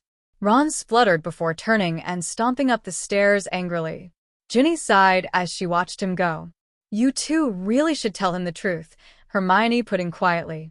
Harry looked at her incredulously. With how he handled that. "I don't want him after my blood." She huffed and crossed her arms across her chest. "He's going to be furious at you for keeping it from him." Ginny sighed. "I know. But that's not the only reason I don't want to tell him. You know that Ron has difficulty keeping his mouth shut. Get him angry and he'll tell you anything." Hermione couldn't argue with that, so she merely rolled her eyes and stalked off to return to her book, leaving Harry and Ginny to much more pleasant pursuits. The days after Valentine's Day were interesting for Harry and Ginny. Ginny spent most of the time floating around blissfully happy with life, while Harry followed her around like a lost puppy, seeming unwilling to not be near her. He was constantly pulling her into abandoned rooms or closets, and Ginny would giggle at his enthusiasm before pushing him away gently. It wasn't until Saturday night 2 weeks later that the world interfered and reminded them that life could never be simple for Harry Potter. The couple was sitting in the common room working on school work when the portrait hole opened and Severus Snape swept into the room, causing it to fall instantly silent as the Gryffindors stared at him. He looked around until he spotted Harry and Ginny, and headed straight for them. "Potter. Weasley. Come with me." Bewildered, they followed along behind him. He didn't speak as they walked quickly through the corridors until he led them into an unused classroom. Turning, he threw up several privacy wards before speaking to them. "Dumbledore does not want me to inform you of this, but there is a large-scale attack planned tonight by the Dark Lord." Harry's curious expression instantly went serious. "Where?" Snape met his eyes. "The Dark Lord has recently discovered that the protection surrounding your relatives has expired, most probably because you no longer consider their house your home." Harry drew in a sharp breath. "When?" "I do not know. I was informed only a few minutes ago." Snape sighed briefly before continuing. "I've been tasked with making sure you stay in the castle, and do not try to help. The Dark Lord is starting to believe the rumors that you are the one who took out Lucius. This is his retaliation." Harry paced quickly once across the room before coming to a stop right in front of Severus. "I will have to incapacitate you." "I know." Harry nodded before raising his wand and whispering a spell. The potions professor collapsed to the floor in a boneless heap, and then Harry conjured ropes around him for good measure. Satisfied, he turned to the room and cast spell after spell, making it look like the scene of a fierce fight. It had to look like Snape had been overcome. Turning to his wife, Harry looked at her carefully. "Are you ready?" She met his eyes. "Yes." He nodded before calling, "Dobby." "Yes, Master and Mistress?" "Please take us to Privet Drive." The elf looked between them in confusion before shrugging his small shoulders and taking their hands in his. With a pop, Harry was once more in the bedroom that he had sworn never to return to. He closed his eyes briefly before setting his shoulders and turning to Dobby. "I am going to ask you to take the Dursleys somewhere safe." Dobby grumbled unhappily. "If Master wishes." With a nod, Harry took Ginny's hand and proceeded out the door and down to the sitting room where the sounds of the television could be heard. He strode into the room where his aunt and uncle were sitting, his uncle holding a rather large glass of brandy. Their heads snapped around at the intrusion, and Vernon was instantly on his feet. "You. What are you doing here, freak? You said we would never see you again." For the first time in his life, Harry Potter met his uncle's eye straight on and held his ground. "Voldemort is sending people to attack you tonight. Because I no longer live here, the protection that has kept you safe is no longer in effect." Harry gestured to the house elf by his side. "Dobby will take you anywhere you wish to go while Ginny and I remain here and fight." Vernon was turning an alarming shade of purple. "You can't just march into our home and expect us to obey you, boy." Harry looked at him coolly. "If you do not leave now, you will be dead by the end of the night. You can't threaten me." Giving up on his uncle, Harry turned to Petunia, who was sitting on the couch with a terrified expression. "Aunt Petunia, where would you like to go?" She stared up at him, her eyes wide. Would it be safe at Marge's? Harry considered this before nodding. "It should be." He turned to Dobby. "Please take them to the home of Marge Dursley." The elf nodded before bounding forward. Petunia held her hand out willingly, though with an intense expression of dislike, but Dobby had to forcefully take Vernon's hand. Harry closed his eyes in frustration as the trio disappeared, Vernon screaming the entire time. When the room was cleared, he turned to Ginny. "Should we wear glamours?" She considered this. "Probably. Although Dumbledore can no longer stop us, it is best not to let Voldemort know for sure that it is us." She smirked. "And besides, this way I don't have to pretend to not be your wife." He laughed and drew her small frame into his arms, kissing the top of her head. He held her there for several minutes before pulling back and leading her over to the couch. "We might as well relax for as long as we can. We might be here a while." As Harry and Ginny sat cuddled together in the sitting room, Albus Dumbledore operated outside with his order. As soon as Severus had told him of the pending attack, they had begun preparations. Despite the fact that Harry obviously intended to never return here, they could not let his relatives be harmed. They were his only family, and Albus was sure it would devastate him. Albus had order members stationed all along the street, hidden in various houses, and he sent Remus Lupin in to evacuate the Dursleys. Petunia actually knew Remus, and there was a chance, though small, that she would listen to him. Remus had returned after a minute with a strange smile on his face, and informed him that the Dursleys were not home. That was strange news, as Severus had mentioned that Voldemort had scouts telling him when the Dursleys were there so he could plan his attack. Albus shrugged it off, deciding he would worry about it later. It was a long night of waiting, and it wasn't until just after 2 a.m. that the cracks of apparition could be heard up and down the street. Severus had been unable to tell him who would be leading the attack, and Albus' heart shuddered as he heard the familiar maniacal laughter. Voldemort must have sent Bellatrix so that she could play with Harry's only remaining family. In addition, there were 20 other masked Death Eaters scattered throughout the street. Bellatrix appeared directly in front of number 4 and walked slowly up the walkway, her laughter reverberating down the street. Knowing that no one was inside, Albus was waiting until the Death Eaters were occupied with the house before sending the signal to attack. She was 5 feet away from the door when it suddenly burst open and 2 figures stepped out. Despite having never seen him before himself, Albus recognized the taller of the 2 figures. This was the boy who had interfered in 2 previous fights, turning the tide in both of them. The boy who Moody was convinced was Harry himself. By his side walked a girl with long blonde hair. The duo stood confident, wands at the ready as Bella looked between them in glee. "Oh, goody," she cackled. "A rematch. And you've brought the girlfriend?" The boy smiled tightly. "Wife, actually. I'd introduce you, but I don't want her soiling her hand." The girl by his side laughed quietly. "How considerate, love." Albus looked back and forth between the two. Could this be Harry and Ginny?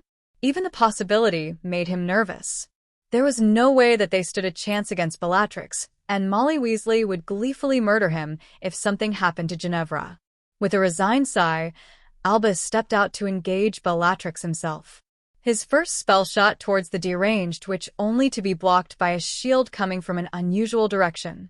His eyes shot up in shock to meet the boy's. "If you don't mind, Albus, we'll take care of this ourselves. Why don't you deal with the peons she brought with her?" Albus stared in amazement as he was summarily dismissed. With a sigh, he realized that if this was indeed Harry, then there was no way the boy would allow him to help. Resigned, he turned his wand to the black-cloaked figures staring avidly between Bellatrix and her adversaries. Bella waved her hand idly, and the fight broke out. Albus had not expected this many, and the order was outnumbered 2-1, but they were fighting well enough to prevent serious damage. As the fight broke out in the street in front of them, Harry and Ginny calmly watched as Bellatrix turned back to them, a smirk on her once beautiful face. "Want to fight me yourselves, do you?" Harry's grin grew feral. "We have unfinished business, Bella." She nodded in agreement, before sneering. "I owe you for our last fight, boy." Without warning, she attacked. Harry and Ginny dove to different sides, trying to flank her in a position that would allow them maximum advantage, without being in danger from each other's spells. Their return spells were launched before they even landed. The next few minutes were filled with furious spellfire, as Harry and Ginny's intense training of the last few months began to pay off. Bella was holding her own, but she could gain no ground on the two fighters who worked together seamlessly. Their movements were so well coordinated, she began to wonder if they were somehow communicating, despite being 20 feet away from each other. Growling in frustration, her spell started to become darker, and Harry and Ginny's shields could no longer block them.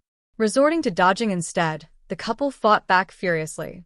After yet another perfectly coordinated attack, she screamed in frustration. "How are you doing that?" Harry just smirked at her. "Did you ever hear of the benefits of loving someone, Bella?" "Oh, that's right. You don't know how to love someone," she growled, shooting yet another killing curse at Ginny, who merely danced out of the way. Harry yelled in anger before a strange look crossed his face. With a flick of his wand, he disappeared. Bellatrix looked around in confusion, unable to find the boy. She turned back to the girl and sneered, "Looks like lover boy deserted you, girl. He must not care very much about you." Her voice turned mocking. "Perhaps you haven't yet learned how to satisfy him in bed." Ginny, who had kept calm when Harry disappeared, looked back and coldly responded, "I doubt that's the case. He spent most of last night screaming my name." Ginny looked at the other woman. "Would you like for me to give you lessons on how to please your husband?" Bellatrix roared in fury, her attention now wholly on the young witch in front of her. It was at this moment that Harry struck. The spell he had used was an advanced invisibility spell Godric had created. It had a distinct disadvantage, in that the second you used magic again it expired, but it had allowed Harry to sneak up on the maniacal witch in front of him. He waited until she was distracted from her search for him and walked confidently to her side. He wanted her to realize who had killed him, so his attack was not lethal.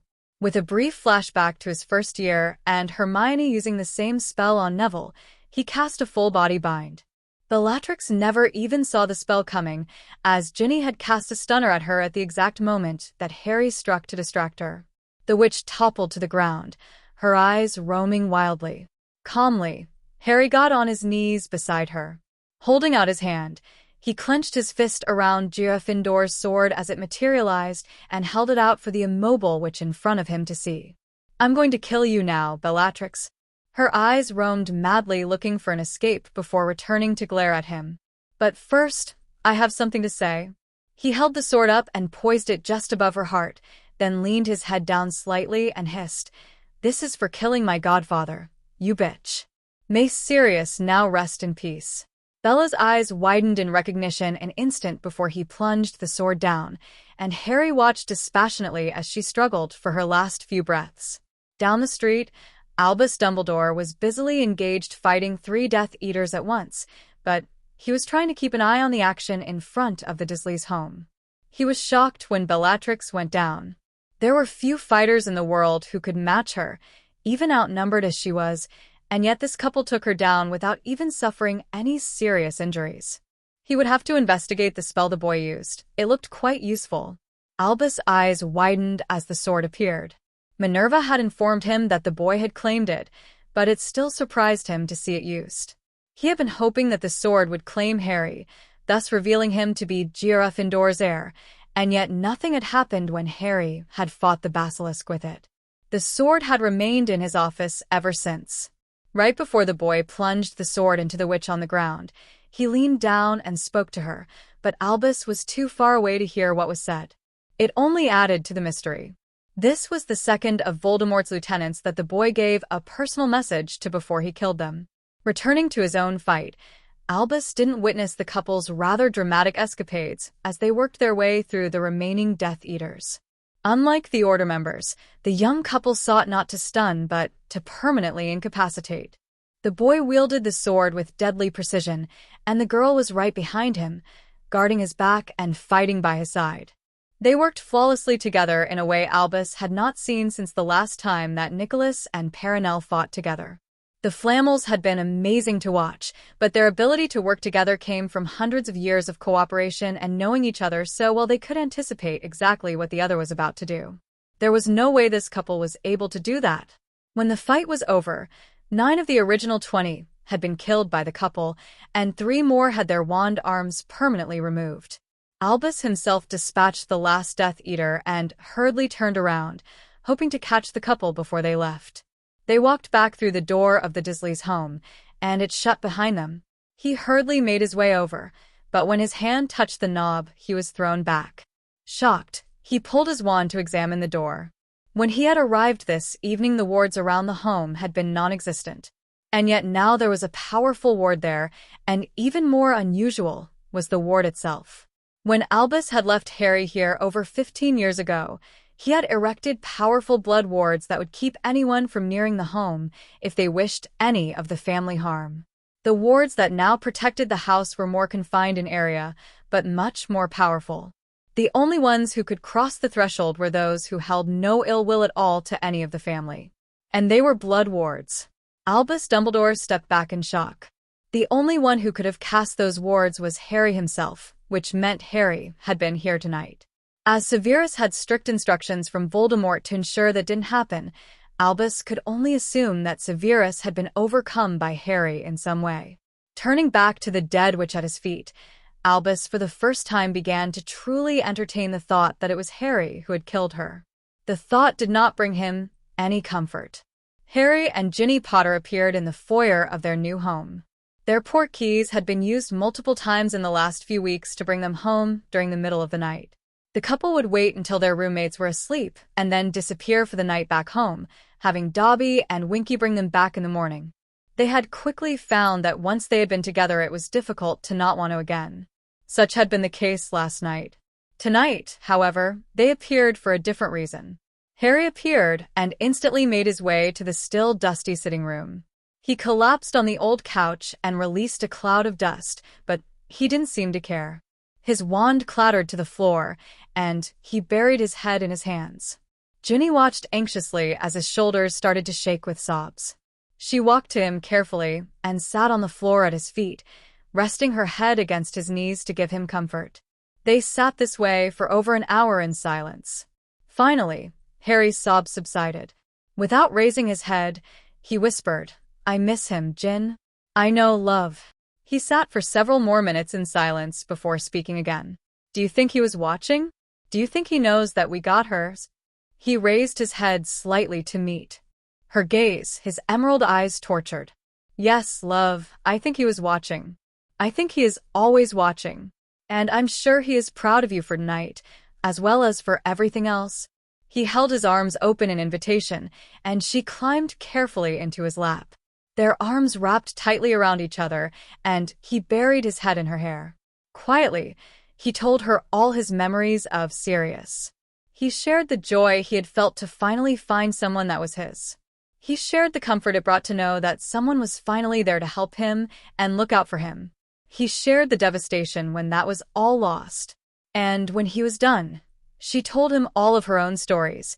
How during the summer they had all spent at Grimmauld Place, Sirius had teamed up with her to outprank the twins.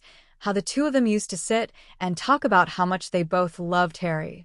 It was the first time that Harry had talked about Sirius without focusing entirely on his pain. At about 5 in the morning, Harry quietly asked, "Will you come somewhere with me, Gin?" She pulled back and gifted him with a look that said quite clearly, of course. Harry quickly taught her how to cast the same invisibility spell he had used earlier that night, explaining its limitations. Then he called, "Dobby."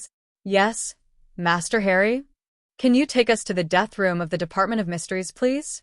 Dobby nodded solemnly and held out his tiny hands. The trio appeared in the large amphitheater-like room. Silently, Harry and Ginny both flicked their wands and disappeared.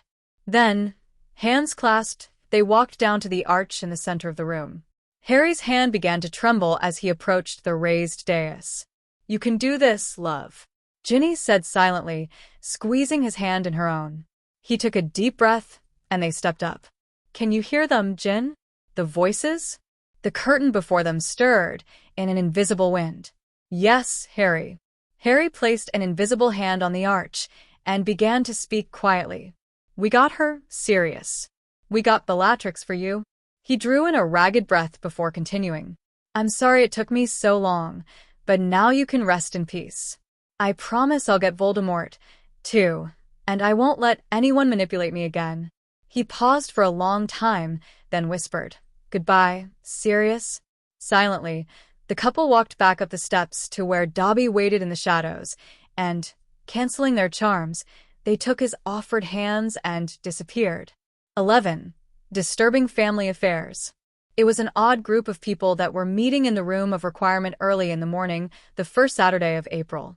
In one portion of the room, Harry and Ron were dueling back and forth, occasionally stopping when Severus had a comment to make about their fighting. On the other side of the room, Severus, Hermione, and Ginny were poring over rather ominous-looking books that Dobby had rescued from the Black family library. Intermittently, their reading was interrupted when one of them would come across something, and they would discuss it amongst themselves. It clearly says that the only way to block the migration of the soul is to send another in its place. Hermione bit out, her long hair pulled back from her face, so as to not get in her way. "I know that, Hermione." Ginny was growing exasperated. "But it isn't enough for me to stop him from doing this to another innocent child. I want to help the ones he already has done it to. But there is no way to recall the dead. Perhaps you should think of it, not as recalling the dead, but restoring order once more." Severus' voice came in softly, interrupting the argument before it could grow too heated. Hermione paused and looked up, her eyes taking on a familiar, faraway expression. "So we're not really trying to go against nature, we're actually trying to work with it." "Oh, that's much easier to deal with." Ignoring the curious looks of her two companions, she pulled a heavy book towards her and began flipping through it, muttering to herself. "Would it be enough?" Ginny asked quietly. "Would it be enough to send him away for goods?" "I believe so," Severus answered. "We would be pushing his soul down forcefully, and once a soul has departed there is no way to bring it back." Severus paused, and his eyes shot up to the dueling boys. "You need to be less obvious in your movements, Harry," he called. "Your opponent should not be able to guess what you are about to do. Try using some of the techniques you employ in Quidditch to throw off the opposing team." Harry looked thoughtful for a moment before giving a grateful nod and returning to his duel. Ginny was looking at Harry carefully. "You know, we should consider what happened to Harry. Maybe there is something there that we can use." Hermione looked up from her book quickly. "What do you mean?" "Well, Harry was hit by a killing curse that failed to harm him because of his mother's sacrifice. Is there some way we can tap into the power between loved ones to do this? We know already it is powerful enough." Hermione's eyes lit up. "There was something I read, it talked about a blood adoption ceremony. If we could find a blood relative of each of the girls who was taken, and they would consent to do that ceremony with Harry, then he would be related to each of the children, and his love, together with the love of the person who performed the ceremony, might be enough." Both girls' faces grew excited. Ginny turned to Severus. "Do you think you can find out the identity of each of the girls?" He looked thoughtful. It will be difficult and probably take a great deal of time, as I won't wish to rouse suspicion, but I can try. Do you know how long he has been performing this ritual? How many girls we are dealing with? Hermione asked. Oh, yes, I was at the meeting that he first announced his reward plan for his most faithful follower. Severus' eyes darkened. I was 16. That would have been the summer of 1976. Hermione nodded. Then he was defeated in October of 1981, so that is 6 girls from his first reign, and 2 more recently. So, we're looking for 8 girls? No, said Severus quietly. Only 7. He has always insisted on performing the ritual on the summer solstice, and he was resurrected after that occurred. I believe it is one of the reasons he was so reluctant to let his return be known for that first year. 7, then, Ginny said. If we can find them all. It is a good number, Hermione murmured. Good evening, Rodolphus. Severus was met with a sneer. Good? How can it be good? Snape raised one eyebrow. I take it things have not gone well since Bellatrix was killed. That would be the understatement of the century. The Dark Lord has been particularly angry with me ever since. Just the other day, he reminded me how I had once been one of his most trusted followers, and now I was nothing. He was rubbing at my face as he considered who he would reward as his favorite this year. Severus' interest was piqued, and he sat up slightly. That's right. You and your brother were both rewarded such, weren't you? Yes. As if it did us much good. Still, you got the girl that year.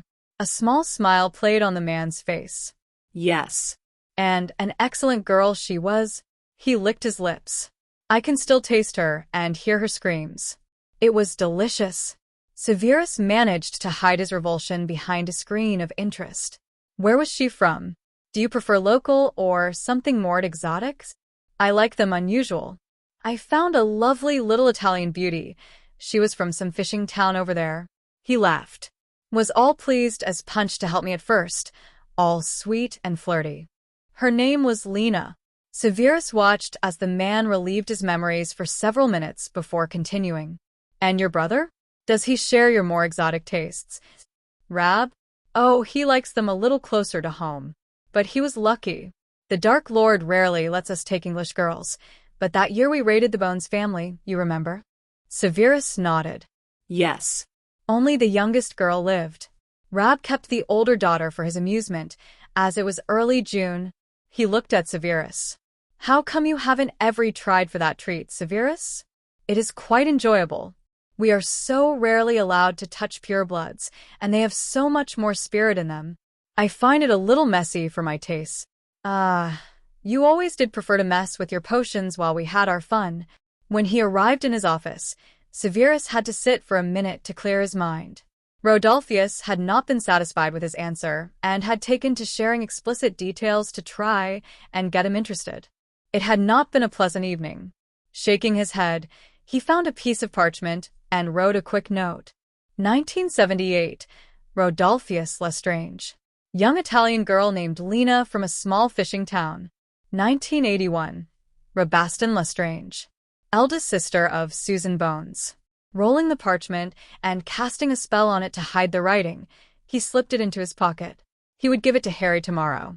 Ginny Potter, her hair now a dark shade of brown, stood hesitantly in front of a small cottage on the shores of Porto Cesario in southern Italy. She knew that Harry was behind her, hidden under his cloak and prepared to defend her. Resolutely setting her shoulders, she marched up the steps and knocked on the door. It was only a few moments before an elderly woman opened the door, her skin wrinkled with age and her dark eyes holding unknown pain. Yes? May I help you? Ginny smiled. It was odd to hear the old Italian woman speak in flawless English, but she knew it was simply as a result of the handy little spell Hermione had found for them. Are you Mrs. Ricci? Yes, the woman replied, suspicious. My name is Ginevra, and I was hoping you might be able to help me with something. The woman stared at her without answering. You had a granddaughter named Lena, correct? The old woman visibly flinched. I am sorry to bring such bad memories up, but it is important that I speak with you. The woman stared at her again before giving a brief nod and opening the door for her. Thank you. Ginny stepped lightly over the threshold and then held the door as Harry removed his cloak and entered behind as well. The old woman's eyes nearly bugged out of her head. "This is my husband, Harry." The woman's eyes came to rest on the wand held in his hand, and they narrowed. "You are wizards. I don't want anything to do with wizards anymore." Ginny laid a comforting hand on her shoulder. "Because of what happened to Lena?" The woman didn't answer. "Please, it is important." Grudgingly, the woman nodded once more and led them into a small sitting room. She sat in her seat, rigged, as Ginny sat across from her with Harry standing behind her, his wand still out and his eyes darting around the room in worry. "We know Lena was taken many years ago, and we are very sorry for your pain." The woman scoffed. "How can you know my pain? That man, he came in and took my Lena, and no magic could bring her back. What good is magic if it cannot fix this?" "I do know your pain," Harry spoke quietly. "I watched as the same man ultimately responsible for Lena's fate killed my parents right in front of me, and then as he tried to kill me. I watched as my godfather was killed by the wife of the man who took your Lena. I, myself, was kidnapped and used in a dark ritual to resurrect the most evil wizard the world has ever known." The woman's eyes grew wider as he spoke, and finally her eyes found the scar on his forehead. "You are Harry Potter." "Yes." "You do know." Yes. Her expression grew confused. "What are you doing here?" "Asking about my Lena." Harry closed his eyes, and his shoulders fell. Ginny spoke in the silence that followed, recognizing the fact that Harry would be able to tell the story. "We are here to tell you what really happened to Lena, and ask your help to fix it." The woman's eyes shot to Ginny's. "There was a reason they took her instead of just killing her, wasn't there?" "Yes." "I almost don't want to know." "I know." The woman closed her eyes briefly, and when they opened once more they were filled with a strong determination. "Tell me." "Lena was taken to be part of a dark ritual, a horrible ritual, that would protect Voldemort from death." The woman flinched at the name. "She was taken because of her pure blood, impregnated, and then her unborn child was used to prevent Voldemort's death." Ginny paused, not wanting to go on but knowing she must. In the process, the child's soul was condemned to torment in his place. The woman gasped and started to shake. Ginny was instantly at her side, and she held her as the tears continued. It was a long time that they sat, and Harry watched the whole time as tears fell down his own face in sympathy. Finally, eyes still wet, the woman looked back up at Ginny, eyes steel behind the tears. "You asked for my help." "Yes." "What do you need?" It was Harry who answered. "We have found a way to counteract Voldemort's ritual and return the soul of the child to his mother." This time there was no flinch at the name, and Harry's respect for the woman in front of him grew. "The strongest magic on earth is that in our very blood, the magic that flows between loved ones and family members. It is this magic that saved me when Voldemort tried to kill me, and it is this magic that I wish to use again." "But you are not of Lena's blood." "Not yet." "If you would be willing," Ginny began quietly, "there is a way for you to share your blood and love with Harry, for you to literally adopt him as your own. This would give him the connection to Lena that he needs to defeat Voldemort." The woman's eyes rose and locked with Harry's. "And this will help you defeat him, for good?" Yes. "He has used this ritual 7 times, and we need to find all 7 girls, but we will." "Very well. What must I do?" Severus shut his eyes briefly, hoping to retain his calm, before raising his hand and knocking. The house elf that answered merely bowed and showed him into the large and lavish sitting room where a regal woman was sitting, staring off into space. When he entered, her eyes landed on him, and a barely present sneer crossed her features. "Severus." "Hello, Narcissa. It has been a long time since you were here." He bowed slightly. "I wish to respect your grief. It must be terrible." She sneered at him again. "What do you know of my grief?" "Very little," he acknowledged.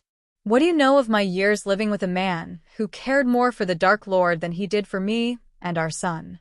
What do you know of waiting up nights hoping he will return? What do you know of countless days waiting to hear if the Dark Lord will make my son pay for my husband's mistakes?" Severus sat down by her side and placed a hand on hers. "I know nothing of this, but it does not change my willingness to." She looked at him, her eyes calculating. You wish to know of my pains? Yes, if it will help. Her eyes left his and returned to staring at the wall.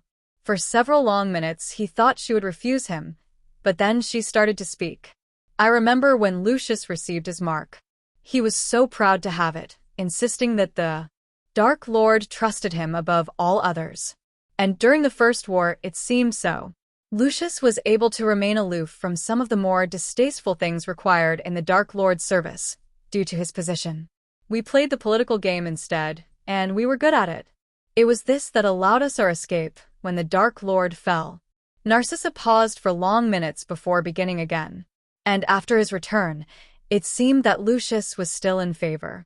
We had connection still, and Lucius was able to move freely because no one knew of his allegiances. Her hand tightened under his. And then Potter had to destroy everything in the Department of Mysteries. Lucius was imprisoned, and everyone now knew what he was.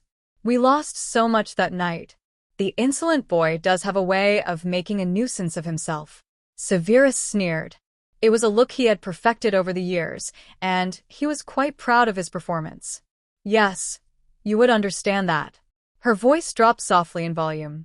At first, Lucius did not realize how his failure would be treated. He was handpicked this last summer to be rewarded for his service, and he was ecstatic. He would not tell me what this reward consisted of. Then I was called before the Dark Lord, and when I got there, my husband was standing with his arms wrapped tightly around a young girl. Her voice grew harsh. She was beautiful and blonde, and the Dark Lord pointed out how she looked so much like me, only younger and fresher. He asked Lucius if he liked his plaything, and my husband said yes. He said how she had reminded him what it was like to have someone young. He looked right at me and told me how it was pleasant to have someone to be with that would obey his every whim. He told me her name was Jonhet, which means beauty in Norwegian, and that she was the pride of her town. She was true beauty, whereas I was like my name, only a vain fabrication. And then, before my eyes, he took her repeatedly, the Dark Lord laughing all the while. I was sent home then, but not before the Dark Lord informed me that he would be sending for my son soon. So I was sent home, humiliated, and knowing that my husband would rather have a whore than me, and that my son would soon be following him into the Dark Lord's service. I was left with nothing. Severus cleared his throat softly. The humiliation was not all yours, Narcissa. It was later that night that Lucius was made to watch as his child was ripped out of the girl's womb and sacrificed. And the Dark Lord taunted him that his other child would be next if he did not redeem himself. Narcissa raised her eyes to meet his once more. I have nothing left, she said once more. Harry looked down at the parchment that Severus had slipped him. 1996, Lucius Malfoy. Young Norwegian girl named Jonhet, said to be the pride of her town for her beauty. He placed the parchment in his pocket and continued on his way. It was the last Saturday in April when Amelia Bones, head of the Department of Magical Law Enforcement, looked up at the shrill buzzer that was ringing through her house. Someone was here that the wards did not recognize. This concerned her, as her wards were strong enough to block anyone access, or at least they should be. Her wand gripped firmly in her hand, she made her way to the door. The sight that met her there caused her mouth to fall open in shock. Hello, Madam Bones. May we come in? Amelia stepped back in shock as Harry Potter and the youngest Weasley entered her home. How had they gotten here? Wordlessly, she led them down the hall and into her sitting room where the girl took seat with Harry standing behind her. What are you doing here, Mr. Potter? And how were you able to get in? Harry smiled. Don't worry, your wards are as strong as ever. I just have a way around them. And we are here to ask for your help. Amelia's eyes widened in shock. She had been hearing things about Harry Potter this year. She knew he was currently at odds with Dumbledore, and had heard the rumors that he was somehow finding a way to fight. That he would be asking for her help was shocking. My help with what? It was the girl who answered, and Amelia turned to fix her with her gaze. We understand that in the summer of 1981 your sister and her family were attacked by Death Eaters. Amelia drew in a sharp breath. She didn't like to think about that day. Everyone but Susan had been taken from her. The Weasley girl went on. I am sorry for asking you to revisit such a sensitive topic, but we need to speak with you about your niece, Amanda. Amelia looked warily at the couple. Amanda was never found. Yes, we know. We have come to tell you what happened to her, and to ask for your help. Amelia closed her eyes. She knew what kind of atrocities the Death Eaters liked to perform on their victims, but her many years as an Auror had hardened her. She needed to hear this. She owed it to her sister to know the truth. Her eyes opened and focused on the couple. What do you know? It was Harry who answered. Amanda was taken, impregnated, and then killed while her unborn child was used in a dark ritual, a ritual to allow Voldemort invincibility. Amelia drew in a sharp breath.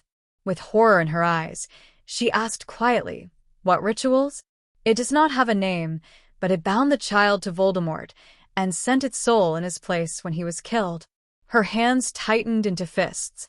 Those bastards had not only done this to her dear, sweet niece, but had the audacity to do such an unspeakable horror to the girl's unborn child. Gritting her teeth, she managed to ask her question. "You said you needed my help?" The Weasley girl answered again. Yes. "We have found a way to overcome this ritual, to defeat Voldemort and free the child's soul to be with its mother. But we need your help." Amelia nodded to him to continue. "It was my mother's great love for me that saved me when I was hit by the killing curse, and it is her love that still resides in my blood that has protected me ever since. Blood and love are something Voldemort does not understand, and I will use it against him." "How?" "The blood adoption ritual. It will give me the connection I need to Amanda and her child, and the next time we meet, I will defeat him, permanently." Amelia met his green eyes, and slowly held out her hand. "Welcome to the family, my boy." Hermione Granger sat in the room of requirement, surrounded by various newspapers and government records, pulling her hair out in frustration.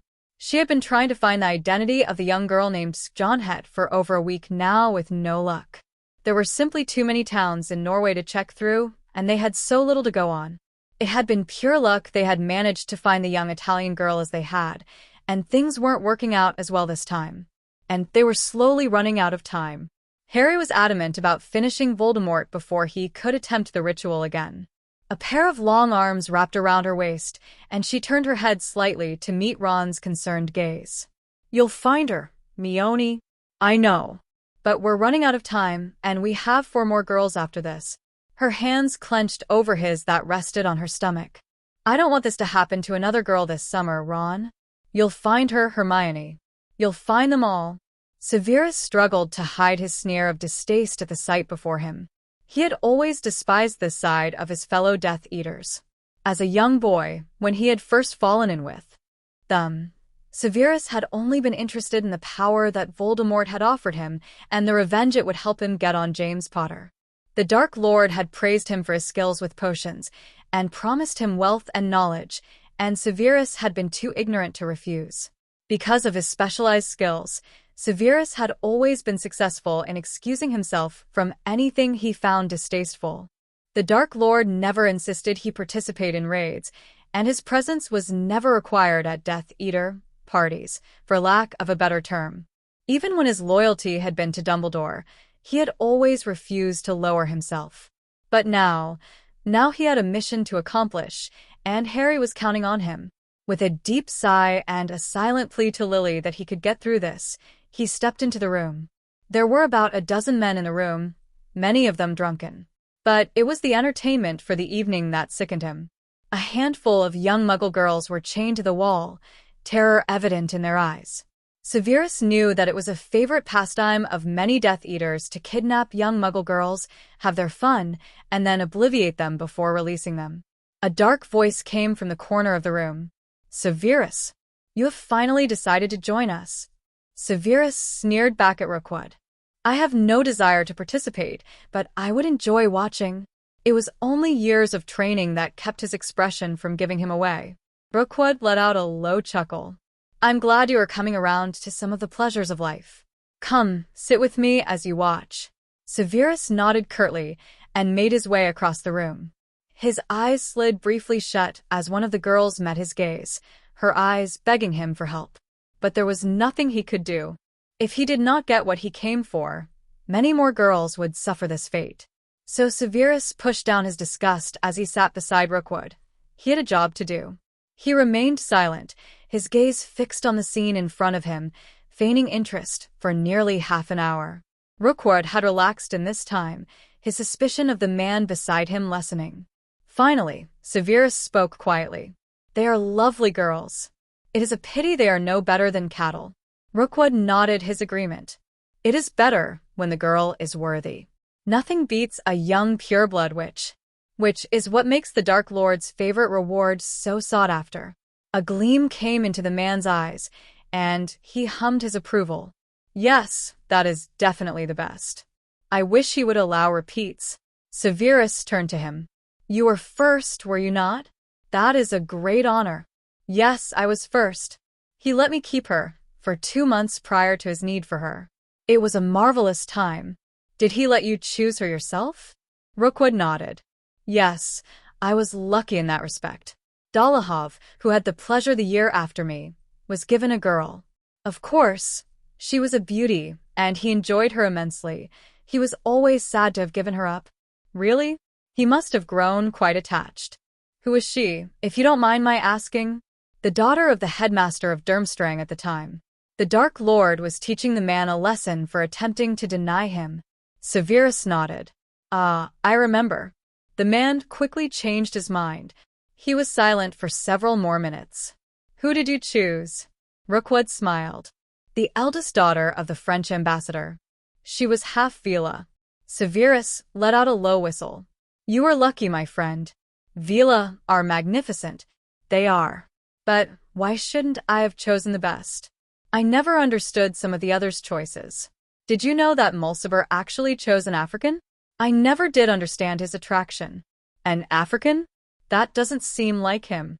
The Dark Lord had sent him to Nigeria on some errand or other, and he came back with this tiny little thing. She still looked a child. Her name meant beautiful, Adema, or something like that. I never saw his attraction. No, I would wish for someone older, with a more developed figure." Rookwood looked at him carefully. "Maybe you are finally coming around, Severus. The Dark Lord might offer you the opportunity again this year. Would you take it?" Severus shrugged. "I hadn't thought about it. Maybe you should." Severus headed straight to the main Muggle library in London. He wanted to finish this as soon as possible so that he could attempt to forget the events of earlier this evening. With a shudder, he once more expressed his gratitude that in his young naivety he had never once deigned to participate in such an atrocity. With a forced smile, he had the young woman behind the counter direct him to the section of the library containing obscure languages. He remembered Mulciber's mission and was fairly confident that the girl would be Ebo. He wanted a correct name before passing the information on. It didn't take him long to find what he wanted, and then he headed back to the castle, a note in his pocket. 1976 Rookwood. Eldest daughter of the French ambassador. Half Vila. 1977 Dolohov. Daughter of the headmaster of Durmstrang. 1979 Mulciber. Adama, Nigerian girl, most likely still a child. Of Igbo descent. Harry stared down at the book in front of him, dread filling him. He knew that name and was not looking forward to what that meant. He had hoped to keep what he was doing from any of the family besides Ron, of course, but it looked like that was impossible. With a sigh, he looked up to where Ginny was reading Durmstrang, a history. "Gin." Her eyes shot up to his, confusion and worry filtering back to him, no doubt in response to his own emotions. "You aren't going to like this. Did you find hers?" "Yes," he whispered. "We need to go see Bill and Fleur." Ginny drew in a sharp breath. "Fleur's?" He nodded. Her grandfather was the ambassador at the time. Ginny's eyes shut, and Harry nearly recoiled at the anger that shot through him from her. Ginny had always been fiercely protective of her family, and this hit too close to home. Finally, she looked at him. "Very well, give me a minute and maybe we can do 2 at once." He nodded and let her continue to read. "Dobby," he called. "Yes, Master Harry? Could you fetch my invisibility cloak, please? We need to go out." "Of course, Master Harry." By the time Dobby was back, Ginny had found the name she was looking for, Aldrich Krieg. Let's go there first, Harry. I'm probably going to be very upset after talking to Fleur. He nodded, and they each held out a hand to Dobby. The next instant, they were standing in the middle of a rather dark forest, in front of a dirty cottage. With a wave of his wand, Harry cast the same translation spell on them that they had used before. Then he took hold of Ginny's hand and walked determinedly up to the door and gave a sharp knock. A loud stream of curse words was his answer. Harry sent Ginny a look, worried, before giving the door a tap with his wand and pushing it open. He stepped back quickly as a spell arched towards him. "Didn't you hear what I said?" A drunken voice exploded. "I don't want you here, whoever you are." With his wand held tightly in his hand and Ginny shielded behind him, Harry stepped into the dark room. It took a moment for his eyes to adjust, but he found a large man slouched in a chair, a half-empty bottle of something held in one hand. The man's eyes were bloodshot, and he looked nearly as unkempt as Sirius had the first time Harry met him. "We mean you no harm," Harry said in a quiet and calm voice. "I don't care. I don't want you here. No one should be here. You are Aldrich Krieg, the former headmaster of Durmstrang?" Yes. Lot of good it did me. "Lost the only thing that was ever important to me. Your daughter." The man looked up sharply, his wand pointed steadily at Harry, despite his current state of inebriation. "What do you know about her?" "I know what happened to her." How? "Do you not know who I am?" The man blinked at him for several silent moments before his eyes found the scar on Harry's head. Then his eyes widened. "You are the Potter boy. What are you doing here?" "I've come to try and fix a great wrong. I've come to try and help your daughter. My daughter is dead. Because of me?" "No, your daughter is dead because of Voldemort." The man flinched as if Harry had slapped him. "But you can still help her." "What do you mean?" "No one can help the dead. Do you know what happened to her?" "They killed her." Before that, the grip on his wand tightened, and his hand started to shake. "There was more?" Harry nodded sadly. "Your daughter was used in a horrible ritual, for which I am immensely sorry. As part of this ritual, the soul of her innocent child was doomed to darkness. I am here to right that wrong. Her child—" He stuttered. "You mean—" "I am sorry."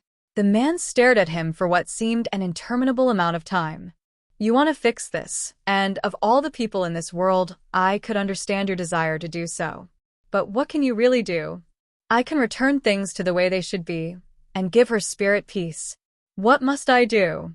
Harry and Ginny stood outside a small flat, Harry's arms wrapped tightly around his wife.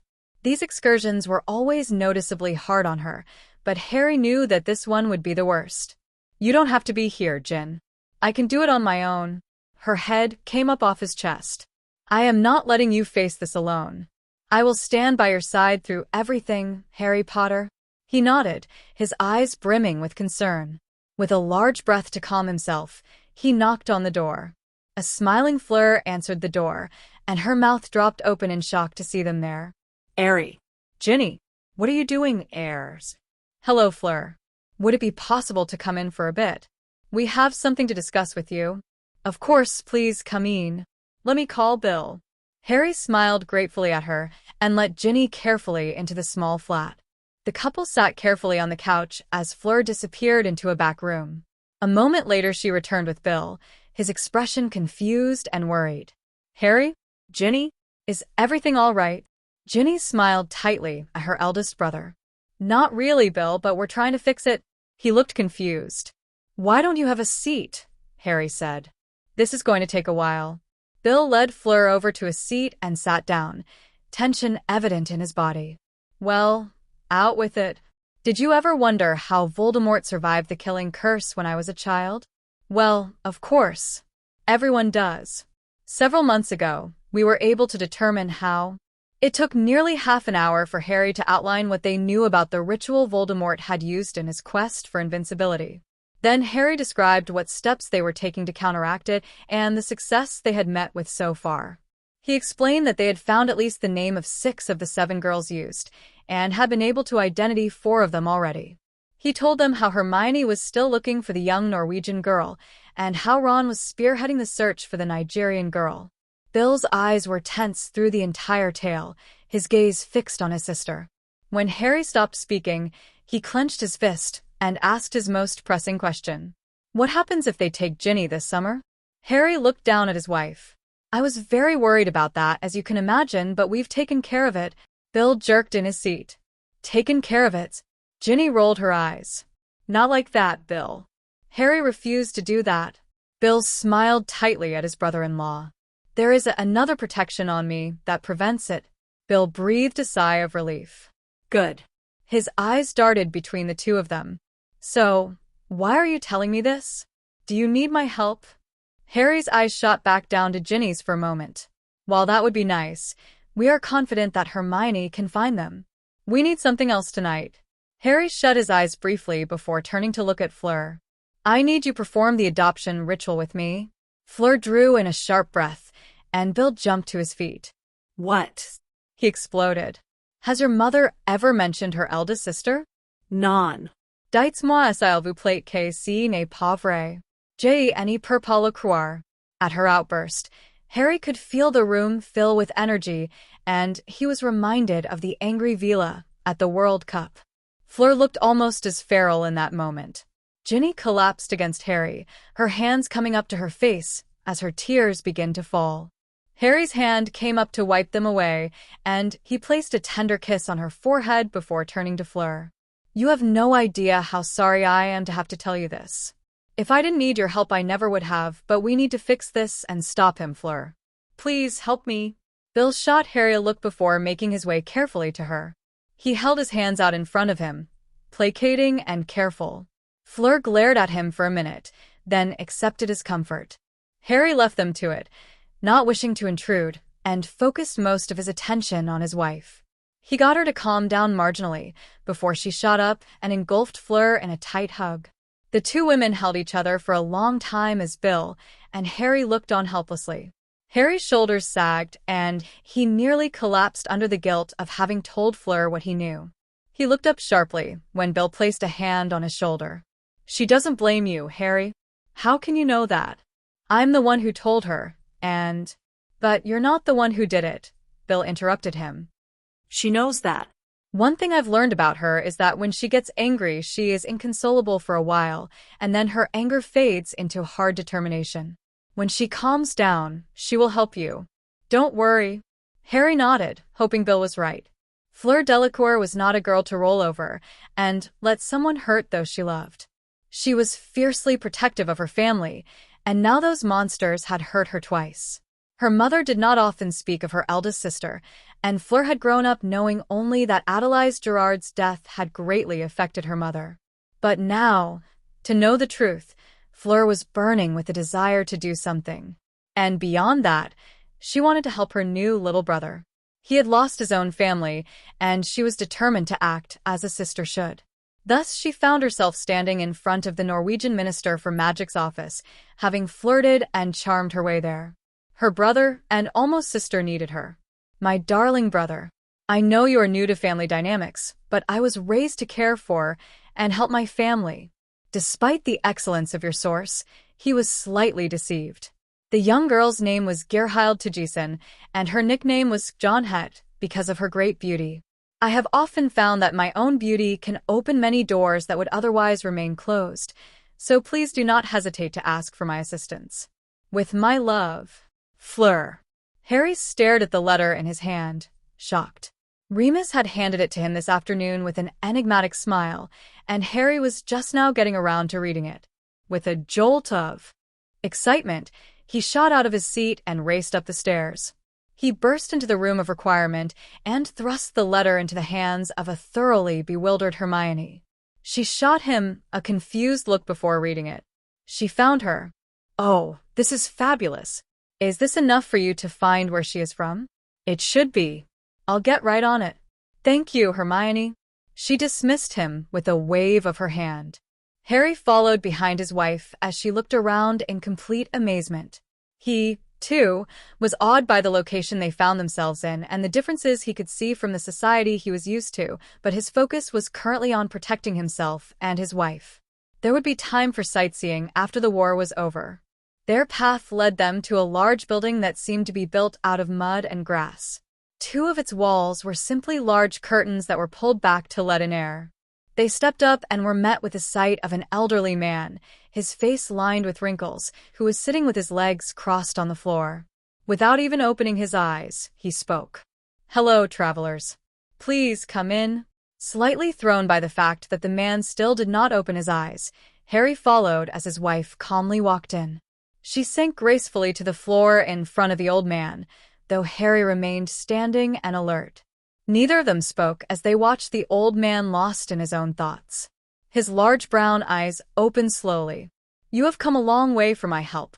"Yes," Ginny answered. "It is to defeat the one called Voldemort." "Yes. My Dama would wish for me to help you." He gestured with one hand for Harry to come closer. "Let me teach you the ways of our people, and then we will get to this help you need. Potter."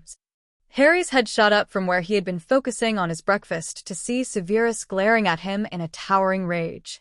Harry was shocked to realize that the rage was genuine for the first time in months. "Yes, sir? You will come with me immediately." "Yes, sir." Harry stood up and automatically reached out a hand to help Ginny up. "No, just you today?" Harry looked at him questioningly, before nodding and following him out of the hall. They did not speak, as them made their way down to the dungeons. Snape ushered Harry into his office, and then turned and shot numerous privacy and protection spells at the door. Harry had never seen him like this, and it was unnerving given what the man had calmly put up with in the last 2 months in his search for the 7 girls. Something horrible must have shaken him up. "Severus?" Severus nearly collapsed into his chair and buried his face in his hands. After several quiet minutes, he spoke softly. "I was unable to learn the identity of the 7th girl." Harry's heart sank. "However, last night I was informed which Death Eater was rewarded with her." His eyes rose to Harry's. The reward in 1980 was given to the Dark Lord's spy in the Order of the Phoenix, who had just recently joined his ranks. Harry took an instinctive step backwards, and his fists clenched at his sides. "Pettigrew," he spat. Harry's rage was matched by that in Severus' eyes. "Yes." "He has proved difficult to withdraw information from." Slowly, Snape leaned down and pulled up a small metal cage. Harry hissed at the sight of the large rat cowering in the corner of it. "But you have leverage over him that I do not." Without taking his eyes off of the rat, Harry said, "But then he will know the truth about what we are doing. We can't let him go." Snape grinned. "No, we can't." Harry gave an answering grin.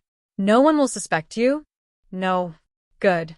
Harry pulled out both of his wands, no sense in not being prepared, and approached the rat. Godric had supplied the spell that would force the transformation of an animagus, and in an instant Peter Pettigrew stood cowering before him. Before the man could even blink, he was bound both magically and physically, only his head capable of movement. "Harry, my boy, what are you doing?" Harry sneered at the man. "I am finally going to get my revenge, Pettigrew." The man's eyes shot around the room in fear and grew wide at the sight of Severus, before returning to Harry. "But, Harry, you don't really want to kill me. James wouldn't have wanted me dead. He would have spared me." "You've spared me before." "Yes, I spared you before. Which means you are magically bound to your debt to me. You will answer my questions, and then I will send you to the hell that awaits traitors and betrayers." "But, Harry, you wouldn't kill me." "You're not a killer, Harry." Harry laughed harshly. "You really believe that? Then Voldemort hasn't figured out who it is that keeps on messing up his plans? Pettigrew, I will kill you for your betrayal, just like I killed Lucius and Bellatrix for theirs." Pettigrew's eyes grew wide. "In 1980, you joined the Death Eaters as a spy, and you were given a reward for this. Do you remember?" Pettigrew gave a shaky nod. "What was her name?" Confusion swam in the man's eyes. "Why are you two so set on knowing her name?" "It doesn't matter. It was years ago. It doesn't matter. Tell me." Pettigrew's eyes darted between the 2 men in front of him, both of which were staring at him with barely controlled rage. When Snape had asked him about this last night, he had blown it off, not wanting to talk about it. He had always been nervous about Snape's true loyalties, and now it seems those fears were justified. But that knowledge could not help him. The two men in front of him hated him, and he knew they would kill him. With a sneer, he answered, "I'm not going to tell you. You're going to kill me anyway. Why should I help you?" Harry's eyes grew hard. He held up the wand in his right hand and intoned a long incantation. Ego dico super debitum avita, quod veneratio cogo thy manus manus. A pale yellow light shot out of the wand in his hand and hit Pettigrew square in the forehead. The man's face went slack for several minutes before he spoke in a strange voice. Gazim Tatari of Albania. Pettigrew's face went slack as soon as he spoke, and then slowly recognition dawned in his eyes. He watched, terrified, as Harry calmly put away both his wands. His eyes followed the boy's right hand as it extended and clenched around what appeared to be thin air until a sword appeared there. He stared as Harry took determined steps towards him and swung the sword. And then Peter Pettigrew knew no more. Harry stared down at the body on the floor. He got what he deserved. Yes, Severus agreed. He did. Ginny shivered as they walked along the edge of the water. It surprised her how much colder it was here than what she was used to. She felt Harry's hands on her shoulders as he gently wrapped his own cloak around her, and she shot him a grateful smile. It was at this loss of her focus that the man who had been watching them struck. Harry's reflexes did not fail him. His shield was up before the spell got to them, and his other hand was wrapped tightly around the pommel of his sword. By the time the spell shattered against his shield, Ginny was similarly outfitted. Harry growled as he stalked towards the origin of the spell. Within seconds, he was dueling with the furious man who had stepped out from behind a building. Not knowing who the man was, Harry restricted his fighting to incapacitating instead of lethal attacks. The man he was fighting did not offer the same courtesy.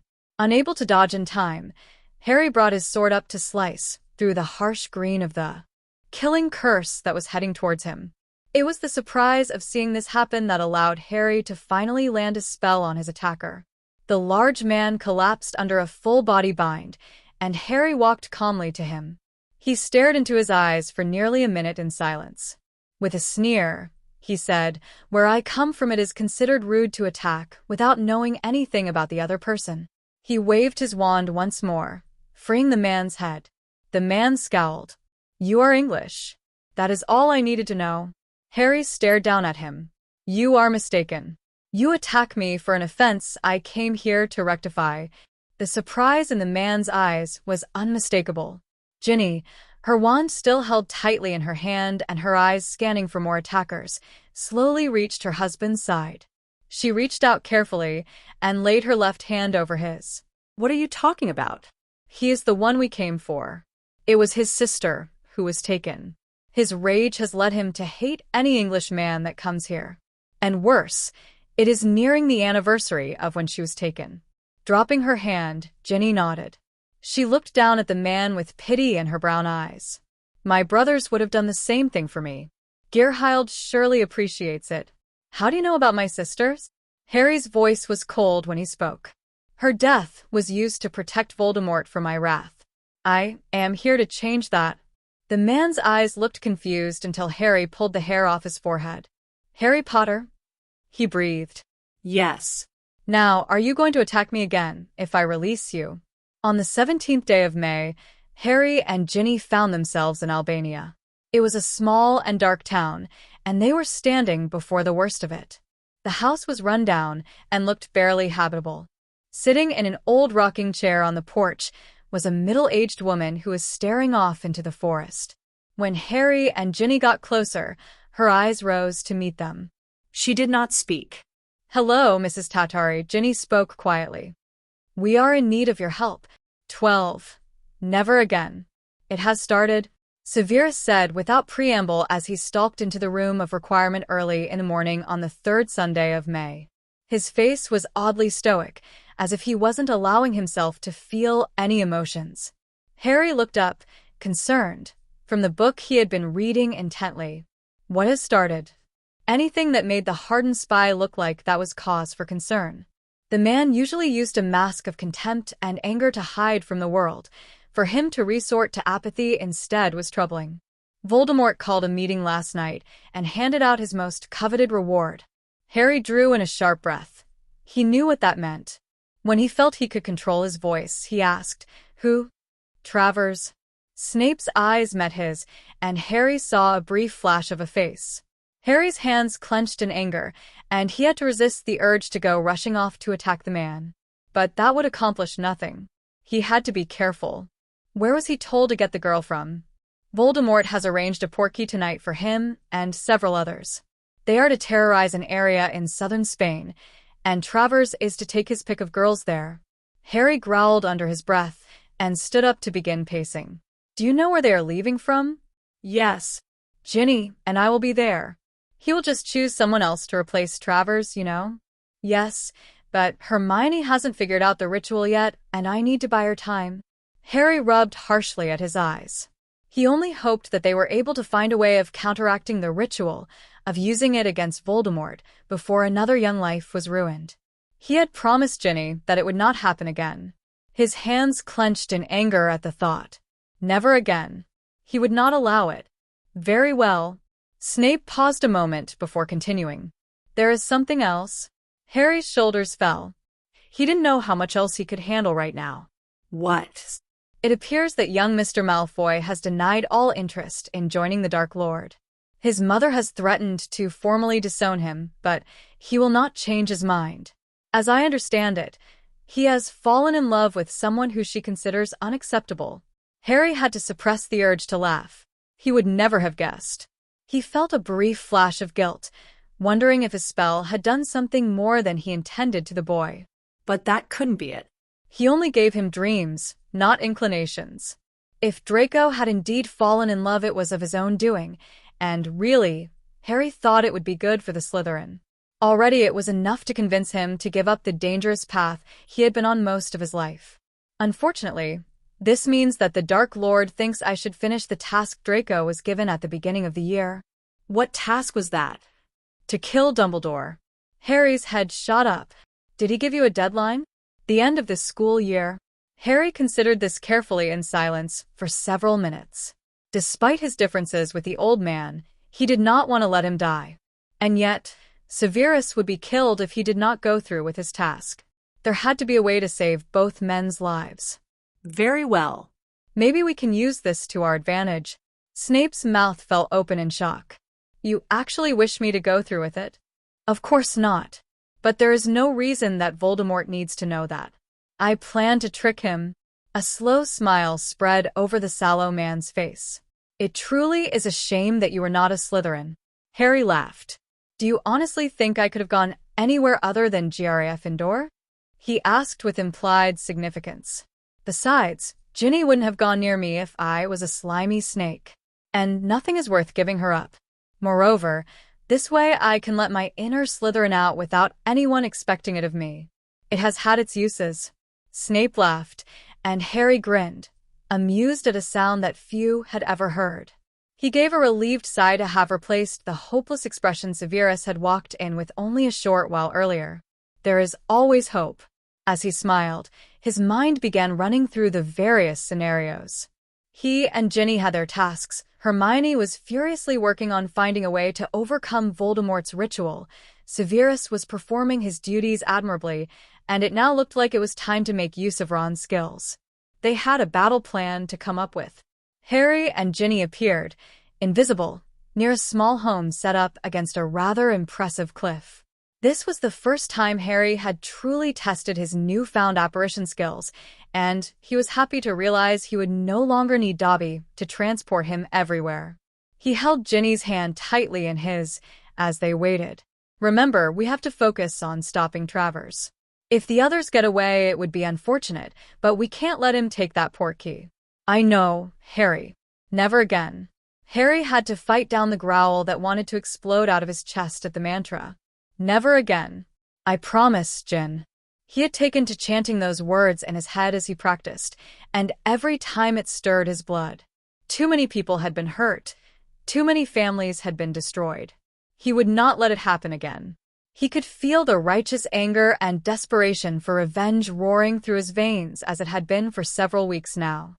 Each time he was adopted into a new family, it only grew stronger, until now he was tensed and prepared to fight not only for the life of the unknown girl who would have been taken by Travers, but for the girls who had already given their lives. Tonight, justice would begin for his family.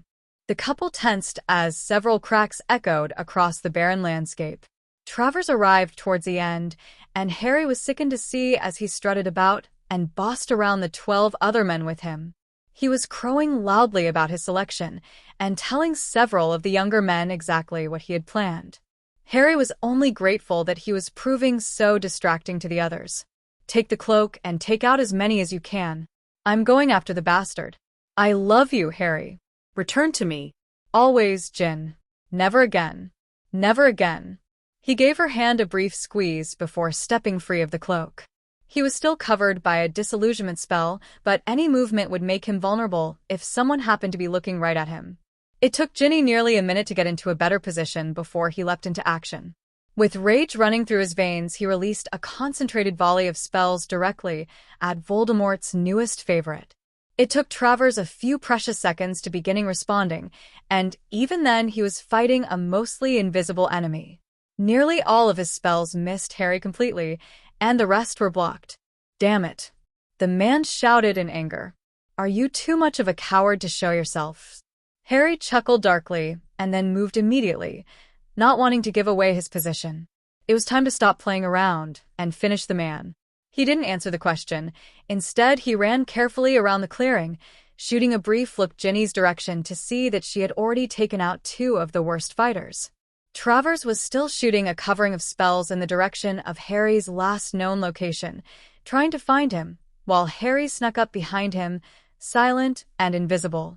When he was no more than a foot away, he stuck his wand in the man's back and quietly spoke a petrifaction spell. He slid up closer and whispered in the man's ear, "I will not allow you to hurt anyone else, Travers. Never again." And with those words, the sword of Gryffindor appeared in Harry's hand. The blade seemed to relish the blood it spilt, and energy shot into Harry as Travers's body collapsed to the ground. With a growl, he turned around and stalked forward to join Ginny in her fight. He was sick of the fighting, sick of the death and destruction these miserable excuses for people had rained down on their fellows, and he was going to do something about it. Voldemort used his Death Eaters to inspire fear, and Harry was going to cut his weapon off at the knees by systematically destroying all he came across. War was messy, and he was finally coming to understand that the men he was fighting against were never going to change their ways. He would no longer fight safe. From here on out, he was fighting to kill. He recognized a truth that Severus had been trying to explain to him for months now. With the tools for torture the wizarding world had at its disposal, sometimes death was more merciful than capture. There was no shame in being the hand to dispense that merciful justice.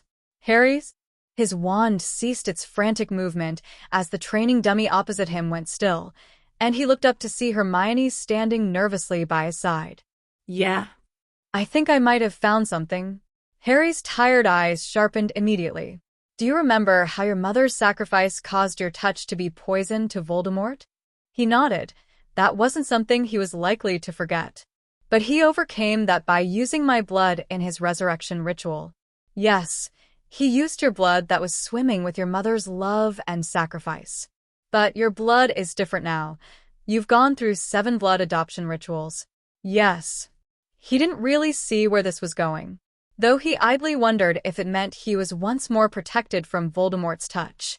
"I think we can use a variation of the ritual he himself has used, create the potion with some key ingredients substituted with their exact opposite, and with your blood in place of that of the child. The magic and love in your blood will be poison to him, and I think it will be enough to call back the banished souls." His hand clenched around his wand, and hope shot through his body. "If it could work. We have to be sure, Hermione. We only have one shot at this." She looked up at him with fiercely determined eyes. "I know. I'll need to talk to Severus. He has made the potion for Voldemort every year, and so we will need to carefully examine it and determine how to modify it correctly. We will essentially be going for the opposite effect, and there are ways to modify potions like that. We have to hurry. I know, she whispered. They were all aware of how little time they had before the summer equinox. Harry and Ginny's raid had delayed things a bit, but eventually, Voldemort would be forced to move forward with his plans for the ritual this year. At all costs, they had to stop that from happening. And how will we get him to drink it? Her hopefully expression fell. I don't know. Harry nodded his understanding. That would be his job to figure out. He only hoped it worked. Never again. It was Friday night, and they were once more gathered in the room of requirement. Severus had seemed to agree with Hermione's opinion, and she was currently poring over a rather alarming-looking book in an effort to correctly modify the potion. The idea was to invert most of the key elements to cause it to have the opposite of the intended effect, and then add Harry's blood as the final ingredient. As Harry was the firstborn son of a witch, it should be compatible enough, and Hermione hoped that Harry's willing sacrifice of his blood would add to its strength. Of course, the potion itself was amazingly complex, and it was taking some work to find a viable modification. Already, Hermione and Severus had blown 3 separate cauldrons in an effort to get it right. Ron was sitting at a table in the corner of the room, carefully preparing several key ingredients that they would need, while Harry and Ginny were curled up together in an armchair, quietly trying to determine how to get Voldemort to drink the potion in the first place. All 4 occupants of the room looked up in shock when the door was thrown against the wall and Severus stalked in, his face livid. His dark eyes shot around the room until they locked with Harry's. He has chosen another. Harry gritted his teeth. Who? Not. The Dark Lord is sending him to Slovakia tonight. Not asked for a slightly more exotic choice of girls. Their eyes met briefly.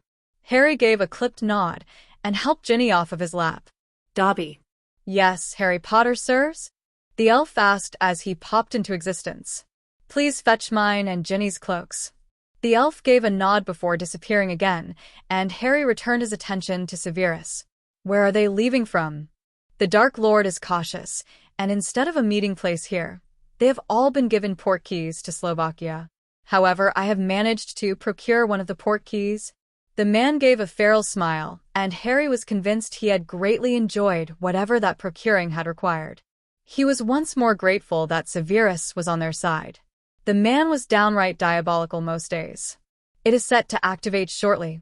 Dobby returned and quietly handed Harry and Ginny their cloaks. With grim determination, they both drew their wands, and Harry took the portkey in hand. He pulled Ginny to him and wrapped his invisibility cloak around them both. As his hands came up to wrap around her, he started his mantra in the privacy of their minds. Never again. The familiar pull came behind their navels, and both automatically braced for landing. It was only his repeated practice with their portkeys to their home that allowed Harry to land on his feet. They arrived in a dark forest, near a large fire.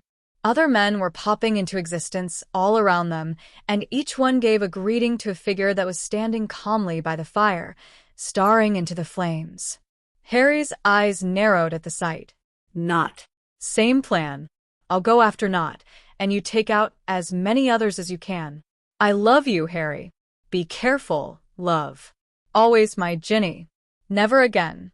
Never again. Harry tapped himself on the top of his head and waited for the disillusionment to spread before stepping out from under the cloak. This time, he didn't even bother with spells.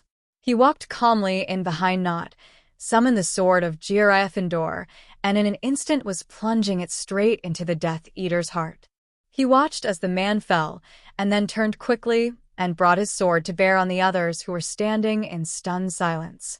The minutes that followed saw the clean death of nearly the entire raiding party. Harry hunted them, while Ginny kept the spells of retaliation away from him.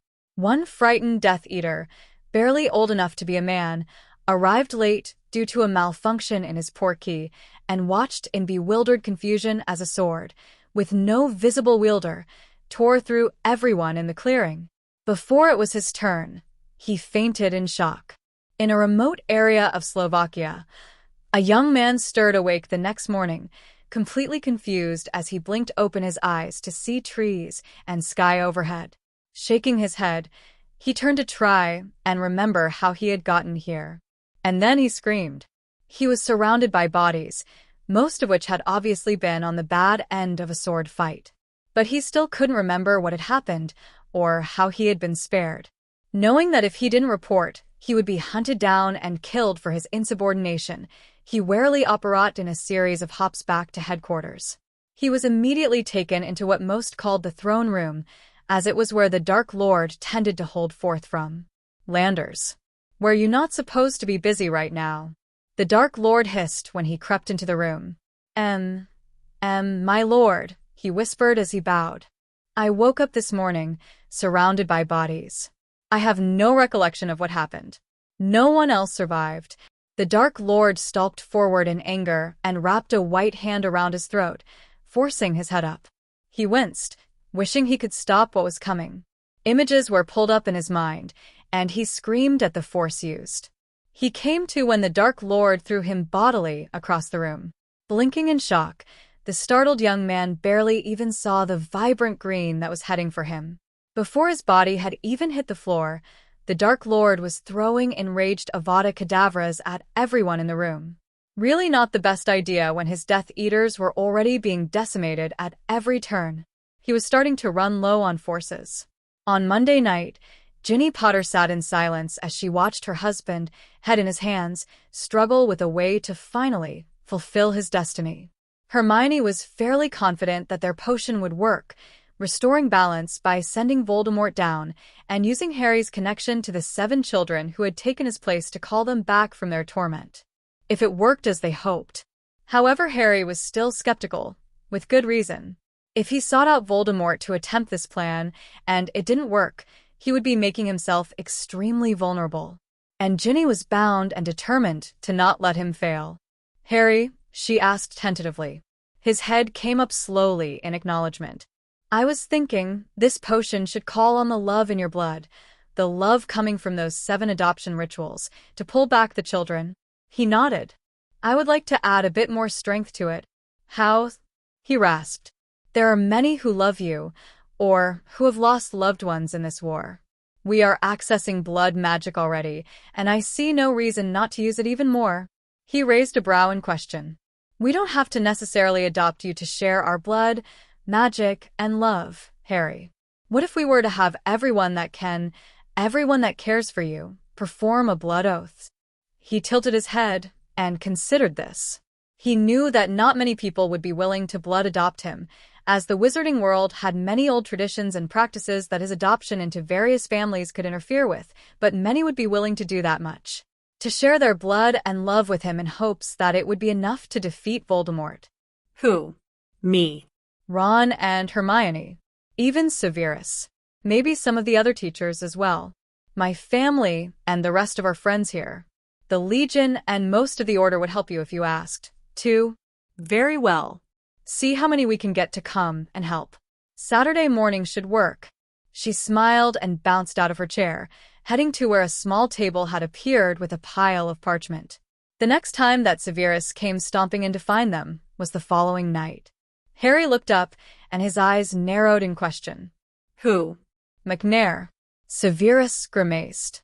He sent him and several others to Poland tonight. Harry's eyes went wide. They've already left? Yes. The Dark Lord kept us all back with him until afterwards, in an effort to prevent the leak he cannot find. They left half an hour ago. Harry was up and throwing on his cloak in an instant. He grabbed Ginny's hand, thrust out his hand for the portkey Severus was holding out, and covered them both. They arrived near a small town, and Ginny shivered at the cold. There were screams ripping through the night air, and spellfire was lighting the sky. They set off at a run. You try to help as many as you can. I'm hunting McNair. Of course. Never again. Never again. Ginny's enraged spells were immediately unleashed on a handful of eaters who were gleefully torturing a young father. She only paused long enough to disillusion both small children and whisper for them to try and keep quiet, hoping it would keep them hidden long enough for more help to arrive. Then she turned and ran to the next collection of screams. She was sickened by what she saw, Death Eaters glutting themselves on pain and fear. And by the fact that no one seemed to be trying to cast spells back at them. Most of the victims were muggles. With a firm resolve, Ginny steadily worked her way through the town, pieces of her heart breaking each time she found a victim she was too late to save. As Ginny was fighting, Harry was tearing through the town, searching. He passed by most of the masked Death Eaters, as they were merely amusing themselves with the occupants of the small town. Most of the families appeared to be muggles, unable to fight back, but McNair was looking for a witch. So Harry was looking for where someone was fighting back. As he searched, he sent as many curses as he could at the depraved men he passed, but his mission was more important tonight. He had to get there before McNair left with the girl. Yeah. Bygak Anka. The piercing cry tore through the night, and Harry immediately turned in its direction. His steps sped up as he saw the distinctive glow of a shield charm. That was his target. He followed the screaming and light of spells into a rather opulent-looking home. A mother was returning furious fire with a group of 3 Death Eaters, trying to get past them. Just as Harry entered the home, she was subdued and her wand taken. The men held her back as a masked figure walked down the stairs, a screaming teenage girl in his arms. The figure drew off his mask as he reached the mother, and Harry hissed at the man. McNair. Invisible still, Harry stalked towards him in anger. As he was still feet away, McNair laughed at the hysterical mother and began to roughly grope at the girl. Harry broke into a run. He summoned the sword of Gryffindor inches in front of McNair's throat and cut it instantly. With a quick motion, he pulled the terrified girl behind him and leapt at the men holding her frantic mother. By the time he turned around again, all his opponents on the floor, and the mother had her arms wrapped tightly around her daughter. Harry cast his translation spell and dropped his disillusionment. The mother screamed and threw herself between him and her daughter. Harry held his hands up and carefully got rid of the sword. He even placed his wand back into its holster.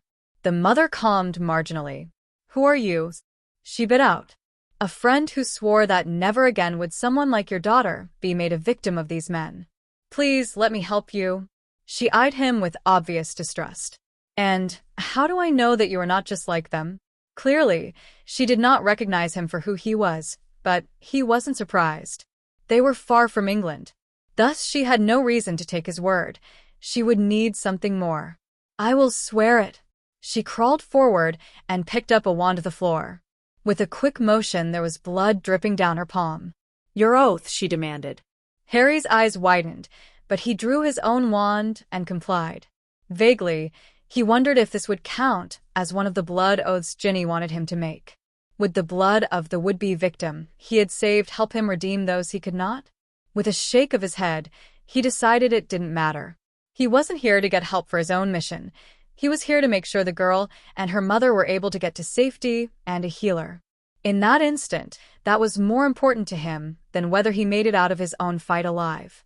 Only 3 stragglers made it back to the Dark Lord's stronghold that night, all severely injured, and one missing his left hand. When they arrived, they were immediately ushered into the main chamber, and all the other witnesses hurriedly left. They had heard what happened the last time a Death Eater had come to report the failure of one of these missions, and they did not want to be anywhere near when it happened again.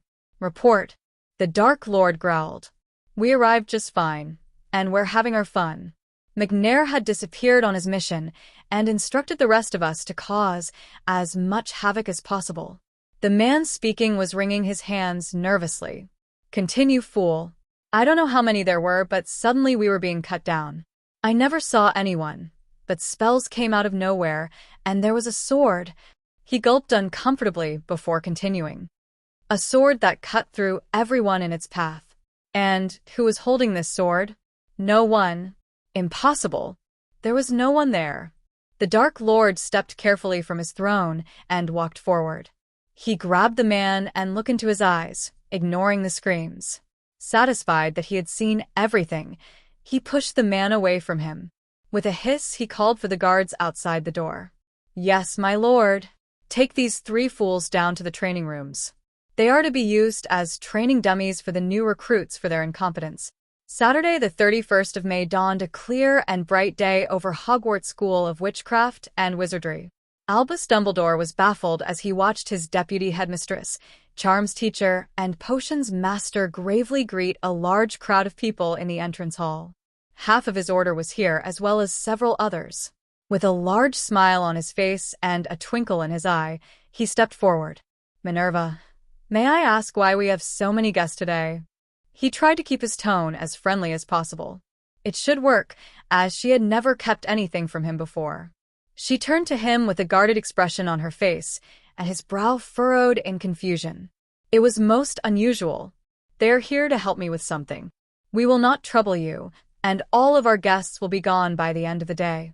He recognized her refusal to share with him and gave a small nod of his head before retreating to his office. When he arrived, he was just in time to witness Fawkes flaming out. "Odd," he murmured to himself. "Wonder what he is up to?" It did not trouble him greatly, as the Phoenix had been disappearing quite regularly recently. In another part of the castle, a large and varied group of people was gathering in a rather large and ornate room that had just appeared in a deserted wing of the 7th floor. Once everyone was there that she was expecting, Ginny Potter carefully climbed the stairs to the small platform on one side of the room. The occupants of the room turned to her, more than half of them bearing bewildered expressions. She had not explained why she needed their help, but they hadn't needed to ask. Indeed, a large portion of the people in the room would willingly die for the woman in front of them without question. As such, when she called, they came. "Good morning. Thank you very much for responding to my call for help." A low murmur of acknowledgement swept across the room. "I have called you here today to provide us with invaluable help which should shortly enable Harry to end the war." A startled gasp came from most everyone. "Ginny?" She turned to see that it was her father who spoke up. "What do you mean?" Ginny briefly shut her eyes and took a steadying breath before speaking. She and Harry had argued over how much to tell everyone, but she had eventually convinced him that for the ancient blood magic to work, they needed to share as much as possible. "You are all aware that Voldemort has been hunting Harry for his entire life. What you probably did not know is that this is the result of a prophecy that was given just before he was born. Dumbledore is the only one who heard the prophecy in its entirety, but Voldemort knows of the first few lines." Her eyes darted around in warning, not needing to explain the significance of what she was about to share. "The one with the power to vanquish the Dark Lord approaches. Born to those who have thrice defied him, born as the 7th month dies, and the Dark Lord will mark him as his equal, but he will have power the Dark Lord knows not, and either must die at the hand of the other, for neither can live while the other survives. The one with the power to vanquish the Dark Lord will be born as the 7th month dies, and his power will be hidden from the world, none to know of it until the beginning of the end. He will be led to greatness by one whose love for him is old and strong. The one with the power to vanquish the Dark Lord approaches. With his guide, he will prevail. Without, he will fall lower than any before him have gone. The one with the power to vanquish the Dark Lord will be born as the 7th month dies." Ginny paused to let this sink in, and her eyes swept the room, noting many had tears running down their cheeks. Nearly a year ago, Dumbledore shared the first half of this prophecy with Harry and expressed his view of what this power would be. Through a set of rather odd circumstances, she had to struggle not to show her anger here. Many in the room still followed Dumbledore, and she did not want to confuse them right before asking for their help. Harry learned the full thing some days later from a letter left him by his mother. It was at this point that the true power began to manifest. Ginny turned to the corner where Harry was lurking in the shadows and gestured him forward. He joined her, and with deliberate movements drew first Godric's wand, and then his sword. Many gasped in recognition. Harry is the last surviving heir of Godric Gryffindor, and as part of his legacy, he has access to both sword and wand of that great man. "Ginny," came the hesitant voice of Remus Lupin. "You should not have told us this." She turned and met his gaze. "You are referring to the blood curse that protected the true nature of this wand." Remus nodded, and several members of the audience shifted uncomfortably. "The curse is no longer in effect." "How?" Bill asked. "Blood curses don't usually dissipate." "Severus?" Ginny asked. She ignored the several startled gasps that came as the potion's master took his place by her side. The ancient prophecies speak of the great feud between Gryffindor and Slytherin, and how it shall end. The heir of Gryffindor shall prevail over the heir of Slytherin, and the world shall once more be at peace. In addition, the wording of the prophecy about Harry implies that the secret will come out just before the end. The man swept his gaze over the silent occupants of the room. The end has come. This is not all. Ginny picked up the tale again. The wand was imbued with much of Gryffindor's magic and knowledge, and it has been guiding Harry all year. She was purposely downplaying her own role. Harry had only conceded to her sharing the prophecy if she left out that she was the guide, as he was still convinced it would put her in too much danger. With a nod to him, she watched as Harry flicked his wrist and revealed the changed scar on his forehead. More gasps could be heard, and at the beginning, it even was acting without our knowledge to ensure Harry's victory. Ginny's gaze met Harry's, and she waited for him to say the next part. Without taking his eyes off of her, he spoke in a quiet voice. My wand performed the Fidelis Amor Vinculum ceremony nearly a year ago, binding Ginny as my wife. What? Asked several people. Looking out over the room, it was obvious that some were asking in shock, having recognized the ceremony, and most of the rest were baffled. Harry recognized Ron's voice as the loudest, and his eyes met the gaze of his best mate. We've been married for nearly a year, he clarified quietly. It was done without our knowledge, but it has helped in ways that are unexplainable. Ron appeared to be choking on his words. With a wink at Harry, Bill threw an arm around his little brother's shoulders and whispered in his ear. The two brothers held a quiet but furious conversation before Ron sagged in defeat. He looked up at Harry and gave a stiff nod. Harry figured that was as good as it was going to get right now. Ginny calmly took back the story. For the last several months, we have been actively trying to counteract the measures Voldemort has used to ensure that he cannot be killed. I will not elaborate on this, as it was gruesome and disturbing enough to give us all nightmares. Suffice it to say that it involved the yearly sacrificing of an innocent child. But we have succeeded in finding a way that should enable Harry to defeat Voldemort the next time they meet. Which, if all goes according to plan, should be sometime in the next month. We have a deadline of sorts. Where is Dumbledore in all of this? Kingsley asked from the back of the room. The three people at the front of the room bristled, but Ginny answered calmly. Albus Dumbledore has been actively trying to interfere in a way that would prevent Harry's victory. As such, we have been forced to work without him. More startled gasps. She was very much hoping they would leave it at that. She knew that if she was forced to say more, she would lose some of the people in the room. But it has come to the point that we need help from all of you. She turned and looked at Harry, taking his hand carefully in hers. In order for Harry to have the best chance of winning, his blood needs to be infused with the love and magic of as many people as we can. Lily Potter's was enough to defeat Voldemort for nearly 15 years. If we work together, we will be enough to defeat him again. Permanently. A cheer went up from the Legion's members in the room, and was quickly taken up by most of the adults. When a modicum of calm was finally restored, Ginny made her request. If you are able, I ask that you swear a blood oath of love with my husband today. Silence settled on the crowd. She was asking quite a lot, and she knew this. It was Ron who came forward first. His wand came out, and a cut appeared on his palm. He offered this to Harry. Brother in heart, by law, and now by blood. The two men clasped hands before Ron pulled Harry forward into a tight hug. Ginny could feel the love and relief pouring from her husband, and she beamed at Ron as he pulled back. One by one, every occupant of the room came forward and clasped hands with Harry. With each one, his smile grew bigger and his determination grew stronger. With each oath, Harry could feel the power inside of him grow, clamoring for vengeance and justice. With each person that came forward, he was further reassured about exactly why he was fighting, and his drive to win grew further. Finally, Ginny stood before her husband and offered her own hand. As he stepped towards her, a flash of flame erupted above their heads, and Fox appeared, trilling happily. His talon shot out and dug into Harry's hand, drawing blood, then turned and did the same to Ginny. They watched in awe as the brilliant Phoenix then bent his head over Harry's hand and cried over it.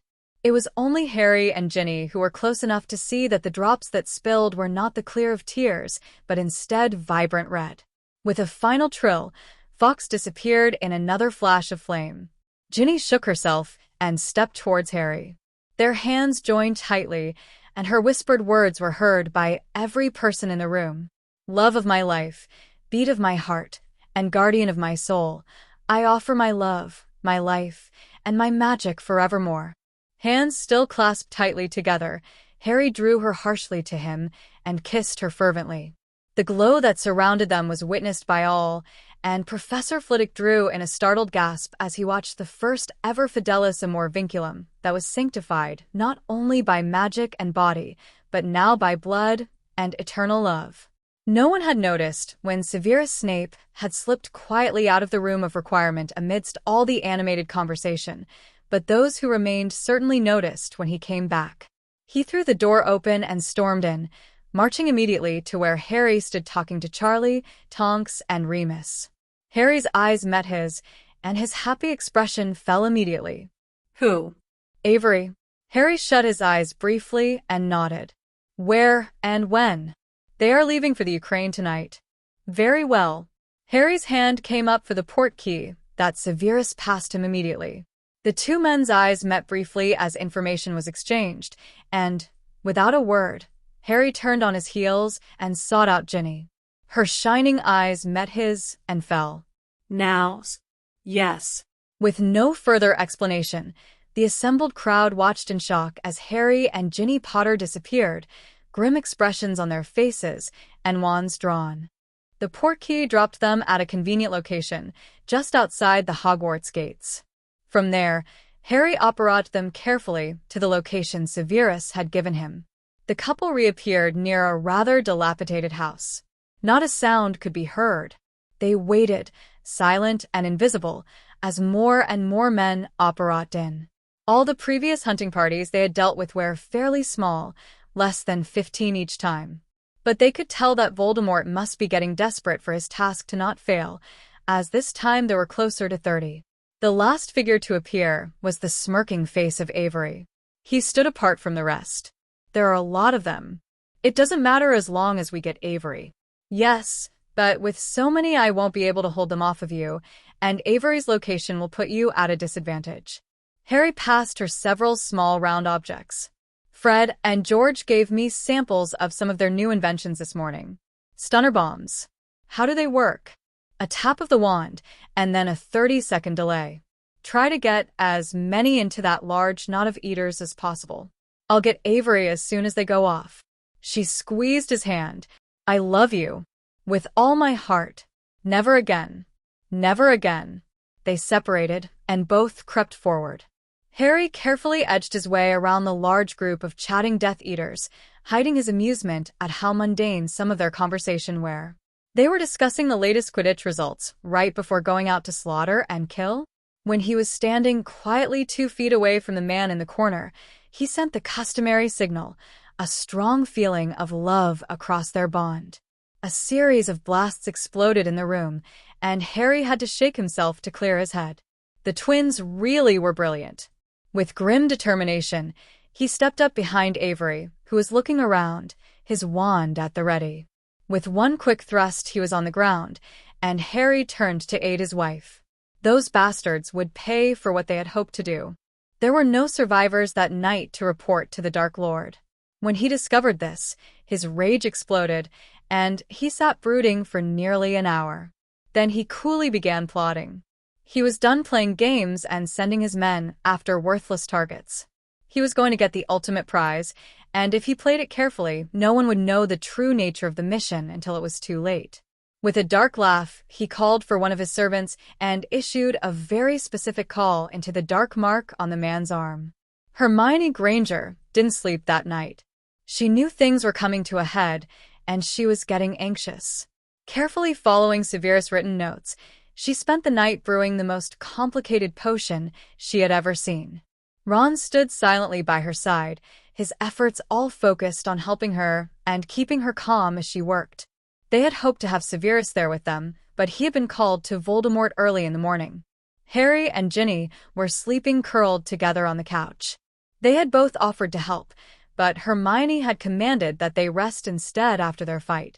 As the sun was clearing the mountains and starting to stream into the windows, Hermione carefully bottled several vials of the bright red potion, ready except for the final ingredient.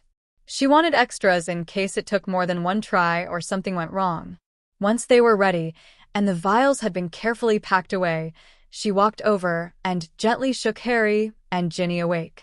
Harry blinked his eyes open and squinted at her. "Meonies? It's done, Harry." He shook himself and gently pushed up into a sitting position. "Were there any problems?" No. Everything worked as Severus said it would. "Good." He looked around the room. "Where is he?" "He was called away early this morning and isn't BA?" She trailed off as the door was thrown open. For the 5th time in 2 weeks, Severus Snape stalked into the room. Only this time, he looked like he was being burned alive. Harry was instantly alert and shaking Ginny awake. "Again?" she asked as soon as she blinked and saw Severus slouched over in a chair by the fire. The tortured man looked up and met her gaze. "The Dark Lord has gotten angry and is determined this time will work." Who?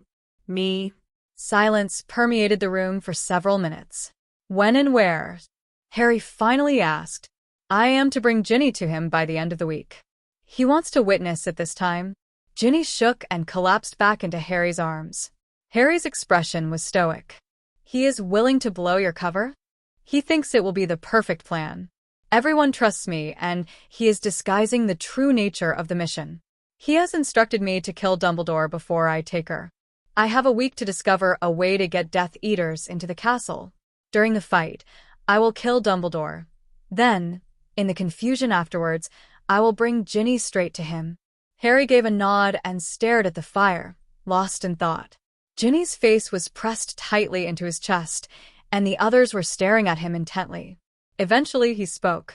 "We must let them come. I have to get to him before he realizes that you have betrayed him, so we will let them come. The Legion and Order should be able to handle the fight, as we have decimated his forces. Ron, you will stage a death for Dumbledore, and then Severus will take Ginny." Ron gave a nod of acknowledgement. "You want me to actually go through with it?" Severus asked in shock. Yes. "And I will be right behind you. But how will you force him to drink the potion?" Ron asked. "I have a way," Ginny spoke quietly, pushing herself off of Harry's chest. Harry looked down at her with concern. "Severus, you have for many years expressed your distaste with rape, correct?" Yes. "It is the only reason he has not been angry with me for declining to participate in this ritual. You will go back to him, explain that you still find it distasteful. You will still bring me to him, but you would prefer someone else to actually take me?" Harry's arm tightened around her, and she tilted her head to smile sadly at him before continuing. "You must persuade him that the best thing to do would be to take me himself. Then, when he eventually fights Harry, he will be able to use that fact to demoralize Harry so much he has no will left to fight." "How will that help, Ginny?" Ron asked. "Simple. As Voldemort will be busy with other things, he does not have the time to repeatedly take me in the coming weeks. He must be sure he can impregnate me that first time. Severus, you will promise to prepare him a potion that will guarantee this." "You're brilliant," Harry whispered in awe.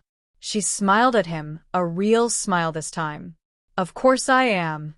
Harry stared down at her in thought. "Only it won't be Severus that will take you to him," he said suddenly.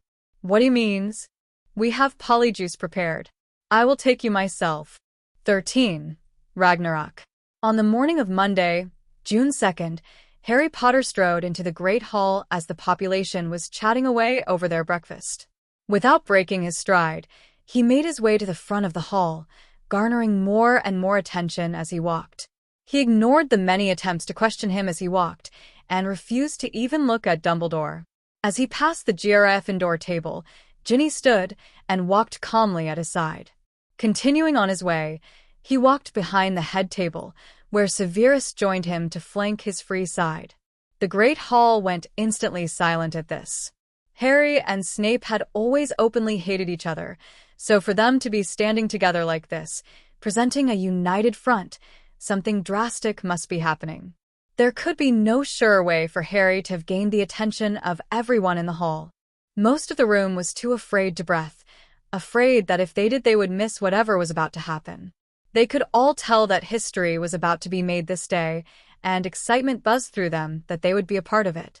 Coming to a stop, Harry raised his right hand, which held Godric's wand, and then his left hand came up, catching the sword as it appeared. Several at the head table, and a handful of students whose parents had talked about it, recognized the sword for what it was. The truth this signified about the young man who was holding it shocked most of them speechless. It dawned on them instantly that this was the young man who had been devastating Voldemort's forces all year, the man who had killed Lucius Malfoy in single combat and defeated Bellatrix Lestrange. Not even the headmaster knew that his greatest victories had been in the last few weeks, as Voldemort had been keeping these defeats close to the vest. Harry spoke with a commanding tone, his voice echoing throughout the hall and permeating to every corner of the castle. Hogwarts, CHLYW, Acclisa, Arhiskelchon, I Mun Ai Maze. It felt, to many of the occupants of the room, like Hogwarts herself was sitting up and taking notice of his words. I Riabod Chifraith, I Mun Benongan. A flash of gold blinded them momentarily, and when they blinked open their eyes, they looked around in astonishment to see the windows and doors completely sealed. The fortress of Hogwarts was awake.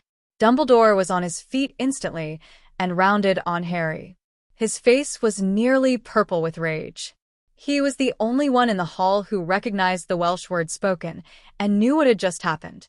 In his anger, he didn't pause to think how Harry could do this, merely unleashed his fury that the lads seemed to have the audacity to try. How dare you? You have no authority here. Harry met his look head-on. Really, he thought to himself, the man wasn't thinking clearly. The fact that he had done it in the first place clearly illustrated his right to do so. As the sole heir of Godric Gryffindor, I am seizing control of the castle until such time as our enemy has been defeated. For your own safety, Headmaster Dumbledore, you are to be sequestered in your office for the next week. The students watched in shock as the spluttering headmaster was surrounded by a force of house elves and then gone. It happened so quickly most of them were still blinking in shock, trying to understand what was going on. When they realized that Harry was still standing there, waiting, their attention returned to him, the man who had just calmly banished the great Albus Dumbledore and seemed to have control of the greatest fortress in the world. Harry looked around at the wide-eyed students, making sure he had their undivided attention. As I said, I am declaring Hogwarts under martial law for the next week. The reason for this is simple. On Friday evening, the castle will be invaded by Lord Voldemort's Death Eaters.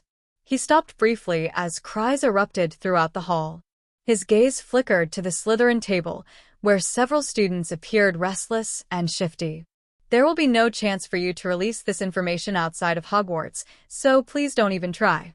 Nothing will leave or enter this castle without my express permission. Those students who I feel may pose a danger to the rest of us will be detained in a secure location until Saturday morning, or the conclusion of the fighting. You will not be harmed, and your accommodations will be perfectly comfortable. Any attempting to resist or harm your fellow students will be placed in an enchanted sleep until after the conflict, at which point you will be handed over to Amelia Bones at the Department of Magical Law Enforcement. If you do not attempt to harm anyone, you'll be released on Saturday morning without question. There were a few outraged shrieks as more elves came in and escorted a good portion of Slytherin House as well as several students from the other three out of the hall. Most looked resigned to going, but several fought and were quickly subdued. I am doing this to protect the innocent students who reside in this castle and to prevent anyone from sabotaging our resistance. The safety of every individual in this castle is my priority, and I will do whatever is necessary to protect you. When the hall was once more devoid of movement, Harry continued, this will be the final battle, and I will be defeating Voldemort on Friday night. I know this because over the last several weeks I have put plans in motion that have forced Voldemort into a corner. In his impatience, we will strike, and we will win. A cheer went up from most of the students, with the younger ones looking on in awe at the fierceness of their older classmates. We have many plans in place that will attempt to ensure your safety, and no one will be forced to participate in the defense of the castle. For the next week, you have two choices. If you wish to fight, we will train you as best we can. Otherwise, you'll continue with classes until Friday, at which point you will be taken to a secure location until after the fight. Harry paused again as the sunk in. I need you to choose now. Those not wishing to fight, and the teachers, you are dismissed to your classes now.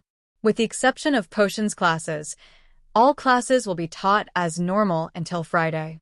Professor Snape has other obligations during this time, and his classes are all cancelled. If you wish to help during his regular class times, we will have several people brewing healing potions down in the dungeons. Feel free to volunteer your time. If you chose not to fight, you'll be taught a few basic things this week in the unlikely event that you are placed in danger, but for the most part life will continue as normal. There is no harm in not wishing to fight. I want you to continue this week as normally as you can. If you wish to send any owls, they must be approved through me so that no information is leaked out of the castle. The Owlery has been locked down for the time being. In addition, any student 3rd year or below is required to leave. I will not let you fight in a battle you are unprepared for. If this is the option you choose, please gather your things and head to class. Again, he stopped as there was a large exodus from the hall. The younger students all left, with curious glances back at him. Of the 4th and 5th years, about half of them got up and left. In the upper years, only a handful did. Once movement had stopped and the doors had been shut, Harry waved several people up to him that no one had noticed in the hall before. Remus, Tonks, Bill, Fred and George, Mad-Eye, Pomfrey, and Amelia Bones joined him at the head of the hall, followed by Ron and Hermione. These will be your trainers over the next week. We will teach you some general spells, and then specialized ones in an area of your choice. Fred and George will be helping some of you set up traps throughout the school in the event things don't go as planned. Madame Pomfrey will be teaching you how to heal your classmates if they are harmed. Ron and Professor Snape are our chess masters. They have carefully orchestrated this battle, and a handful of you will be asked to help them with this. Hermione will be using several of you to carefully prepare our equipment. The rest of you will receive combat training from Remus, Tonks, Bill, Mad-Eye, Madame Bones, and Ginny and myself. I am not going to sugarcoat things. Some of you will get hurt, but if we work hard and things go according to plan, this will be minimal. We know when and from where the Death Eaters are coming. We will be watching their every move using an advanced map. As soon as possible, we will take each of them out and then replace them with one of you under Polyjuice. There were sounds of confusion from the students. I know that seems weird. We will make sure you can tell the difference between a real Death Eater and one of your classmates' Polyjuice to replace them, and teach you how to maintain the illusion of a fight without harming each other. This is what most of the battle here will consist of: sabotaging Death Eaters, taking their place, and acting the part so that no one is the wiser. The reason for this subterfuge is threefold. Professor Snape has been a spy in Voldemort's camp for nearly 20 years, and we need to protect his cover. Secondly, we hope to take most of them out before the fighting really starts. Once they are aware you are there, they will fight back, and it will be more likely that someone will get hurt. But most importantly is that Voldemort's familiar will be present for the battle, meaning he will have eyes and ears here. The entire battle is largely a performance for him to witness through her. We need him to think the fighting is really happening until I am able to get to him and finish him off. There were nods all around. In addition, you must know that there are 2 events that we have staged for that night. The first is Professor Dumbledore's death at the hand of Professor Snape. There were shocked cries. However, it will be entirely fake, as he will not be leaving his office. Again, this will be mostly for show. After Professor Snape takes down the fake, I will go mad with grief. At this point, Professor Snape is going to use the distraction to kidnap Ginny. Are you insane? Came a cry from the Gryffindor table. Harry turned and leveled Dean Thomas with a firm gaze. No, I am not. I told you this was all planned out. We need to be able to get to Voldemort, and to do that I am allowing him to kidnap my wife. More shocked cries. Yes, you heard correctly. Ginny and I are indeed married, and her capture is my ticket into Voldemort's headquarters and the means whereby I will be able to defeat him. I will accompany her to his hideout, and, together, we will finish him off. But it is important that Voldemort not discover our plan, so none of you can let on to what is happening and none of you can interfere on the night in question.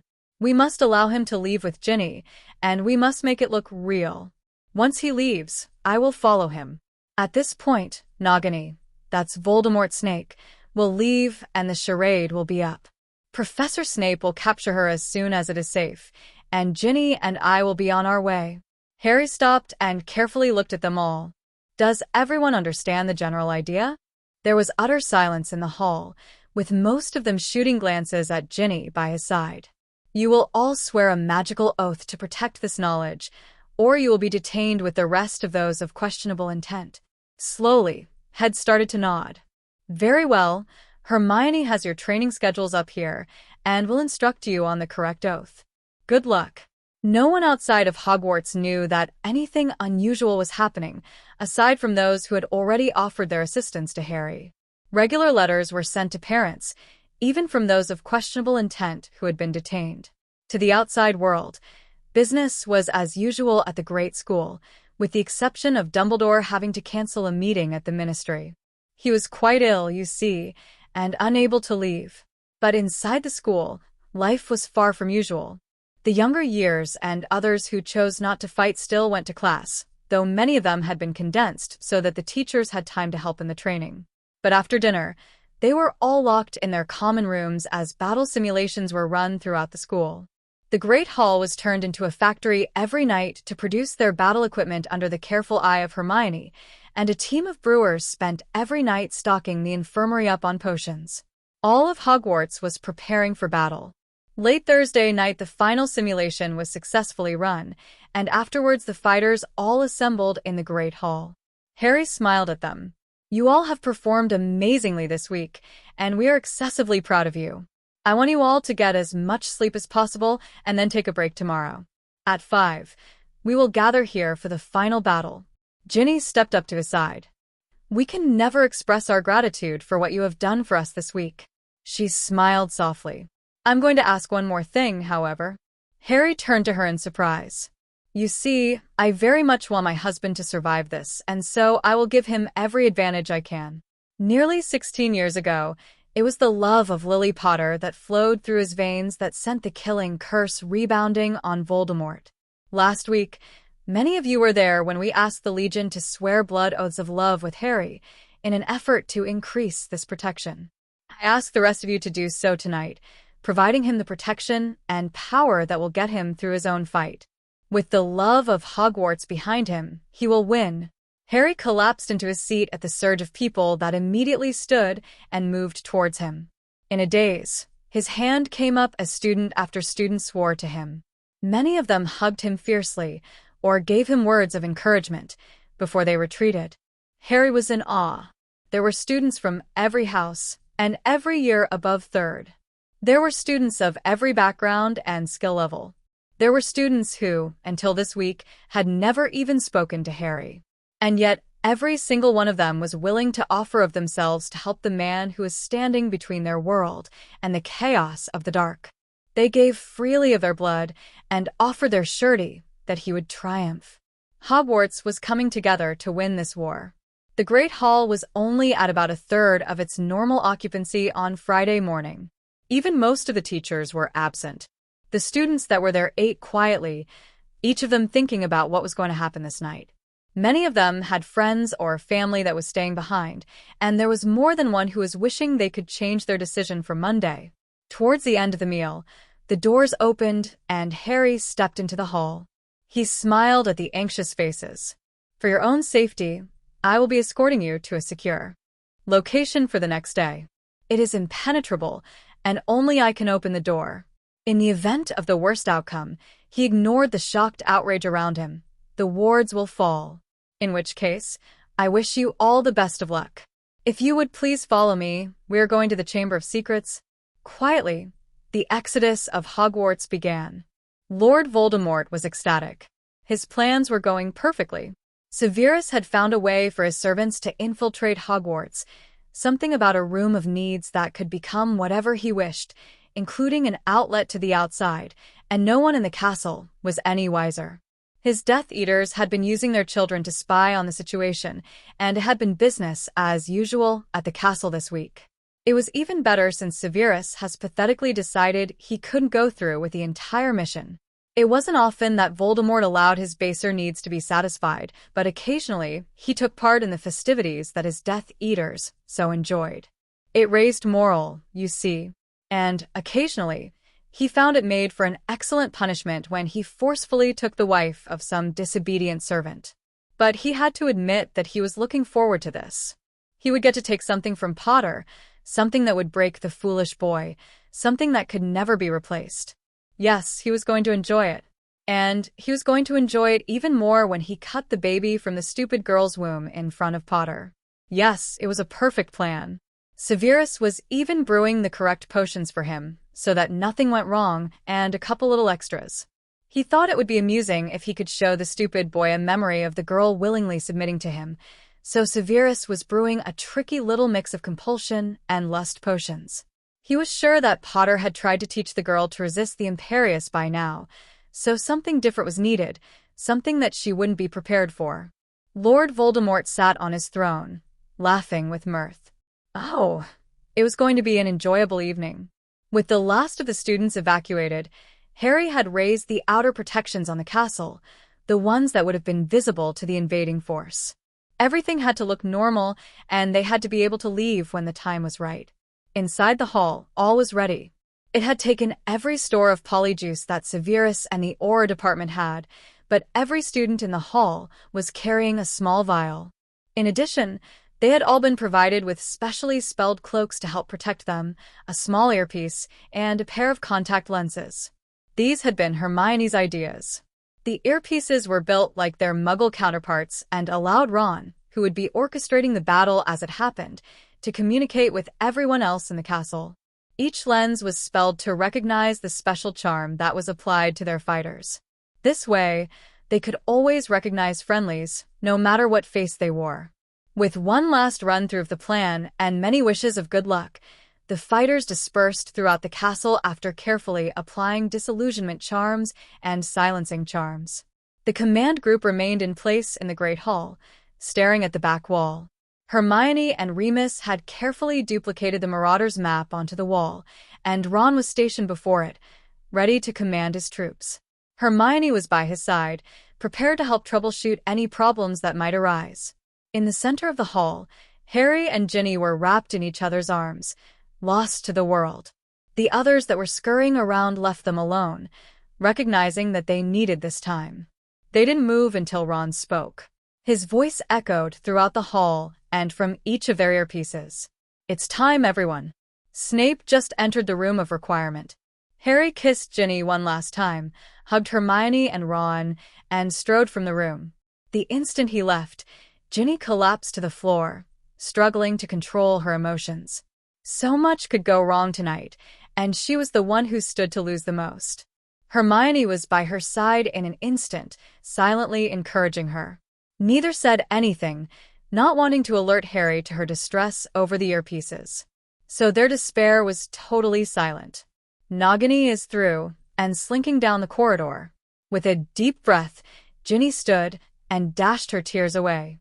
She carefully checked all of her equipment and headed for the door. She had a role to play tonight. Ron's eyes watched as she left the room before snapping back to the map. He wasn't allowing himself to think of the danger she was willing walking into this night. He eyed the map, quickly counting and tagging the new dots as they appeared. It looks like there are 17 in total. They're making their way out of the room and down. 6th floor, East Corridor. Be advised they are on their way. One of the dots on the map lagged behind the others as they climbed down the stairs and was quickly ambushed. Ron watched as it was dragged to a room, and then a Ravenclaw 7th year took its place with no one the wiser. One down. They've split into 2 groups. One heading down the 6th floor, and the other towards the 5th. Nagini is maintaining her post on the east stairs to watch both groups. Avoid going down that way in case she spots any movements. The two lead dots heading into the darkened fifth floor were quickly swarmed by friendly dots and pulled away. This time it was a pair of Hufflepuffs that replaced them. 3 down. Harry is heading to the sixth floor. The rest of you, do not openly engage the Death Eaters unless necessary. Ron watched as Harry's reached the group and they stopped to attack him. He stood in the middle of the corridor, preventing them from moving forward. His distraction was enough to cause the loss of one more Death Eater from the back of that group. 4 down.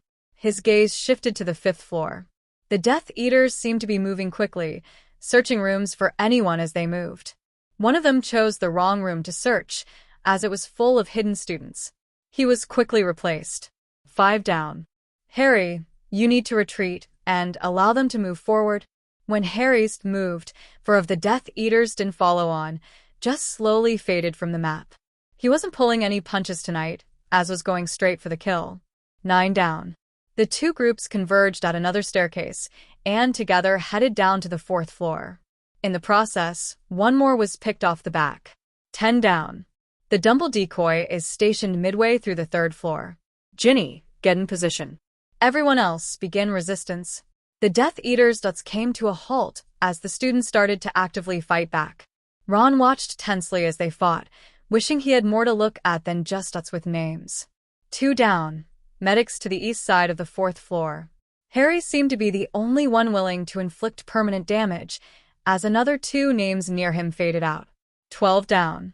McGonagall's dot came running and joined in the fight. Severus, you're up. Snape stepped out of the shadows and into the middle of the fight. His presence caused many of the students to scatter, thus allowing the Death Eaters to head down another floor. 2 more were captured on the way. 14 down. Within seconds of stepping foot on the fourth floor, the Death Eaters were surrounding the decoy. The snake that was curled up in the shadows had no way of knowing that only 3 of her master's fighters were real. Ginny Weasley was fighting fiercely against the invading Death Eaters, concentrating most of her efforts on protecting the younger students. Thus, she didn't see the deadly curse that was aimed at her back by one of the figures. A sudden movement in the corridor came just before a solid metal shield erupted in front of her, taking the brunt of the curse. She turned around to see that while protecting her, Dumbledore had lost his advantage. In the distraction, Snape had stepped out of the shadows and joined the fight on the side of the Death Eaters. He used the moment of Dumbledore's focus on Ginny to send a disarming curse at the headmaster. Startled, Dumbledore turned around. His eyes widened when he saw his potion's master and trusted friend standing with 2 wands trained on him. Severus, do you really want to do this? Dumbledore said calmly. Severus sneered. More than you can imagine. I've lived under your thumb for too long, old man. How could you think I was really on your side? What would possibly induce me to join the Great Meddler? And Potter? He's useless. You are nothing more than a delusional old man who believes in fairy tales and miraculous endings. Welcome to the real world. Snape. Harry was running, but there was no way he'd make it in time. He sent a curse, but it was blocked before reaching its target. Severus raised his wand, pointing it straight at Dumbledore. Avada Kedavra. A flash of green light and Dumbledore collapsed to the ground, surprise on his face. Harry screamed and started flinging curses. His rage made them go wide, and the rest Severus batted away with a shield.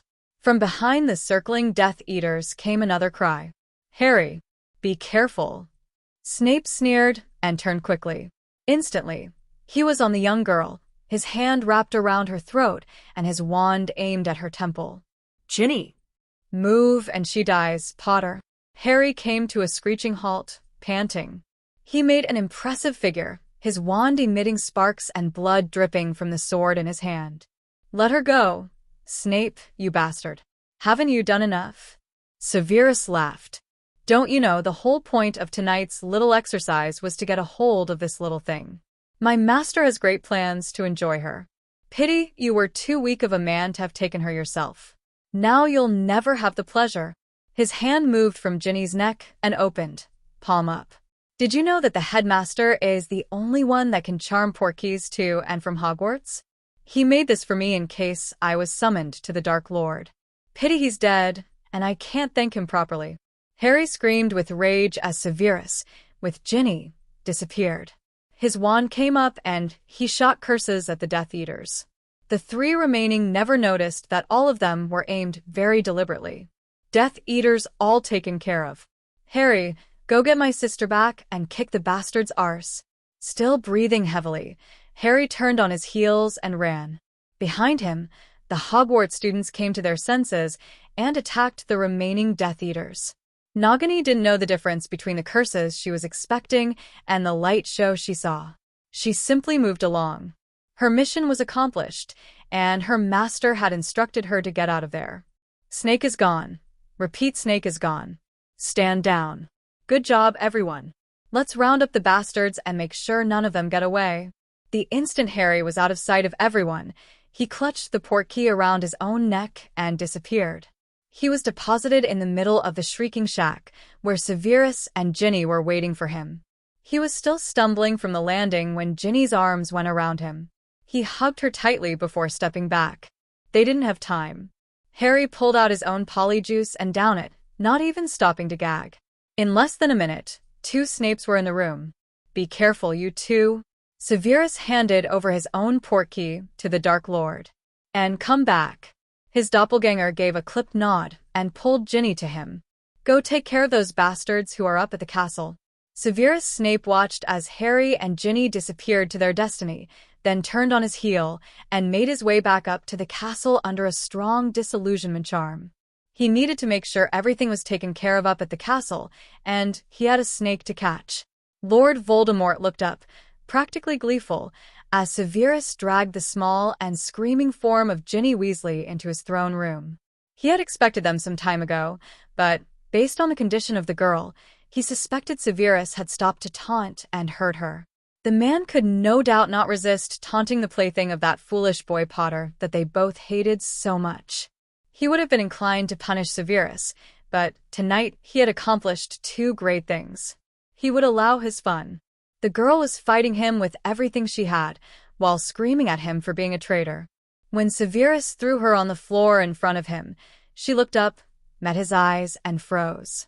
Tom, she bit out. Lord Voldemort raised one non-existent eyebrow at her presumption. Miss Weasley, we meet at last. I know you, Tom. The child had spirit. He admired that. Ah, yes. You were on rather intimate terms with my diary, were you not? It is a pity that the plan was ruined. You look strong. I could have done much with your life force. She glared at him. I am strong. Stronger than you? Lord Voldemort laughed. But my dear, I understand you did my bidding for almost a year. She spat at his feet. No, I resisted your control for almost a year. And then Harry destroyed your dear basilisk and diary, or didn't you hear? He frowned. He didn't like to be reminded of that failure. Lucius had suffered cruelly for the role he played. Yes, the boy was unusually lucky. She laughed harshly. Luck had nothing to do with it. Voldemort admired her loyalty. He wished his followers had such. My lord, interrupted Severus. Perhaps we should get on with it. He looked up at his most faithful servant, the man who had brought him the key to defeating the Potter brat. Is the old fool gone? Yes. He has been taken care of. Voldemort smiled. He wondered what the old man was thinking when he realized how very wrong he had been. Very good, Severus. You shall be rewarded. How did the boy take it? Severus laughed. He was furious. It allowed me to take this one right out from under him. All his blustering bravado disappeared the instant I had my hand on her. Coward. The girl spat. Harry could beat either of you in a fair fight. Voldemort thought. Why would anyone ever agree to a fair fight? A terribly foolish thing to do. Such loyalty is admirable, little one. It is a pity that the use I have for you means wasting it.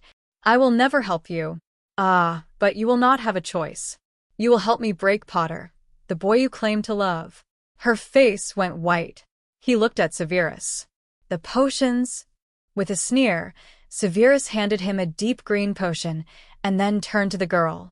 He wrapped his hand around her throat, choking her until her mouth opened unwillingly. Then he poured a red potion down her throat. She gagged, trying to keep from swallowing it, but Severus smashed a hand over her nose, forcing her to swallow to breath. Lord Voldemort watched her fight it with pleasure. He could feel as his own potion began taking effect, and was slightly puzzled. He would have assumed that the potion would increase his own lust, and instead, he just felt unsettled. He supposed it would be that way until the deed was finished. "Well, is it working?" he demanded. "Patience." Severus was watching the girl carefully, an odd expression on his face. Maybe the man was rethinking his choice to not do this himself. No matter, he was willing to share her. It would only hurt Potter more. Voldemort chuckled as he thought of the boy's reaction. It would break him so surely that he would practically give himself up to death. It would be a delicious victory. The girl went rigged on the floor and drew in several deep breaths. She shook her head and placed both hands flat on the ground. Slowly, she climbed to her shaky feet. She blinked, as if confused, cocking her head and staring at him. "Come to me, my child," he crooned. She looked at him, giving him a small smile. "You wish to use me, to steal my virginity from Harry. That's not very nice of you." His eyes widened. She was certainly a bright girl. "And I will. It is futile to resist, my child. It will only make it hurt more." "Pity that isn't going to work," she spoke back calmly. "You are strong-willed, but I will break you. And if I cannot, I will take you anyways. There is no way out for you." Severus looked concerned and stepped closer to her. The girl turned to him, tilting her head up to look at him. Without looking at Voldemort, she spoke once more. "Tom, you cannot take what isn't there. I cannot give you what you seek." He was confused. Severus had checked. "Severus, did you check hers?" Severus tilted his head down to the girl and brought his hand up to her cheek. For several silent moments they simply looked at each other, Voldemort's confusion increasing all the while. There was no need. I already knew the answer. Lord Voldemort watched in utter shock as the two embraced and kissed. When they pulled back, however, it was not Severus Snape who stood there, but Harry Potter. Lord Voldemort was on his feet instantly, wand up. "You..." He shot a spell that the boy batted away harmlessly. "Hello, Tom." "Have you met my wife?" "Wife." But 2 more spells were shot, but this time it was the girl who countered them. She seemed to have pulled a wand from thin air. "Yes, we've been married for almost a year now. It really has been marvelous." It made no sense to Voldemort. How could they be married and no one knew? And how had he been fooled? He had watched as Severus killed Dumbledore, and he seemed to have been on the boy's side all along. "How did you get here?" He couldn't figure out why he was unable to hit the boy. Severus had said he was a weakling. But clearly, Severus had betrayed him. How much of what he had been told was a lie? Why, Severus helped, of course. But he just murdered Dumbledore. He knew this, Nagini had seen it. Voldemort wished he could take the time to check on her now, but he needed all his concentration. The boy was not yet returning his own fire, merely blocking any spells sent his way, but Voldemort was not fool enough to believe that would last forever. And he was outnumbered, despite how unskilled these 2 children probably were compared to him. No, Dumbledore is safely locked away in his office, where he cannot interfere. It really is a rather nasty habit of his. And Severus is currently helping my friends secure the last of your Death Eaters. It wasn't very difficult, actually. We had most of them rounded up before I even left the castle. Lord Voldemort screamed in rage. He didn't even articulate his spells, just shot raw magic at the couple. His eyes widened in shock when the boy raised both hands. In one was the sword of Gryffindor that had claimed so many of his servants, and in the other was a wand. But it looked nothing like the one the boy had used before. The sword cut clean through the wave of magic he had sent, sending it harmlessly swirling around them. At the same time, the boy seemed to be gathering more magic and adding it to the swirling vortex around them. He looked calmly into Voldemort's shocked eyes. It's amazing the things that Godric Gryffindor was able to discover about magic before he died. And luckily for me, he deposited most of his knowledge and much of his power into his wand, which he left as an heirloom of the family. It was ever such a shock when I claimed it as my heritage. He didn't understand how that could be. There were rumors, of course, that the Potters were connected with Gryffindor, but surely there would have been some evidence if they were hiding this. In his shock, he watched as the boy finally channeled the power around him and sent it swirling at him. It was coming from every direction at once, and nothing he tried seemed capable of blocking or diverting it. His last thought before his body hit the ground was that he was glad he still had a couple of weeks left before his ritual protection died. Resigned to once more having to go through the painful process of creating a new body, he was somewhat shocked when the instant his spirit was free it erupted in excruciating pain. This was nothing like the last time. He could feel invisible hands pulling at him, trying to tear him to pieces. Eyes wide with shock, he looked up into the angry visage of Harry Potter. The boy was standing before him, and he quite calmly took the blasted sword and slit his own hand, coating it with blood. Then he turned and pushed it through Voldemort's spirit. Ginny Potter watched as the love of her life whispered an ancient Welsh spell and reversed the magic Voldemort had sent, added to it, and used it to rip him from his body. The black spirit rose instantly from the body, resignation on its visage. This changed quickly to surprise. At 7 distinct points around it, portions of the ghostly figure were tore off into thin air. Harry walked confidently forward and used his own blood to add strength to the sword he held. Then he shoved it right through the specter's heart. The dark being exploded into pieces as she watched, sending a wave of magical energy through the room. She was thrown back against the wall and brought her head up in just enough time to see Harry's crumpled form be surrounded by glowing lights. One by one, each of them shot into his body near his heart, and then out again through his still bleeding hand. Before her astonished eyes, each one took the shape of a small child. They turned to her and bowed in unison. Each offered a message in turn. "His love is strong," a little girl with curly hair said. "Strong enough to burst the very gates of hell that kept us captive." The largest child, a boy, told her. "Love him for us," admonished a small pudgy boy. "We will watch over him and his as he did for us." A thin slip of a girl comforted her. "Burn the evil one for his crimes." She nodded at the tallest girl who had straight hair down to her shoulders.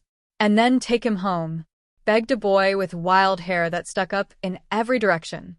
"All will be well with the loved one," comforted the last, a wide-eyed lad with an endearing smile. Then they turned and pressed a ghostly kiss to his forehead before fading into the ether. Astonished, Ginny crawled forward. She fumbled for her wand and quickly healed Harry's hand, then dragged him and the sword away from Voldemort's body. With a quick spell, she watched as the body burned to ash. Deciding to be safe, she gathered up the ash with a quick spell and dropped it into the small pool of Harry's blood that had collected where he lay. It bubbled angrily and gave off an acrid smoke. Then she picked her way back to Harry. It was time to take him home. In a castle in Scotland, a room full of children and a handful of adults stood guard over 8 dead and 9 breathing Death Eaters. 2 of them were in critical condition and weren't expected to last the night.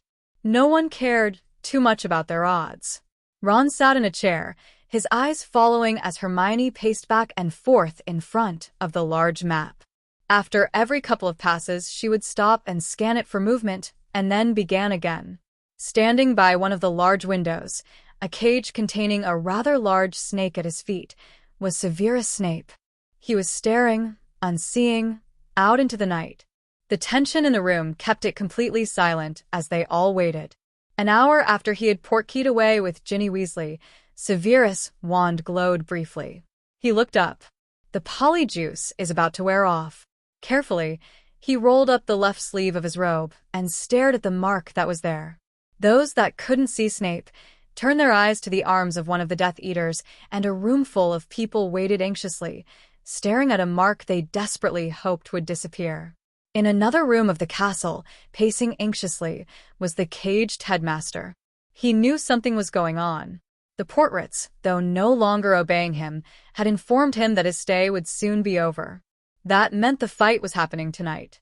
Desperately, he turned to Fawkes, but the Phoenix merely offered a sad trill. They were both stuck here. Oddly enough, the Phoenix didn't seem too upset by this turn of events. It was also the longest he had remained in Dumbledore's presence in the last several months. Dumbledore's had shot up when a noise pierced the calm of his office. He tilted his head. It sounded like shouts of joy. Whipping around, he eyed the portraits. Every single one of them was smiling, and one which was actually dancing a jig. "What is going on?"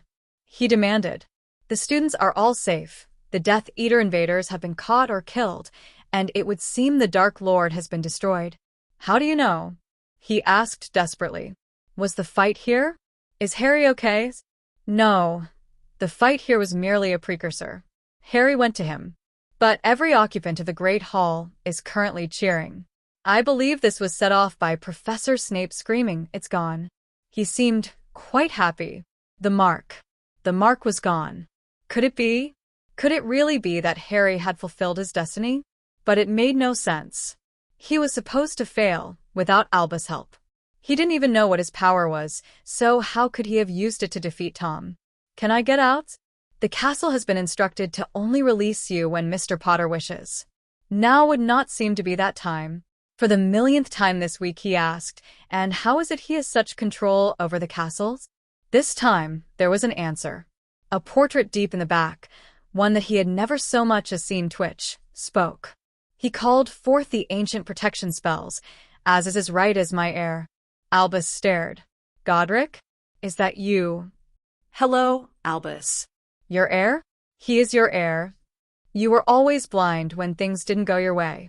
The heir of Gryffindor used his heritage to destroy the last surviving heir of Slytherin tonight, and his wife stood by his side.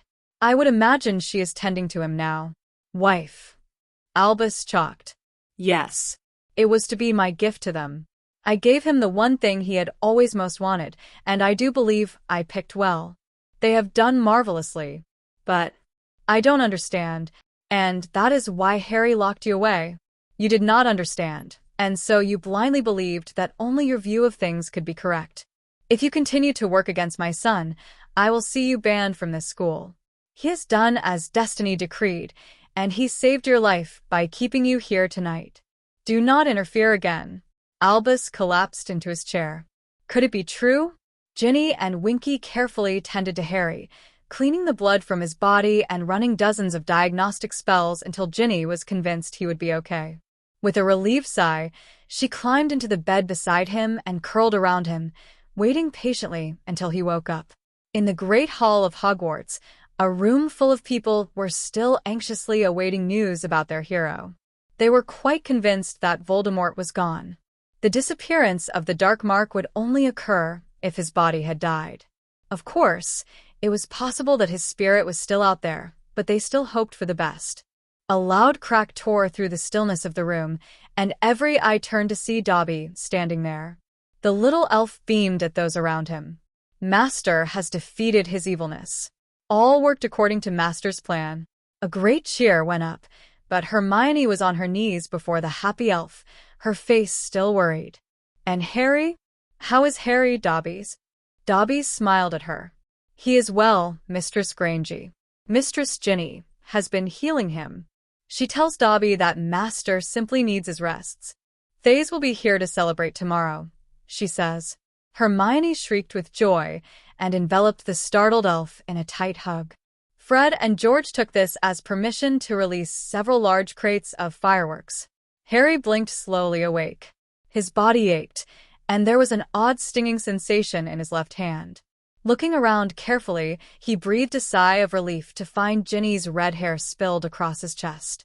Now that he had located her, he could put more effort into trying to remember what happened. Ginny stirred on his chest and slowly pulled herself up into a sitting position. He watched with a smile on his face as she stretched and rubbed at her eyes. Then she stiffened and turned sharply to look down at him. "Harry." Instantly, her arms were around his neck, and she was kissing every inch of his face. Harry laughed. "Jen." "I'm fine." She pulled back and gave him a stern look. "You just destroyed Voldemort, so forgive me if I'm excited to see you awake." His eyes popped open wide. "He's gone. You don't remember?" Not exactly. My brain feels a little fuzzy." She giggled. "You did it, love. He's gone."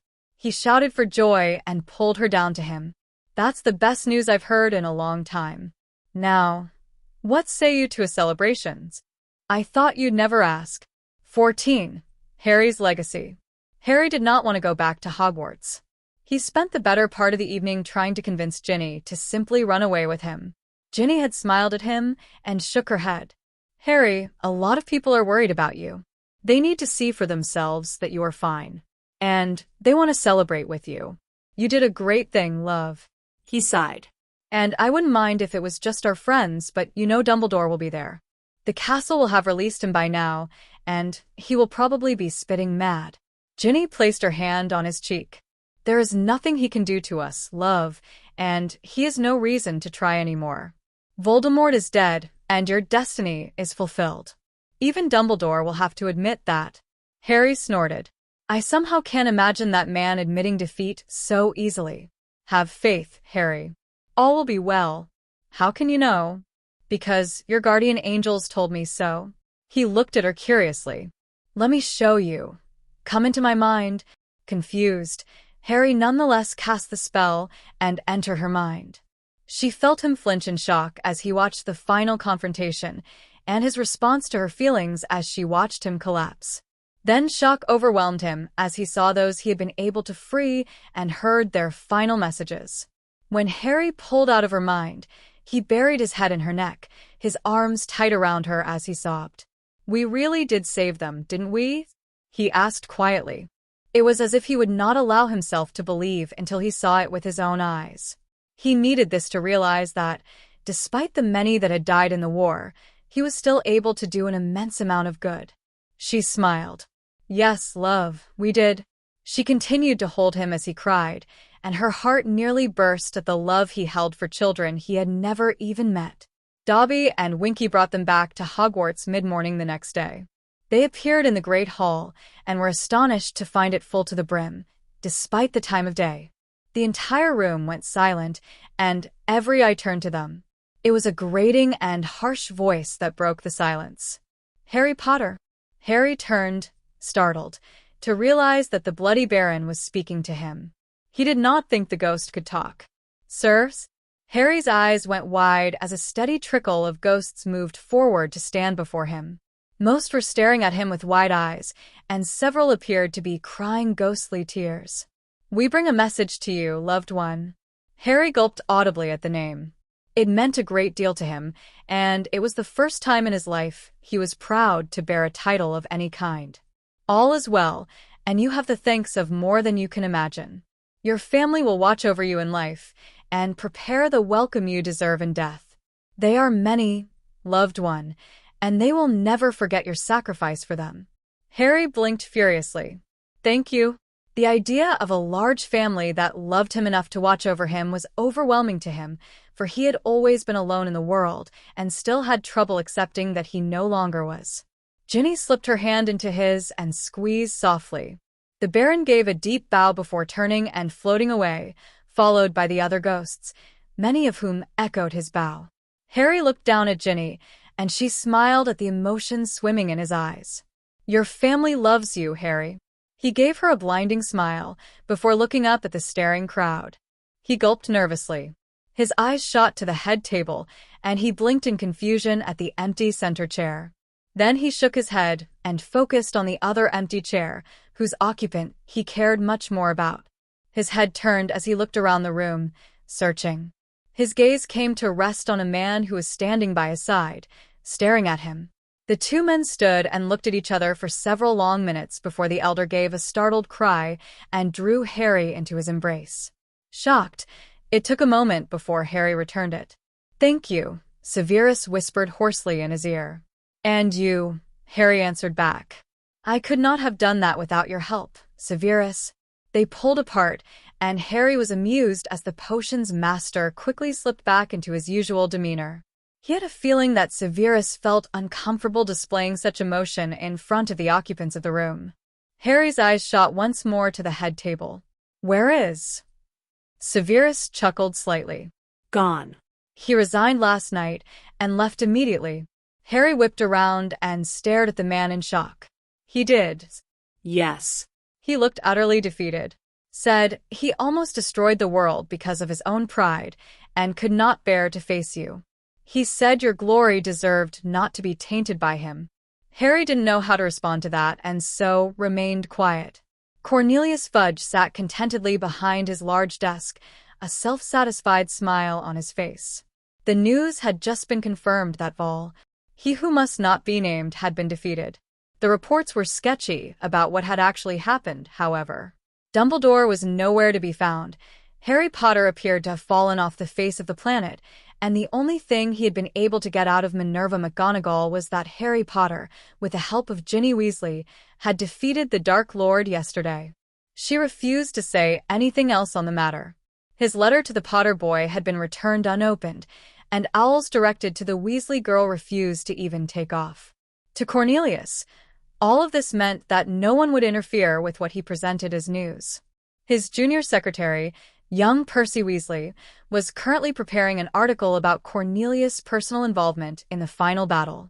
He assured the people that he had personally guaranteed you-know-who could never return again. He also assured them that their young hero, though gravely injured, was being nurtured back to health at his direction. He denied the involvement of any other non-ministry individuals. If it got out, a 15-year-old girl was the only one standing by the side of the boy who lived during the final battle, Cornelius would be ruined. He was counting on the fact that the girl's parents would not want her involvement known. If that didn't work, he could always threaten Arthur Weasley to keep quiet. The man had too many children to not be concerned about losing his job. Cornelius was quite happy with this story. He knew that the Potter boy despised the media attention, so he was quite willing to take it all upon himself. Potter would probably even thank him. A knock came on his door, and he smiled. "Come in," he called. That must be young Percy. The lad certainly was prompt. The door opened, and the young man in question came in. Cornelius' smile fell as he noted the strange look on the lad's face and the distinct smell of burnt parchment lingering about his person. "Yes." Sir? "About that statement you wanted." Well, It was destroyed." what? "By whom?" The lad looked nervously behind him, and the door to the office was thrown open against the wall, while the most ridiculous-looking house elf marched in without a care in the world. Cornelius had never seen an elf put on such airs before. It was downright disgraceful. He made a note to put in a complaint to the House Elf Subjugation Committee. If elves were behaving in such ways, something more needed to be done. "Minister, sir, will not publish such lies, sir." Cornelius spluttered in anger.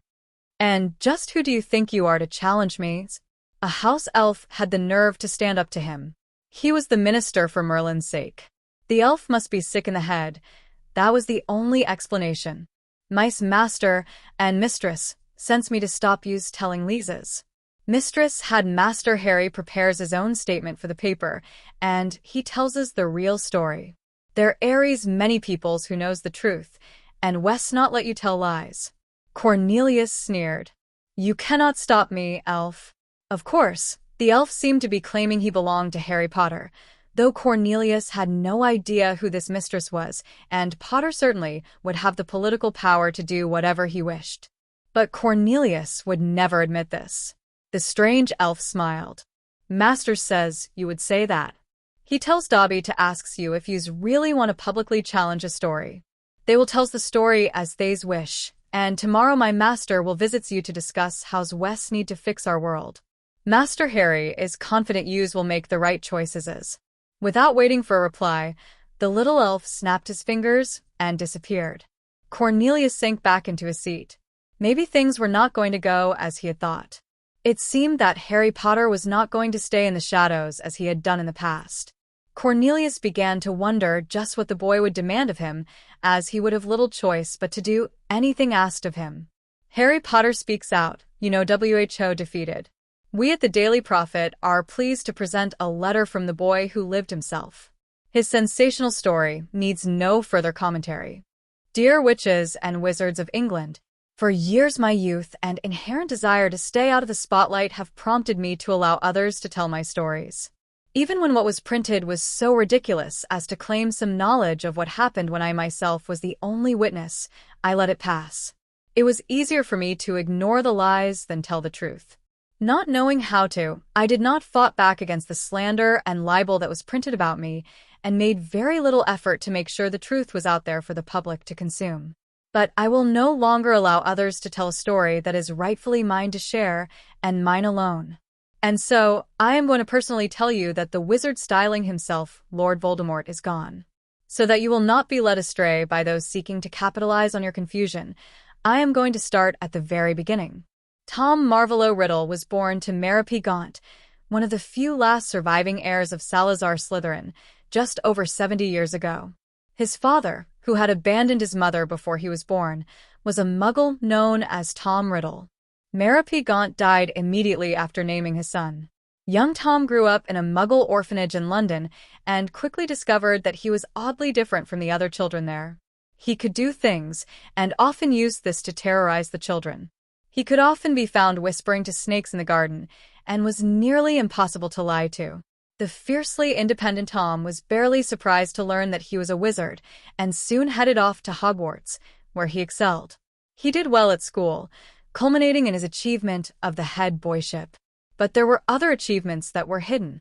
During his time at school, he found the legendary Chamber of Secrets and released the feared monster of Slytherin, leading to the murder of a young girl and the false expulsion of another student. It was during his school years that he sought his revenge by murdering his father and grandparents.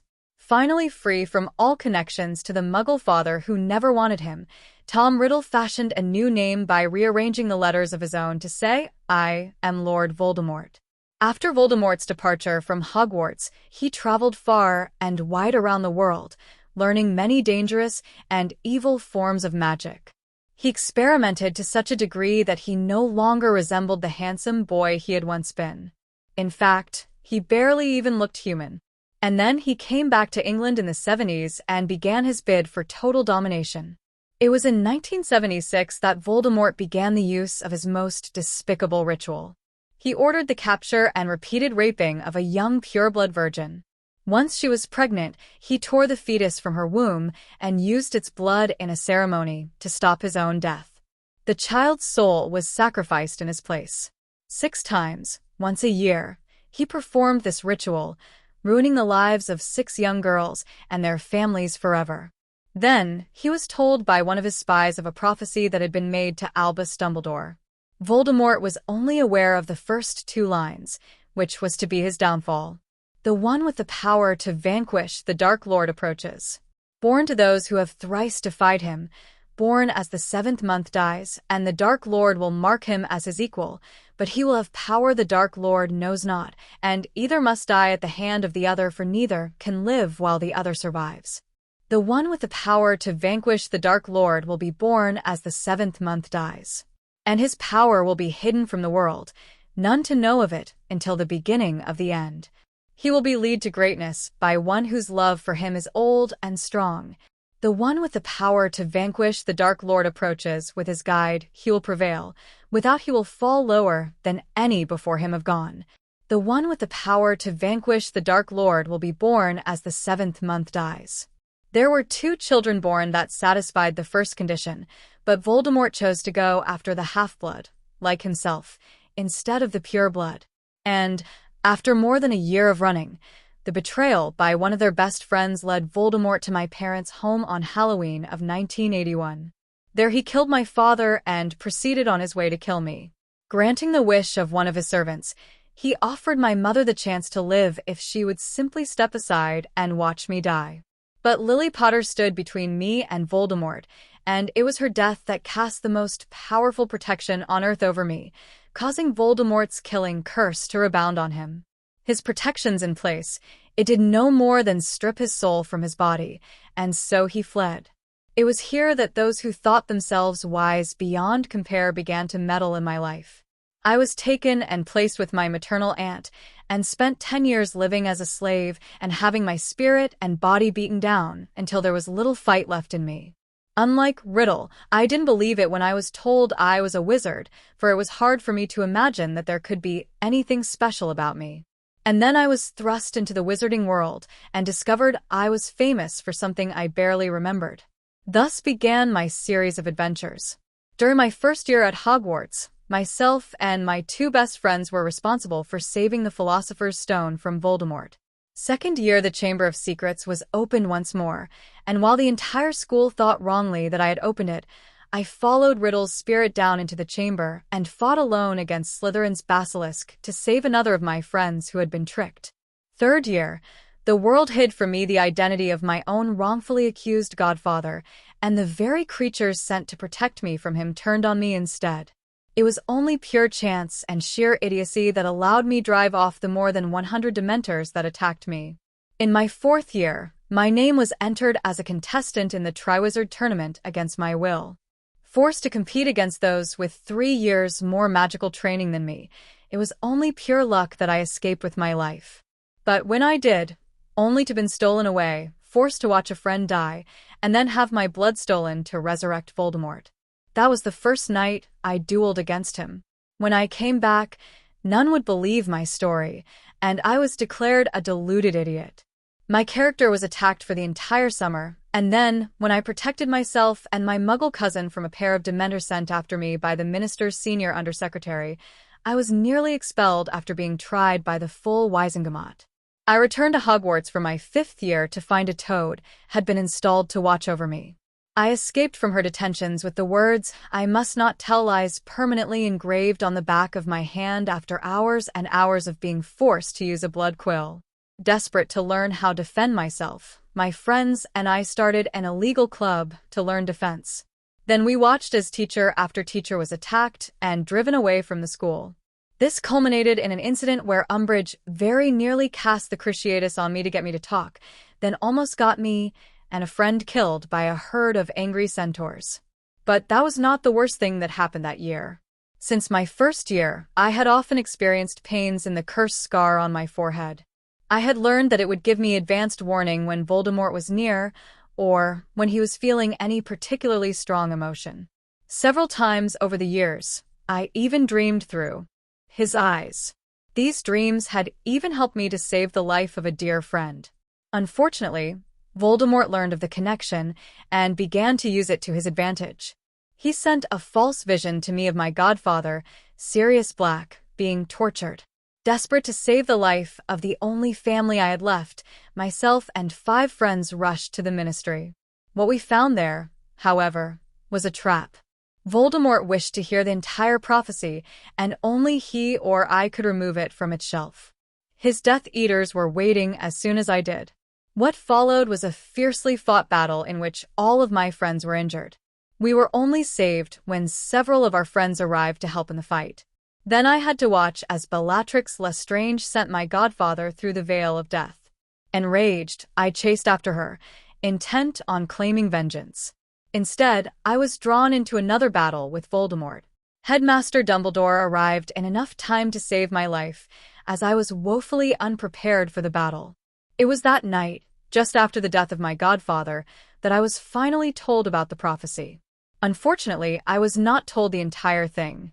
Again, those older and wiser than me thought they knew best and sought to control me. It was the next day that the tide of the war changed. A dear friend helped me to find a tiny piece of freedom and control over my life. Once returned to the dark hole that was my aunt's home, I used this freedom and found the truth. My mother had left a letter for me that told me the truth, and my father had left me the key to my power. On that day last June, Godric Gryffindor's wand finally chose a new master in me, his last descendant, and shortly thereafter it bound me in fidelis amor vinculum to Ginevra Weasley. Neither of us was aware of this at the time, but unknowingly, Ginny immediately stepped into her role as my guide. With her encouragement and the help of my new wand, I trained hard and learned much magic. I also fell in love. It was until August that we learned we had been bound, after an incident where I was forcefully fed a love potion to pull me away from her. We suspect that I had been fed them since I was 13. Thus began my 2-part battle. At school, I fought against the control others wished to exert over me, and fought to not be separated from my wife. And when I could, I snuck out and fought against Voldemort in disguise, wielding the sword and wand of my noble ancestor. I trained my wife, and soon she joined me in my fight, helping me and encouraging me in everything. And, with the help of Godric's wand, I sought a permanent solution to Voldemort.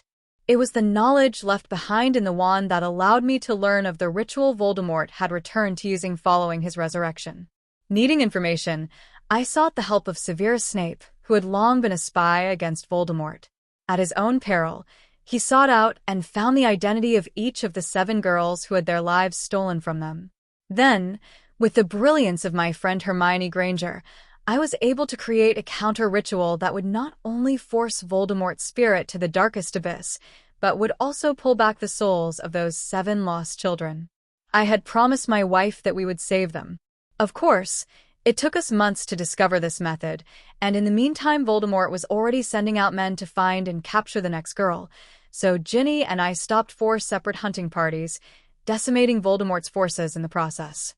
Then Professor Snape accepted the 5th attempt in a desperate effort to help us.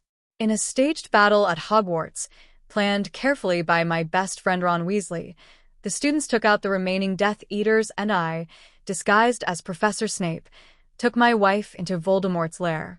The ritual worked, and my wife, for I was unconscious by this point, can testify to the fact that all 7 children were set free.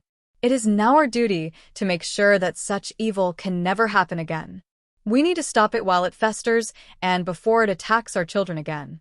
We cannot sit back complacently and allow evil to control our lives.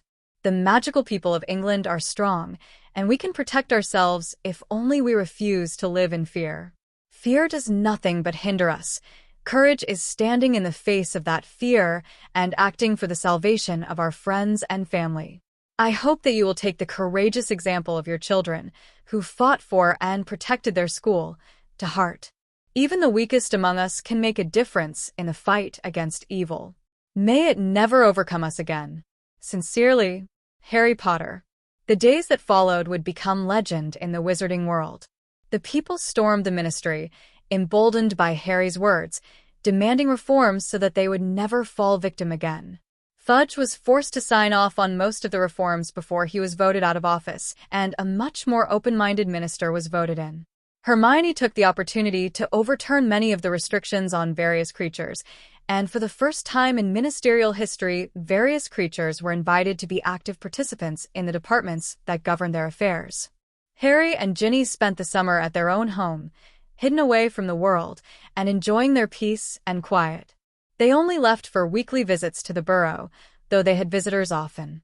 Harry refused to turn away family. After much debate, they finally decided to go back to Hogwarts in the fall, but Harry wrote McGonagall and asked for their own rooms. He was through with being separated from his wife. After he graduated, he returned for another year and spent his time reading a good portion of the library while Ginny finished her last year. His experiments that year were legendary, and the ministry routinely sent representatives from various departments to confer with him and watch him work. It was during this last year that a letter came. Harry refused to open it, but made no objection when Ginny did. Dear Harry and Ginny, words cannot express my horror and disgust at what I have done to you both. In my zeal to fix things my own way, I almost condemned you both, and the world along with you, to a horrible fate. I know there is little chance that you can forgive me, but I wish you to know that I have at last seen the great error of my ways. You have my sincerest apologies. If you should ever need for anything, I am at your disposal. Albus Dumbledore. Harry stared stonily at the wall as she read the letter aloud, and gave no sign of wanting to answer it, but Ginny took pity on Dumbledore. She wrote a quick note that she was grateful for his words. She was honest in saying that she didn't think Harry would ever bring himself to speak to Dumbledore again, but she suggested that Dumbledore might commit his vast amounts of knowledge to paper for future generations. Knowledge, after all, was meant to be shared. She and Harry never spoke of that letter again. The 22-year-old Harry Potter stepped out the back door of his home, beaming as he carefully held the little bundle in his arms. Silence descended on the large crowd that was gathered in the yard as they all turned to him.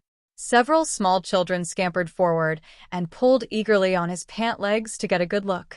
He let them. This is my son, James Sirius Potter.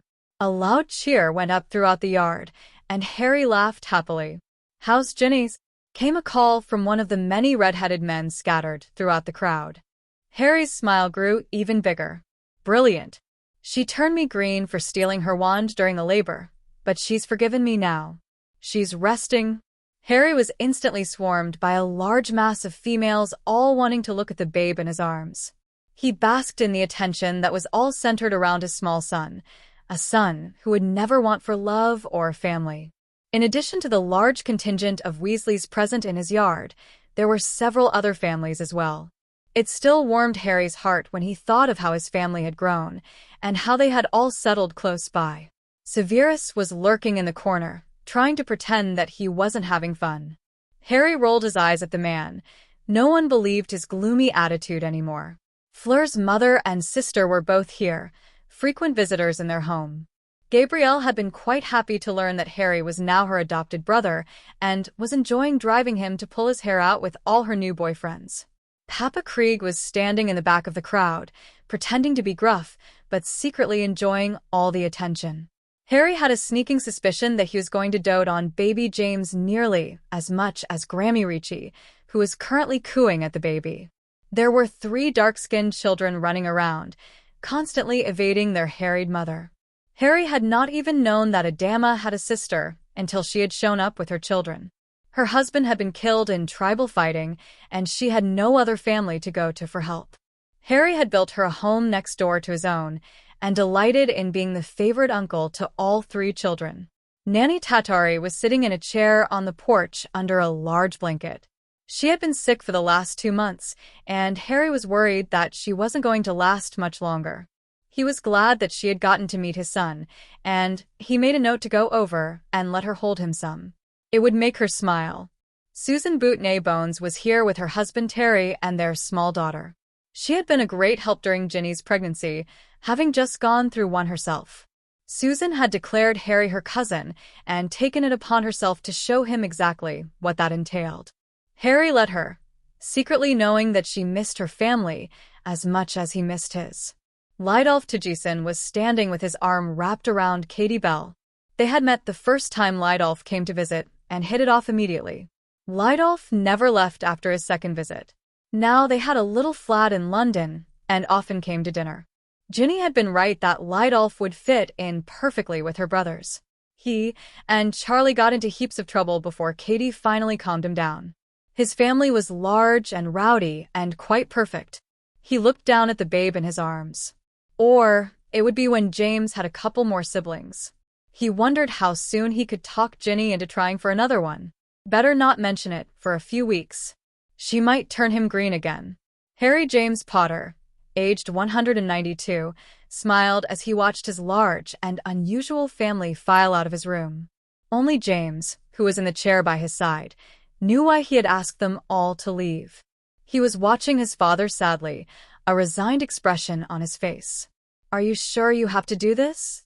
Harry just looked calmly at his oldest son. "You know the power of that wand. It served its purpose, and I can't risk someone else using it for something they shouldn't. But, Dad, all that power wasted. What if we... we can't do that. The entire world knows I have Godric Gryffindor's wand. You know they'll come after it. Goodness, there have already been 3 attempts, and I'm not even dead yet." James sighed. "Very well. Do you have everything you need?" "Yes, son. I love you." Love you too, Dad. "Say hello to Mother for me." Harry smiled brilliantly. "I can't wait to see her again." James shook his head. It had only been 3 months since she had died, and James was convinced his father only waited that long because he wanted to finish working on his last project. "You two always were such saps over each other." Harry rolled his eyes. "You're the exact same way about Amanda, and you know it." James merely shrugged before leaning over and kissing his father's forehead. "I'll leave you alone then." "Thank you, James." Harry watched as his oldest son hobbled out of the room. James really was getting on in years. Just as he was about to open the door, Harry stopped him. "And James?" "Yeah, Dad. I'm leaving my holly wand behind. Just in case, you know." James stared at his father's amused green eyes, understanding lighting his own brown eyes. "Sure, Dad." James quietly left the room, and when the door was shut, it glowed briefly blue. Harry waited a few moments before picking up the two wands on his bedside table. He held them both tightly in his hand and closed his eyes. Ginny was waiting for him. When James Sirius Potter returned an hour later, his father was laying peacefully on the bed, a smile on his face. There was only one wand gripped in his hand. Carefully, James picked it up. He knew, without being told, that it was his responsibility to protect Harry's legacy now that Godric's was gone. One day, it might save the world.